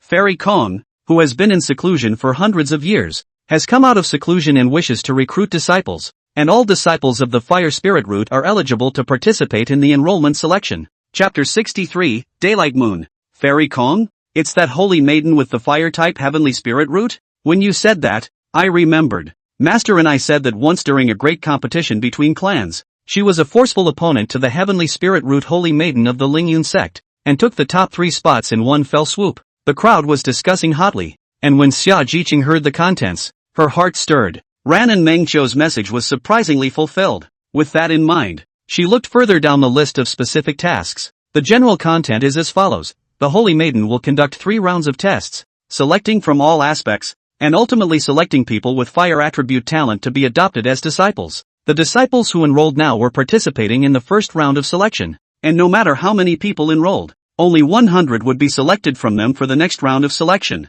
100 flowers, participate in the selection with me. After thinking about it, Xia Jiqing felt that she must seize this opportunity to prove to her parents that she had regained her original state. It also proves that Mengqiu's presence gives her upward energy. 100 flowers froze for a moment, then earnestly scanned the words on the task list and nodded in a serious manner. Yes. Seeing her like this, Mengqiu suddenly reacted to something and knocked her on the chestnut. What's so good about it? You can't read the words on it, can you? 100 flowers just winked and smiled, budging and blending. Xia Jiqing looked at 100 flowers and smiled helplessly. You don't even know what's going on, so you just say yes? 100 flowers said. With you guys with me, I can do anything. Good, then it's a deal. Mengqiu looked carefully at the details of the text from the side and was relieved to find that they were basically no different from the details of the world line at one time. In this way, he knew the content of the 3 levels of assessment in advance, and the next step was just to brush up on the questions in a targeted manner. Thus, the 3 of them signed up for this mission at the mission hall, and the disciple from the law enforcement hall said that the first round of selection would be held at the sect's Holy Land about a decade later. Moving to the next hall to examine the spirit root. At this time, there was a female cultivator wearing a colorful red Dao robe walking over. You're Xia Jiqing, right? The female cultivator frowned and stared at Xia Jiqing with an aggressive air. The other party's scrutinizing gaze was uncomfortable, and Xia Jiqing, not being a weak person, responded graciously. Yes, and you are? Daylight Moon. The female cultivator did not hide the disgust and contempt in her eyes, looking condescendingly at Xia Jiqing. And when she saw her doubt, she explained further. Don't you recognize me? Then you'll recognize by Xianxia, won't you? Xia Jiqing's pupils shrunk, her heart skipped a beat, and a hint of danger flashed in her eyes. The White House, the White family that caused her father to be seriously injured, really overbearing. Summer Jiao, no wonder my brother is dead set against you. I'm afraid this is what took him. A cluster of flames burned in Daylight Moon's eyes as she glared towards Xia Jiqing. Tell me. What did you do to my brother on the last mission? Why did he turn into a wimp as soon as he came home, never daring to mention you again? A pressure like fire instantly descended on Xia Jiqing, and Daylight Moon attempted to use intimidation to force her to say something. However, to her surprise, a flame also appeared in the eyes of the young girl in front of her, hardening and canceling out each other with the pressure she had released. You, Xia Jiqing wanted to snap at once, but at this time, she suddenly remembered what Mengqiu had said to her. None of the current means of retaliation can hurt them at all. When you've truly become a holy maiden, with power and strength, then it will be a truly hearty revenge. She took a deep breath and instantly calmed down, not striking out directly, and swept a glance at her surroundings, only to find that an elder not far away had already stared this way. Luckily, he didn't make a direct strike, or else he would have been punished with confinement and would have missed the selection. Your brother betrayed his teammates in the last mission, cowardly and afraid to act, and was disliked by us together. Xia Jiqing stared into her eyes without fear. Of course he wouldn't dare to harass me again. You. This time it was Daylight Moon's turn to redworm. Her fingers instantly pinched and she was about to cast a spell. Just then, he suddenly heard a man beside him shout out. What? You actually want to burn down this law enforcement hall with a single fire? How audacious. The crowd was shocked and turned their heads over to look at her, only to see that she already had flames fledging in her hands. As the crowd watched, Daylight Moon panicked and turned her head to glare at the man who was talking nonsense. Do you want to die? What? You still want to kill people within the sect? Meng Qiu revealed a panicked look, then instantly disappeared as a clear wind. When he reappeared, his hand had already gripped Daylight Moon's wrist. Elder, quickly come and stop this guy. At the same time, he winked at 100 Flowers. 100 Flowers, beat her up. 100 Flowers stared at Meng Qiu's hand for a moment before she stretched out her sandbag-sized fists to strike at 100 Moon's abdomen. Daylight Moon was shocked at Meng Qiu's insidiousness and speed, and just when she wanted to act, the scene was already in chaos, and there were people quietly putting dark punches into her stomach. Looking down, it was an innocent-looking female cultivator. Exasperation killed her. After leaving the law enforcement hall, seeing the White Day Moon who was escorted away by the law enforcement hall disciples, Xia Jiqing couldn't help but snort a laugh. Wouldn't it be a bit bad for Taoist Yi to teach 100 Flowers these devious methods? He. It's fine. It hurts. 100 Flowers laughed, then revealed a slight look of regret. It's a pity that I didn't learn from my Abba's body refining. My strength was too small. I didn't hurt her. Hearing 100 Flowers say so, Xia Jiqing laughed a little more before turning her head and saying to Meng Qiu, in that case, thank you, fellow Daoist, for taking out a breath of bad luck for me. There's no harm in it. That Bai Tianxiang harmed me, but I didn't expect his sister to be so arrogant and domineering as well. Just like she already has a way to take her death. Meng Qiu casually waved his hand. It was the first time that 100 Flowers heard the phrase, the way to take death, and she could not help but light up, relieved and at the same time overbearing, so she quietly memorized it in her heart. In that case, there was only one final destination left for this trip, and that was to choose a sex cave. As Foundation Establishment stage cultivators, Meng Qiu and 100 Flowers had the right to find a place in the sect's boundaries to use as a private cave. Xia Jiqing recommended many good places for Meng Qiu, while Meng Qiu chose one with a spiritual spring underground as well as some opportunities based on his memory. This place is rather remote. Has fellow Taoist Yi thought about it? Xia Jiqing was a bit worried. With 100 Flowers being a tongue snake, she may reveal her true body from time to time, and it's quite good to be in a more remote place where it's not easy to watch amazingly. Meng Qiu said. So that's how it is. But it's you, Daoist Yi, who's being considerate. Xia Jiqing came to a sudden realization. 100 Flowers, on the other hand, acted more agitated. Let's go. She was looking forward to having a home with Menchu soon, just like Abba and Abba. Chapter 64, The Ancestors. Xia Jiqing led the two of them to the place of a mountain peak, and then excused herself and left. The remaining two spent an entire afternoon carving out a cave in the middle of this mountain peak, and when they were almost done digging, Meng Qiu looked outside and found that it was already a golden color. The sun was setting in the west, and the remnants of the sun were like blood, coloring the sky in orange. The evening spring breeze is cool. Above the wall, quiet only rustling wind sound. The two walked up to the top of the peak of the mountain with a great view. The distant blood-colored sky, flying birds only AV shadow. Above the towering wall, the figure of 100 Flowers into the setting sun, like a shadow play. The girl's slender figure is outlined by the setting sun to the full extent of the state of the most beautiful. The bosom, such as the water snake like a slender waist, long legs, to be more beautiful to be how beautiful. As the long wind whipped by, her thousands of strands of green silk splashed freely, and they were all dyed gold by the setting sun. The young girl looked longingly at the sunset in the distance, a shimmering light flickering in her eyes as clean as glass, and no one knew what she was thinking. Long time. Meng Qiu, kiss me. She suddenly opened her mouth. The teenager to the side froze, then spread a smile and moved closer to her. From a distance, only the remnants of the sun were seen as a backdrop, and the two shadows merged together. Go back to the cave, Meng Qiu said. 100 Flowers' cheeks were pink and tender as she looked at Meng Qiu's originally handsome appearance, her long tongue sticking out and licking her lips. Good. Within this one voice, there was actually already 7 points of flirtatiousness. A formation had long been set up in the cave, and the two of them were soaking in a single tub. 100 Flowers held them vertically, her slender fingers slim and clumsy. It didn't take long for the young girl to get shocked and her hand hastily disengaged from the surface of the water, and then the bath water gradually became cloudy. The water's all dirty from you. With a teenage girl's shyness in her tone, she heavily slapped the water, splashing it, and twisted her head to the side. Meng Qiu, you're a big bad guy. At night, after putting 100 Flowers to sleep, Meng Qiu quietly went out the door. Of course, before going out, the home formation was locked, and 100 Flowers would not run out of the house even if she woke up halfway. Still going out at night, Meng Qiu is not to go to find Xia Jiqing, now go to find her. Father-in-law will not agree. The only places that are still busy at night are the smokehouse, the chess hall, and other places of entertainment. Since he had joined the sect, he was going to go and meet that old man by coincidence. the sooner he got his true teachings of the sword, the better. He has a hobby of fighting bugs, not so much for gambling as for fun. And now at night, it is the time when the game of fighting worms in the marketplace begins.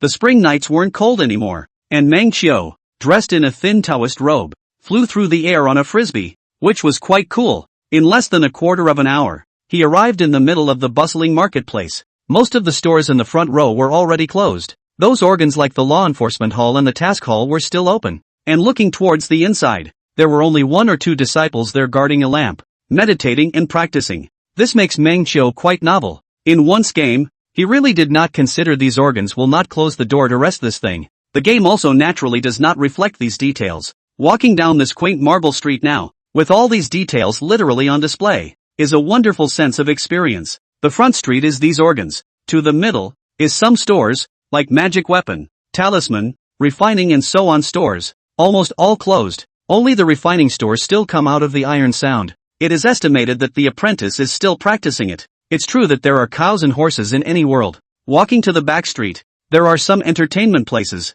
Among the taverns there are some male or female partners who provide double cultivation services. Most of them are very good looking. Some of them are short of money. And some of them are purely looking for some fun under the huge pressure of cultivation. Next to the large tavern was an alleyway that led inward. And deep inside, a mansion called the Qixing Entertainment presented itself. Surprisingly, it's agriturismo style. The name is kinda straightforward. Xixing Entertainment, gets right to the point, indicates that it provides entertainment, etc. Star Entertainment? Why do I feel like I've heard that one before? Oh, 7-Star Entertainment. Now that's familiar. Meng Qiu skimmed his lips and crossed into the store. A small qi refining cultivator came around. Fellow Daoist, look at this. What do you want to play? Meng Qiu took a look inside. The first floor of the lobby are some of the game of chess people. Black and white chess. Chess have. Looks like there are odds. It is interesting. Fighting insects. Meng Qiu said. Alright, so is it a poisonous insect, a forceful insect or a lustful insect that you are fighting? Junior asked humbly. Meng Qiu seemed to have heard something extraordinary. What's a succubus? It's also similar to fighting bugs, but the difference is that the mating time of each kind of bug is different, and the number of mating is also different. And the comparison in this case is which bug is the most capable. Got it. Meng Qiu interrupted, spitting in his mind. Is this really a 12+ game? I play Power Worm. Then please follow me, fellow Daoist. And then the junior brought Meng Qiu to the backstage to briefly register some information. Then gave him a vestment and gave him the rules of the store. Fellow Daoist, the bug fight is about bugs, not people. So you need to wear a magic robe to hide your cultivation. And if needed, you can also hide your face. Remember, you may not use your mana to interfere with the results of the bug fight. There are special people in the store to monitor the situation. And if you violate the rules, you will be responsible for the consequences. Good. Meng Qiu nodded. The rules are pretty good. Without him saying it, Meng Qiu had already sensed the presence of a powerful divine sense sweeping through the store. If anything, and was afraid that it was watching, as well as warning. Xiao air saluted, then brought Meng Qiu to the 3rd floor where the fighting power bugs were. Of the 3 worm playstyles, force worms are the most popular, with poisonous worms coming in last. Putting on his Dharma robes, his cultivation and physical appearance were concealed, and Meng Qiu even wore a mask. After a rough scan, he couldn't discern the cultivation level of the crowd either, so he didn't know who the old man was. Meng Qiu was a little disappointed, but it was okay, as long as his heavenly bull was powerful enough to win the top spot and attract that old man's attention, he would be able to cross paths with him. Until then, fight some fame. In the middle of the room was placed the pot of the same mold, which was a magic weapon, and from the outside you could clearly see the bugs fighting inside. 2 chairs were placed on either side of the pot for the bug fighter. At this point the night had only just begun, and the bug fighters were all just arriving, all watching, without too many fighting. Without delay, Meng Qiu found a pot and casually sat down, so he waited for someone to come and fight. Not long after, a man quietly sat down in front of Meng Qiu. Although all of her physical data was covered by the vestments, from the temperament and ceremonial movements, Meng Qiu surprisingly intuited that this was a woman. The feeling of a great lady. Chapter 65, Fighting Insects. The woman took out her own worm and put it into the pot, then stretched out her white, slender hand, signaling Meng Qiu to please. At the beginning is the betting session,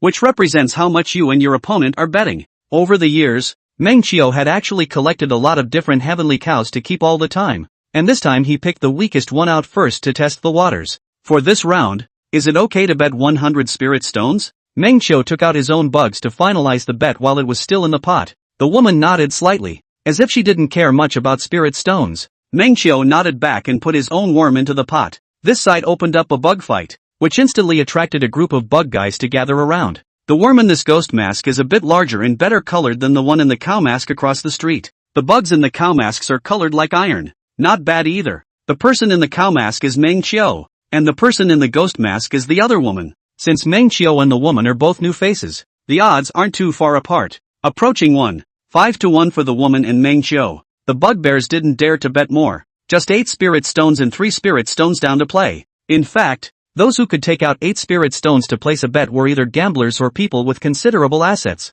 These two are both new faces. Interesting. Meng Qiu quietly observed the other party's bug. The armor was textured like iron, and the body of the beetle was indeed a bit larger than his own, so he didn't know how it actually was. Soon after, the official finalized the bet, bought it and started releasing some gas into the pot. This is naturally harmless. It just increases the beetle's fighting spirit and prevents the two beetles from dry humping without fighting. It's moving. Let's fight. The bug masters cheered. The woman's beetle moved its huge body like a chariot, forcing its way towards Meng Qiu's beetle. Meng Qiu's bug, on the other hand, was a bit dull, not advancing or retreating, and in the next breath, it was caught by a pair of large black pincers around its waist. Ouch! It's over. Asterisk. Him. Clip it and pop it. The originally uneventful battle was hardened by the enthusiasm of the bugbears, and the calmest people present were instead Meng Qiu and the woman on the opposite side. No, what's with the sudden hot blood? It's a little embarrassing.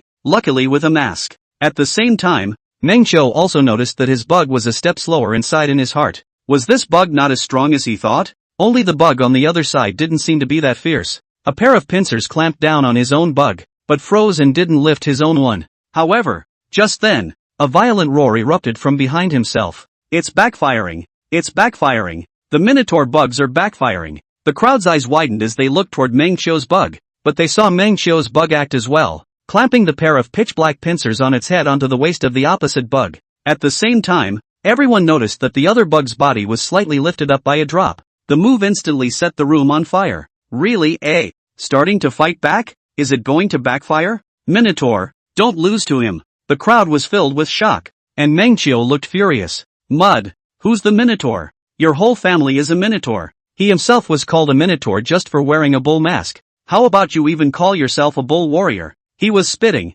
but suddenly saw his bug clamped firmly on the waist of the other bug, and with a fierce lift, the other bug was lifted up without any hindrance. That's the end of it? Meng Qiu was stunned. His own bugs were second to none as soon as they fired. The scene instantly went into a breath of silence, and only the sound of each other's rapid breathing could be heard. A breath later, a louder voice erupted. Real seconds. What? It really backfired? My god. Is this the Mystic Minotaur's bug? No. You're the mysterious Minotaur. And what's with all the bloodshed? At this time, a cultivator in charge of recording came over to finalize the result. The Bull Warrior won. This was the name Meng Qiu had given to his bug when he registered his information. After the results were announced, a cheer erupted. Good bug. 1 hit in seconds. Meng Qiu also received 100 spirit stones from his opponent's bet. It's kinda lucrative. Meng Qiu stood up and arched his hand. Thank you. Then he recalled his Bull Warrior. Wait. At this time, the woman on the opposite side who had been silent for a long time suddenly let out a voice.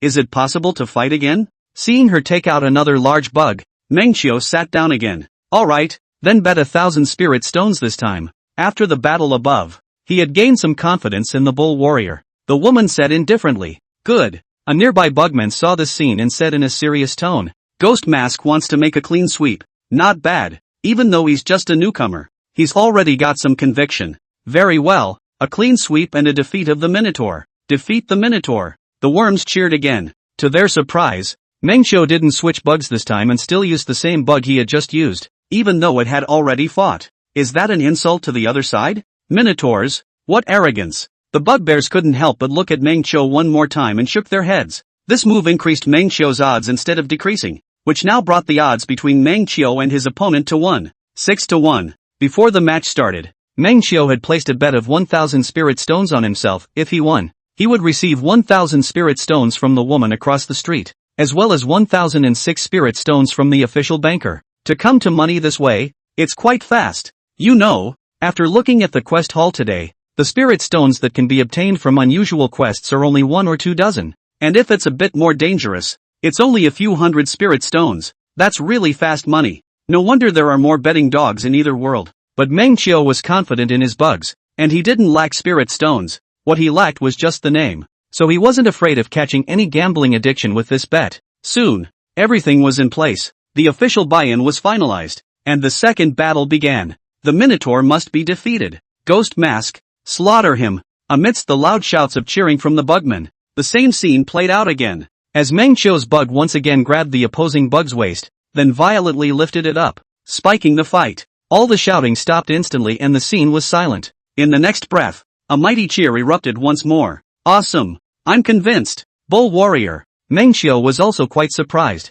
and now he suddenly understood a little bit where the Bugmaster's excitement came from. It's kind of funny, looking at the Bull Warrior's black as iron armor. Meng Qiu suddenly felt that his bug was a bit handsome. Chapter 66 Immortal Flame Ganoderma. In one fell swoop, there are more than 1,000 spirit stones in your pocket. Anyone who comes here will think this bug is handsome. It's you! Do you think it's handsome? Bao Shuai's. Meng Qiu rose again and arched his hand. I am obliged. Then the other party suddenly raised his head again and gazed at Meng Qiu. Again, is this stirring up the other guy's good side? Bursting the gold coins of such a cool fairy. Meng Qiu was ultimately a bit reluctant to do so. Place a bet of 5,000 spirit stones this time, Meng Qiu said. The other party gazed at Meng Qiu for a moment and nodded. 3 minutes later. Seconds again? Did this bug swallow some kind of elixir? It's so fake, isn't it? Boss, come check it out. Under the crowd's shock, Meng Qiu tearfully earned another 5,000 spirit stones from this female cultivator. This time Meng Qiu didn't get up and just sat there looking at her.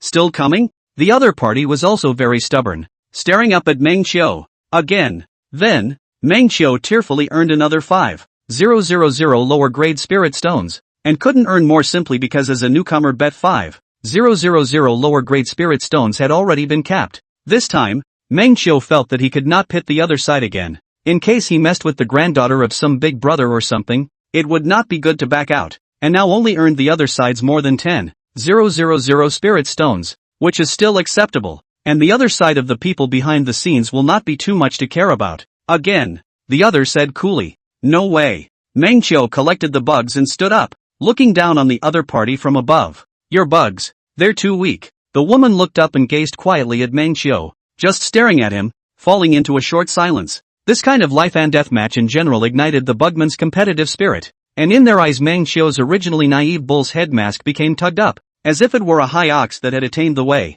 This is too arrogant, but surprisingly inexplicably handsome. Ignite. In the face of Meng Qiu's provocative words, the other woman clenched her fists before slowly relaxing them again. The last game. The bet is on this elixir. If you lose, give me all the spirit stones you have on you. Of course there's a precondition. You can't change the worm. All the spirit stones. This is too much. What exactly is the elixir? The crowd looked curiously and saw the woman take out a fine wooden box out of her storage bag. Unsuspectingly, she handed the box to Meng Qiu and let him check it out for himself. Meng Qiu took it with confidence, then probed into the box with his divine sense. In just a moment, Meng Qiu felt an extremely fiery breath penetrate down his fingers and into his entire body, as if he was in a mountain of flames, sweating like he was being roasted by fire. Luckily, the woman took the initiative to put the box back, and Meng Qiu wasn't hurt, or something would have really gone wrong. Meng Qiu stared at the box with a deadpan stare and hadn't returned to his senses. In that moment just now,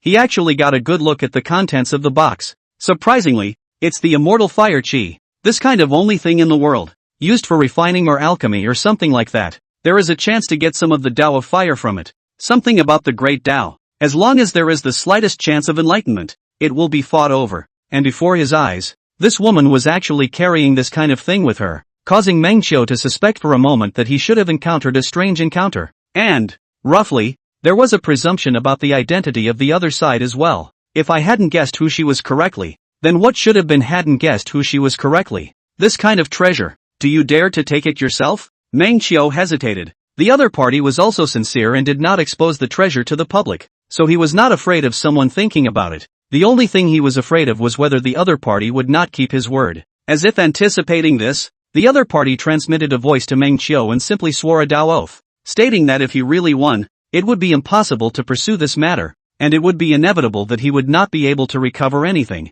Meng Xiu then put her heart down and resumed her seat. Come on. This immortal fire Ganoderma could give Xia Jiqing and 100 Flowers a boost in their qualifications, so it was worth taking a chance. The crowd was curious and asked Meng Xiu what it was, but Meng Xiu only said it was the Peiyuan Dan, so the crowd couldn't do anything about it and stopped asking questions, instead shifting their curiosity to the fighting insects themselves. With so many innings, even the most powerful bugs won't be able to make it, and he still dares to fight? The Minotaur is truly an extraordinary man. Meng Xiu twisted his head to look at the man and thought to himself, you better not have a good-looking wife. Otherwise, with your name calling, I shall cow you once. The night was getting late and more people were coming to the bug fight. When the people who had just arrived saw so many people surrounding Meng Xiu's side, they became curious and followed over to see. Then it was time to witness the Bull Warrior Second's other bugs. It could be said that Meng Xiu's bug had aroused the curiosity of many bug bosses. When it came to this final battle, the other party had taken out such a rare item, the gimmick was even greater, and now Meng Xiu had a large group of people surrounding him. At that moment, the woman in the ghost mask was seen pulling out a bug that was even bigger than the last one. Looking again at Meng Xiu's bug, which had fought many times, it still stood still, as if it was already tired. But no one dares to underestimate his bullfighters anymore, so the ratio still hasn't pulled away too much, and the opponent is more than Meng Xiu 1-to-1. 5 like that. Surprisingly, the odds are better on the other side. I'll bet on the Ghost Mask this time. Ghost Mask has come up with the real thing this time. I'll bet on him too. Ghost Mask, clip the Minotaur. Under this surging aura, Meng Xiu suddenly felt that the opposite woman's temperament had changed. It was a sudden competitive streak. The match was on the line, only to see the opponent's big bug lunge at the Bull Warrior, a pair of large pincers snapping at its waist. Then, it was uprooted by the Bull Warrior and directly seconded. One and done. No questions asked. The crowd was dumbfounded all of a sudden. The hot-blooded battle that was expected to come didn't happen at all. It was still a crushing game. A pure crushing game. The other party didn't have the power to fight back at all. Officials immediately declared the Bull Warrior the winner once again. The person who had just placed the bet twisted his head to look at Ghost Mask, confused. No dude. You're playing me? You too. Are you playing us together? The man in the ghost mask seemed to be transformed into a wooden statue, standing motionless in his chair as he looked at the two worms in the pot. With that look in her eyes, Meng Xiu was really afraid that she would just snatch her bugs. So Meng Xiu quickly recalled his Bull Warrior and took it back into his spirit insect pouch. Then, Ghost Mask looked up and stared at Meng Xiu, not knowing what he was thinking. Which lineage are you a disciple of? After a moment of silence, she asked. So, no, man, you're gonna have to flesh me out? Who would dare? Then one of the shopkeepers himself came along and reminded her that these could be exchanged in private. She nodded and handed the exquisite wooden box to Meng Xiu before transmitting. Can you leave a contact information? So I can come back to fight insects with you next time. Chapter 67, Looking for the Mysterious Old Man. It seemed that this was truly unconvincing. Meng Xiu hesitated for a moment, but still gave the other party a transmission note. After all, the other party was also really playful. Immortal Flame Ganoderma, such immortal things said to give. The ghost-masked woman left in this way, and many people saw the novelty of the bugs, and they all came to fight Meng Xiu's bugs. The result was that all of them were seconded, without exception. Meng Xiu thus earned another nearly 10,000 spirit stones from the group. And at the back, basically no one fought with Meng Xiu. Meng Xiu simply called it quits and took a break for the time being, also giving the bugs some time to rest. Most of the crowd was gathered around Meng Xiu's side tonight, and it wasn't until he rested that the crowd dispersed on that note and went off to fight their own bugs. The side finally cleared up. Meng Xiu breathed a sigh of relief. This group of people were too middle-aged and stayed beside themselves all the time shouting and cheering. Their hearts were tired. Especially that one line about the Minotaur was exhausting him. On the first floor of Qi Xing Entertainment,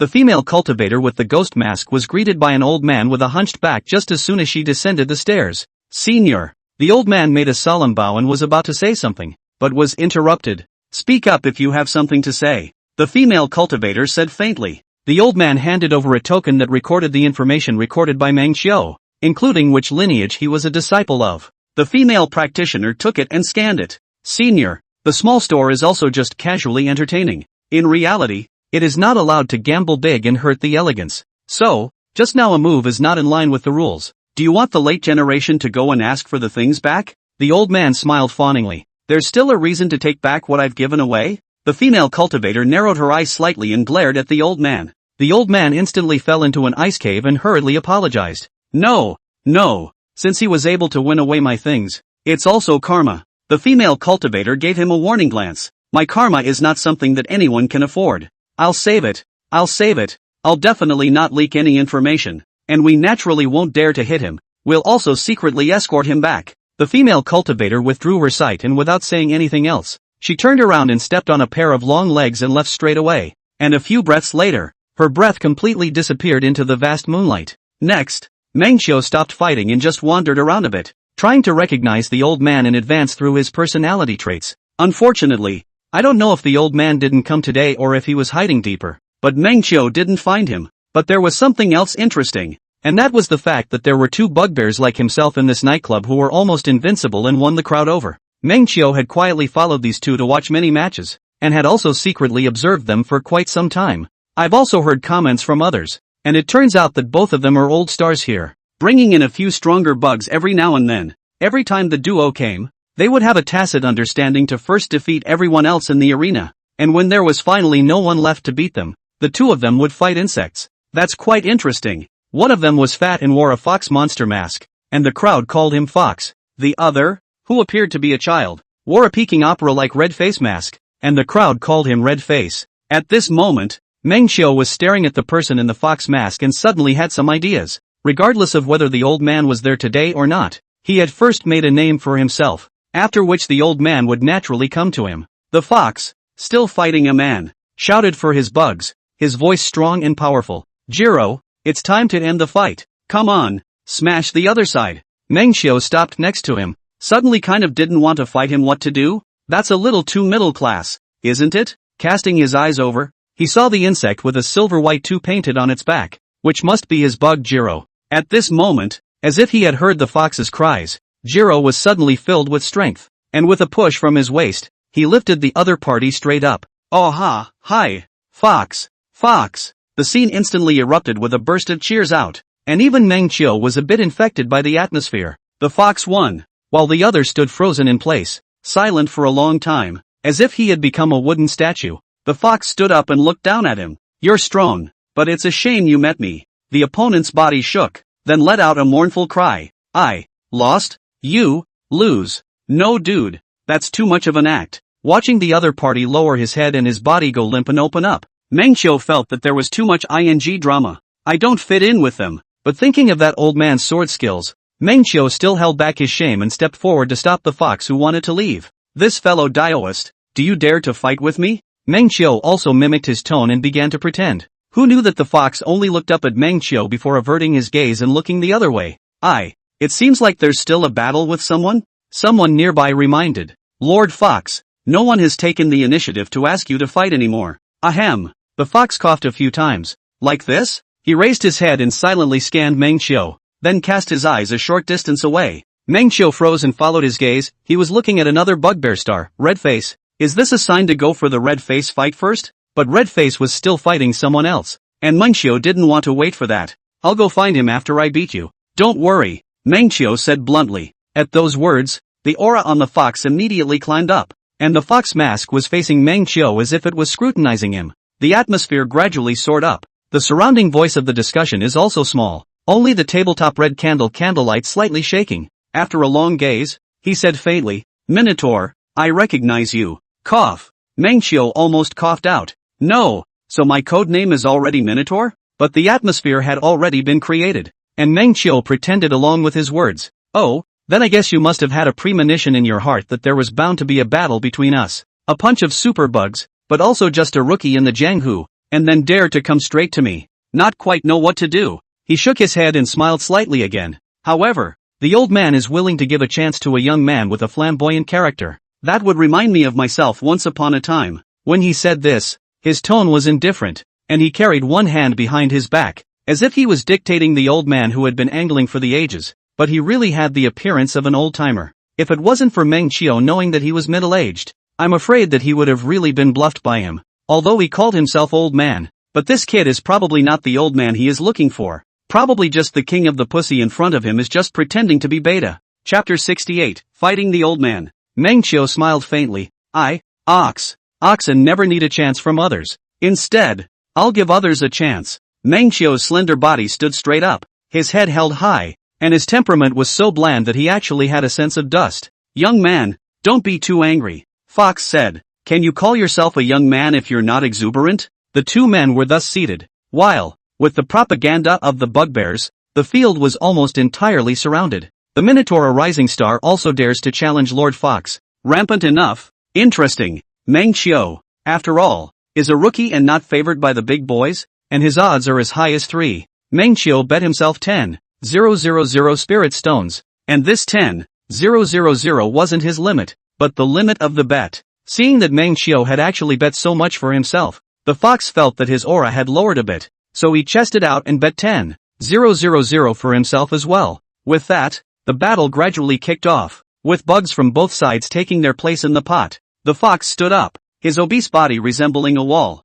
The fire of a Bing candle dares to compete with the sun and the moon. Today, all your pride will be broken. At the same time, the pot was formally filled with hypnotic gas, announcing the start of the battle. Jiro, go! Following the command, Jiro drove sedately like a tank toward Meng Xiao's bullfighter, cornering the latter. Humph, there's no avoiding it, is there? Jiro, clip him. As if on command, Jiro raised a pair of large, dark pincers on his head and swung them at the bull warrior, clamping down on it with a sharp thrust. Tension began to spread at this moment, and the crowd stared at it with a pair of wide-eyed gazers. Ha ha ha ha, boy, so I can show you what it means to be bound to me and Jiro. Jiro, defeat him. The fox's voice was high and stirring, as if he was the Erlang in the pot. How can you, a person who doesn't understand bonds, understand the match between us? The bugbears around them were infected by the atmosphere, and their shouts of support already carried a slight sense of sadness, as if they were crusading against the Minotaur boss together. Meng Xiao's painting style was out of place with them.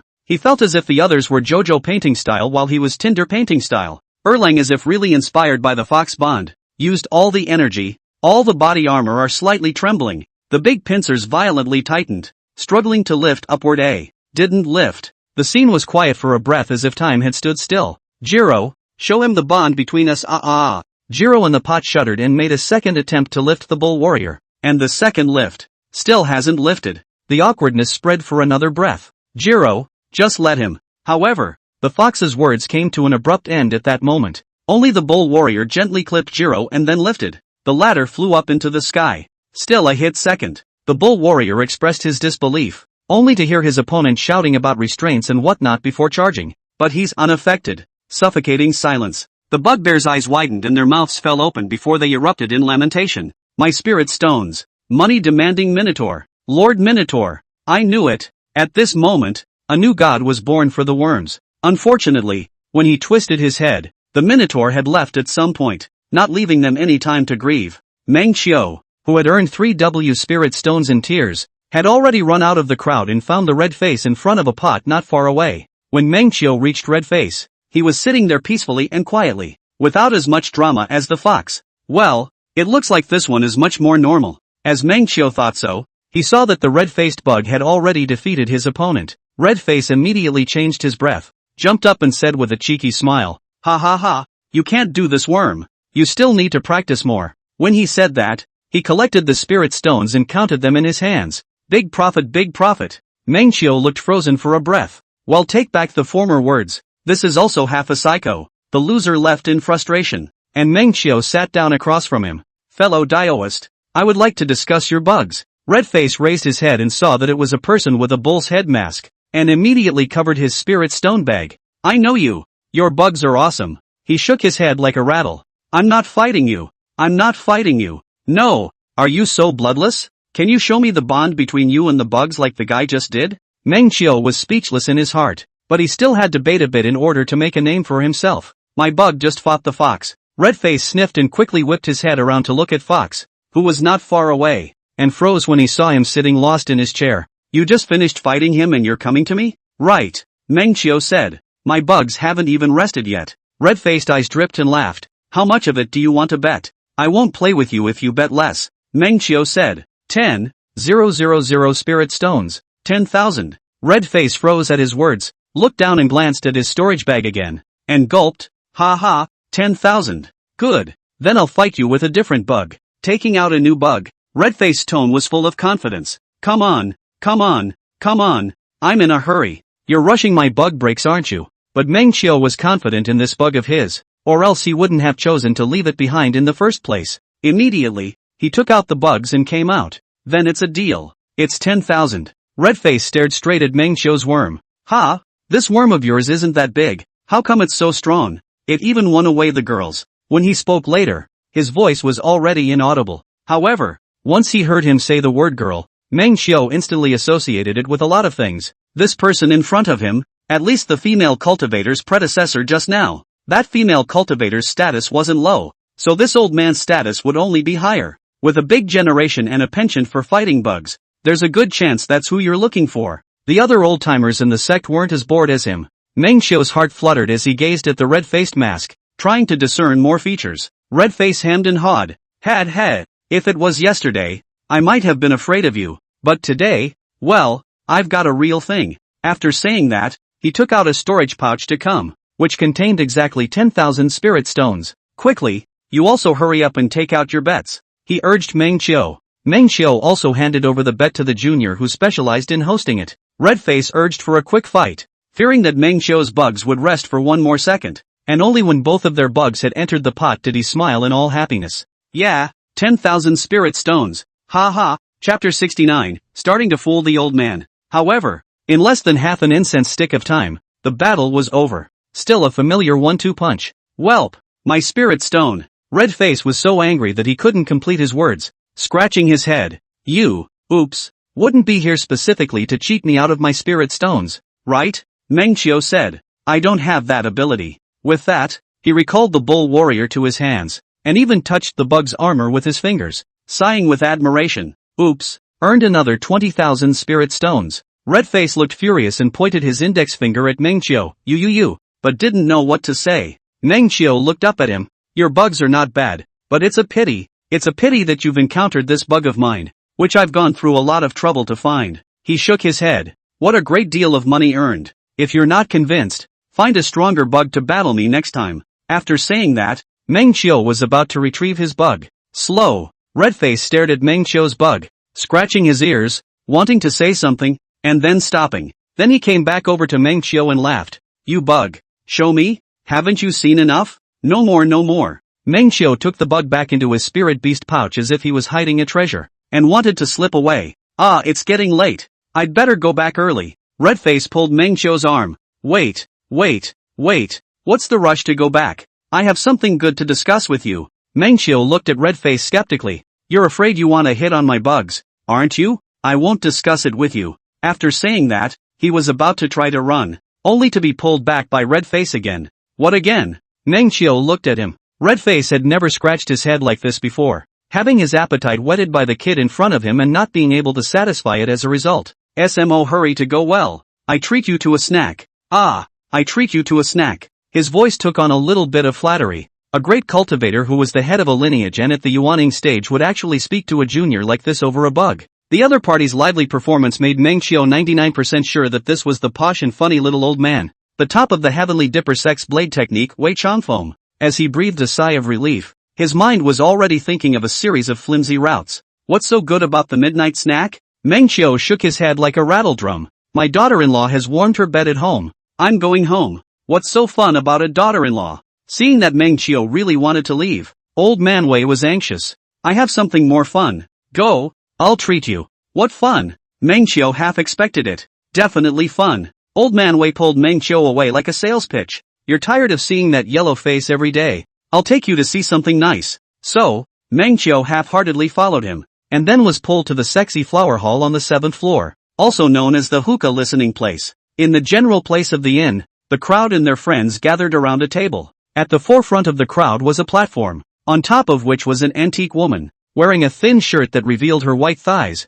as well as her slender waist, and her slender fingers were elegantly stroking the zither. The old colorful lot below watched with rapt attention. The old man generously invited Meng Xiu to sit in the front row, and could even vaguely see where the color of the woman's belly band was. Nonetheless, what's with the airy and stingy feeling that he just ordered a plate of peanuts and a jug of wine? He invited Meng Xiu to drink wine and eat peanuts, and together they watched the performance of the woman above them, while chatting about some boundless words. Meng Xiu was not very interested in these fireworks women. In fact, most of his energy was quietly observing the old man, and then he realized that this old man was also not interested in the women on the stage at all. Although he pretended to be watching the show, in reality, his attention had been on his spirit beast pouch. as if he was trying to figure out how to trick Meng Qiu's spirit bugs into passing. No, dude, you're this kind of pure person, impressed Meng Qiu. After an unknown amount of time had passed like this, the old man smiled and said, fellow Daoist, this woman, good looking,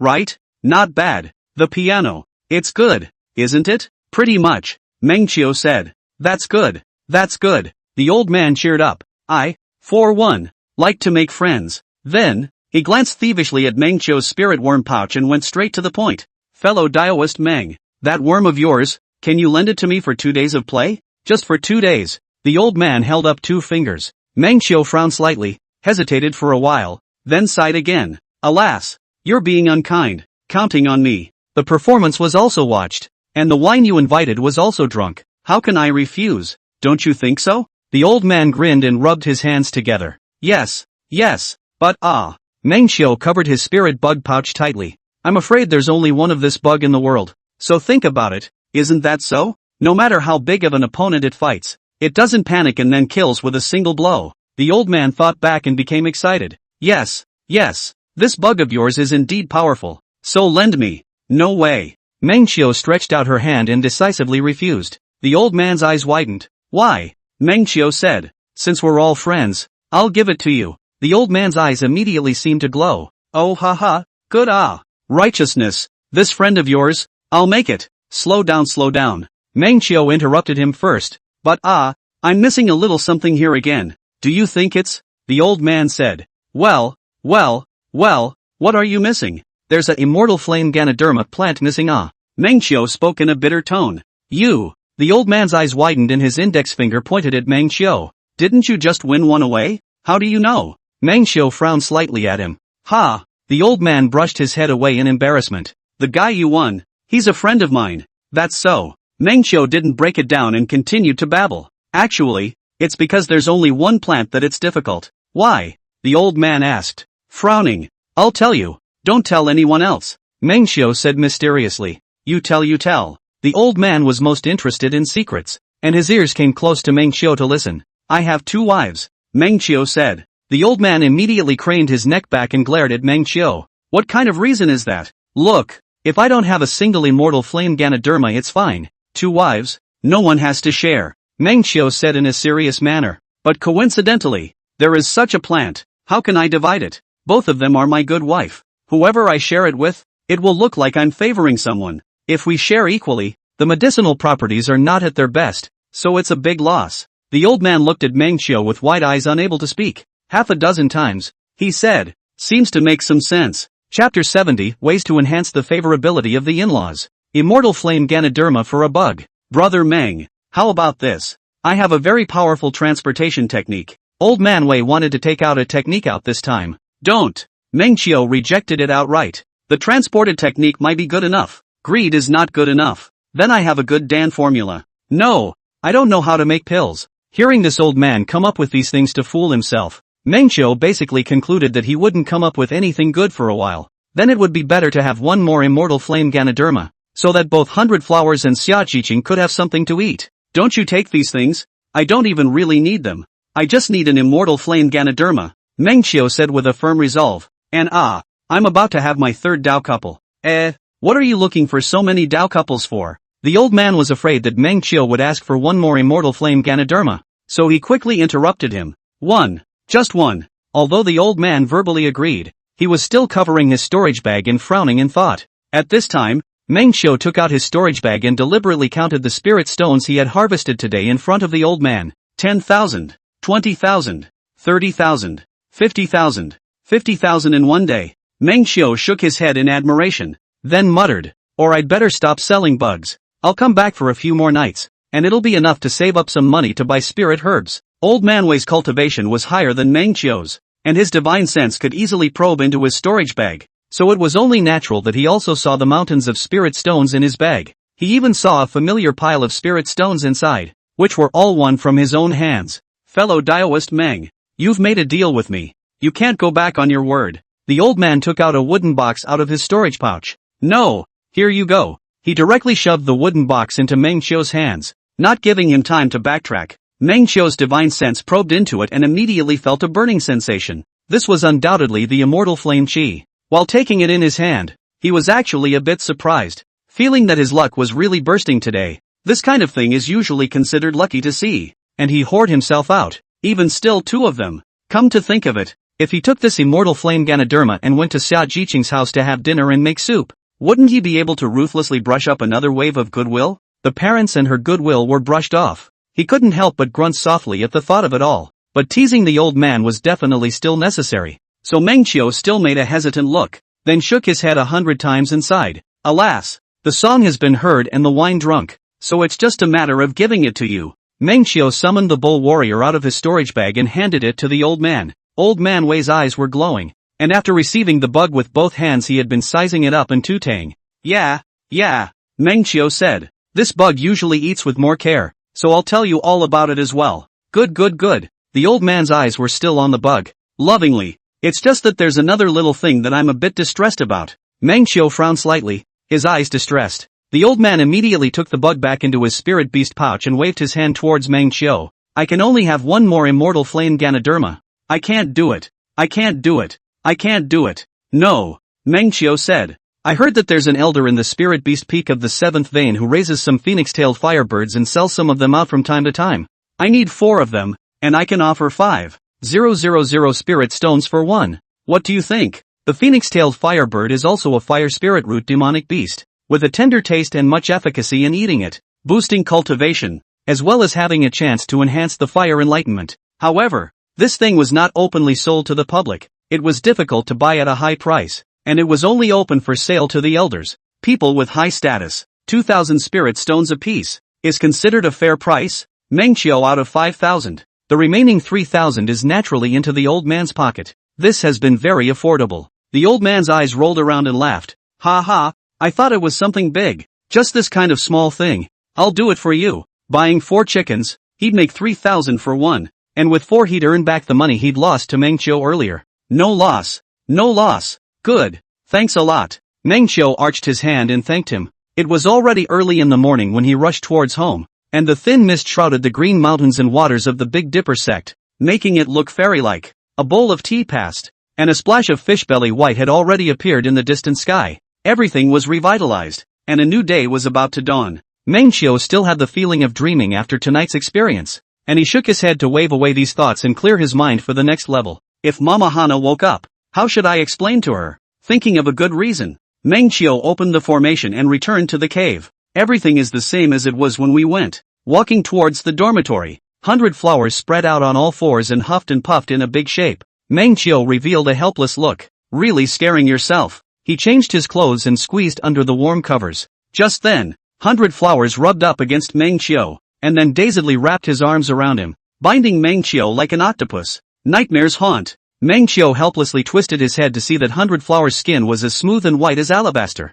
A blown-out look. The 2 big eyes are so cute even when they are closed. As if she was having some kind of good dream. She muttered something vaguely with a smile on her lips. Thinking about yourself? Meng Qiu moved closer to hear what she was saying. Ha! Roast suckling pig. You already have. The way to death. Manhwa petrochemical. Where the hell did she learn all this stuff? After sleeping for an unknown amount of time, in a daze, Meng Qiu smelled a fragrant breeze, a light floral scent. He opened his eyes and a small, delicate jade foot, white and clean. Well, it was 100 flowers. 100 flowers? What are you doing? Meng Qiu looked toward the owner of the pair of feet. He, don't you like to see feet? So I thought, how happy would you be if you woke up early in the morning to see my feet? How about it? Are you happy? Meng Qiu held the pair of feet and gently stroked them, which was indeed pleasing to the eye, so he nodded heartily. Happy. 100 Flower's cheeks were slightly reddened by the touch, and she twisted her foot unnaturally. Well, it tickles.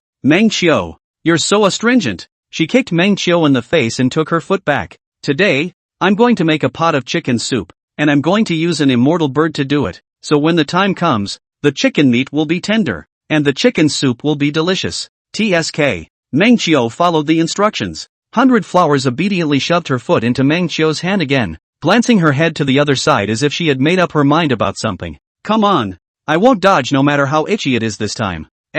No scratching, ahaha. 100 Flowers' feet were tickled and her heart was inexplicably tickled. Chapter 71, Training the 100 Flowers. Manhwa, are you going to make chicken soup? Ever since hearing about this immortal bird chicken soup thing, 100 Flowers' mouth hadn't stopped, and whenever Meng Qiu was about to do something, she'd have to follow her ass over to ask so. Meng Qiu, still tying up his long hair and tying up his Taoist robes, turned to look at her. 100 Flowers, there are 2 things to do today. The first, eat chicken and drink chicken soup, and the second, cultivate. 100 Flowers said, I'll go with chicken. It's okay. Not right. Meng Qiu shook his head. It's not for you to choose. You have to practice today. As for eating chicken, it's just a matter of whether you choose to do it before or after practice. Oh, don't want to cultivate. 100 Flowers boom fell on the bed and crawled around. A burst of pouting. Just do not want to cultivate. Only after cultivating to the Jindan stage can you and I truly become one. Meng Qiu said. 100 Flowers was currently covering her head in her pillow,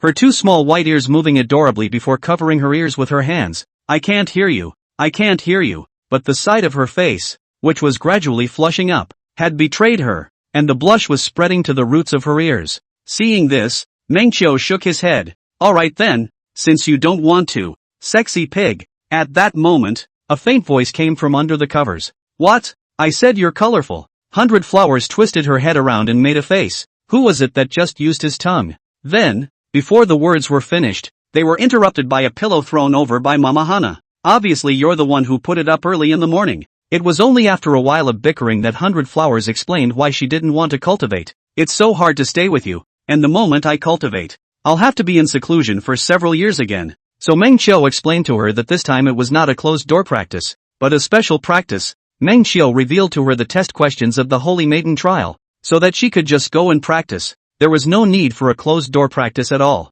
What made him quite surprised was that 100 Flowers was the one who suffered first before sweetness, choosing to eat the chicken after practicing. So Meng Qiu began to instruct her on the contents of her cultivation. And from memory, the first level of selection for the Holy Maiden's cultivation was the Flame Pagoda, to finally build the flames out to a power level. In modern terms, is to control the temperature. The first layer of 10 degrees, the second layer of 100 degrees, and so on, all the time stacked into a pagoda-shaped flame out. This level tests both basic skills in fine fire control, and also shows the upper limit of flame understanding, which increases the higher the tower's level. Selecting 100 people to come from it, based on Meng Qiu's remembered experience, about 5 or more layers could be stacked properly before they were stable, and most of them collapsed at the 3rd layer, because people who are not good at the basics can't handle the fusion of different temperature flames. Those who are not talented simply can't control the temperature and still mold a pagoda shape out of it. Menchu, is that right? After giving the requirements, 100 Flowers had begun constructing the pagoda in her palm,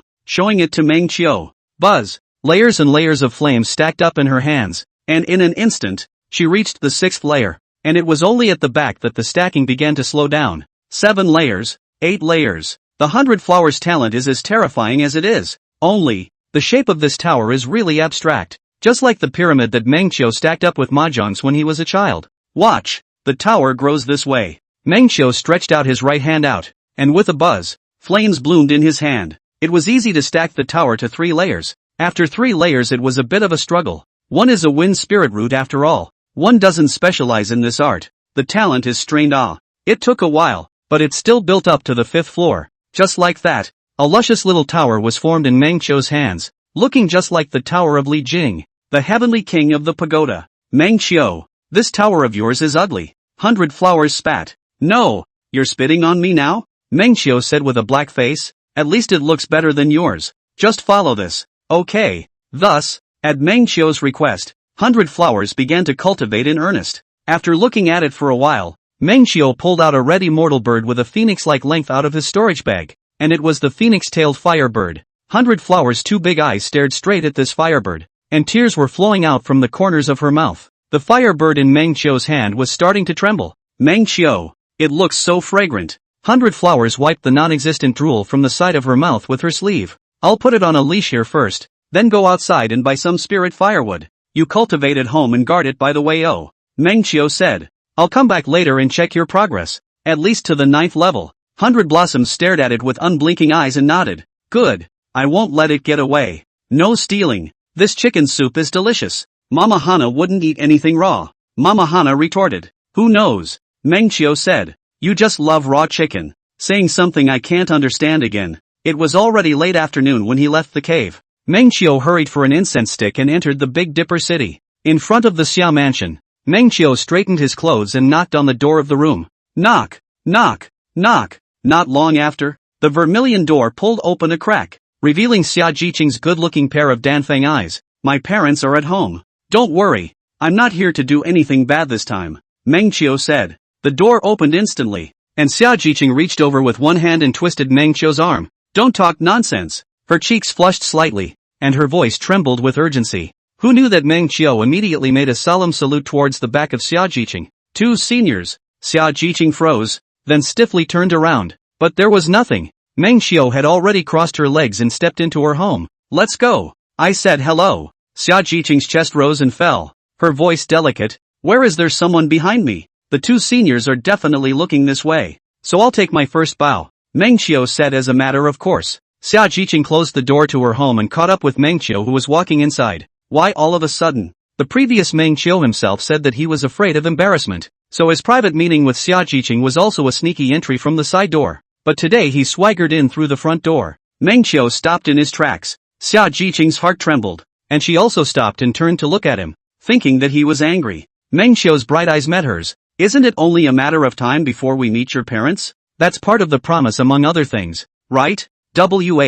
What promise? Xia Jiqing stared blankly into his eyes. Marry you. The pupils in Xia Jiqing's clear eyes shrunk slightly, and her cherry mouth opened slightly. In the next breath, she reddened and warmed up, visible to the naked eye, her fair and translucent cheeks swooning away in a scarlet color. Chapter 72, Meeting the In-Laws. Hint, getting Xia Jiqing's favorability to 10 has been completed. Rewards have been issued. New quest, get Xia Jiqing's favorability to 20. Reward, randomized fabulous treasure *1, quality, upper grade or higher. A few days ago, Meng Qiu would come to find Xia Jiqing to flirt from time to time, and as a result, the goodwill was just stuck at 9, and could no longer go up. This talk of officially meeting the in-laws today breaks 10. Slowly integrating herself into her family is one way to put her mind at ease, I guess. At this time, two silhouettes appeared in front of the two of them, and Xia's father and mother unexpectedly both came out to greet them. Preachers. Fellow Daoist Meng is here. Mother Xia and Father Xia greeted with a smile, but there was actually some embarrassment in their hearts. The last time they met, they were still fooled by this kid for a while. Meng Qiu didn't feel embarrassed at all and cheekily greeted him. Senior. He first gave a polite greeting to Xia mother, then looked at Xia father. Senior Xia's health is getting better. Congratulations. Xia's father revealed a smile. It's thanks to your method of undoing the spell. Let's go. Go in and talk. The three of them moved to the indoor parlor and made tea and chatted. A sandalwood tea table. Wood carvings of small bridges and rivers. Exquisite and beautiful. The room sandalwood incense leisurely. Pleasant mood. Meng Qiu and Xia's father sat side by side in a row, opposite Xia Jiqing and Xia's mother. The elders chatted, wanting nothing more than to casually pry into Meng Qiu's family origins and such. Meng Qiu drew this part of the question in the direction of the Great Yin country, making them feel that the Great Yin country was their hometown. Anyway, I was there myself a few years ago to hook up with the Empress, the Great Yin Kingdom. Speaking of which, I heard that the old emperor had no available son at his knee, and cultivated a female emperor out of it, but also inspiring governance, political and human harmony. The call is very high. When it comes to the affairs of the country, Xia's father is a little more concerned, and talks eloquently with Meng Qiu. I have also heard that that female emperor is graceful and imperial, but unfortunately I have never seen it. Have you seen it? He asked Meng Qiu. Meng Qiu said, indeed, it's a pouring one. Before he finished speaking, Meng Qiu's foot was suddenly kicked. Ahem. Indeed, a person of extraordinary temperament. He didn't move and glanced at Xia Jiqing across from himself. Xia Jiqing raised her teacup with an elegant air and blew on it with a small sip at her mouth. It's kinda petty. Then he turned his head to look at his old father-in-law beside him who had caused this topic, and seeing that his eyes contained a smile, he knew that this old thing had asked this question on purpose. Grandmas. Meng Qiu coughed twice and pulled away from the topic. It's not simple for the female emperor to rule a prosperous world. The female emperor had a good prime minister to assist him, and the ruler and ministers were in harmony. But there were some illusions. Xia father said, indeed heard. Good minister greatly promote the change of law. The empress listened to one by one. The bright ruler good minister. This Dian only have now the national strength. In fact, back then, that good phase was naturally Meng Qiu. And now that she heard that the world was looking at herself in this way, she couldn't help but let out a soft hum in her heart. And what is the name of the good minister? Just then, when Xia Jiqing saw Meng Qiu's expression of pride and honor, she frowned slightly, feeling that something was wrong. No, sis, you got a good sense of smell. don't you? Meng Qiu shook his head. I don't recognize it. I left my hometown earlier in life to seek immortality, and I'm always happy and nostalgic when I occasionally hear about my hometown. Mother Xia said, that's a pitiful person. Now that you're a bit older, have you ever thought of settling down and concentrating on cultivation? This was in fact also inquiring about Meng Qiu's future plans. Meng Qiu carries so many love debts, naturally he has to walk through many places, but at this moment, it was always impossible for him to lie in front of Xia's father and mother as well. So he sighed. If the family is in trouble, it is impossible to sit back and do nothing. This sentence did not lie. If something happened to the empress, one's necessary to go back to save Ah. Xia's father felt the same way and patted Meng Qiu's shoulder. It's a righteous man. In Xia mother's eyes, Meng Qiu's words then made her think a little deeper. Mother Xia said, speaking of which, some years ago, the Great Wei Kingdom and the Great Yan Kingdom were in strife, and the Great Yan Kingdom suffered a great turmoil. Xia Jiqing also instantly thought of something, her mouth slightly open. Meng Qiu shook his head and revealed a bitter smile. Yes, it was the great chaos that happened 6 years ago when I left fellow Taoist Xia without saying goodbye. Meng Qiu looked up at Xia Jiqing with an apology in his eyes. Alas, I'm sorry for Jiqing back then. This time, the mystery of Meng Qiu's departure back then was finally solved in front of everyone. Xia Jiqing stared daggers at Meng Qiu, her mind in turmoil. The first thought was, if he wasn't lying, then there really was a reason why he had to leave in the first place. And it was still a reason like family and country. She grew up in the clan and could understand on that. Sure enough, fellow Taoist Yi was right. I was the one who misunderstood him in the first place. Staring at Meng Qiu's bitterly smiling face, she gently bit her lower lip. So, when he left without saying goodbye, he didn't want to worry about him either? Or are you afraid you'll follow him? On second thought, if he had been truthful in the first place, given his own nature in the first place, he would have followed him without hesitation, right? How worried and sad their parents will be that way. Man Qiu, so you thought so much about me? And I don't know anything about it. Instead I'm slowly hating you. As parents, of course, is to be rational. Meng Qiu said the words they are only half believe first, decided to go back to find ways to investigate some. This kid has lied to my daughter once before, and I'm afraid he's not lying to us this time too. Ahem. Xiao's father coughed twice and reminded his daughter. If it's true, then I can understand you. In the future, if you are sincere in correcting yourself and treating her with sincerity, my girl's heart is soft and will slowly forgive you. These words were also a wake-up call for Meng Qiu to stop thinking that a few simple flowery words could once again trick her daughter out of her heart. It's going to take real action. Xia Jiqing also reacted, sniffled, and said in a hoarse voice, later on, tell me in detail about what you've been through all these years. On her lips, she said that she wanted to probe and check again, but in fact, she had already believed in Meng Qiu for 5 or 6 minutes. Meng Qiu naturally didn't fear her interrogation and nodded. At this moment, Mother Xia suddenly said, speaking of which, the Great Yin country riot 6 years ago was also related to what you just said about Liang Xiang and the female emperor. Xia Jiqing didn't understand what her mother was trying to express and twisted her head to look at her. Mother Xia continued, rumor has it that at first, the empress was already in love with that one young prime minister. However, 7 years ago, that prime minister left without saying goodbye after obtaining something he wanted. This dealt a certain blow to the empress, and she didn't even attend court for a month before slowly easing up. The empress has been shrouded under this shadow for a long time, and her country weakened for a period of time before the Great Wei State seized the opportunity. Chapter 73, Rating the In-Laws, requesting a wave of catch-up reads on Tuesday. Meng Qiu did hear and understand. This is in the use of that prime minister thing point there on it. But over the years he did have many effects on Xia Jiqing, and he did do wrong. So Meng Qiu didn't refute it, he just recognized it. He knew that he would need to take out time and prove it slowly if he wanted to truly gain the approval of these parents, and he was in no hurry. Before, I thought I was playing a game, and it was indeed a nascent game. But now Meng Qiu, a 100% good man, was not afraid of the test at all. Mother Xia went on to say a bunch of things and then summarized. The empress still has the temperament to unify the country, and is involved in a love affair, yet she also has to grieve for such a long time, causing so many aftermaths, and even affecting the country. Jiqing, if the empress is still like this, you, an unearthly child, if you fall into the whirlpool again, then what will you do? Mother Xia looked at Meng Qiu again.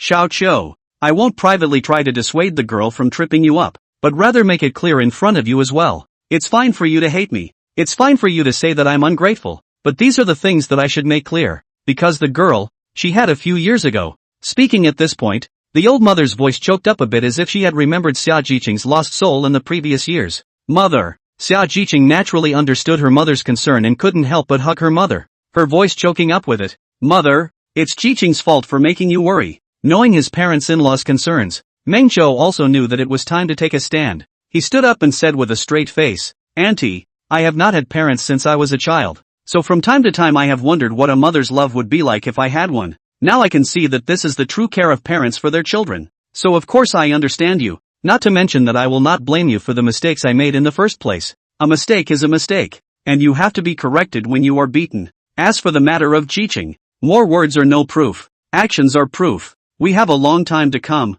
Jiqing will definitely get better. It's a little better when the words are out of the way, instead of having to get along at arm's length like before. And after that, Meng Qiu could get even closer to them again. For this reason, he even stacked a buff. A certain point protagonist commonly used the method of double death of parents. Of course, this did not lie. He was dressed in the body in. So in this world, he originally did not have parents. Well, Meng Qiu, this paragraph from the bottom of his heart, said very sincere, coupled with his serious look, the deep eyes, so that the summer mother are touched by it, rose compassion, coupled with the buffs Meng Qiu had stacked on both of her parents. She couldn't say anything more even though she wanted to continue, so the two of them just held each other and wiped their tears. Xia father, on the other hand, nodded his head and patted Meng Qiu's shoulder. Can you kid, when so squarely talk about it, like before that set up my old man, will not be. I really agree. Meng Qiu, on the other hand, laughed. Last time, we were only considered to have met for the first time.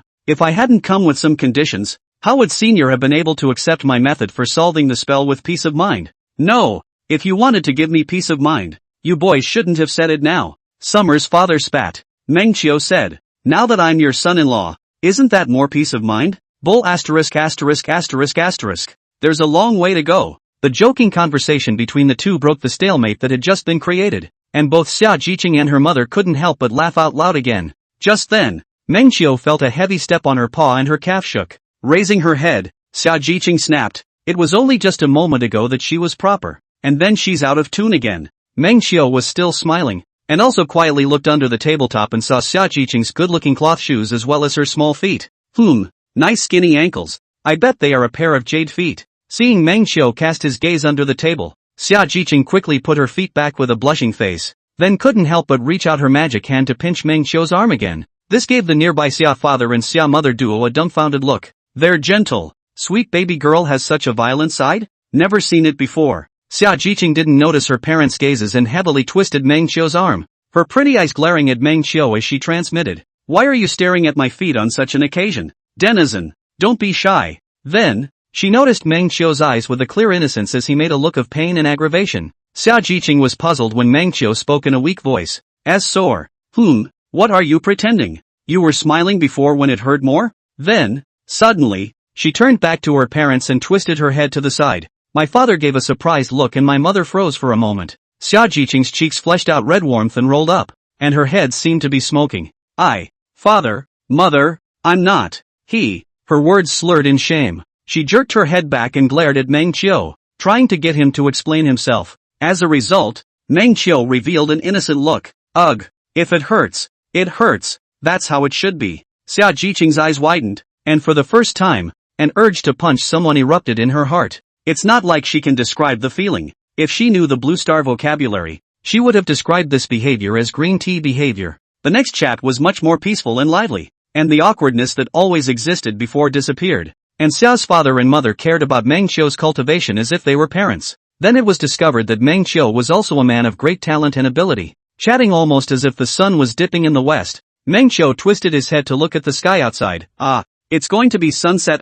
It's almost time to say goodbye. Mother Xia smiled gently. Okay, then come for a meal some other day. Meng Qiu turned her head to look at Xia's mother. Then why don't we choose a day? Today? People were polite, but Meng Qiu cheekily rubbed up against them. Xia's mother revealed a little embarrassed look. It's not that she lacked a meal, but it was too sudden to properly prepare the appropriate ingredients and such. Xia's father patted Meng Qiu's shoulder and laughed. Brat, treating you to a meal is naturally something that should be well prepared. Today you came so suddenly. We didn't prepare anything. How can we have the nerve to keep you for dinner? Meng Qiu smiled faintly and raised a phoenix-tailed chicken directly from his spirit beast pouch. No harm done. I've prepared my own ingredients, and I've come specifically to rub this meal in today. seeing the long phoenix tail that the phoenix-tailed firebird was dragging at the same time. Even though Xia's father and mother were well informed, they couldn't help but be taken aback. Isn't this the phoenix-tailed firebird of the seventh vein? Something that even Xia Jiqing's master couldn't buy even if he wanted to.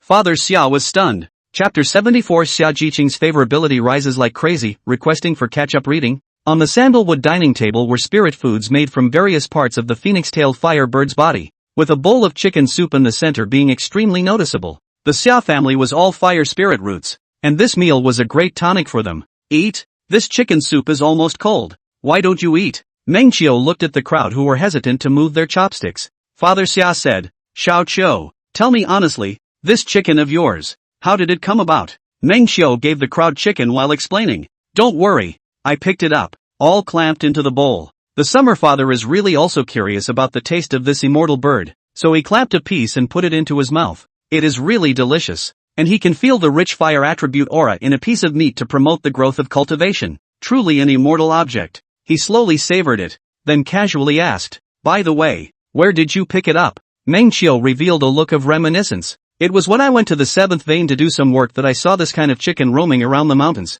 and it wasn't just that no one claimed it, so I just picked up a random one and brought it back. Put. Xia's father almost spat out the chicken. His face changed in shock. What do you call this pickup? This immortal bird was originally bred loose in the seventh vein. Xia Jiqing asked in uncertainty. Father, is this immortal bird precious to be raised this loose? Father Xia said, this is only those Yuaning stage great cultivators can buy the immortal birds, usually scattered, but each one has a marking, by one of the elders booked. Who dares to steal from the elders of the clan? Xia Jiqing's eyes widened. So, Meng Qiu scratched his head. Oh, no wonder. What did I say? Someone kept tracking me on the way to the Xia mansion. So it was. Xia's father's face changed and he stood up in fear. It's bad. He's an accomplice. Seeing that the joke is going to be a big one, Meng Qiu quickly explained and used a legitimate reason, finally letting the crowd feel at ease. But after so much, everyone knows how precious the chicken is. Xia's father looked at Meng Qiu with some strange eyes. I didn't expect to taste this legendary immortal bird for the first time,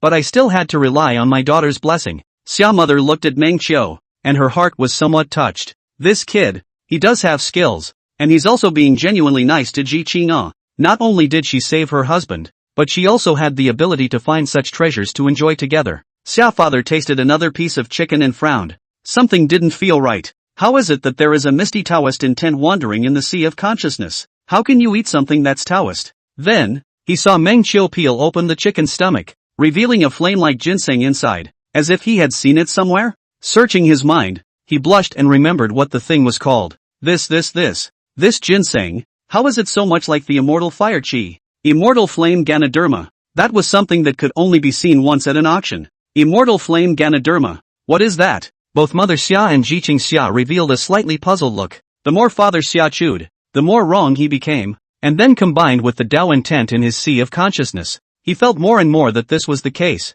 A few decades ago, an auction was held in the Big Dipper city, and a strain of immortal grass that contained the Tao intent of the fire attribute came out, causing several great clans to scramble for it, and in the end, it was still taken down by the sex elders. Are you saying that this immortal fire ginseng is? Mother Xia didn't even dare to eat it, looking towards the one immortal ginseng in the chicken's stomach. It's not that the family is short-sighted enough to make a fuss. Rather, this stuff really wasn't something that ordinary cultivators could see and enjoy.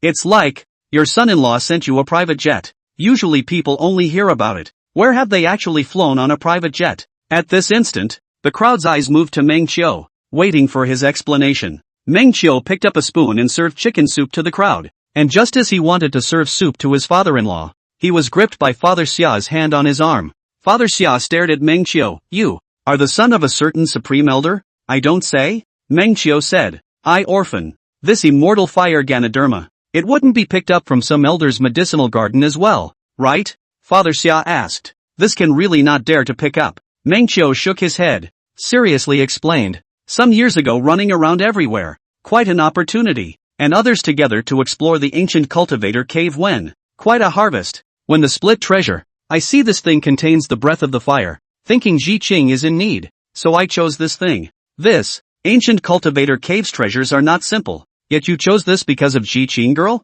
Father Xia looked at Meng Qiu in surprise. Meng Qiu said. Yeah. Speaking of which, there are still a few spiritual treasures. Ling Bao. Father Xia was silent, then twisted his head to look at Mother Xia. Xia's father and mother looked at each other, both seeing complexity in each other's eyes. The prodigal son, the thin-skinned male they had thought to be, had given up his spiritual treasure for his daughter? This, their daughter, is she worthy? Their impression of Meng Qiu was renewed once again. This was a smitten man, Meng Qiu said. In fact, Ji Qing has recently planned to participate in the selection of the clan's holy maiden, and it's a great tonic to have this item, so I hope that it can make up for all the cultivation she's owed over the years. Holy maiden selection? Xiao Qiu, you really put your heart into it. Mother Xia's heart was truly touched. If she could be chosen as the holy maiden this time, her future cultivation would surely be on the upswing, and the years she had wasted before would be nothing at all. Moreover, through Meng Qiu's practical actions, how dare Xiao's father and mother not believe in Meng Qiu's sincerity?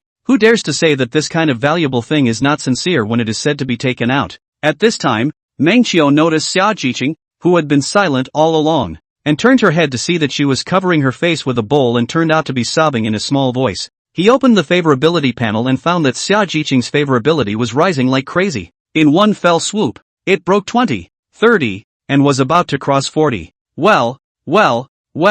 At the same time, the system is swarming with various rewards. Mission, make Xia Jiqing's favorability breakthrough 20 has been completed. Randomized mana is being distributed for you. New task, make Xia Jiqing's favorability breakthrough 30. Reward, alchemy talent leaping up. Mission, make Xia Jiqing's favorability breakthrough 30 has been completed. The reward has been issued to the panel. Please click to use it. New mission, make Xia Jiqing's favorability breakthrough 40. Reward. The reward text that brushed the screen in front of him gave Meng Qiu a sense of exhilaration, a feeling of having saved up a lot of reward emails and waiting to collect them all at once, and now he has accumulated many rewards. Just for example, the talent enhancement has alchemy and formation. These two things cannot be brushed out in the game. It can only look at the initial value. Some people's value is not good, practicing for a lifetime, but also cannot learn formation and alchemy well. But this time, Meng Qiu actually got the refresh value directly. It's getting better. Chapter 75, Miss Xia wants to hold hands.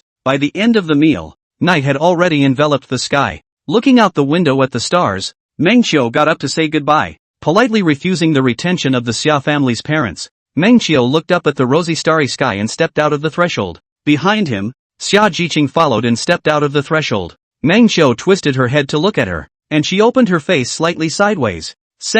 A send-off to you. Yes, the favorability increase. Is this a good time to take her to the inn for a body check? Meng Qiu said. So are you still going home tonight? Xia Jiqing froze, and after a moment's thought, her cheeks were tinted with a scarlet color, lightly biting her lower lip. Ha, really not going back? Meng Qiu was surprised. A delicate arm reached out instantly, and slender fingers twisted at his waist. Back. Then you'd better go back early. There's no need to send me off. Meng Qiu shrugged his shoulders and took a step toward the prosperous street ahead. I'm sure I'm not comfortable with you sending me far away and then ending up having to go home alone. And then I'll have to send you back again. So just drop me off here. Meng Qiu turned around and said with a smile, with the tenderness and reluctance of a young Jiangnan girl in her eyes. Xia Jiqing shook her head. Meng Qiu sighed and turned around to continue walking a few more steps forward. Xia Jiqing followed in silence. After walking a few steps to the border between the alley and the street, Meng Qiu turned around again. Fellow Daoist Xia, let's stop here. We'll see each other tomorrow anyway, won't we? Xia Jiqing gritted her teeth and said, don't you want to stay with me for a while longer? Sister, I was wrong. Meng Qiu immediately conceded defeat and took a few steps to her body, whispering, of course I also want to stay with you for a little longer. Xia Jiqing twisted her head to the other side and hummed, Humph, you didn't think so at all. You're in a hurry to leave. There's a big beauty waiting for you at home, isn't it? It's still true, but Meng Qiu naturally couldn't admit it, so he looked sideways at the prosperous street directly in front of him. Come on, let's go shopping. BMW carving car full of incense on the road. A night of fish and dragon dance. Big Dipper City night street. Extraordinarily lively. Small children playing loudly chasing, twisting their heads, or a pair of childhood sweethearts. Youthful look. The voices of storytellers, jugglers and yellers mingled together, and the streets were filled with the aroma of all kinds of hot food. Xia Jiqing was tall and slender, with a delicate and graceful figure, and at the moment, she was wearing a gorgeous red palace dress following Meng Qiu, attracting the attention of many people. Men and women, young and old, would almost always take a quiet look at the woman with the most beautiful face. Meng Qiu took her to eat candy paintings, play with a pitcher, listen to books, guessing riddles, to play all the play, but found that her interest was never high. Meng Qiu got strange. What's going on? Didn't you raise so many favorability ratings today? Why is it so strange? Couldn't it be that she really found something? Originally wanted to test the first kiss today. Now it seems that the hand are afraid to hold off. Let's wait and see what happens. Unbeknownst to him, Xia Jiqing, who was walking beside Meng Qiu, had been quietly staring at Meng Qiu's slender fingers, blushing as she watched. She thought a lot in her mind, but was too shy to do so. How in the world did my parents naturally hold hands? You didn't teach her that, did you? Father and mother, why don't you teach your daughter something so difficult? At the thought of being able to directly touch Meng Qiu's good-looking hand and feel the warmth of his palm, her cheeks instantly rolled. During the sugar painting, Meng Qiu handed the sugar painting to her hand, and she wanted to take this opportunity to touch it. But Meng Qiu was very gentlemanly at this time and avoided it. I don't see him being such a gentleman. The result was that shyness forced her to be in the midst of an agitated and shy mental struggle all the way, not daring to make the slightest move. Just like that, a street was going by, and she never made a move, swooning with shyness. Want to go home. Just then, a child suddenly plays through the crowd and crowds the crowd. Careful! Just as that child was about to squeeze over to this side, Meng Qiu suddenly reached out and grabbed her hand, catching her to her side. Holding Xia Jiqing's hand, Meng Qiu felt a sense of softness gripping his hand, and the temperature of her palm came with it. Looking up, he found that Xia Jiqing's expression froze, while her cheeks colored red, and she actually started to red warm up. Could it be that the good sense was not enough? Meng Qiu was strange in his heart and quickly let go of his hand. Apologizing, Meng Long. Before the words were out of his mouth, the hand he had just let go of voluntarily grabbed again, tightening its grip on him. Looking up, Xia Jiqing's good-looking willow leaf eyebrows shot up and asked through clenched teeth, "Let go for what? Do you dislike me?" Meng Qiu was shocked. Not. Xia Jiqing covered her other hand over as well, using her own two hands to intersect Meng Qiu's two hands with her 10 fingers, and then ground glaring at him. Smack! You put up with it for me as well. After saying that, she glanced her head to the other side, allowing Meng Qiu to see her fair and good-looking ears. Only that, at this moment, her ears were all extremely engorged with blood, tinted with a blood-red color. Meng Qiu's mind was filled with calculating symbols as well as background music. Then suddenly understood. This girl is as innocent as she is supposed to be. The way she had been acting just now. It turned out that it wasn't dislike or anything, but on the contrary, she wanted it especially. Well, why don't we go find an inn? Find your ass. Xia Jiqing stepped on him, playing the villain again at this time.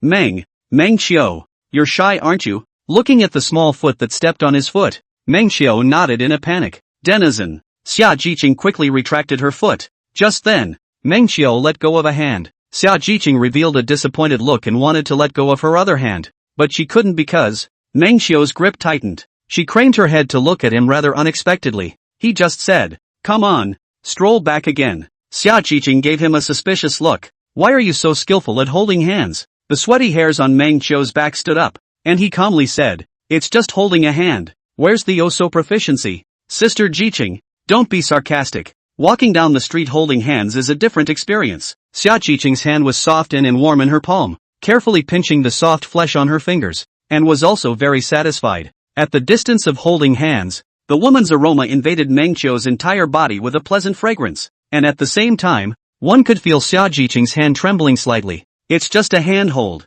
Such a big reaction. For those of you who don't know, you'd think I'd put you on the overlook, but, thinking of this, Meng Qiu got up the urge to play a trick on her, and quietly tickled Xia Jiqing's palm as she walked. Xia Jiqing really ate the itch. A small boing sound. Very cute. Twisted his head. His face red. That's so cute. MS. Summer. Chapter 76, The Wind-Barred Sword. Xia Jiqing was so shy that she wanted to let go, but Meng Qiu held her hand tightly. Meng Qiu idly twisted her head to look at her, imitating the look she just had. "Humph. You have to put up with me even if you dislike it." Xia Jiqing stepped on him. "How did I just be so sappy? Puppies have." Munchkin said, "You're the puppy." The two have strolled through the long street. This time it is much more cozy. Xia Jiqing was very ashamed at first. Holding a hand always feel that the crowd is looking at them. There are injuries to the customs. If you let Meng Qiu to say, then also have to say, it's not the street to do a, how to hurt the customs, but after holding it for a long time,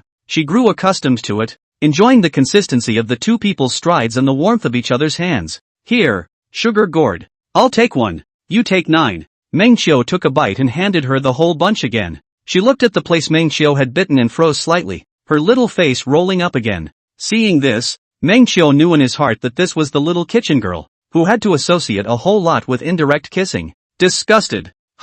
Then Meng Qiu was about to take the sugar gourd back, when Xia Jiqing reached her mouth over, opened her shell teeth, and bit over with her eyes closed. Then, bit into a stick. She immediately opened her eyes and realized that she had bitten Meng Qiu's finger. Her heart skipped a beat, so she quickly let go of her hand. You, big bad guy, MS. Xia, you have to watch where you eat. Meng Qiu waved her index finger in front of her eyes. I won't be able to say where I'll eat next time. Xia Jiqing clenched her pink fists and weakly punched him in the chest. Turning around and walking away, Meng Qiu went after him. Angry? Always bullying me, Xia Jiqing said in a weak voice. Then if you eat a sugar gourd with your eyes closed, are you afraid of being stabbed by a bamboo stick? Meng Qiu said. Or do you dislike the fact that I've eaten sugar gourds and have to eat them with my eyes closed? Xia Jiqing twisted her head and glared at him. You know I'm shy. Just at that moment, Meng Qiu passed the sugar gourd in front of her mouth. Her face flushed and she took a big bite out of the candy cane in front of her as if she were Meng Qiu.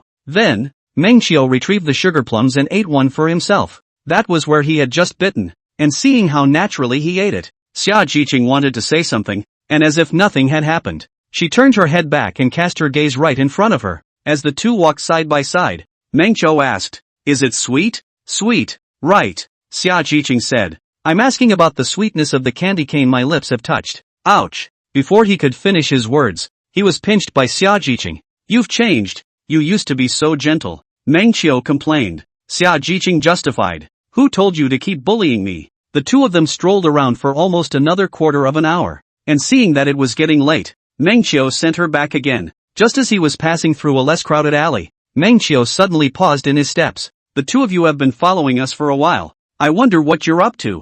Meng Qiu turned around and looked at where the corner was. I said how come you don't want a chance to marry in the open? So it's because you already have such a lover. A red-hot woman with a folding fan walked out with a smile, and behind her was a Jindan stage cultivator protector. Xia Jiqing's face changed slightly. Daylight Moon. Daylight Moon opened her folding fan with a snap, covering half of her cheeks, and said smilingly, Normally, in front of the many suitors, she is all cold and ice-cold, but how come when she is beside this lover, she is shy? What a... Before the word asterisk could be uttered, it was interrupted by a wind blade that Meng Qiu struck over. Only hearing a buzz sound, a high-pressure wind blade tore through the air and instantly stabbed in front of Daylight Moon's body, causing her face to change slightly. Fortunately, the protector beside him was of high cultivation, and he stopped the wind blade with an ancient well, then quietly stared at Meng Qiu. Exerting the pressure of the Jindan stage, Meng Qiu still stood straight and steady, without the slightest feeling of being suppressed, but instead smiled and said,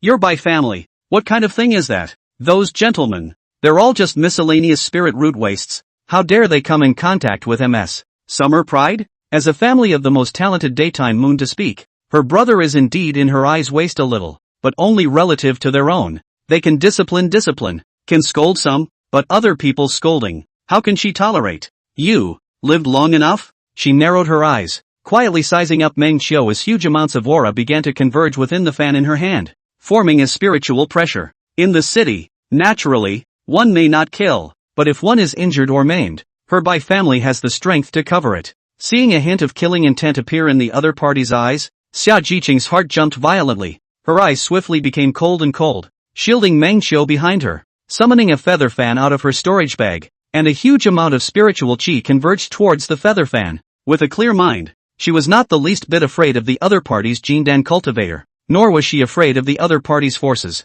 The two auras were opposing each other. Surprisingly, there was a vague appearance of an even match. Even Xia Jiqing didn't notice that her Heaven's Pride intentions had recovered a bit. Meng Qiu did feel this, and gave her a rather unexpected glance, while peeking with the word viewer, and found that Xia Jiqing's Heaven's Pride word had further regained some of its luster. While feeling this spiritual pressure, Daylight Moon was slightly stunned while laughing. Interesting, the lover boy has allowed you to regain your spirit. So what if I take him away in front of you? After saying that, Meng Qiu's eyes flashed before him, and a giant hand formed by flames suddenly appeared in front of his eyes, fiercely grasping towards him. The Jindan cultivator made a move. However, just as the giant hand was about to grab down, Meng Qiu, who was shrouded in flames, didn't look the least bit flustered and calmly raised his head. Looking at her, No way. You're too ugly to catch my eye. At the same time, Meng Qiu's right hand was held in a false grip, and a long knife suddenly appeared in his hand. He held the sheath with one hand, and his thumb pushed the hilt of the knife,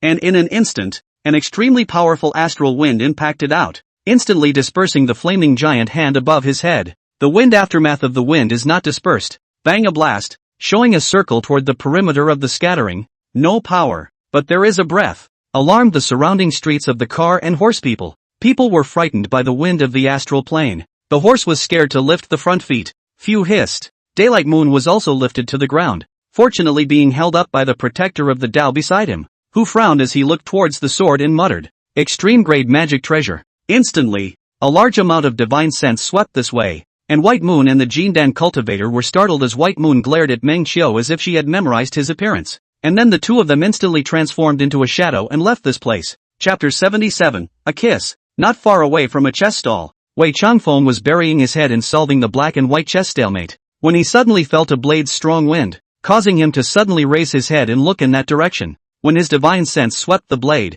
he couldn't help but exclaim, "Good blade, good blade." Only then did he notice Meng Qiu's appearance, causing him to faintly stare. The one next to her, is that one of her two wives? When he remembered that this brat had cheated himself out of an immortal flame Ganoderma, his heart ached and he stopped thinking about him. Forget it, play chess, play chess. Shaking his head, he moved his eyes back over the stalemate, in his mind, but he couldn't help but flash back to the image of Meng Qiu just holding a long sword in his hand. Wind blade, rather a good seed. Xia Jiqing was still staring blankly at Meng Qiu and was just about to ask something when she was taken by Meng Qiu's hand and disappeared as a shadow. After circling around outside several times until there wasn't any more divine sense following them, the two landed in front of Xia Jiqing's home. Xia Jiqing looked at Meng Qiu's hand dumbfounded. "You can even drive a magic treasure?" Meng Qiu shook her head. "No, it's already the limit to just be able to dial out a little bit. On weekdays it's actually hard for me to even pull out a little bit." In reality, he had just resorted to the power of an extremely high-grade magic treasure,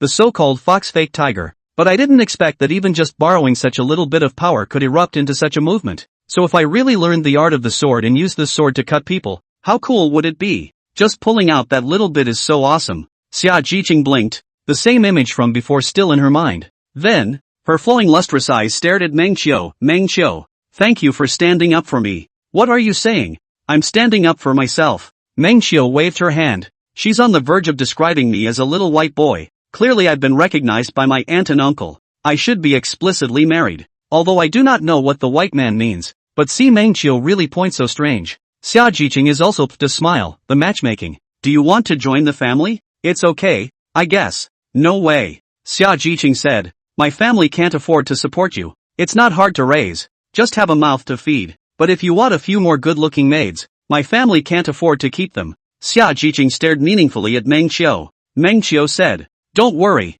I'll pay for those myself to raise them." Ouch. Then he was stepped on by Xia Jiqing. Although what she did was atrocious, the expression on her face was gentle. "Meng Qiu, I feel today that my cultivation has loosened up, and when I condensed my mana, I suddenly felt as if there was a flame resonating within my body." Meng Qiu smiled in relief. It's finally time to take this step as well." "Aha." Xia Jiqing's voice was slightly choked. The cultivation that had been stuck for so many years had finally shown a little sign of loosening. Perhaps because of Meng Qiu's companionship, because of Meng Qiu's real actions, because of Meng Qiu's true feelings, all of this touched her, and allowed her to slowly dissolve her heart knot. "Thank you for the immortal flame chi as well." Xia Jiqing looked at Meng Qiu, the luster in her eyes flowing. "Actually, you didn't have to prepare so much for me, and it cost you the spiritual treasure." Meng Qiu said. "It's worth it." "It's not worth it." Xia Jiqing shook her head. "I can't afford to pay you back for the things in the auction." "It's fine." Meng Qiu was about to say something flirty to bring the matter over, but then he saw Xia Jiqing's good-looking eyes staring earnestly at him. He closed his lips and looked at Jiqing Xia. "So," Xia Jiqing said, "it might take a lifetime to pay it back." The clear night sky was like a deep blue curtain with a river of stars flowing brightly across it. The breeze of the spring night came and blew a few strands of long hair in front of Xia Jiqing's forehead.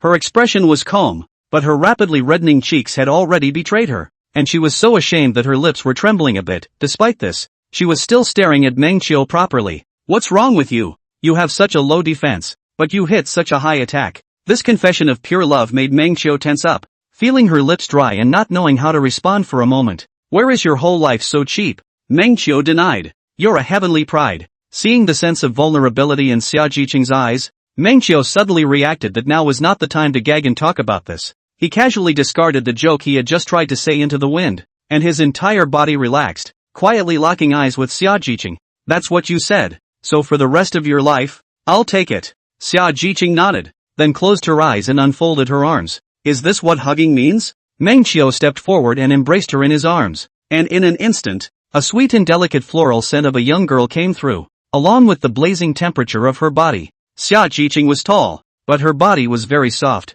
No matter what kind of young girl, her body is made of water. This is Mengqiu's first feeling. Xia Jiqing was so shy that she gently buried her head in Mengqiu's arms. Looking at this exquisite and small cheek in front of his chest, Mengqiu really wanted to boop. How do I trick this good girl into giving myself a smooch? Mengqiu said. Close your eyes and listen to my heartbeat. Xia Jiqing obediently did as she was told and gently closed her eyes. In the next breath, Mengqiu brought his face over and his lips kissed her on her white cheek. There was a boing sound. Really stretchy and delicious. Xia Jiqing's eyes snapped open and she was shocked and flinched back, looking at Mengqiu in shock and shame. Mengqiu smiled faintly. I wish you a good dream, Miss Xia. Afterward, the figure disappeared, vanishing as a shadow. As Xia Jiqing looked up, Mengqiu's figure quickly disappeared within the range of divine sense, only hanging in the sky with a river of stars. She stood in front of the door and looked longingly at the starry sky without saying a word. Bad. Coming home so late today. 100 Flowers is going to bite.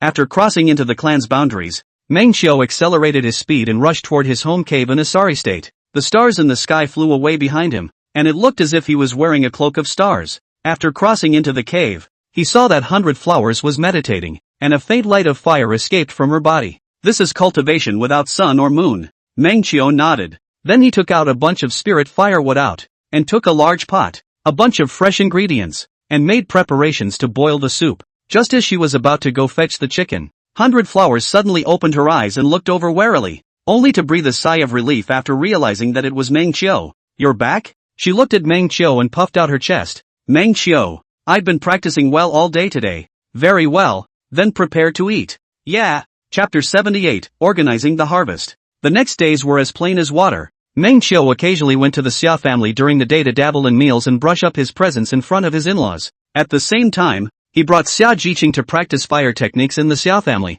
indirectly allowing her to train in flame control so that she could stand out at the first level and make the holy maiden take notice. The two often stayed in Xia Jiqing's quiet room to practice, and from time to time, Mengqiu would intentionally flirt to enhance their feelings. But unfortunately, this girl was too shy, so much so that for a few days, the relationship between the two was nothing more than a state of kissing a cheek. What's with the early love? Mengqiu is also happy to do this. See Xia Jiqing often shy appearance is very interesting. Let her come to kiss their cheeks a mouthful or as if she can kill her old life. Little chef girl. That's funny. Though Mengqiu is also just a small kitchen boy. At night, it was time for the exclusive 100 Flowers, which, as demonic beasts, needed higher cultivation levels to be recognized. It would also prevent the rest of the people from coveting it. So Mengqiu would urge her to cultivate her mainstream Gongfu in addition to urging her to cultivate her koans. During this time, Mengqiu had spent 20,000 spirit stones to buy some pills for her. And although it hurt, it was worth it. It would be much more profitable to make your own pills in the future.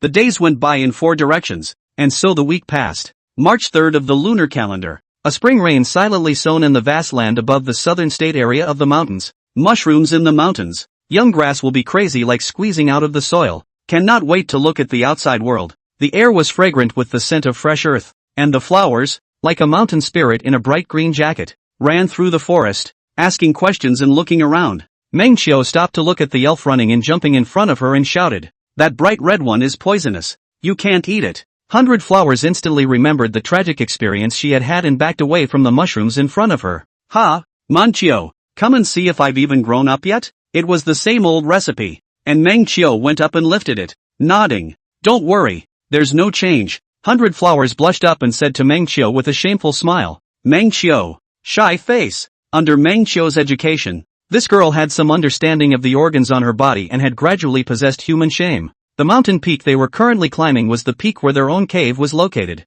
Mengqiu was looking for some of the strange encounters left behind in this mountain in his memory. When this cave was chosen, it was for this strange encounter. 100 Flowers had been practicing for many days, but it was just a matter of accompanying Mengqiu to pick mushrooms and play. In no time at all, Mengxiu followed and found the familiar marker points in his memory and found the corresponding hidden formations. Halfway through reading it, I realized something embarrassing. He won't break the formation. Luckily, the formation was already very broken, and the duo used their spells to break it by brute force. After entering the range of the formation, it was found that there was another cave, but it was open with dark green vegetation, and everything was covered with mossy things. Following his memories, Mengxiu was able to at least find the owner of this cave, but unfortunately, he had already become a piece of dead bone. A skeleton was meditating in the middle of a greenish chamber, and everything next to it was covered in moss, making it impossible to see. In order to prevent the seizing of the body, Mengxiu had 100 flowers protect the two's brows with the Tang snake fire before launching his exploration.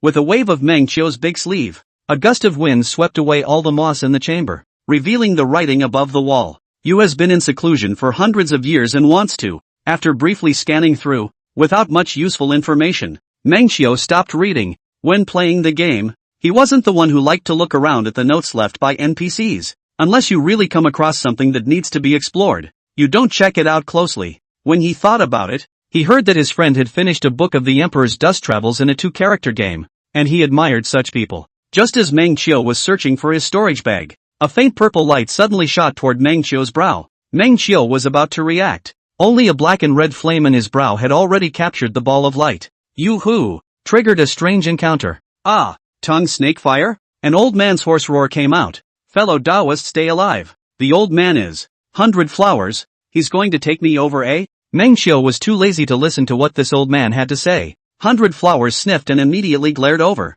both eyes on fire. "Humph! You already have a way to take your death." Buzz! With a sound, that divine soul had gone up in smoke. Mengxiu looked at 100 flowers helplessly. "Who did you learn that phrase from? XO, battle?" 100 flowers revealed a look of reminiscence. Mengxiu hurriedly covered her mouth. "This one is not Xing nonsense. It's Shaoyin La." Back in his cave, Mengxiu began to organize his recent harvest. First he opened the panel and began to extract the same rewards. Alchemy talent. Formation talent. After extracting it, his head pounded as if he had been stabbed with a needle. "It hurts. Gotta grow a brain." After a breath, the pain disappeared, and he specifically couldn't feel any changes in his body. So he thought back to the hidden formation that he couldn't read just now, and suddenly realized that he was able to see the structure of it. In this way, as long as one studied formations diligently, one would be able to set up and unsettle all sorts of formations. Interesting. As for the method of alchemy, it was pretty much the same feeling, but it should require diligent practice. Surprisingly, it was really possible to experience the alchemy and formation boards immersively, which was quite rare for Mengxiu. Then, Mengxiu turned on another string of colorful subtitles that showed, "Fabulous Treasure Draw." This was the chance to win the magic treasure lottery from Xia Jiqing's sturdy goodwill. Not long after, the colorful captions rested on top of a patch of orange names. "Congratulations! You've won the top-grade magic weapon, Wind and Fire Wings." There was no burst of extreme goods, but Mengxiu was still satisfied, because this wing has good attributes and is very functional. He himself was of the wind attribute, so he could use it as well. And with the addition of his own foreign fire, this magic treasure could be used as an extremely high-quality magic treasure, great for defense and escape. Next, Mengxiu sorted out the other rewards. The first thing he did was to open the storage bag that he had just obtained from the relic cave. Inside there were some spirit stones but not many. There were also some good heavenly materials that could be used for 100 flowers and himself to break through the Jindan stage cultivation.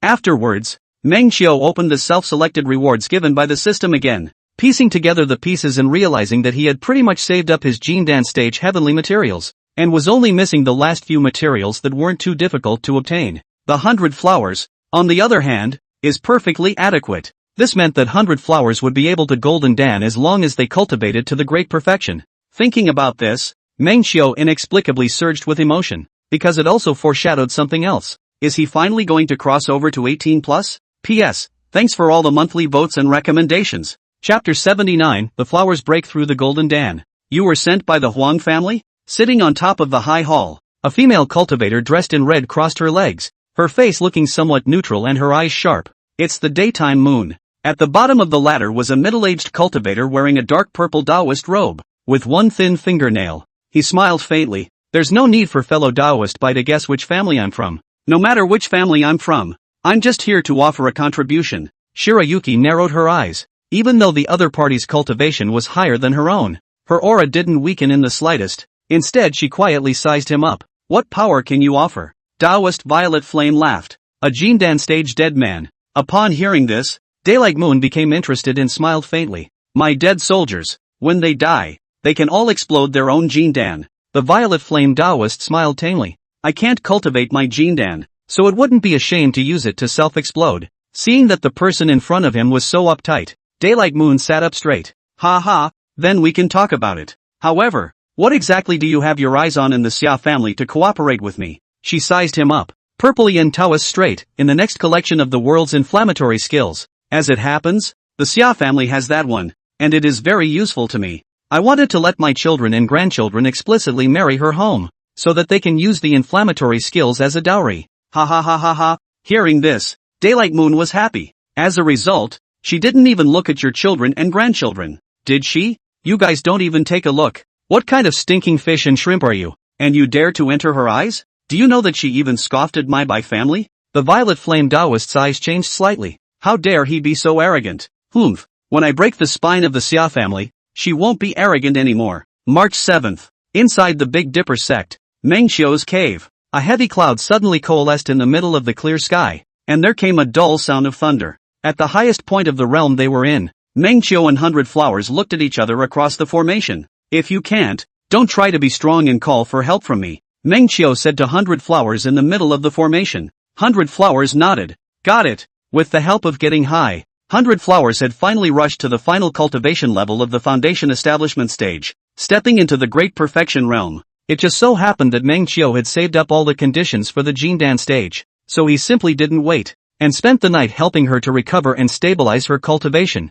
as well as telling her about the do's and don'ts of breaking through the Jindan. After another whole day and night of sitting in meditation and adjusting her mind, Mengxiu led her to the high platform of the cave and prepared to break through her cultivation. Now, looking at the 100 Flowers inside the formation, Mengxiu always had the feeling of watching a child take an exam. As thunder rolled in the sky, Mengxiu reacted violently and roared. It's coming!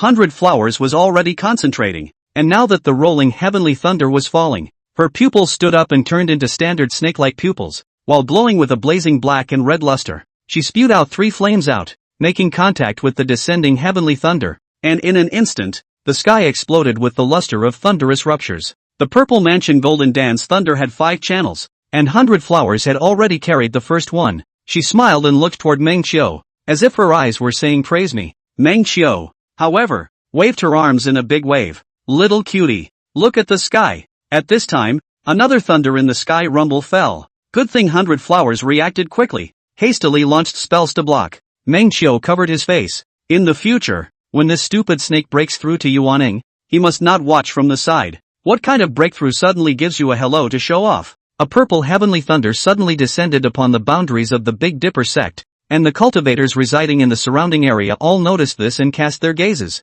A fellow Taoist has broken through to Jindan? Jindan should only be under 3 thunderbolts and 3 thunderbolts. How can this fellow Taoist be under 5 and 5 thunderbolts? Isn't this of a demonic beast? More and more cultivators gathered around. As people of the clan, they did not have any bad intentions. Most of them were just making a scene, or curious, or wanted to get acquainted. Wanting to get acquainted, only close to the cave, only to find that the other side opened the masking formation, a time people cannot explore into. Everyone also knew that this was the cave master's intention, so they didn't intrude blindly. So a large group of people surrounded the outside. Not far away, a Jindan cultivator who had wanted to go to the workshop market suddenly sensed an aura of burning flames, and the air in the sky had some dullness. If Mengxiu were here, he would definitely recognize the man's appearance. He was the protector of the White Day Moon that he had met with Xia Jiqing in the alleyway that night. The protector looked up and saw a thunderous light faintly coming from the mountains in the distance. How could there be such a scorching flame aura?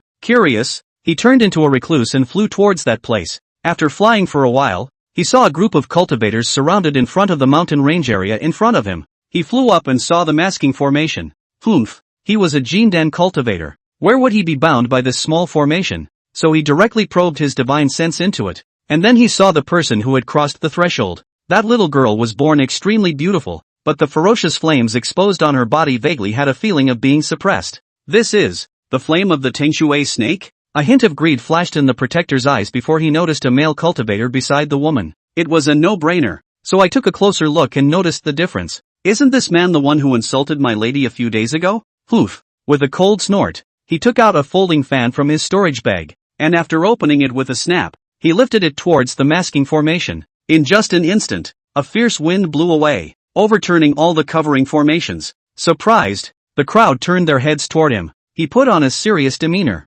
How could there be a demonic beast transiting here? I don't remember the clan taking in new disciples recently. I'm afraid they didn't sneak in from outside. The crowd glanced their heads over to take a look. Still really strangers. The crowd took a step forward and toppled to the front of the cave's defense array, looking stupidly at the duo of 100 Flowers and Meng Qiu. Just as the crowd was about to strike, they saw the man flying above the sky on a frisbee. The crowd was about to speak, but suddenly, they saw his hand clench with his right hand, and a long sword was generated in his hand. Roll! A mid-air sentence came out from his mouth, and what arrived at the same time was a strong wind that erupted from him, bursting out in a circle to the outside. Boo! The cultivators who had just surrounded the outside of the formation were all affected by this astral wind and were forced to fly backwards. Ah! Fabulous! Retreat before he draws his sword. The crowd instantly made a pot of gruel. Those who ran ran. Those who fled fled, leaving only Meng Qiu in the air with a fluttering robe. He closed his long sword with a click. Chapter 80 Xia Jiqing's difference.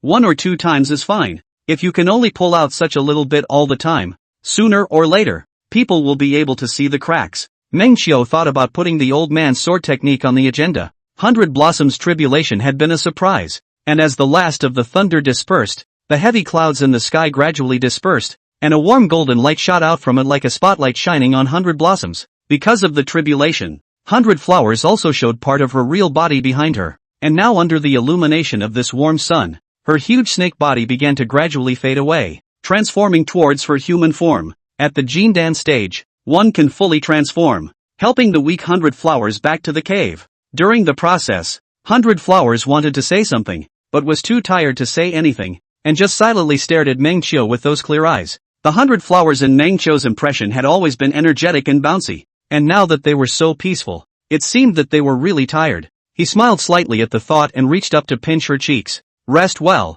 3 days later will be the first level of the Holy Maiden examination. 100 Flowers blinked her big eyes and stared at Meng Qiu. Meng Qiu, you look so good. She was finally able to speak, and she didn't expect that the first thing she said would be a compliment to Meng Qiu. Meng Qiu said, "What? The Jindan stage is officially spring?" 100 Flowers giggled as she looked at Meng Qiu. "Humph. You're rather starting to spring at the qi refining stage." In fact, she now entered a transcendent state. That is, the entire body, the divine sense, as well as all the changes in magic power, and even the state of the spirit root in the brain has changed, and it feels that the control and understanding of the fire to be a little more powerful. All the changes were strange and frightening to her, and she even had a little trouble finding herself at once, but fortunately there was something else that hadn't changed, and that was the human in front of him. He hugged her gently, and secretly touched her ass, her thighs, and it was weird, but that was Munchkin. She hemmed and hawed and giggled. These few handfuls of children. Meng Qiu looked at 100 Flowers worriedly.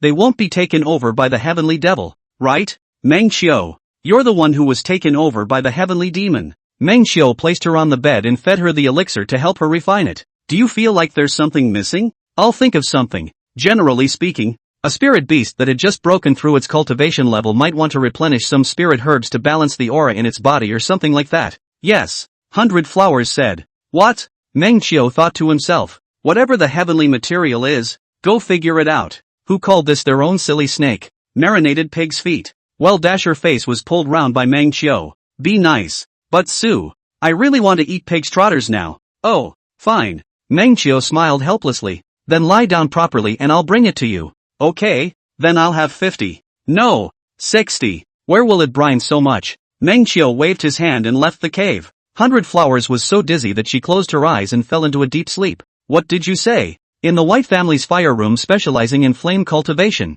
Daylight Moon suddenly stopped her movements and twisted her head. The protector of the Tao said, I met that brat in the middle of the sect. Only, the Tao couple beside him is not Xia Jiqing. Hee Daylight Moon couldn't help but laugh out loud, opening her folding fan with a snap. Xia Jiqing, it's unimaginable that the man you're devoted to seems to be just toying with you. Uncle Ing, are you sure? She turned her head to look at her protector. Uncle Ing nodded his head. That extremely high-grade magic treasure. The entire sect only has his one. I'm afraid the entire southern state only has that kind of wind blade. Moreover, he also exploded in front of the crowd with the exact same power of the magic treasure as that day. Humph. Just borrowing a magic treasure to fox and pretend to be a tiger. I'll see how long you can pretend. Daylight Moon displayed a meaningful smile, then took out a transmission. Someone. I'm going to draft a letter to my best sister. She smiled radiantly. The following day, after eating the elbow, 100 Flowers fell into a hibernation-like slumber, and it looked like it would need to hibernate for at least a day and a night.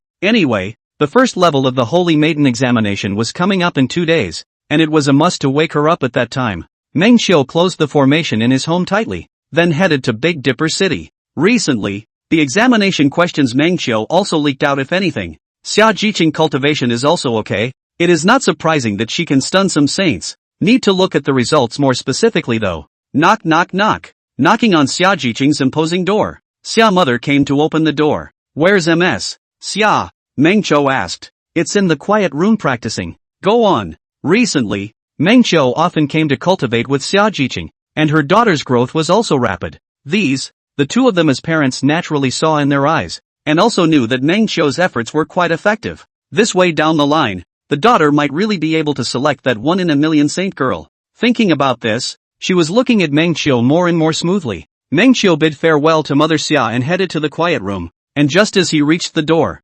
was already opened by Xia Jiqing. Why don't you personally come and open the door for me today? Meng Qiu joked. What? I'm not welcome? But strangely enough, Xia Jiqing didn't take the joke today, and instead looked a little hesitant. Strange. What happened? What's wrong with you? Meng Qiu looked over in concern. Xia Jiqing, as if returning to her senses, glanced at Meng Qiu and averted her eyes again. It's fine. She revealed the same gentle smile as before. Meng Qiu, what did you do yesterday? Meng Qiu thumped in her heart and laughed. Right. Was about to talk to you. Meng Qiu pulled her into the chamber and closed the door. Something big happened in the sect yesterday. Your husband and I did something heavenly good. Seeing Meng Qiu in such a big-hearted manner, the doubts in Xia Jiqing's heart subsided a bit, and she took the initiative to hold Meng Qiu's hand, holding it with her fingers. Meng Qiu looked at her rather unexpectedly. This was the first time she had come forward to hold hands, because although Xia Jiqing wanted to hold hands very much, but because of her shyness,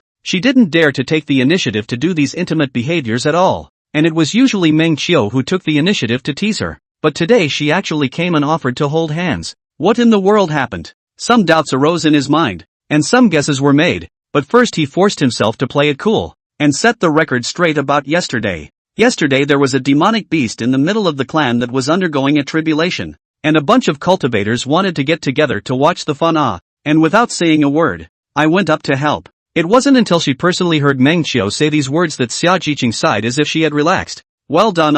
At the same time a little bit of guilt started to rise up in my mind. In fact, last night she received an anonymous letter that gave examples of many facts to come. She was almost furious, but it was good that she already trusted Meng Qiu, so she burned the letter without even reading it. Chapter 81. Your father and mother are asleep. Come with me. But the human heart will always think. Xia Jiqing was originally a sensitive person, coupled with the previous things, even if she completely trusts Meng Qiu, but also cannot avoid thinking. Inner panic. If he was really just toying with himself a bit, where would he go from there? She felt a little breathless just thinking about it. The good thing is, Meng Qiu's dedication to everything convinced her that he was genuine. It's just that there is a certain possibility of philandering. Next, Meng Qiu spoke colorfully of yesterday's magnificent scene. Right. Xia Jiqing suddenly interrupted, looking at him curiously. The 100 Flowers transition succeeded, right? Aha. Meng Qiu subconsciously replied, then snapped back to her senses. This was setting herself up. Fortunately,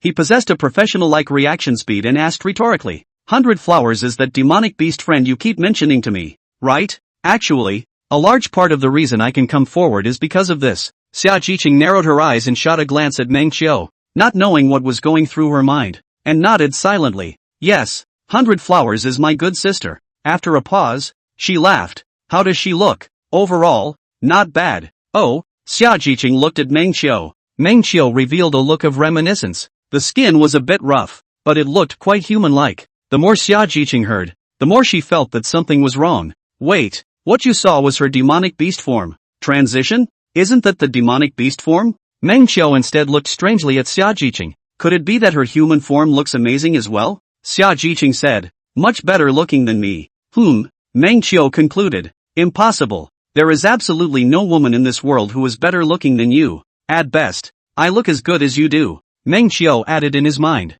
Flowery words. Xia Jiqing laughed and gently hit Meng Qiu. Seeing that she was coaxed a bit better, Meng Qiu took advantage of the situation and asked, Xi Cheng, don't hide it from me. Have you heard some rumors lately? Xia Jiqing naturally wouldn't hide it from Meng Qiu, so she told him everything. After thinking about it, Meng Qiu suddenly thought of something. Speaking of which, among the people who coveted that friend of yours yesterday, there was an acquaintance, the protector of the way beside White Moon that day. Xia Jiqing's eyes widened slightly. So that's it. In that case. Right. Meng Qiu gritted her teeth. This White Moon can't look at you and wants to attack your heart. You must not believe those rumors. Xia Jiqing nodded. Speaking of which, Meng Qiu also remembered an upcoming storyline for the Xia Jiqing line. There was a demonic cultivator who coveted the Xia family's golden crow exterminating flame, which was originally a demonic flame technique, and the Xia family's oldest ancestor had obtained it by chance, so he passed it on. A Jindan cultivator who collected the world's magic inflammation secrets happened to see Father Xia use the golden crow's flame in a pinch, and hit upon the idea. So that demonic cultivator came to the city and joined forces with the Bai family to make a game, spending the seriously injured Xia father. Then the demonic cultivator took the opportunity to come to Xia Jiqing's home to take away the magic flames. I was thinking that if I saved Xia's father in this thread, I'm afraid that this thread won't happen, so I don't have to worry about making a play. But now it seems that the hatred of the White family has also arrived, and it is not allowed to say that the devil cultivator will still arrive. Then why didn't he utilize himself in this and make a bureau in turn to take out this disgusting Bai family? This world's righteousness and devil two channels since ancient times are incompatible with each other. The righteous cultivator fornication devil cultivator. This is a big crime. This is enough to dry across a family. Thinking of this, Meng Qiu also began to make plans. After the day's cultivation, Meng Qiu stayed at Xia Jiqing's home to dabble. At the dinner table, Meng Qiu said, Uncle's injury, it's almost healed, right? Summer's father laughed. Almost. Meng Qiu said, now that numerous clans are staring at the Xia family, and the Bai family won't stop until things are done, Uncle might as well continue to pretend to be injured. It can be used as a bottom card. Xia's father looked at Meng Qiu in amazement. Can it be that your kid is really a genius? Because things didn't always happen. Meng Qiu didn't speak directly about the upcoming dangers, but only served as a temporary wake-up call, and then made specific plans when he had gathered intelligence. Summer night. That is, the night at Jiqing Xia's home. Due to Xia Jiqing's state being off, Meng Qiu didn't go back directly after the meal. Anyway, 100 Flowers was still in deep sleep, so he planned that he might as well stay the night and give her enough security tonight. After coming out of the cultivation quiet room, it was already 3 o'clock in the middle of the night. The lone moon hung in the clear night sky, the crickets chirped crisply in the spring night, and the cool wind came, blowing Xia Jiqing's hair. She pulled her dark hair behind her ear and twisted her head to look at Meng Qiu. It's late tonight. Why don't you, not go back? Yeah. Meng Qiu replied hotly as if she had already expected it. You, This caused Xia Jiqing, who was still trying to persuade some, to faintly freeze. In the past, no matter how late it was, Meng Qiu would have chosen to leave. Why? Xia Jiqing froze slightly. Meng Qiu gently flicked her brow. Look at your preoccupied appearance. If I don't give you a good unraveling, what are you going to do for the test the day after? Xia Jiqing, who had been hit in the center of her eyebrow, closed her eyes for a moment, then pulled on Meng Qiu's sleeve and said softly, It's my fault. I shouldn't have thought too much, but you've always been so dangling. I've always been afraid that you, blah blah blah. Meng Qiu interrupted. I'm calling off the dust. This topic brought up let's go. Where am I going to sleep today? There are special rooms at home. Where are the guest rooms? Meng Qiu asked. On the side near the west gate. Xia Jiqing said. Isn't that far from your room? It's a bit far. Alas, the world is a cool place. We're married in the open. A man and a woman. But you're guarding me like a wolf. Meng Qiu shook his head.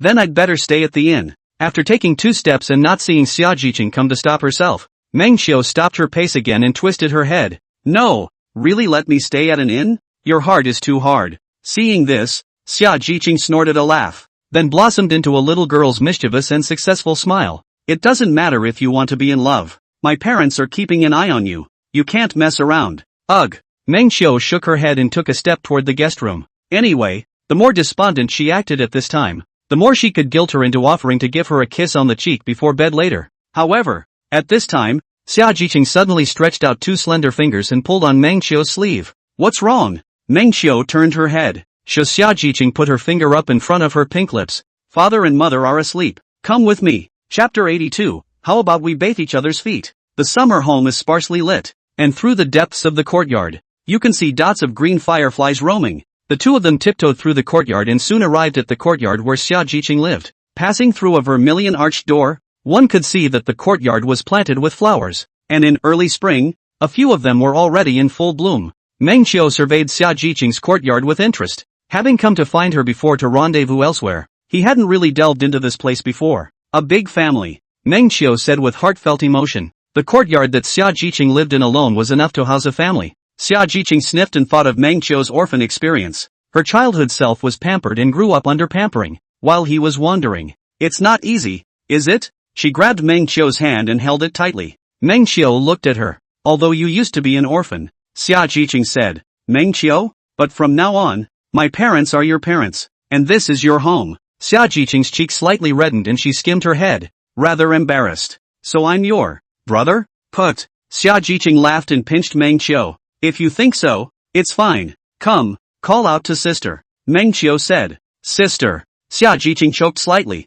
her heart thumping up as she just stared blankly at Meng Qiu. This reaction made Meng Qiu confused. No, do you have some weird fetish, like orthopedics? Xia Jiqing hammered over with her pink fist. It's you who are too flirtatious. To say that I'm flirtatious, it seems like you only want to become sisters with me and not husband and wife. Alas. Giggle. Xia Jiqing covered her mouth and laughed, her pretty Danfang eyes curving into the shape of a crescent moon. It was late and the two moved into the room. There were 4 rooms in Xia Jiqing's courtyard. One was a bedchamber for resting and grooming. One was a quiet room for briefly cultivating and meditating. One was a study. And there was also a small bedchamber next to the bedchamber, which was rumored to be the one that the maids used to live in, but was now empty. To Meng Qiu's excitement, Xia Jiqing brought Meng Qiu into the middle of her bedchamber instead of the maid's room. That is to say, Meng Qiu looked at Xia Jiqing with surprised eyes. This little cook, when did she become so brave? Seeing this look in Meng Qiu's eyes, Xia Jiqing suddenly realized what he was thinking. Her fair cheeks instantly stained with the color of scarlet as she raised her hand and waved it frantically.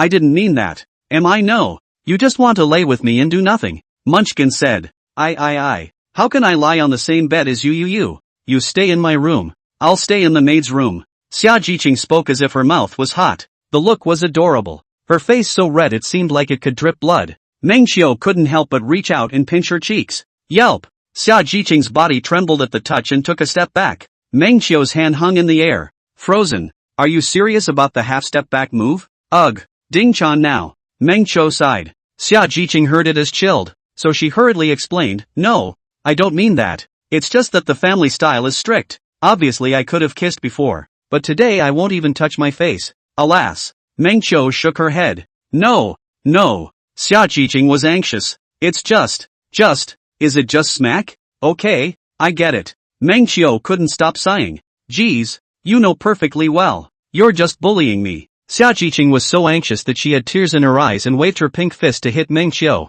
seeing that she was about to cry. Meng Qiu couldn't bear to tease anymore. Okay, then let me ask you, do you love me? I love. Can I touch my face? Can. Xia Jiqing said seriously. Can I get a kiss? This. Xia Jiqing lightly bit her lower lip and hesitated.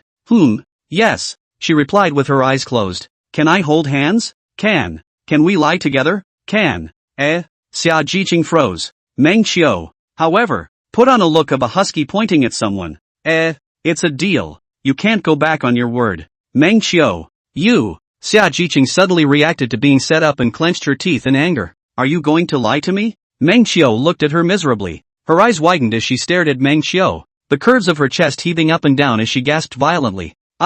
Don't worry, there really won't be anything to do, and I can swear that if I do anything over the top, I'll. Before he could finish his words, his mouth was covered by Xia Jiqing's outstretched hand. Meng Qiu looked at her, only to see her silently lower her head, her voice as thin as a mosquito. Don't swear for such things. Meng Qiu's eyes lit up. Does that mean? Xia Jiqing slammed a hammer into his chest. There's no such thing as could it be. And despite not swearing, you're going to keep your word and do nothing. So? Meng Qiu blinked at her. Well, she ducked her head slightly. May I? Miss Xia. How cute. Meng Qiu couldn't help but smile when she saw this little girl look. It's no use complimenting me. I'm going to sleep with my clothes on today no matter what. Still want to see your greenish blue bibs. How do you know it's greenish blue? Xia Jiqing's eyes widened slightly. It's really greenish blue. Meng Qiu. All in all, after several appointments, the two came to an agreement that they could lie in the same bed. Want to take a shower first? Meng Qiu suggested. Yes, but I only have a tub, so it's going to be. Isn't that just enough? Meng Qiu interrupted. I'm going to go find my mother to sleep. Xia Jiqing wanted to run away. Meng Qiu pulled her back. Forget it, it's okay if I don't take a shower today. Well, can't we at least soak our feet? The basin is enough, Xia Jiqing said. So, Xia Jiqing used her spell to boil some hot water out and poured it into the basin. She gestured for Meng Qiu to wash first, but this time, Meng Qiu shook her head. You first. Xia Jiqing backed off. You first. Then this way. Meng Qiu proposed. How about we wash each other's feet for each other? Even though I'm losing a bit, consider it as compensation for you lying with me. Xia Jiqing brain a little turn around, slightly hesitant to look at Meng Qiu. You. Where's the loss? My feet. Those are jade feet. Jade your ass. Xia Jiqing said. You just want to take advantage of me. Meng Qiu put on a surprised expression. No, that's not fair. Is it? Why is it that me looking at your feet is taking advantage and you looking at mine isn't taking advantage? On what basis? On the basis that your feet stink a little bit more than mine? Chapter 83, Jade. Can you send it out? Please send it out. I'm so flattered and thankful to the little author for the many monthly checks that came out of the blue for me today. Guys, this one jailbird is for you guys. Love you guys. Thank you for your monthly recommendations. Thanks for the support, and I wish you all the best of luck in your endeavors. Chapter 84, Xia Jiqing's temptation again. Obviously you don't even dare to show me your feet, and you're still telling me about marriage, Meng Qiu said. Xia Jiqing reached over, traversed the dividing quilt in the middle, arrived at Meng Qiu's waist, and pinched. No, you crossed the line. Then I'm going to cross the line too, Meng Qiu said. Then I'll go look for mother, Xia Jiqing said in a delicate voice. Fine, I won't cross the line. Feel free, okay? Meng Qiu said. He. In the darkness of the night, Xia Jiqing let out a little girl-like giggle. She spread her outstretched hand and said, Hold hands. Meng Qiu covered it up and folded his palms with hers, then put his 10 fingers together. Xia Jiqing's fingers were slender and long, and felt good in her hands. Of course, what's more important is that after holding hands, there is a feeling of heartfelt connection. It's so nice. Meng Qiu's restless heart in the darkness of the night slowly calmed down. Desire and whatnot also with Xia Jiqing's the simple love to dissolve some. Of course, as we all know, the big head and the small head talk about each other. Meng Qiu's small tent is still pitched. The night was quiet, and time seemed to slow down as a result. Meng Qiu, it's better for you to honestly and obediently go to sleep and continue to accompany me in my cultivation tomorrow, Xia Jiqing said. With the tent still up, Meng Qiu of course couldn't sleep, so he chose to cultivate. I'm just taking the time when other people are sleeping to practice. After a while, Meng Qiu, are you asleep? Xia Jiqing asked in a fine voice. No, Meng Qiu said. What's wrong? I can't sleep. What should I do? What else can we do? How about a tide? Tell you what, I'll give you an anagram, Meng Qiu said. Yeah. In the darkness, Xia Jiqing's voice was so melodious. Cow, eat, grass, Meng Qiu said. How do you have to connect these 4 words to read them coherently? It's not a crossword puzzle anywhere. Despite this, she pondered. I eat cow grass? Nope, my cow eats grass? Jiqing Xia asked again. Still not right. What's that? Jiqing Xia asked. Stupid. It's cows eat grass, Meng Qiu said rightfully. What about me? Jiqing Xia asked. You eat cow dung, Meng Qiu said. Xia Jiqing froze for a breath and reacted to the fact that this was a setup to scold herself, and immediately reached over and tried to pinch Meng Qiu. But if you're not careful, you'll catch the... Xia Jiqing didn't react at first until Meng Qiu let out an exclamation of surprise and she reacted to what she had grabbed. Hug. Sorry. Oh, Meng Qiu. I didn't mean it. She quickly took her hand back, while her entire face turned red. No harm done. Meng Qiu's voice trembled slightly. It's human nature. What the hell? Xia Jiqing instantly became mortified and wanted to pinch Meng Qiu, but she didn't dare to reach over,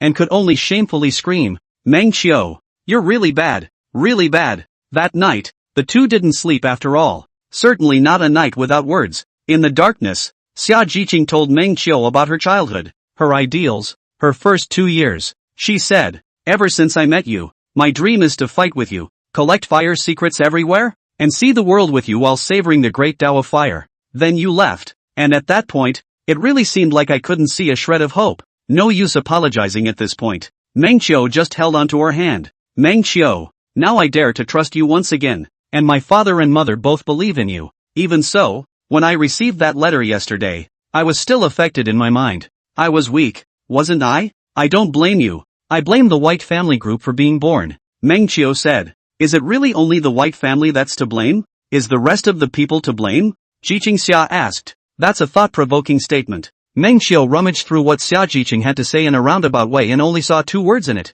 Cannibalism. Was she, or was she not, testing herself? Speaking of which, Mengqiu had a bit of a headache. This thing, when did it evolve into a situation that might result in Ashura? Obviously both are his wings. Munchausen has been lying all along, but right now, he had to consider that sooner or later the lie would be exposed later. Especially when there was still the white family tripping him up right now. The exposure would only be faster. So, should we confess or not? After a violent thought struggle in his head, Mengqiu still spoke with difficulty. From the time he had caused many love deaths in this world, the path he was going to take could not be an easy one. It was bound to be a thorny journey. He won't let that stop him from abandoning any of his traveling companions along the way, and will only try to reach a happy ending. Wait, why is it suddenly burning? Who played me BGM? Turn it off. Ideals are rich. Reality is to be cut. Ugh.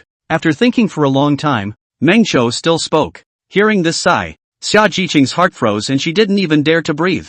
You, Xia Jiqing's voice trembled. Mengqiu spoke. You really don't believe me after all, Miss Xia. Xia Jiqing's hanging heart dropped all of a sudden again. Of course I believe you. What do you believe in me? Mengqiu said. This time, again to Xia Jiqing asked confused. She dumbly replied. I believe you will not. No. Mengqiu interrupted her in time. Ms. Xia, what you should always believe in me is that I love you till death do you part. Without a little bit of falsehood mixed in. What you should have believed in me is that I will never abandon you, and that no matter where fate pushes us in the future, I will be able to follow the thin thread of fate and get you back in the end. Xia Jiqing suddenly turned sideways and looked at Mengqiu. The moon was like a light veil, faintly sewn in the room, and Xia Jiqing's eyes were as beautiful as the cool moonlight. Really? Really? The young girl's eyes contained infinite longing. Really? Mengqiu said with certainty. Pull the hook. Pull the hook. Mengqiu stretched out his pinky and hooked it with Xia Jiqing's pinky. The cool moonlight bears witness to the beautiful vows. Xia Jiqing's eyes overflowed with joy as she arched her eyebrows and stared into Mengqiu's eyes. Mengqiu couldn't stop his heart from pounding when he thought about what he was going to say next. Especially when he felt a stomachache at the sight of such pure love in the eyes of the girl in front of him. Alright, since you understand, then I'll test you. Mengqiu's voice trembled slightly, and her body couldn't help but move back a few steps. Suppose. Suppose. On the basis of what has just been said, what would you do if, while I love you with all my heart and soul, heaven had arranged some destiny for me with some other woman, which I had no choice but to accept? Chapter 85 Greenish-blue pockets of fire red belly. When he said that, he looked up rather nervously to see how she looked, and was relieved to see that the smile on her face was unabated. I told you, Yunhai is very generous. At this time, Xia Jiqing, who maintained her smile, spoke. Probably will cut you with a sword. Ha ha ha, I knew you were generous. Wait a minute. I said, I'll cut you with a sword. Oh, Xia Jiqing said such words in the tone of a love story. Mengqiu froze. No, sis, come on. I'm scared. The official setting Xia Jiqing also sister has a sickly attribute. Sis, you are joking with me, right? Mengqiu revealed a stiff smile. What do you guess? Xia Jiqing revealed a warm smile. Must be kidding. When the time comes, is it better to cut with the left hand or the right hand? Xia Jiqing even pondered over such things. Mengqiu couldn't help but clutch her hand. Mengqiu, what are your hands shaking for? Are you hiding something from me? Xia Jiqing asked. Nothing, it's a bit cold. It's late at night. We'd better rest early. Mengqiu wanted to turn his back on Xia Jiqing. However, it was Xia Jiqing who grabbed his arm. Why is your back to me? Mengqiu looked at her lustfully. Sis, I'm really afraid you'll knife me at night. Go go go go. The sound of a rooster's crow cut through the long dark night, and a faint fish belly white appeared in the distant skyline. The door to Xia Jiqing's room was knocked on, and a gentle woman's voice came. Girl, get up. Go wake up Xiao Qiu to get up and meditate. The morning time is when the spiritual springs in the home emit the most intense spiritual qi. Don't waste it. Xia Jiqing woke up in a daze and answered in a delicate voice. Aha. Then suddenly saw the man beside her and stared wide-eyed. Ah. She covered her mouth and let out a shocked cry before her consciousness completely awakened and she remembered the events of last night. Last night the two of them talked and still fell asleep, though only for a short while. Hearing Xia Jiqing's exclamation of surprise, Xia mother wondered. What's wrong?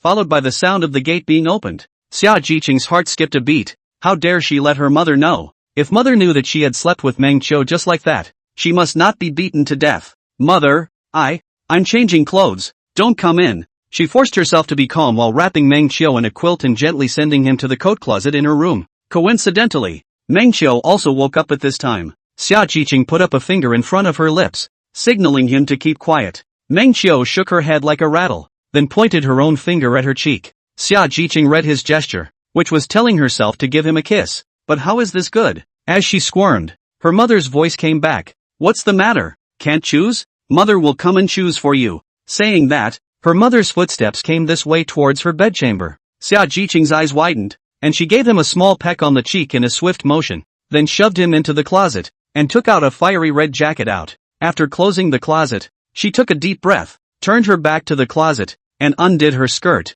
making a show of changing. Meng Qiu's eyes widened, and through the gap in the closet, he saw a white, smooth, naked back, and seductively, a greenish-blue rope was tied around the back to bolt on the belly band. Her slender hands reached behind her and untied the rope. What an evocative scene, with the rope down in the background. What will the landscape look like in the foreground? Just then, the sound of the door opening came, and the mother opened the door to her room, just in time to see Xia Jiqing had changed into a fiery red belly band. Mother Xia looked at her strangely. Why is your face so red? You're shy even when mother saw your belly band? Xia Jiqing's entire face was so red that it seemed as if blood could drip out of it, as she covered her upper body with her jacket. Well, after all, a fiery red belly bandage. It's the first time I've worn it. What's in it? It's not like he can see. As she said that, Xia mother suddenly looked at her with wide eyes. You wouldn't. Mother, what are you thinking about? Xia Jiqing covered her cheeks with her jacket. Very shy. That's good. That's good.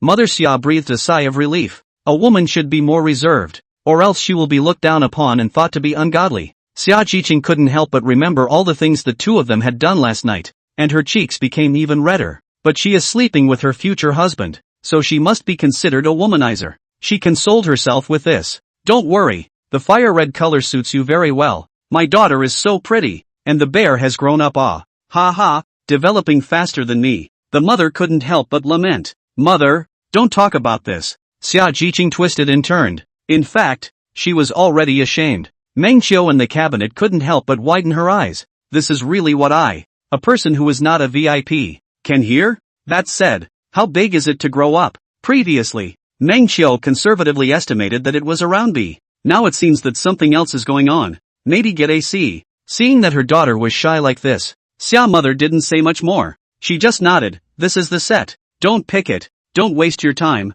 Go get Xiao Qiu up. Aha. After Xia mother left, Xia Jiqing quickly put her clothes back on and straightened her crown, changing back into a dignified and good-looking appearance. Meng Qiu came out of the closet and was too silent to speak. Just now, you heard everything? Xia Jiqing was still holding on to her last chance. Actually, there's a gap in the cabinet, so I saw a little bit of that too. Meng Qiu said squarely. Ha? Xia Jiqing reached out and twisted Meng Qiu heavily. No thinking, quickly forget it. Good. Meng Qiu fell into the color of reminiscence while murmuring. Bad. The more I think back, the more the memories are dispersed. However, Ms. Xia, I still have to give a fair commendation. Your waist is really a good waist. Your skin is smooth, and it's really thin. Ah, stop it. Munchio was tragically hammered. After accompanying Xia Jiqing for another whole morning of cultivation, in the afternoon, Meng Qiu wanted to go home to see the 100 flowers. Although the sea of consciousness markers had her coordinates stuck where they were, there was no telling what might happen,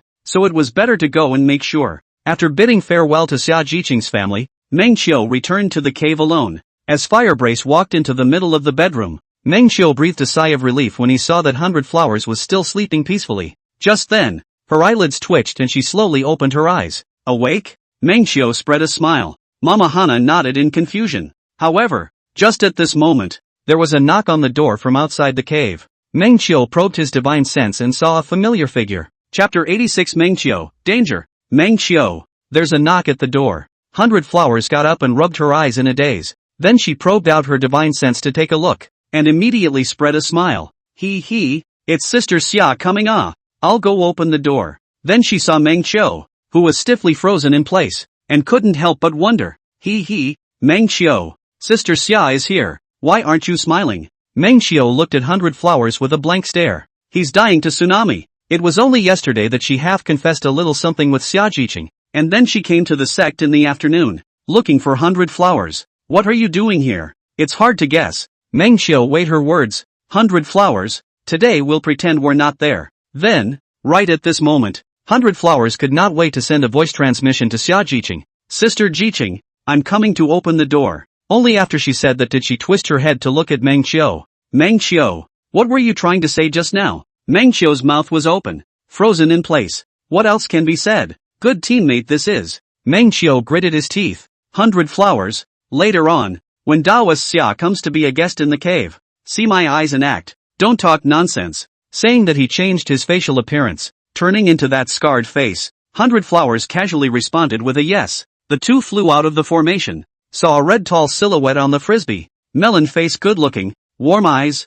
not Xia Jiqing or who? 100 Flowers greeted her joyfully. Sister Xia. The formation was opened by Meng Qiu and 100 Flowers flew out. Xia Jiqing took 100 Flowers into her arms and stroked her head. Congratulations 100 Flowers Golden Dan I can even call you senior. 100 Flowers said. He. Meng. He doesn't even call me senior, so you don't have to either. After saying that, she looked at Meng Qiu in a sneering manner. Meng Qiu revealed a smile and nodded. Only that his hands were already pinched with sweat. This stupid snake. He almost showed his face as soon as he arrived. He might as well get ready to be accounted for today. After exchanging a few simple pleasantries with 100 Flowers, Xia Jiqing raised her head and looked at Meng Qiu. Fellow Taoist Meng. Meng Qiu nodded, then suddenly came back to his senses, coughed twice, and squeezed out a smile. It's really rare that fellow Taoist Xia would remember someone's name wrong. Xia Jiqing glanced at Meng Qiu with great meaning before arching her hand in apology. I'm sorry.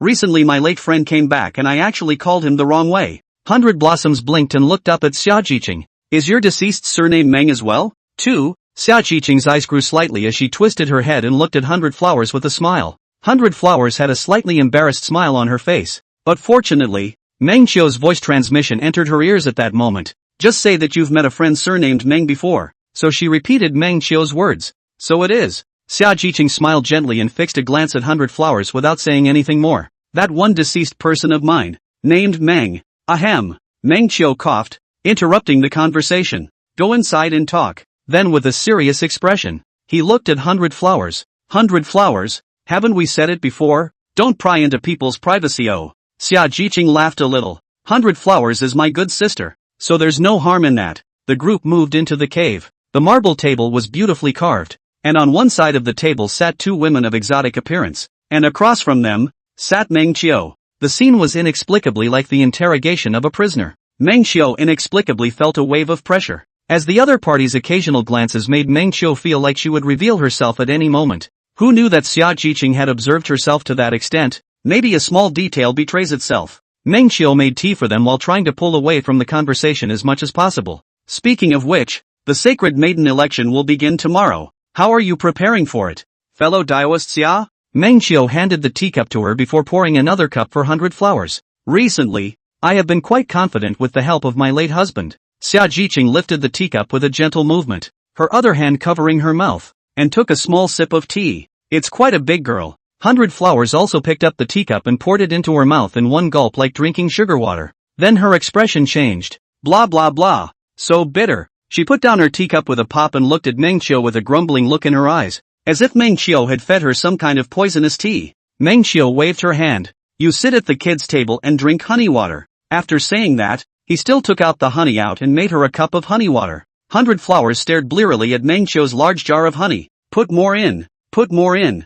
As Xia Jiqing watched from the side, she couldn't help but reveal a doting smile. 100 Flowers is so cute. 100 Flowers sipped the sweet honey water and couldn't help but wiggle her feet back and forth. Good enough to warp Jiojio. Xia Jiqing looked at 100 Flowers. How is 100 Flowers cultivation going?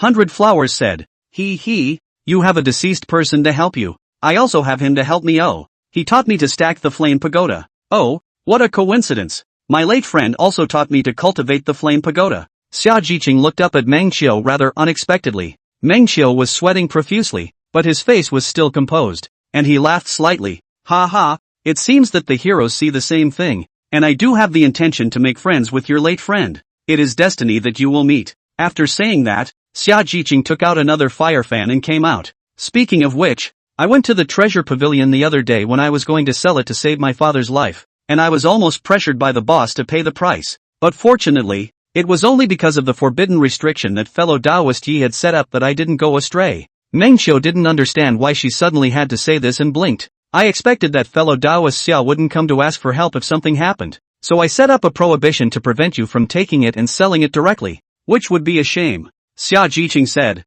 "It's a good thing that my late friend came back and saved my father completely, so I don't have to sell him again. Thank you, fellow Taoist." "Oh, so you're here to get yourself unblocked? Could it be that I'm overthinking it?" Mengqiu nodded. "Then I'll undo the prohibition on it." After saying that, he flipped his hand, and a large area of exquisite wind aura gathered in the palm of his hand, wanting to unlock the prohibition for her. However, when Mengqiu saw the pure wind aura in the center of his hand, he suddenly understood something and his movements froze. He raised his head somewhat stiffly and looked at Xia Jiqing, finding that the other party was staring straight at his pure wind attribute aura. The moment she locked eyes with her, the very oppressive force in her eyes pressed in, and at the same time, she revealed a gaze-like smile. "Fellow Taoist Yi, it's truly magical that there is such a similar aura under the heavens." 100 Flowers didn't notice the sparks between the two's eyes, and dully sighed. It's really amazing. My ama just told me that it's impossible to have exactly the same aura under the sky. Brother Yi, maybe you have some connection with Sister Xia's deceased." Mengqiu was completely confused. "So you're waiting for me here." However, the evidence hadn't all been exposed yet, and Mengqiu was still holding out for a silver lining. He stiffly propped up a smile and quickly undid the restraints and collected his mana. "Ahahaha, such a coincidence. Then maybe he really is my long-lost brother." Mengqiu laughed awkwardly. Xia Jiqing smiled and shook her head. "It's an orphan." Chapter 87, The Shiroi Power. "It's an orphan." Mengqiu hooked a smile up at the corner of his mouth like a puppet. It was definitely the toughest time in his life. You're asking a little kitchen guy who's never even been in a relationship to deal with Shura? Whoever pays $10, this number is for him to play. He felt as if he was sitting on the top of a flaming mountain. His buttocks were uncomfortable and his heart was so hot that he couldn't help but stand up. However, Xia Jiqing also stood up at this moment, and after the two stood and stared at each other for a breath, Mengqiu smiled awkwardly. "I suddenly remembered something to be busy with." Xia Jiqing smiled dangerously. "In that case, it just so happens that 100 Flowers and I have some private conversations to have." Mengqiu's mouth opened and the words came out again. "Is that a threat? Young-ha, you're so cruel." Mengqiu bared his teeth and smiled, shrugging and spreading his hands. "It's not like my business is that urgent." Dryly, he sat down again. Xia Jiqing also sat down, dry-eyed with him. At this time, 100 Flowers still didn't see the sparks in the eyes of the two of them. She even got high on melon seeds and blinked her big eyes at Mengqiu. "Brother Yi, you're laughing so falsely, ahahaha. What's wrong with you?" "Ahem." Mengqiu coughed twice and turned his head to give 100 Flowers a wide-eyed look. "Ha ha." 100 Flowers pointed at Mengqiu like a Donnie-yin pointing at people emoticon. Turned her head to Xia Jiqing and laughed. "Sister Jiqing, look at this. The smile is already fake." Xia Jiqing also looked at Mengqiu. "Fellow Taoist Yi does indeed look like he has a lot on his mind. I just wonder if he has talked to 100 Blossoms about what's on his mind." The 100 Flowers beside her nodded her head as if she was getting along. "Yes, Brother Yi, do you have something on your mind?" This innocent and ignorant rhetorical question became the best mockery of all. Mengqiu just didn't have a heart. He was going to be pissed off at 100 Flowers, the stupid snake, for having a heart. Just at this moment, he felt he could seal the title of top yin and yang man for 100 Flowers. Mengqiu shook her head. "How could I have heartaches? I spend every day with my favorite person. What could I have on my mind?" The moment she heard these words, Xia Jiqing thought of herself, and her heart couldn't help but soften for a minute. Staying with herself, it's very happy. She's happy too. He, I told you. Staying with me and eating and drinking, he's happy as can be. 100 Flowers nodded joyfully and looked towards Xia Jiqing. "Sister Jiqing, you're overthinking it." However, Xia Jiqing, who heard these words, suddenly reacted to something. An inexplicable jealousy surged to her heart. Her body trembled slightly, and she laughed back in anger. "So that's what it's like to stay with someone you like. Like, there's more than one. She looked up at Mengqiu. Seeing Xia Jiqing's flame-like sight, Mengqiu couldn't help but have a voice emerge in his heart. "When the time comes, will you cut with your left hand, or with your right?" Mengqiu couldn't help but get creeped out. As if burned by Xia Jiqing's gaze, he directly stood up and took a step back. At the same time, Xia Jiqing followed suit and stood up. She was tall and stood up at a height that was going to catch up with Mengqiu, so she could look at Mengqiu evenly. The oppressive force in his eyes seemed to condense into substance. Xia Jiqing smiled. Fellow Daoist Yi, why did you get up again? Is it because you're not used to sitting on the stool in the mansion? Meng Qiu hurriedly responded. Yes, this stool does lack in comfort. Fellow Daoist Xia will change it for me next time. Xia Jiqing said strangely. Isn't this the stool in your mansion? Oh, yeah, it's all 100 Flowers' fault. Meng Qiu looked at 100 Flowers. Mama Hana, who was stoned, blinked her large Khazarian eyes, then pointed her index finger weakly at herself. Me? Yes. Meng Qiu pointed at her. It's you, because you're a Tang snake. It's only natural that when I designed the stool, I had to take into account when she's in her usual snake form. 100 Blossoms blinked her big innocent eyes, but when she thought about it, it seemed like that was really what was going on. Oh, he. Thank you, so you thought so much about me. See, she has to thank us. It's fine. It's much better if you stand up every now and then. After saying that, Meng Qiu sat down again. Across the room, as if tracking, Xia Jiqing also sat down and continued to look directly at Meng Qiu. Meng Qiu simply closed his eyes, raised his teacup, and shakily passed it to his mouth. 2 ears don't hear what's going on outside the window, and 2 eyes don't look at the king of hell. It's an attempt to unleash the buster. Civilized people know that they shouldn't be disturbed while drinking tea. The very polite and well-behaved Jiqing Xia should follow this guideline. However, Xia Jiqing was not as polite as Meng Qiu had imagined. 100 Flowers, my Taoist seems to have his feet in 2 boats lately. What should I do? Put. Meng Qiu sprayed out a mouthful of tea. The 2 women suddenly turned their heads to look at Meng Qiu. Ahem. Meng Qiu waved his hand. 100 Flowers is right. This tea is indeed bitter. 100 Flowers couldn't help but tilt her head like a proud swan. Humph. I told you so. Then, she shook her head again, pondering the words Xia Jiqing said with style. It's indeed bad to have a foot in 2 boats. Very bad. Then, turning his head to look at Xia Jiqing. Sister Jiqing, what does it mean to have your feet in 2 boats? Xia Jiqing. Manqiu. Xia Jiqing explained to her. It means that a man falls in love with one person and at the same time falls in love with another woman. Oh. 100 Flowers' eyes suddenly widened as she nodded. So that's it. Then this foot in 2 boats is really detestable. Yeah. Xia Jiqing echoed. So it's a worry. Bai Hua. What should I do? I can only say that person already has a way to take his death. 100 Flowers clasped her hands to her chest and raised her chest, putting on an air of fishing alone for the ages. Yeah, so I'm torn. Xia Jiqing frowned slightly. Tangled up in what? 100 Flowers asked. Torn between whether it's better to cut him with his left hand or his right hand when the time comes? Xia Jiqing looked like she was really troubled about this matter, and earnestly asked for advice. Then there's no need to say? Mama Hana slapped her chair. It must be a slash with the left hand, then another with the right hand, then another with the left hand, then another with the right hand. Meng Qiu looked at 100 Flowers in stupefaction and smiled stiffly. Just how many slashes do you want to make? At this time, Xia Jiqing interjected. I think it will be the same as a person from ancient times. Which one? Meng Qiu didn't react for a moment. Can't remember. Anyway, 5 horses pulled it. And then, Xia Jiqing raised her head slightly and fell into thought. Meng Qiu reacted to who she was talking about, and her expression couldn't help but stiffen. Chapter 88. However, Xia Jiqing's combat strength was still soaring. Manchu was looking to throw up a white flag and surrender. However, 100 Flowers hasn't joined the fight yet. If this stupid snake knew all the causes and consequences, this shura would only get more intense. Therefore, the current ploy was to stabilize Xia Jiqing first, and then when to come to a confessional with 100 Flowers. Thinking of this, Meng Qiu's heart settled a bit and nodded. However, Xia Jiqing opened up the group battle once again. Only Xia Jiqing twisted her head to look at 100 Flowers. 100 Flowers, can I take a look at the karmic birth jade that fellow Taoist he gifted to you? Not really. Before 100 Flowers could speak, she was cut off by Meng Qiu. Wouldn't it be a direct mailer if the legend, which was made up off the top of my head, were to be revealed now? The most fatal thing is that the jade he gave to the 2 women are made of different materials. Unexpectedly, this had backfired into a boomerang, and now it was about to swing back and hit Meng Qiu squarely in the center of his brow. 100 Flowers was startled by Meng Qiu and turned her head to look at Meng Qiu with wide eyes. What's wrong? Xia Jiqing also looked straight at Meng Qiu. Meng Qiu closed her eyes and took a deep breath. Do something.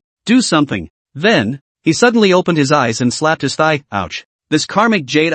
There is actually a legend that. However, where would Xia Jiqing listen to her nonsense anymore? She tilted her head and removed an earring from her good-looking ear and handed it to 100 Blossoms with a smile. 100 Blossoms, I'll show you my jade, and you show me yours, okay? Yeah, Yeah.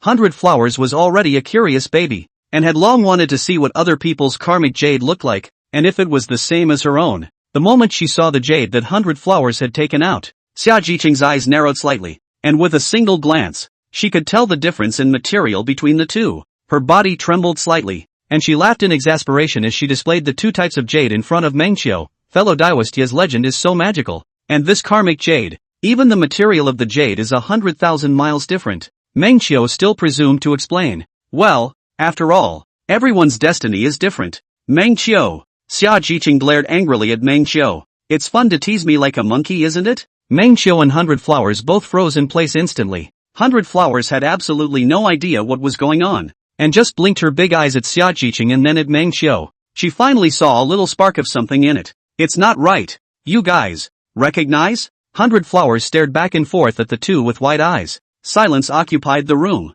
except for the sound of boiling water from the teapot next to it. Gurgling, the three people displayed all the signs of life. Xia Jiqing gritted her teeth and glared at Mengqiu, who seemed to have been transformed into a stone sculpture, and 100 Flowers looked back and forth at the two of them in a daze. Mengqiu felt a death-like suffocating sensation, and at this one moment, he wanted to lubricate, but he also knew that if he wanted to arrive at the best possible ending, then he couldn't run away from it. Under the gaze of Xia Jiqing's extremely cold line of sight, Mengqiu shook his head as his face gradually changed back to that handsome and clean appearance, and in a bitter smile, he stood up. Jiqing, sit down. Xia Jiqing droned in a delicate voice. Okay. Mengqiu obediently sat down and looked up at Xia Jiqing. Fellow Daoist Yi. I said, where did a fellow Daoist Yi suddenly appear? From the first moment I saw you, I felt that you overlapped with many of that person's little behaviors. So, you've been remembering these details. Shut up. Xia Jiqing knocked down Mengqiu's anger, who tried to play the emotional card,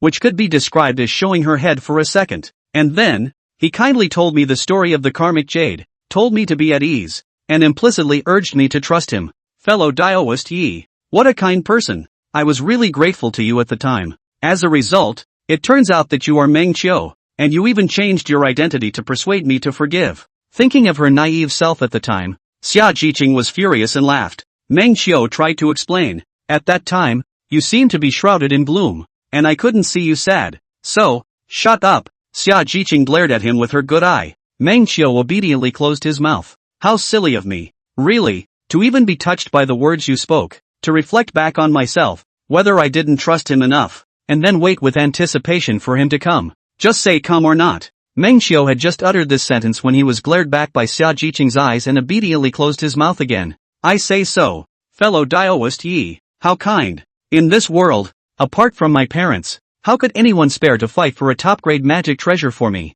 From that time onwards, I've been really strange. Very strange. Been thinking about it. Xia Jiqing said, sniffled a little. Her eyes have been a little blurred up. You came back a long time ago. Why not say it to me earlier? Mengqiu didn't dare to talk back this time. I was showing love in front of you with 100 Flowers, and your favorability was still negative. So how could I dare to show my face? Isn't that a second to show up? Of course he didn't dare to say that. Xia Jiqing said, I told you why fellow Daoist Yi and Mengqiu never appeared together. It turns out that you are the same person. No, then I haven't appeared on the same screen as your grandfather. So if you're going to do that math, then wouldn't I be? Ow. Before the words were finished, Xia Jiqing had already stepped forward and heavily pinched Mengqiu, finally being physically attacked. She's still open to physical contact, and that's not the end of it. Mengqiu quietly looked at the panel and found that 100 Flowers' favorability remained unchanged, but Xia Jiqing's favorability showed the word frozen at the back. LOL, thankfully it didn't fall off. After all, he had been real nice to them before, so the favorability wouldn't drop any further. We can only hope for a thaw. Right at this moment, 100 Flowers, who had been listening for half a day on the side, finally pondered and understood, and with wide eyes, stood up and looked at Mengqiu. So that's why Sister Jiqing said that the Taoist named Meng is you, and that you're the deceased person she's been pining for? Mengqiu did not dare to squeak, because this girl had just been raised by him on the Jindan stage.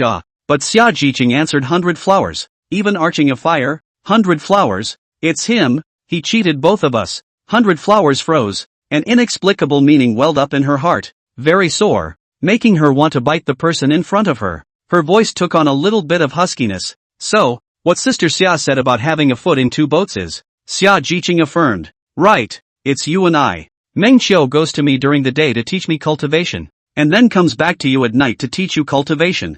Think carefully, does he go out often? Yes. He said he was going to buy pork knuckles for me. And then he bought them all day long. 100 Flowers said dully. Xia Jiqing twisted her head to look at Meng Qiu and laughed back in anger. Came to my house to buy pork elbows. Ha,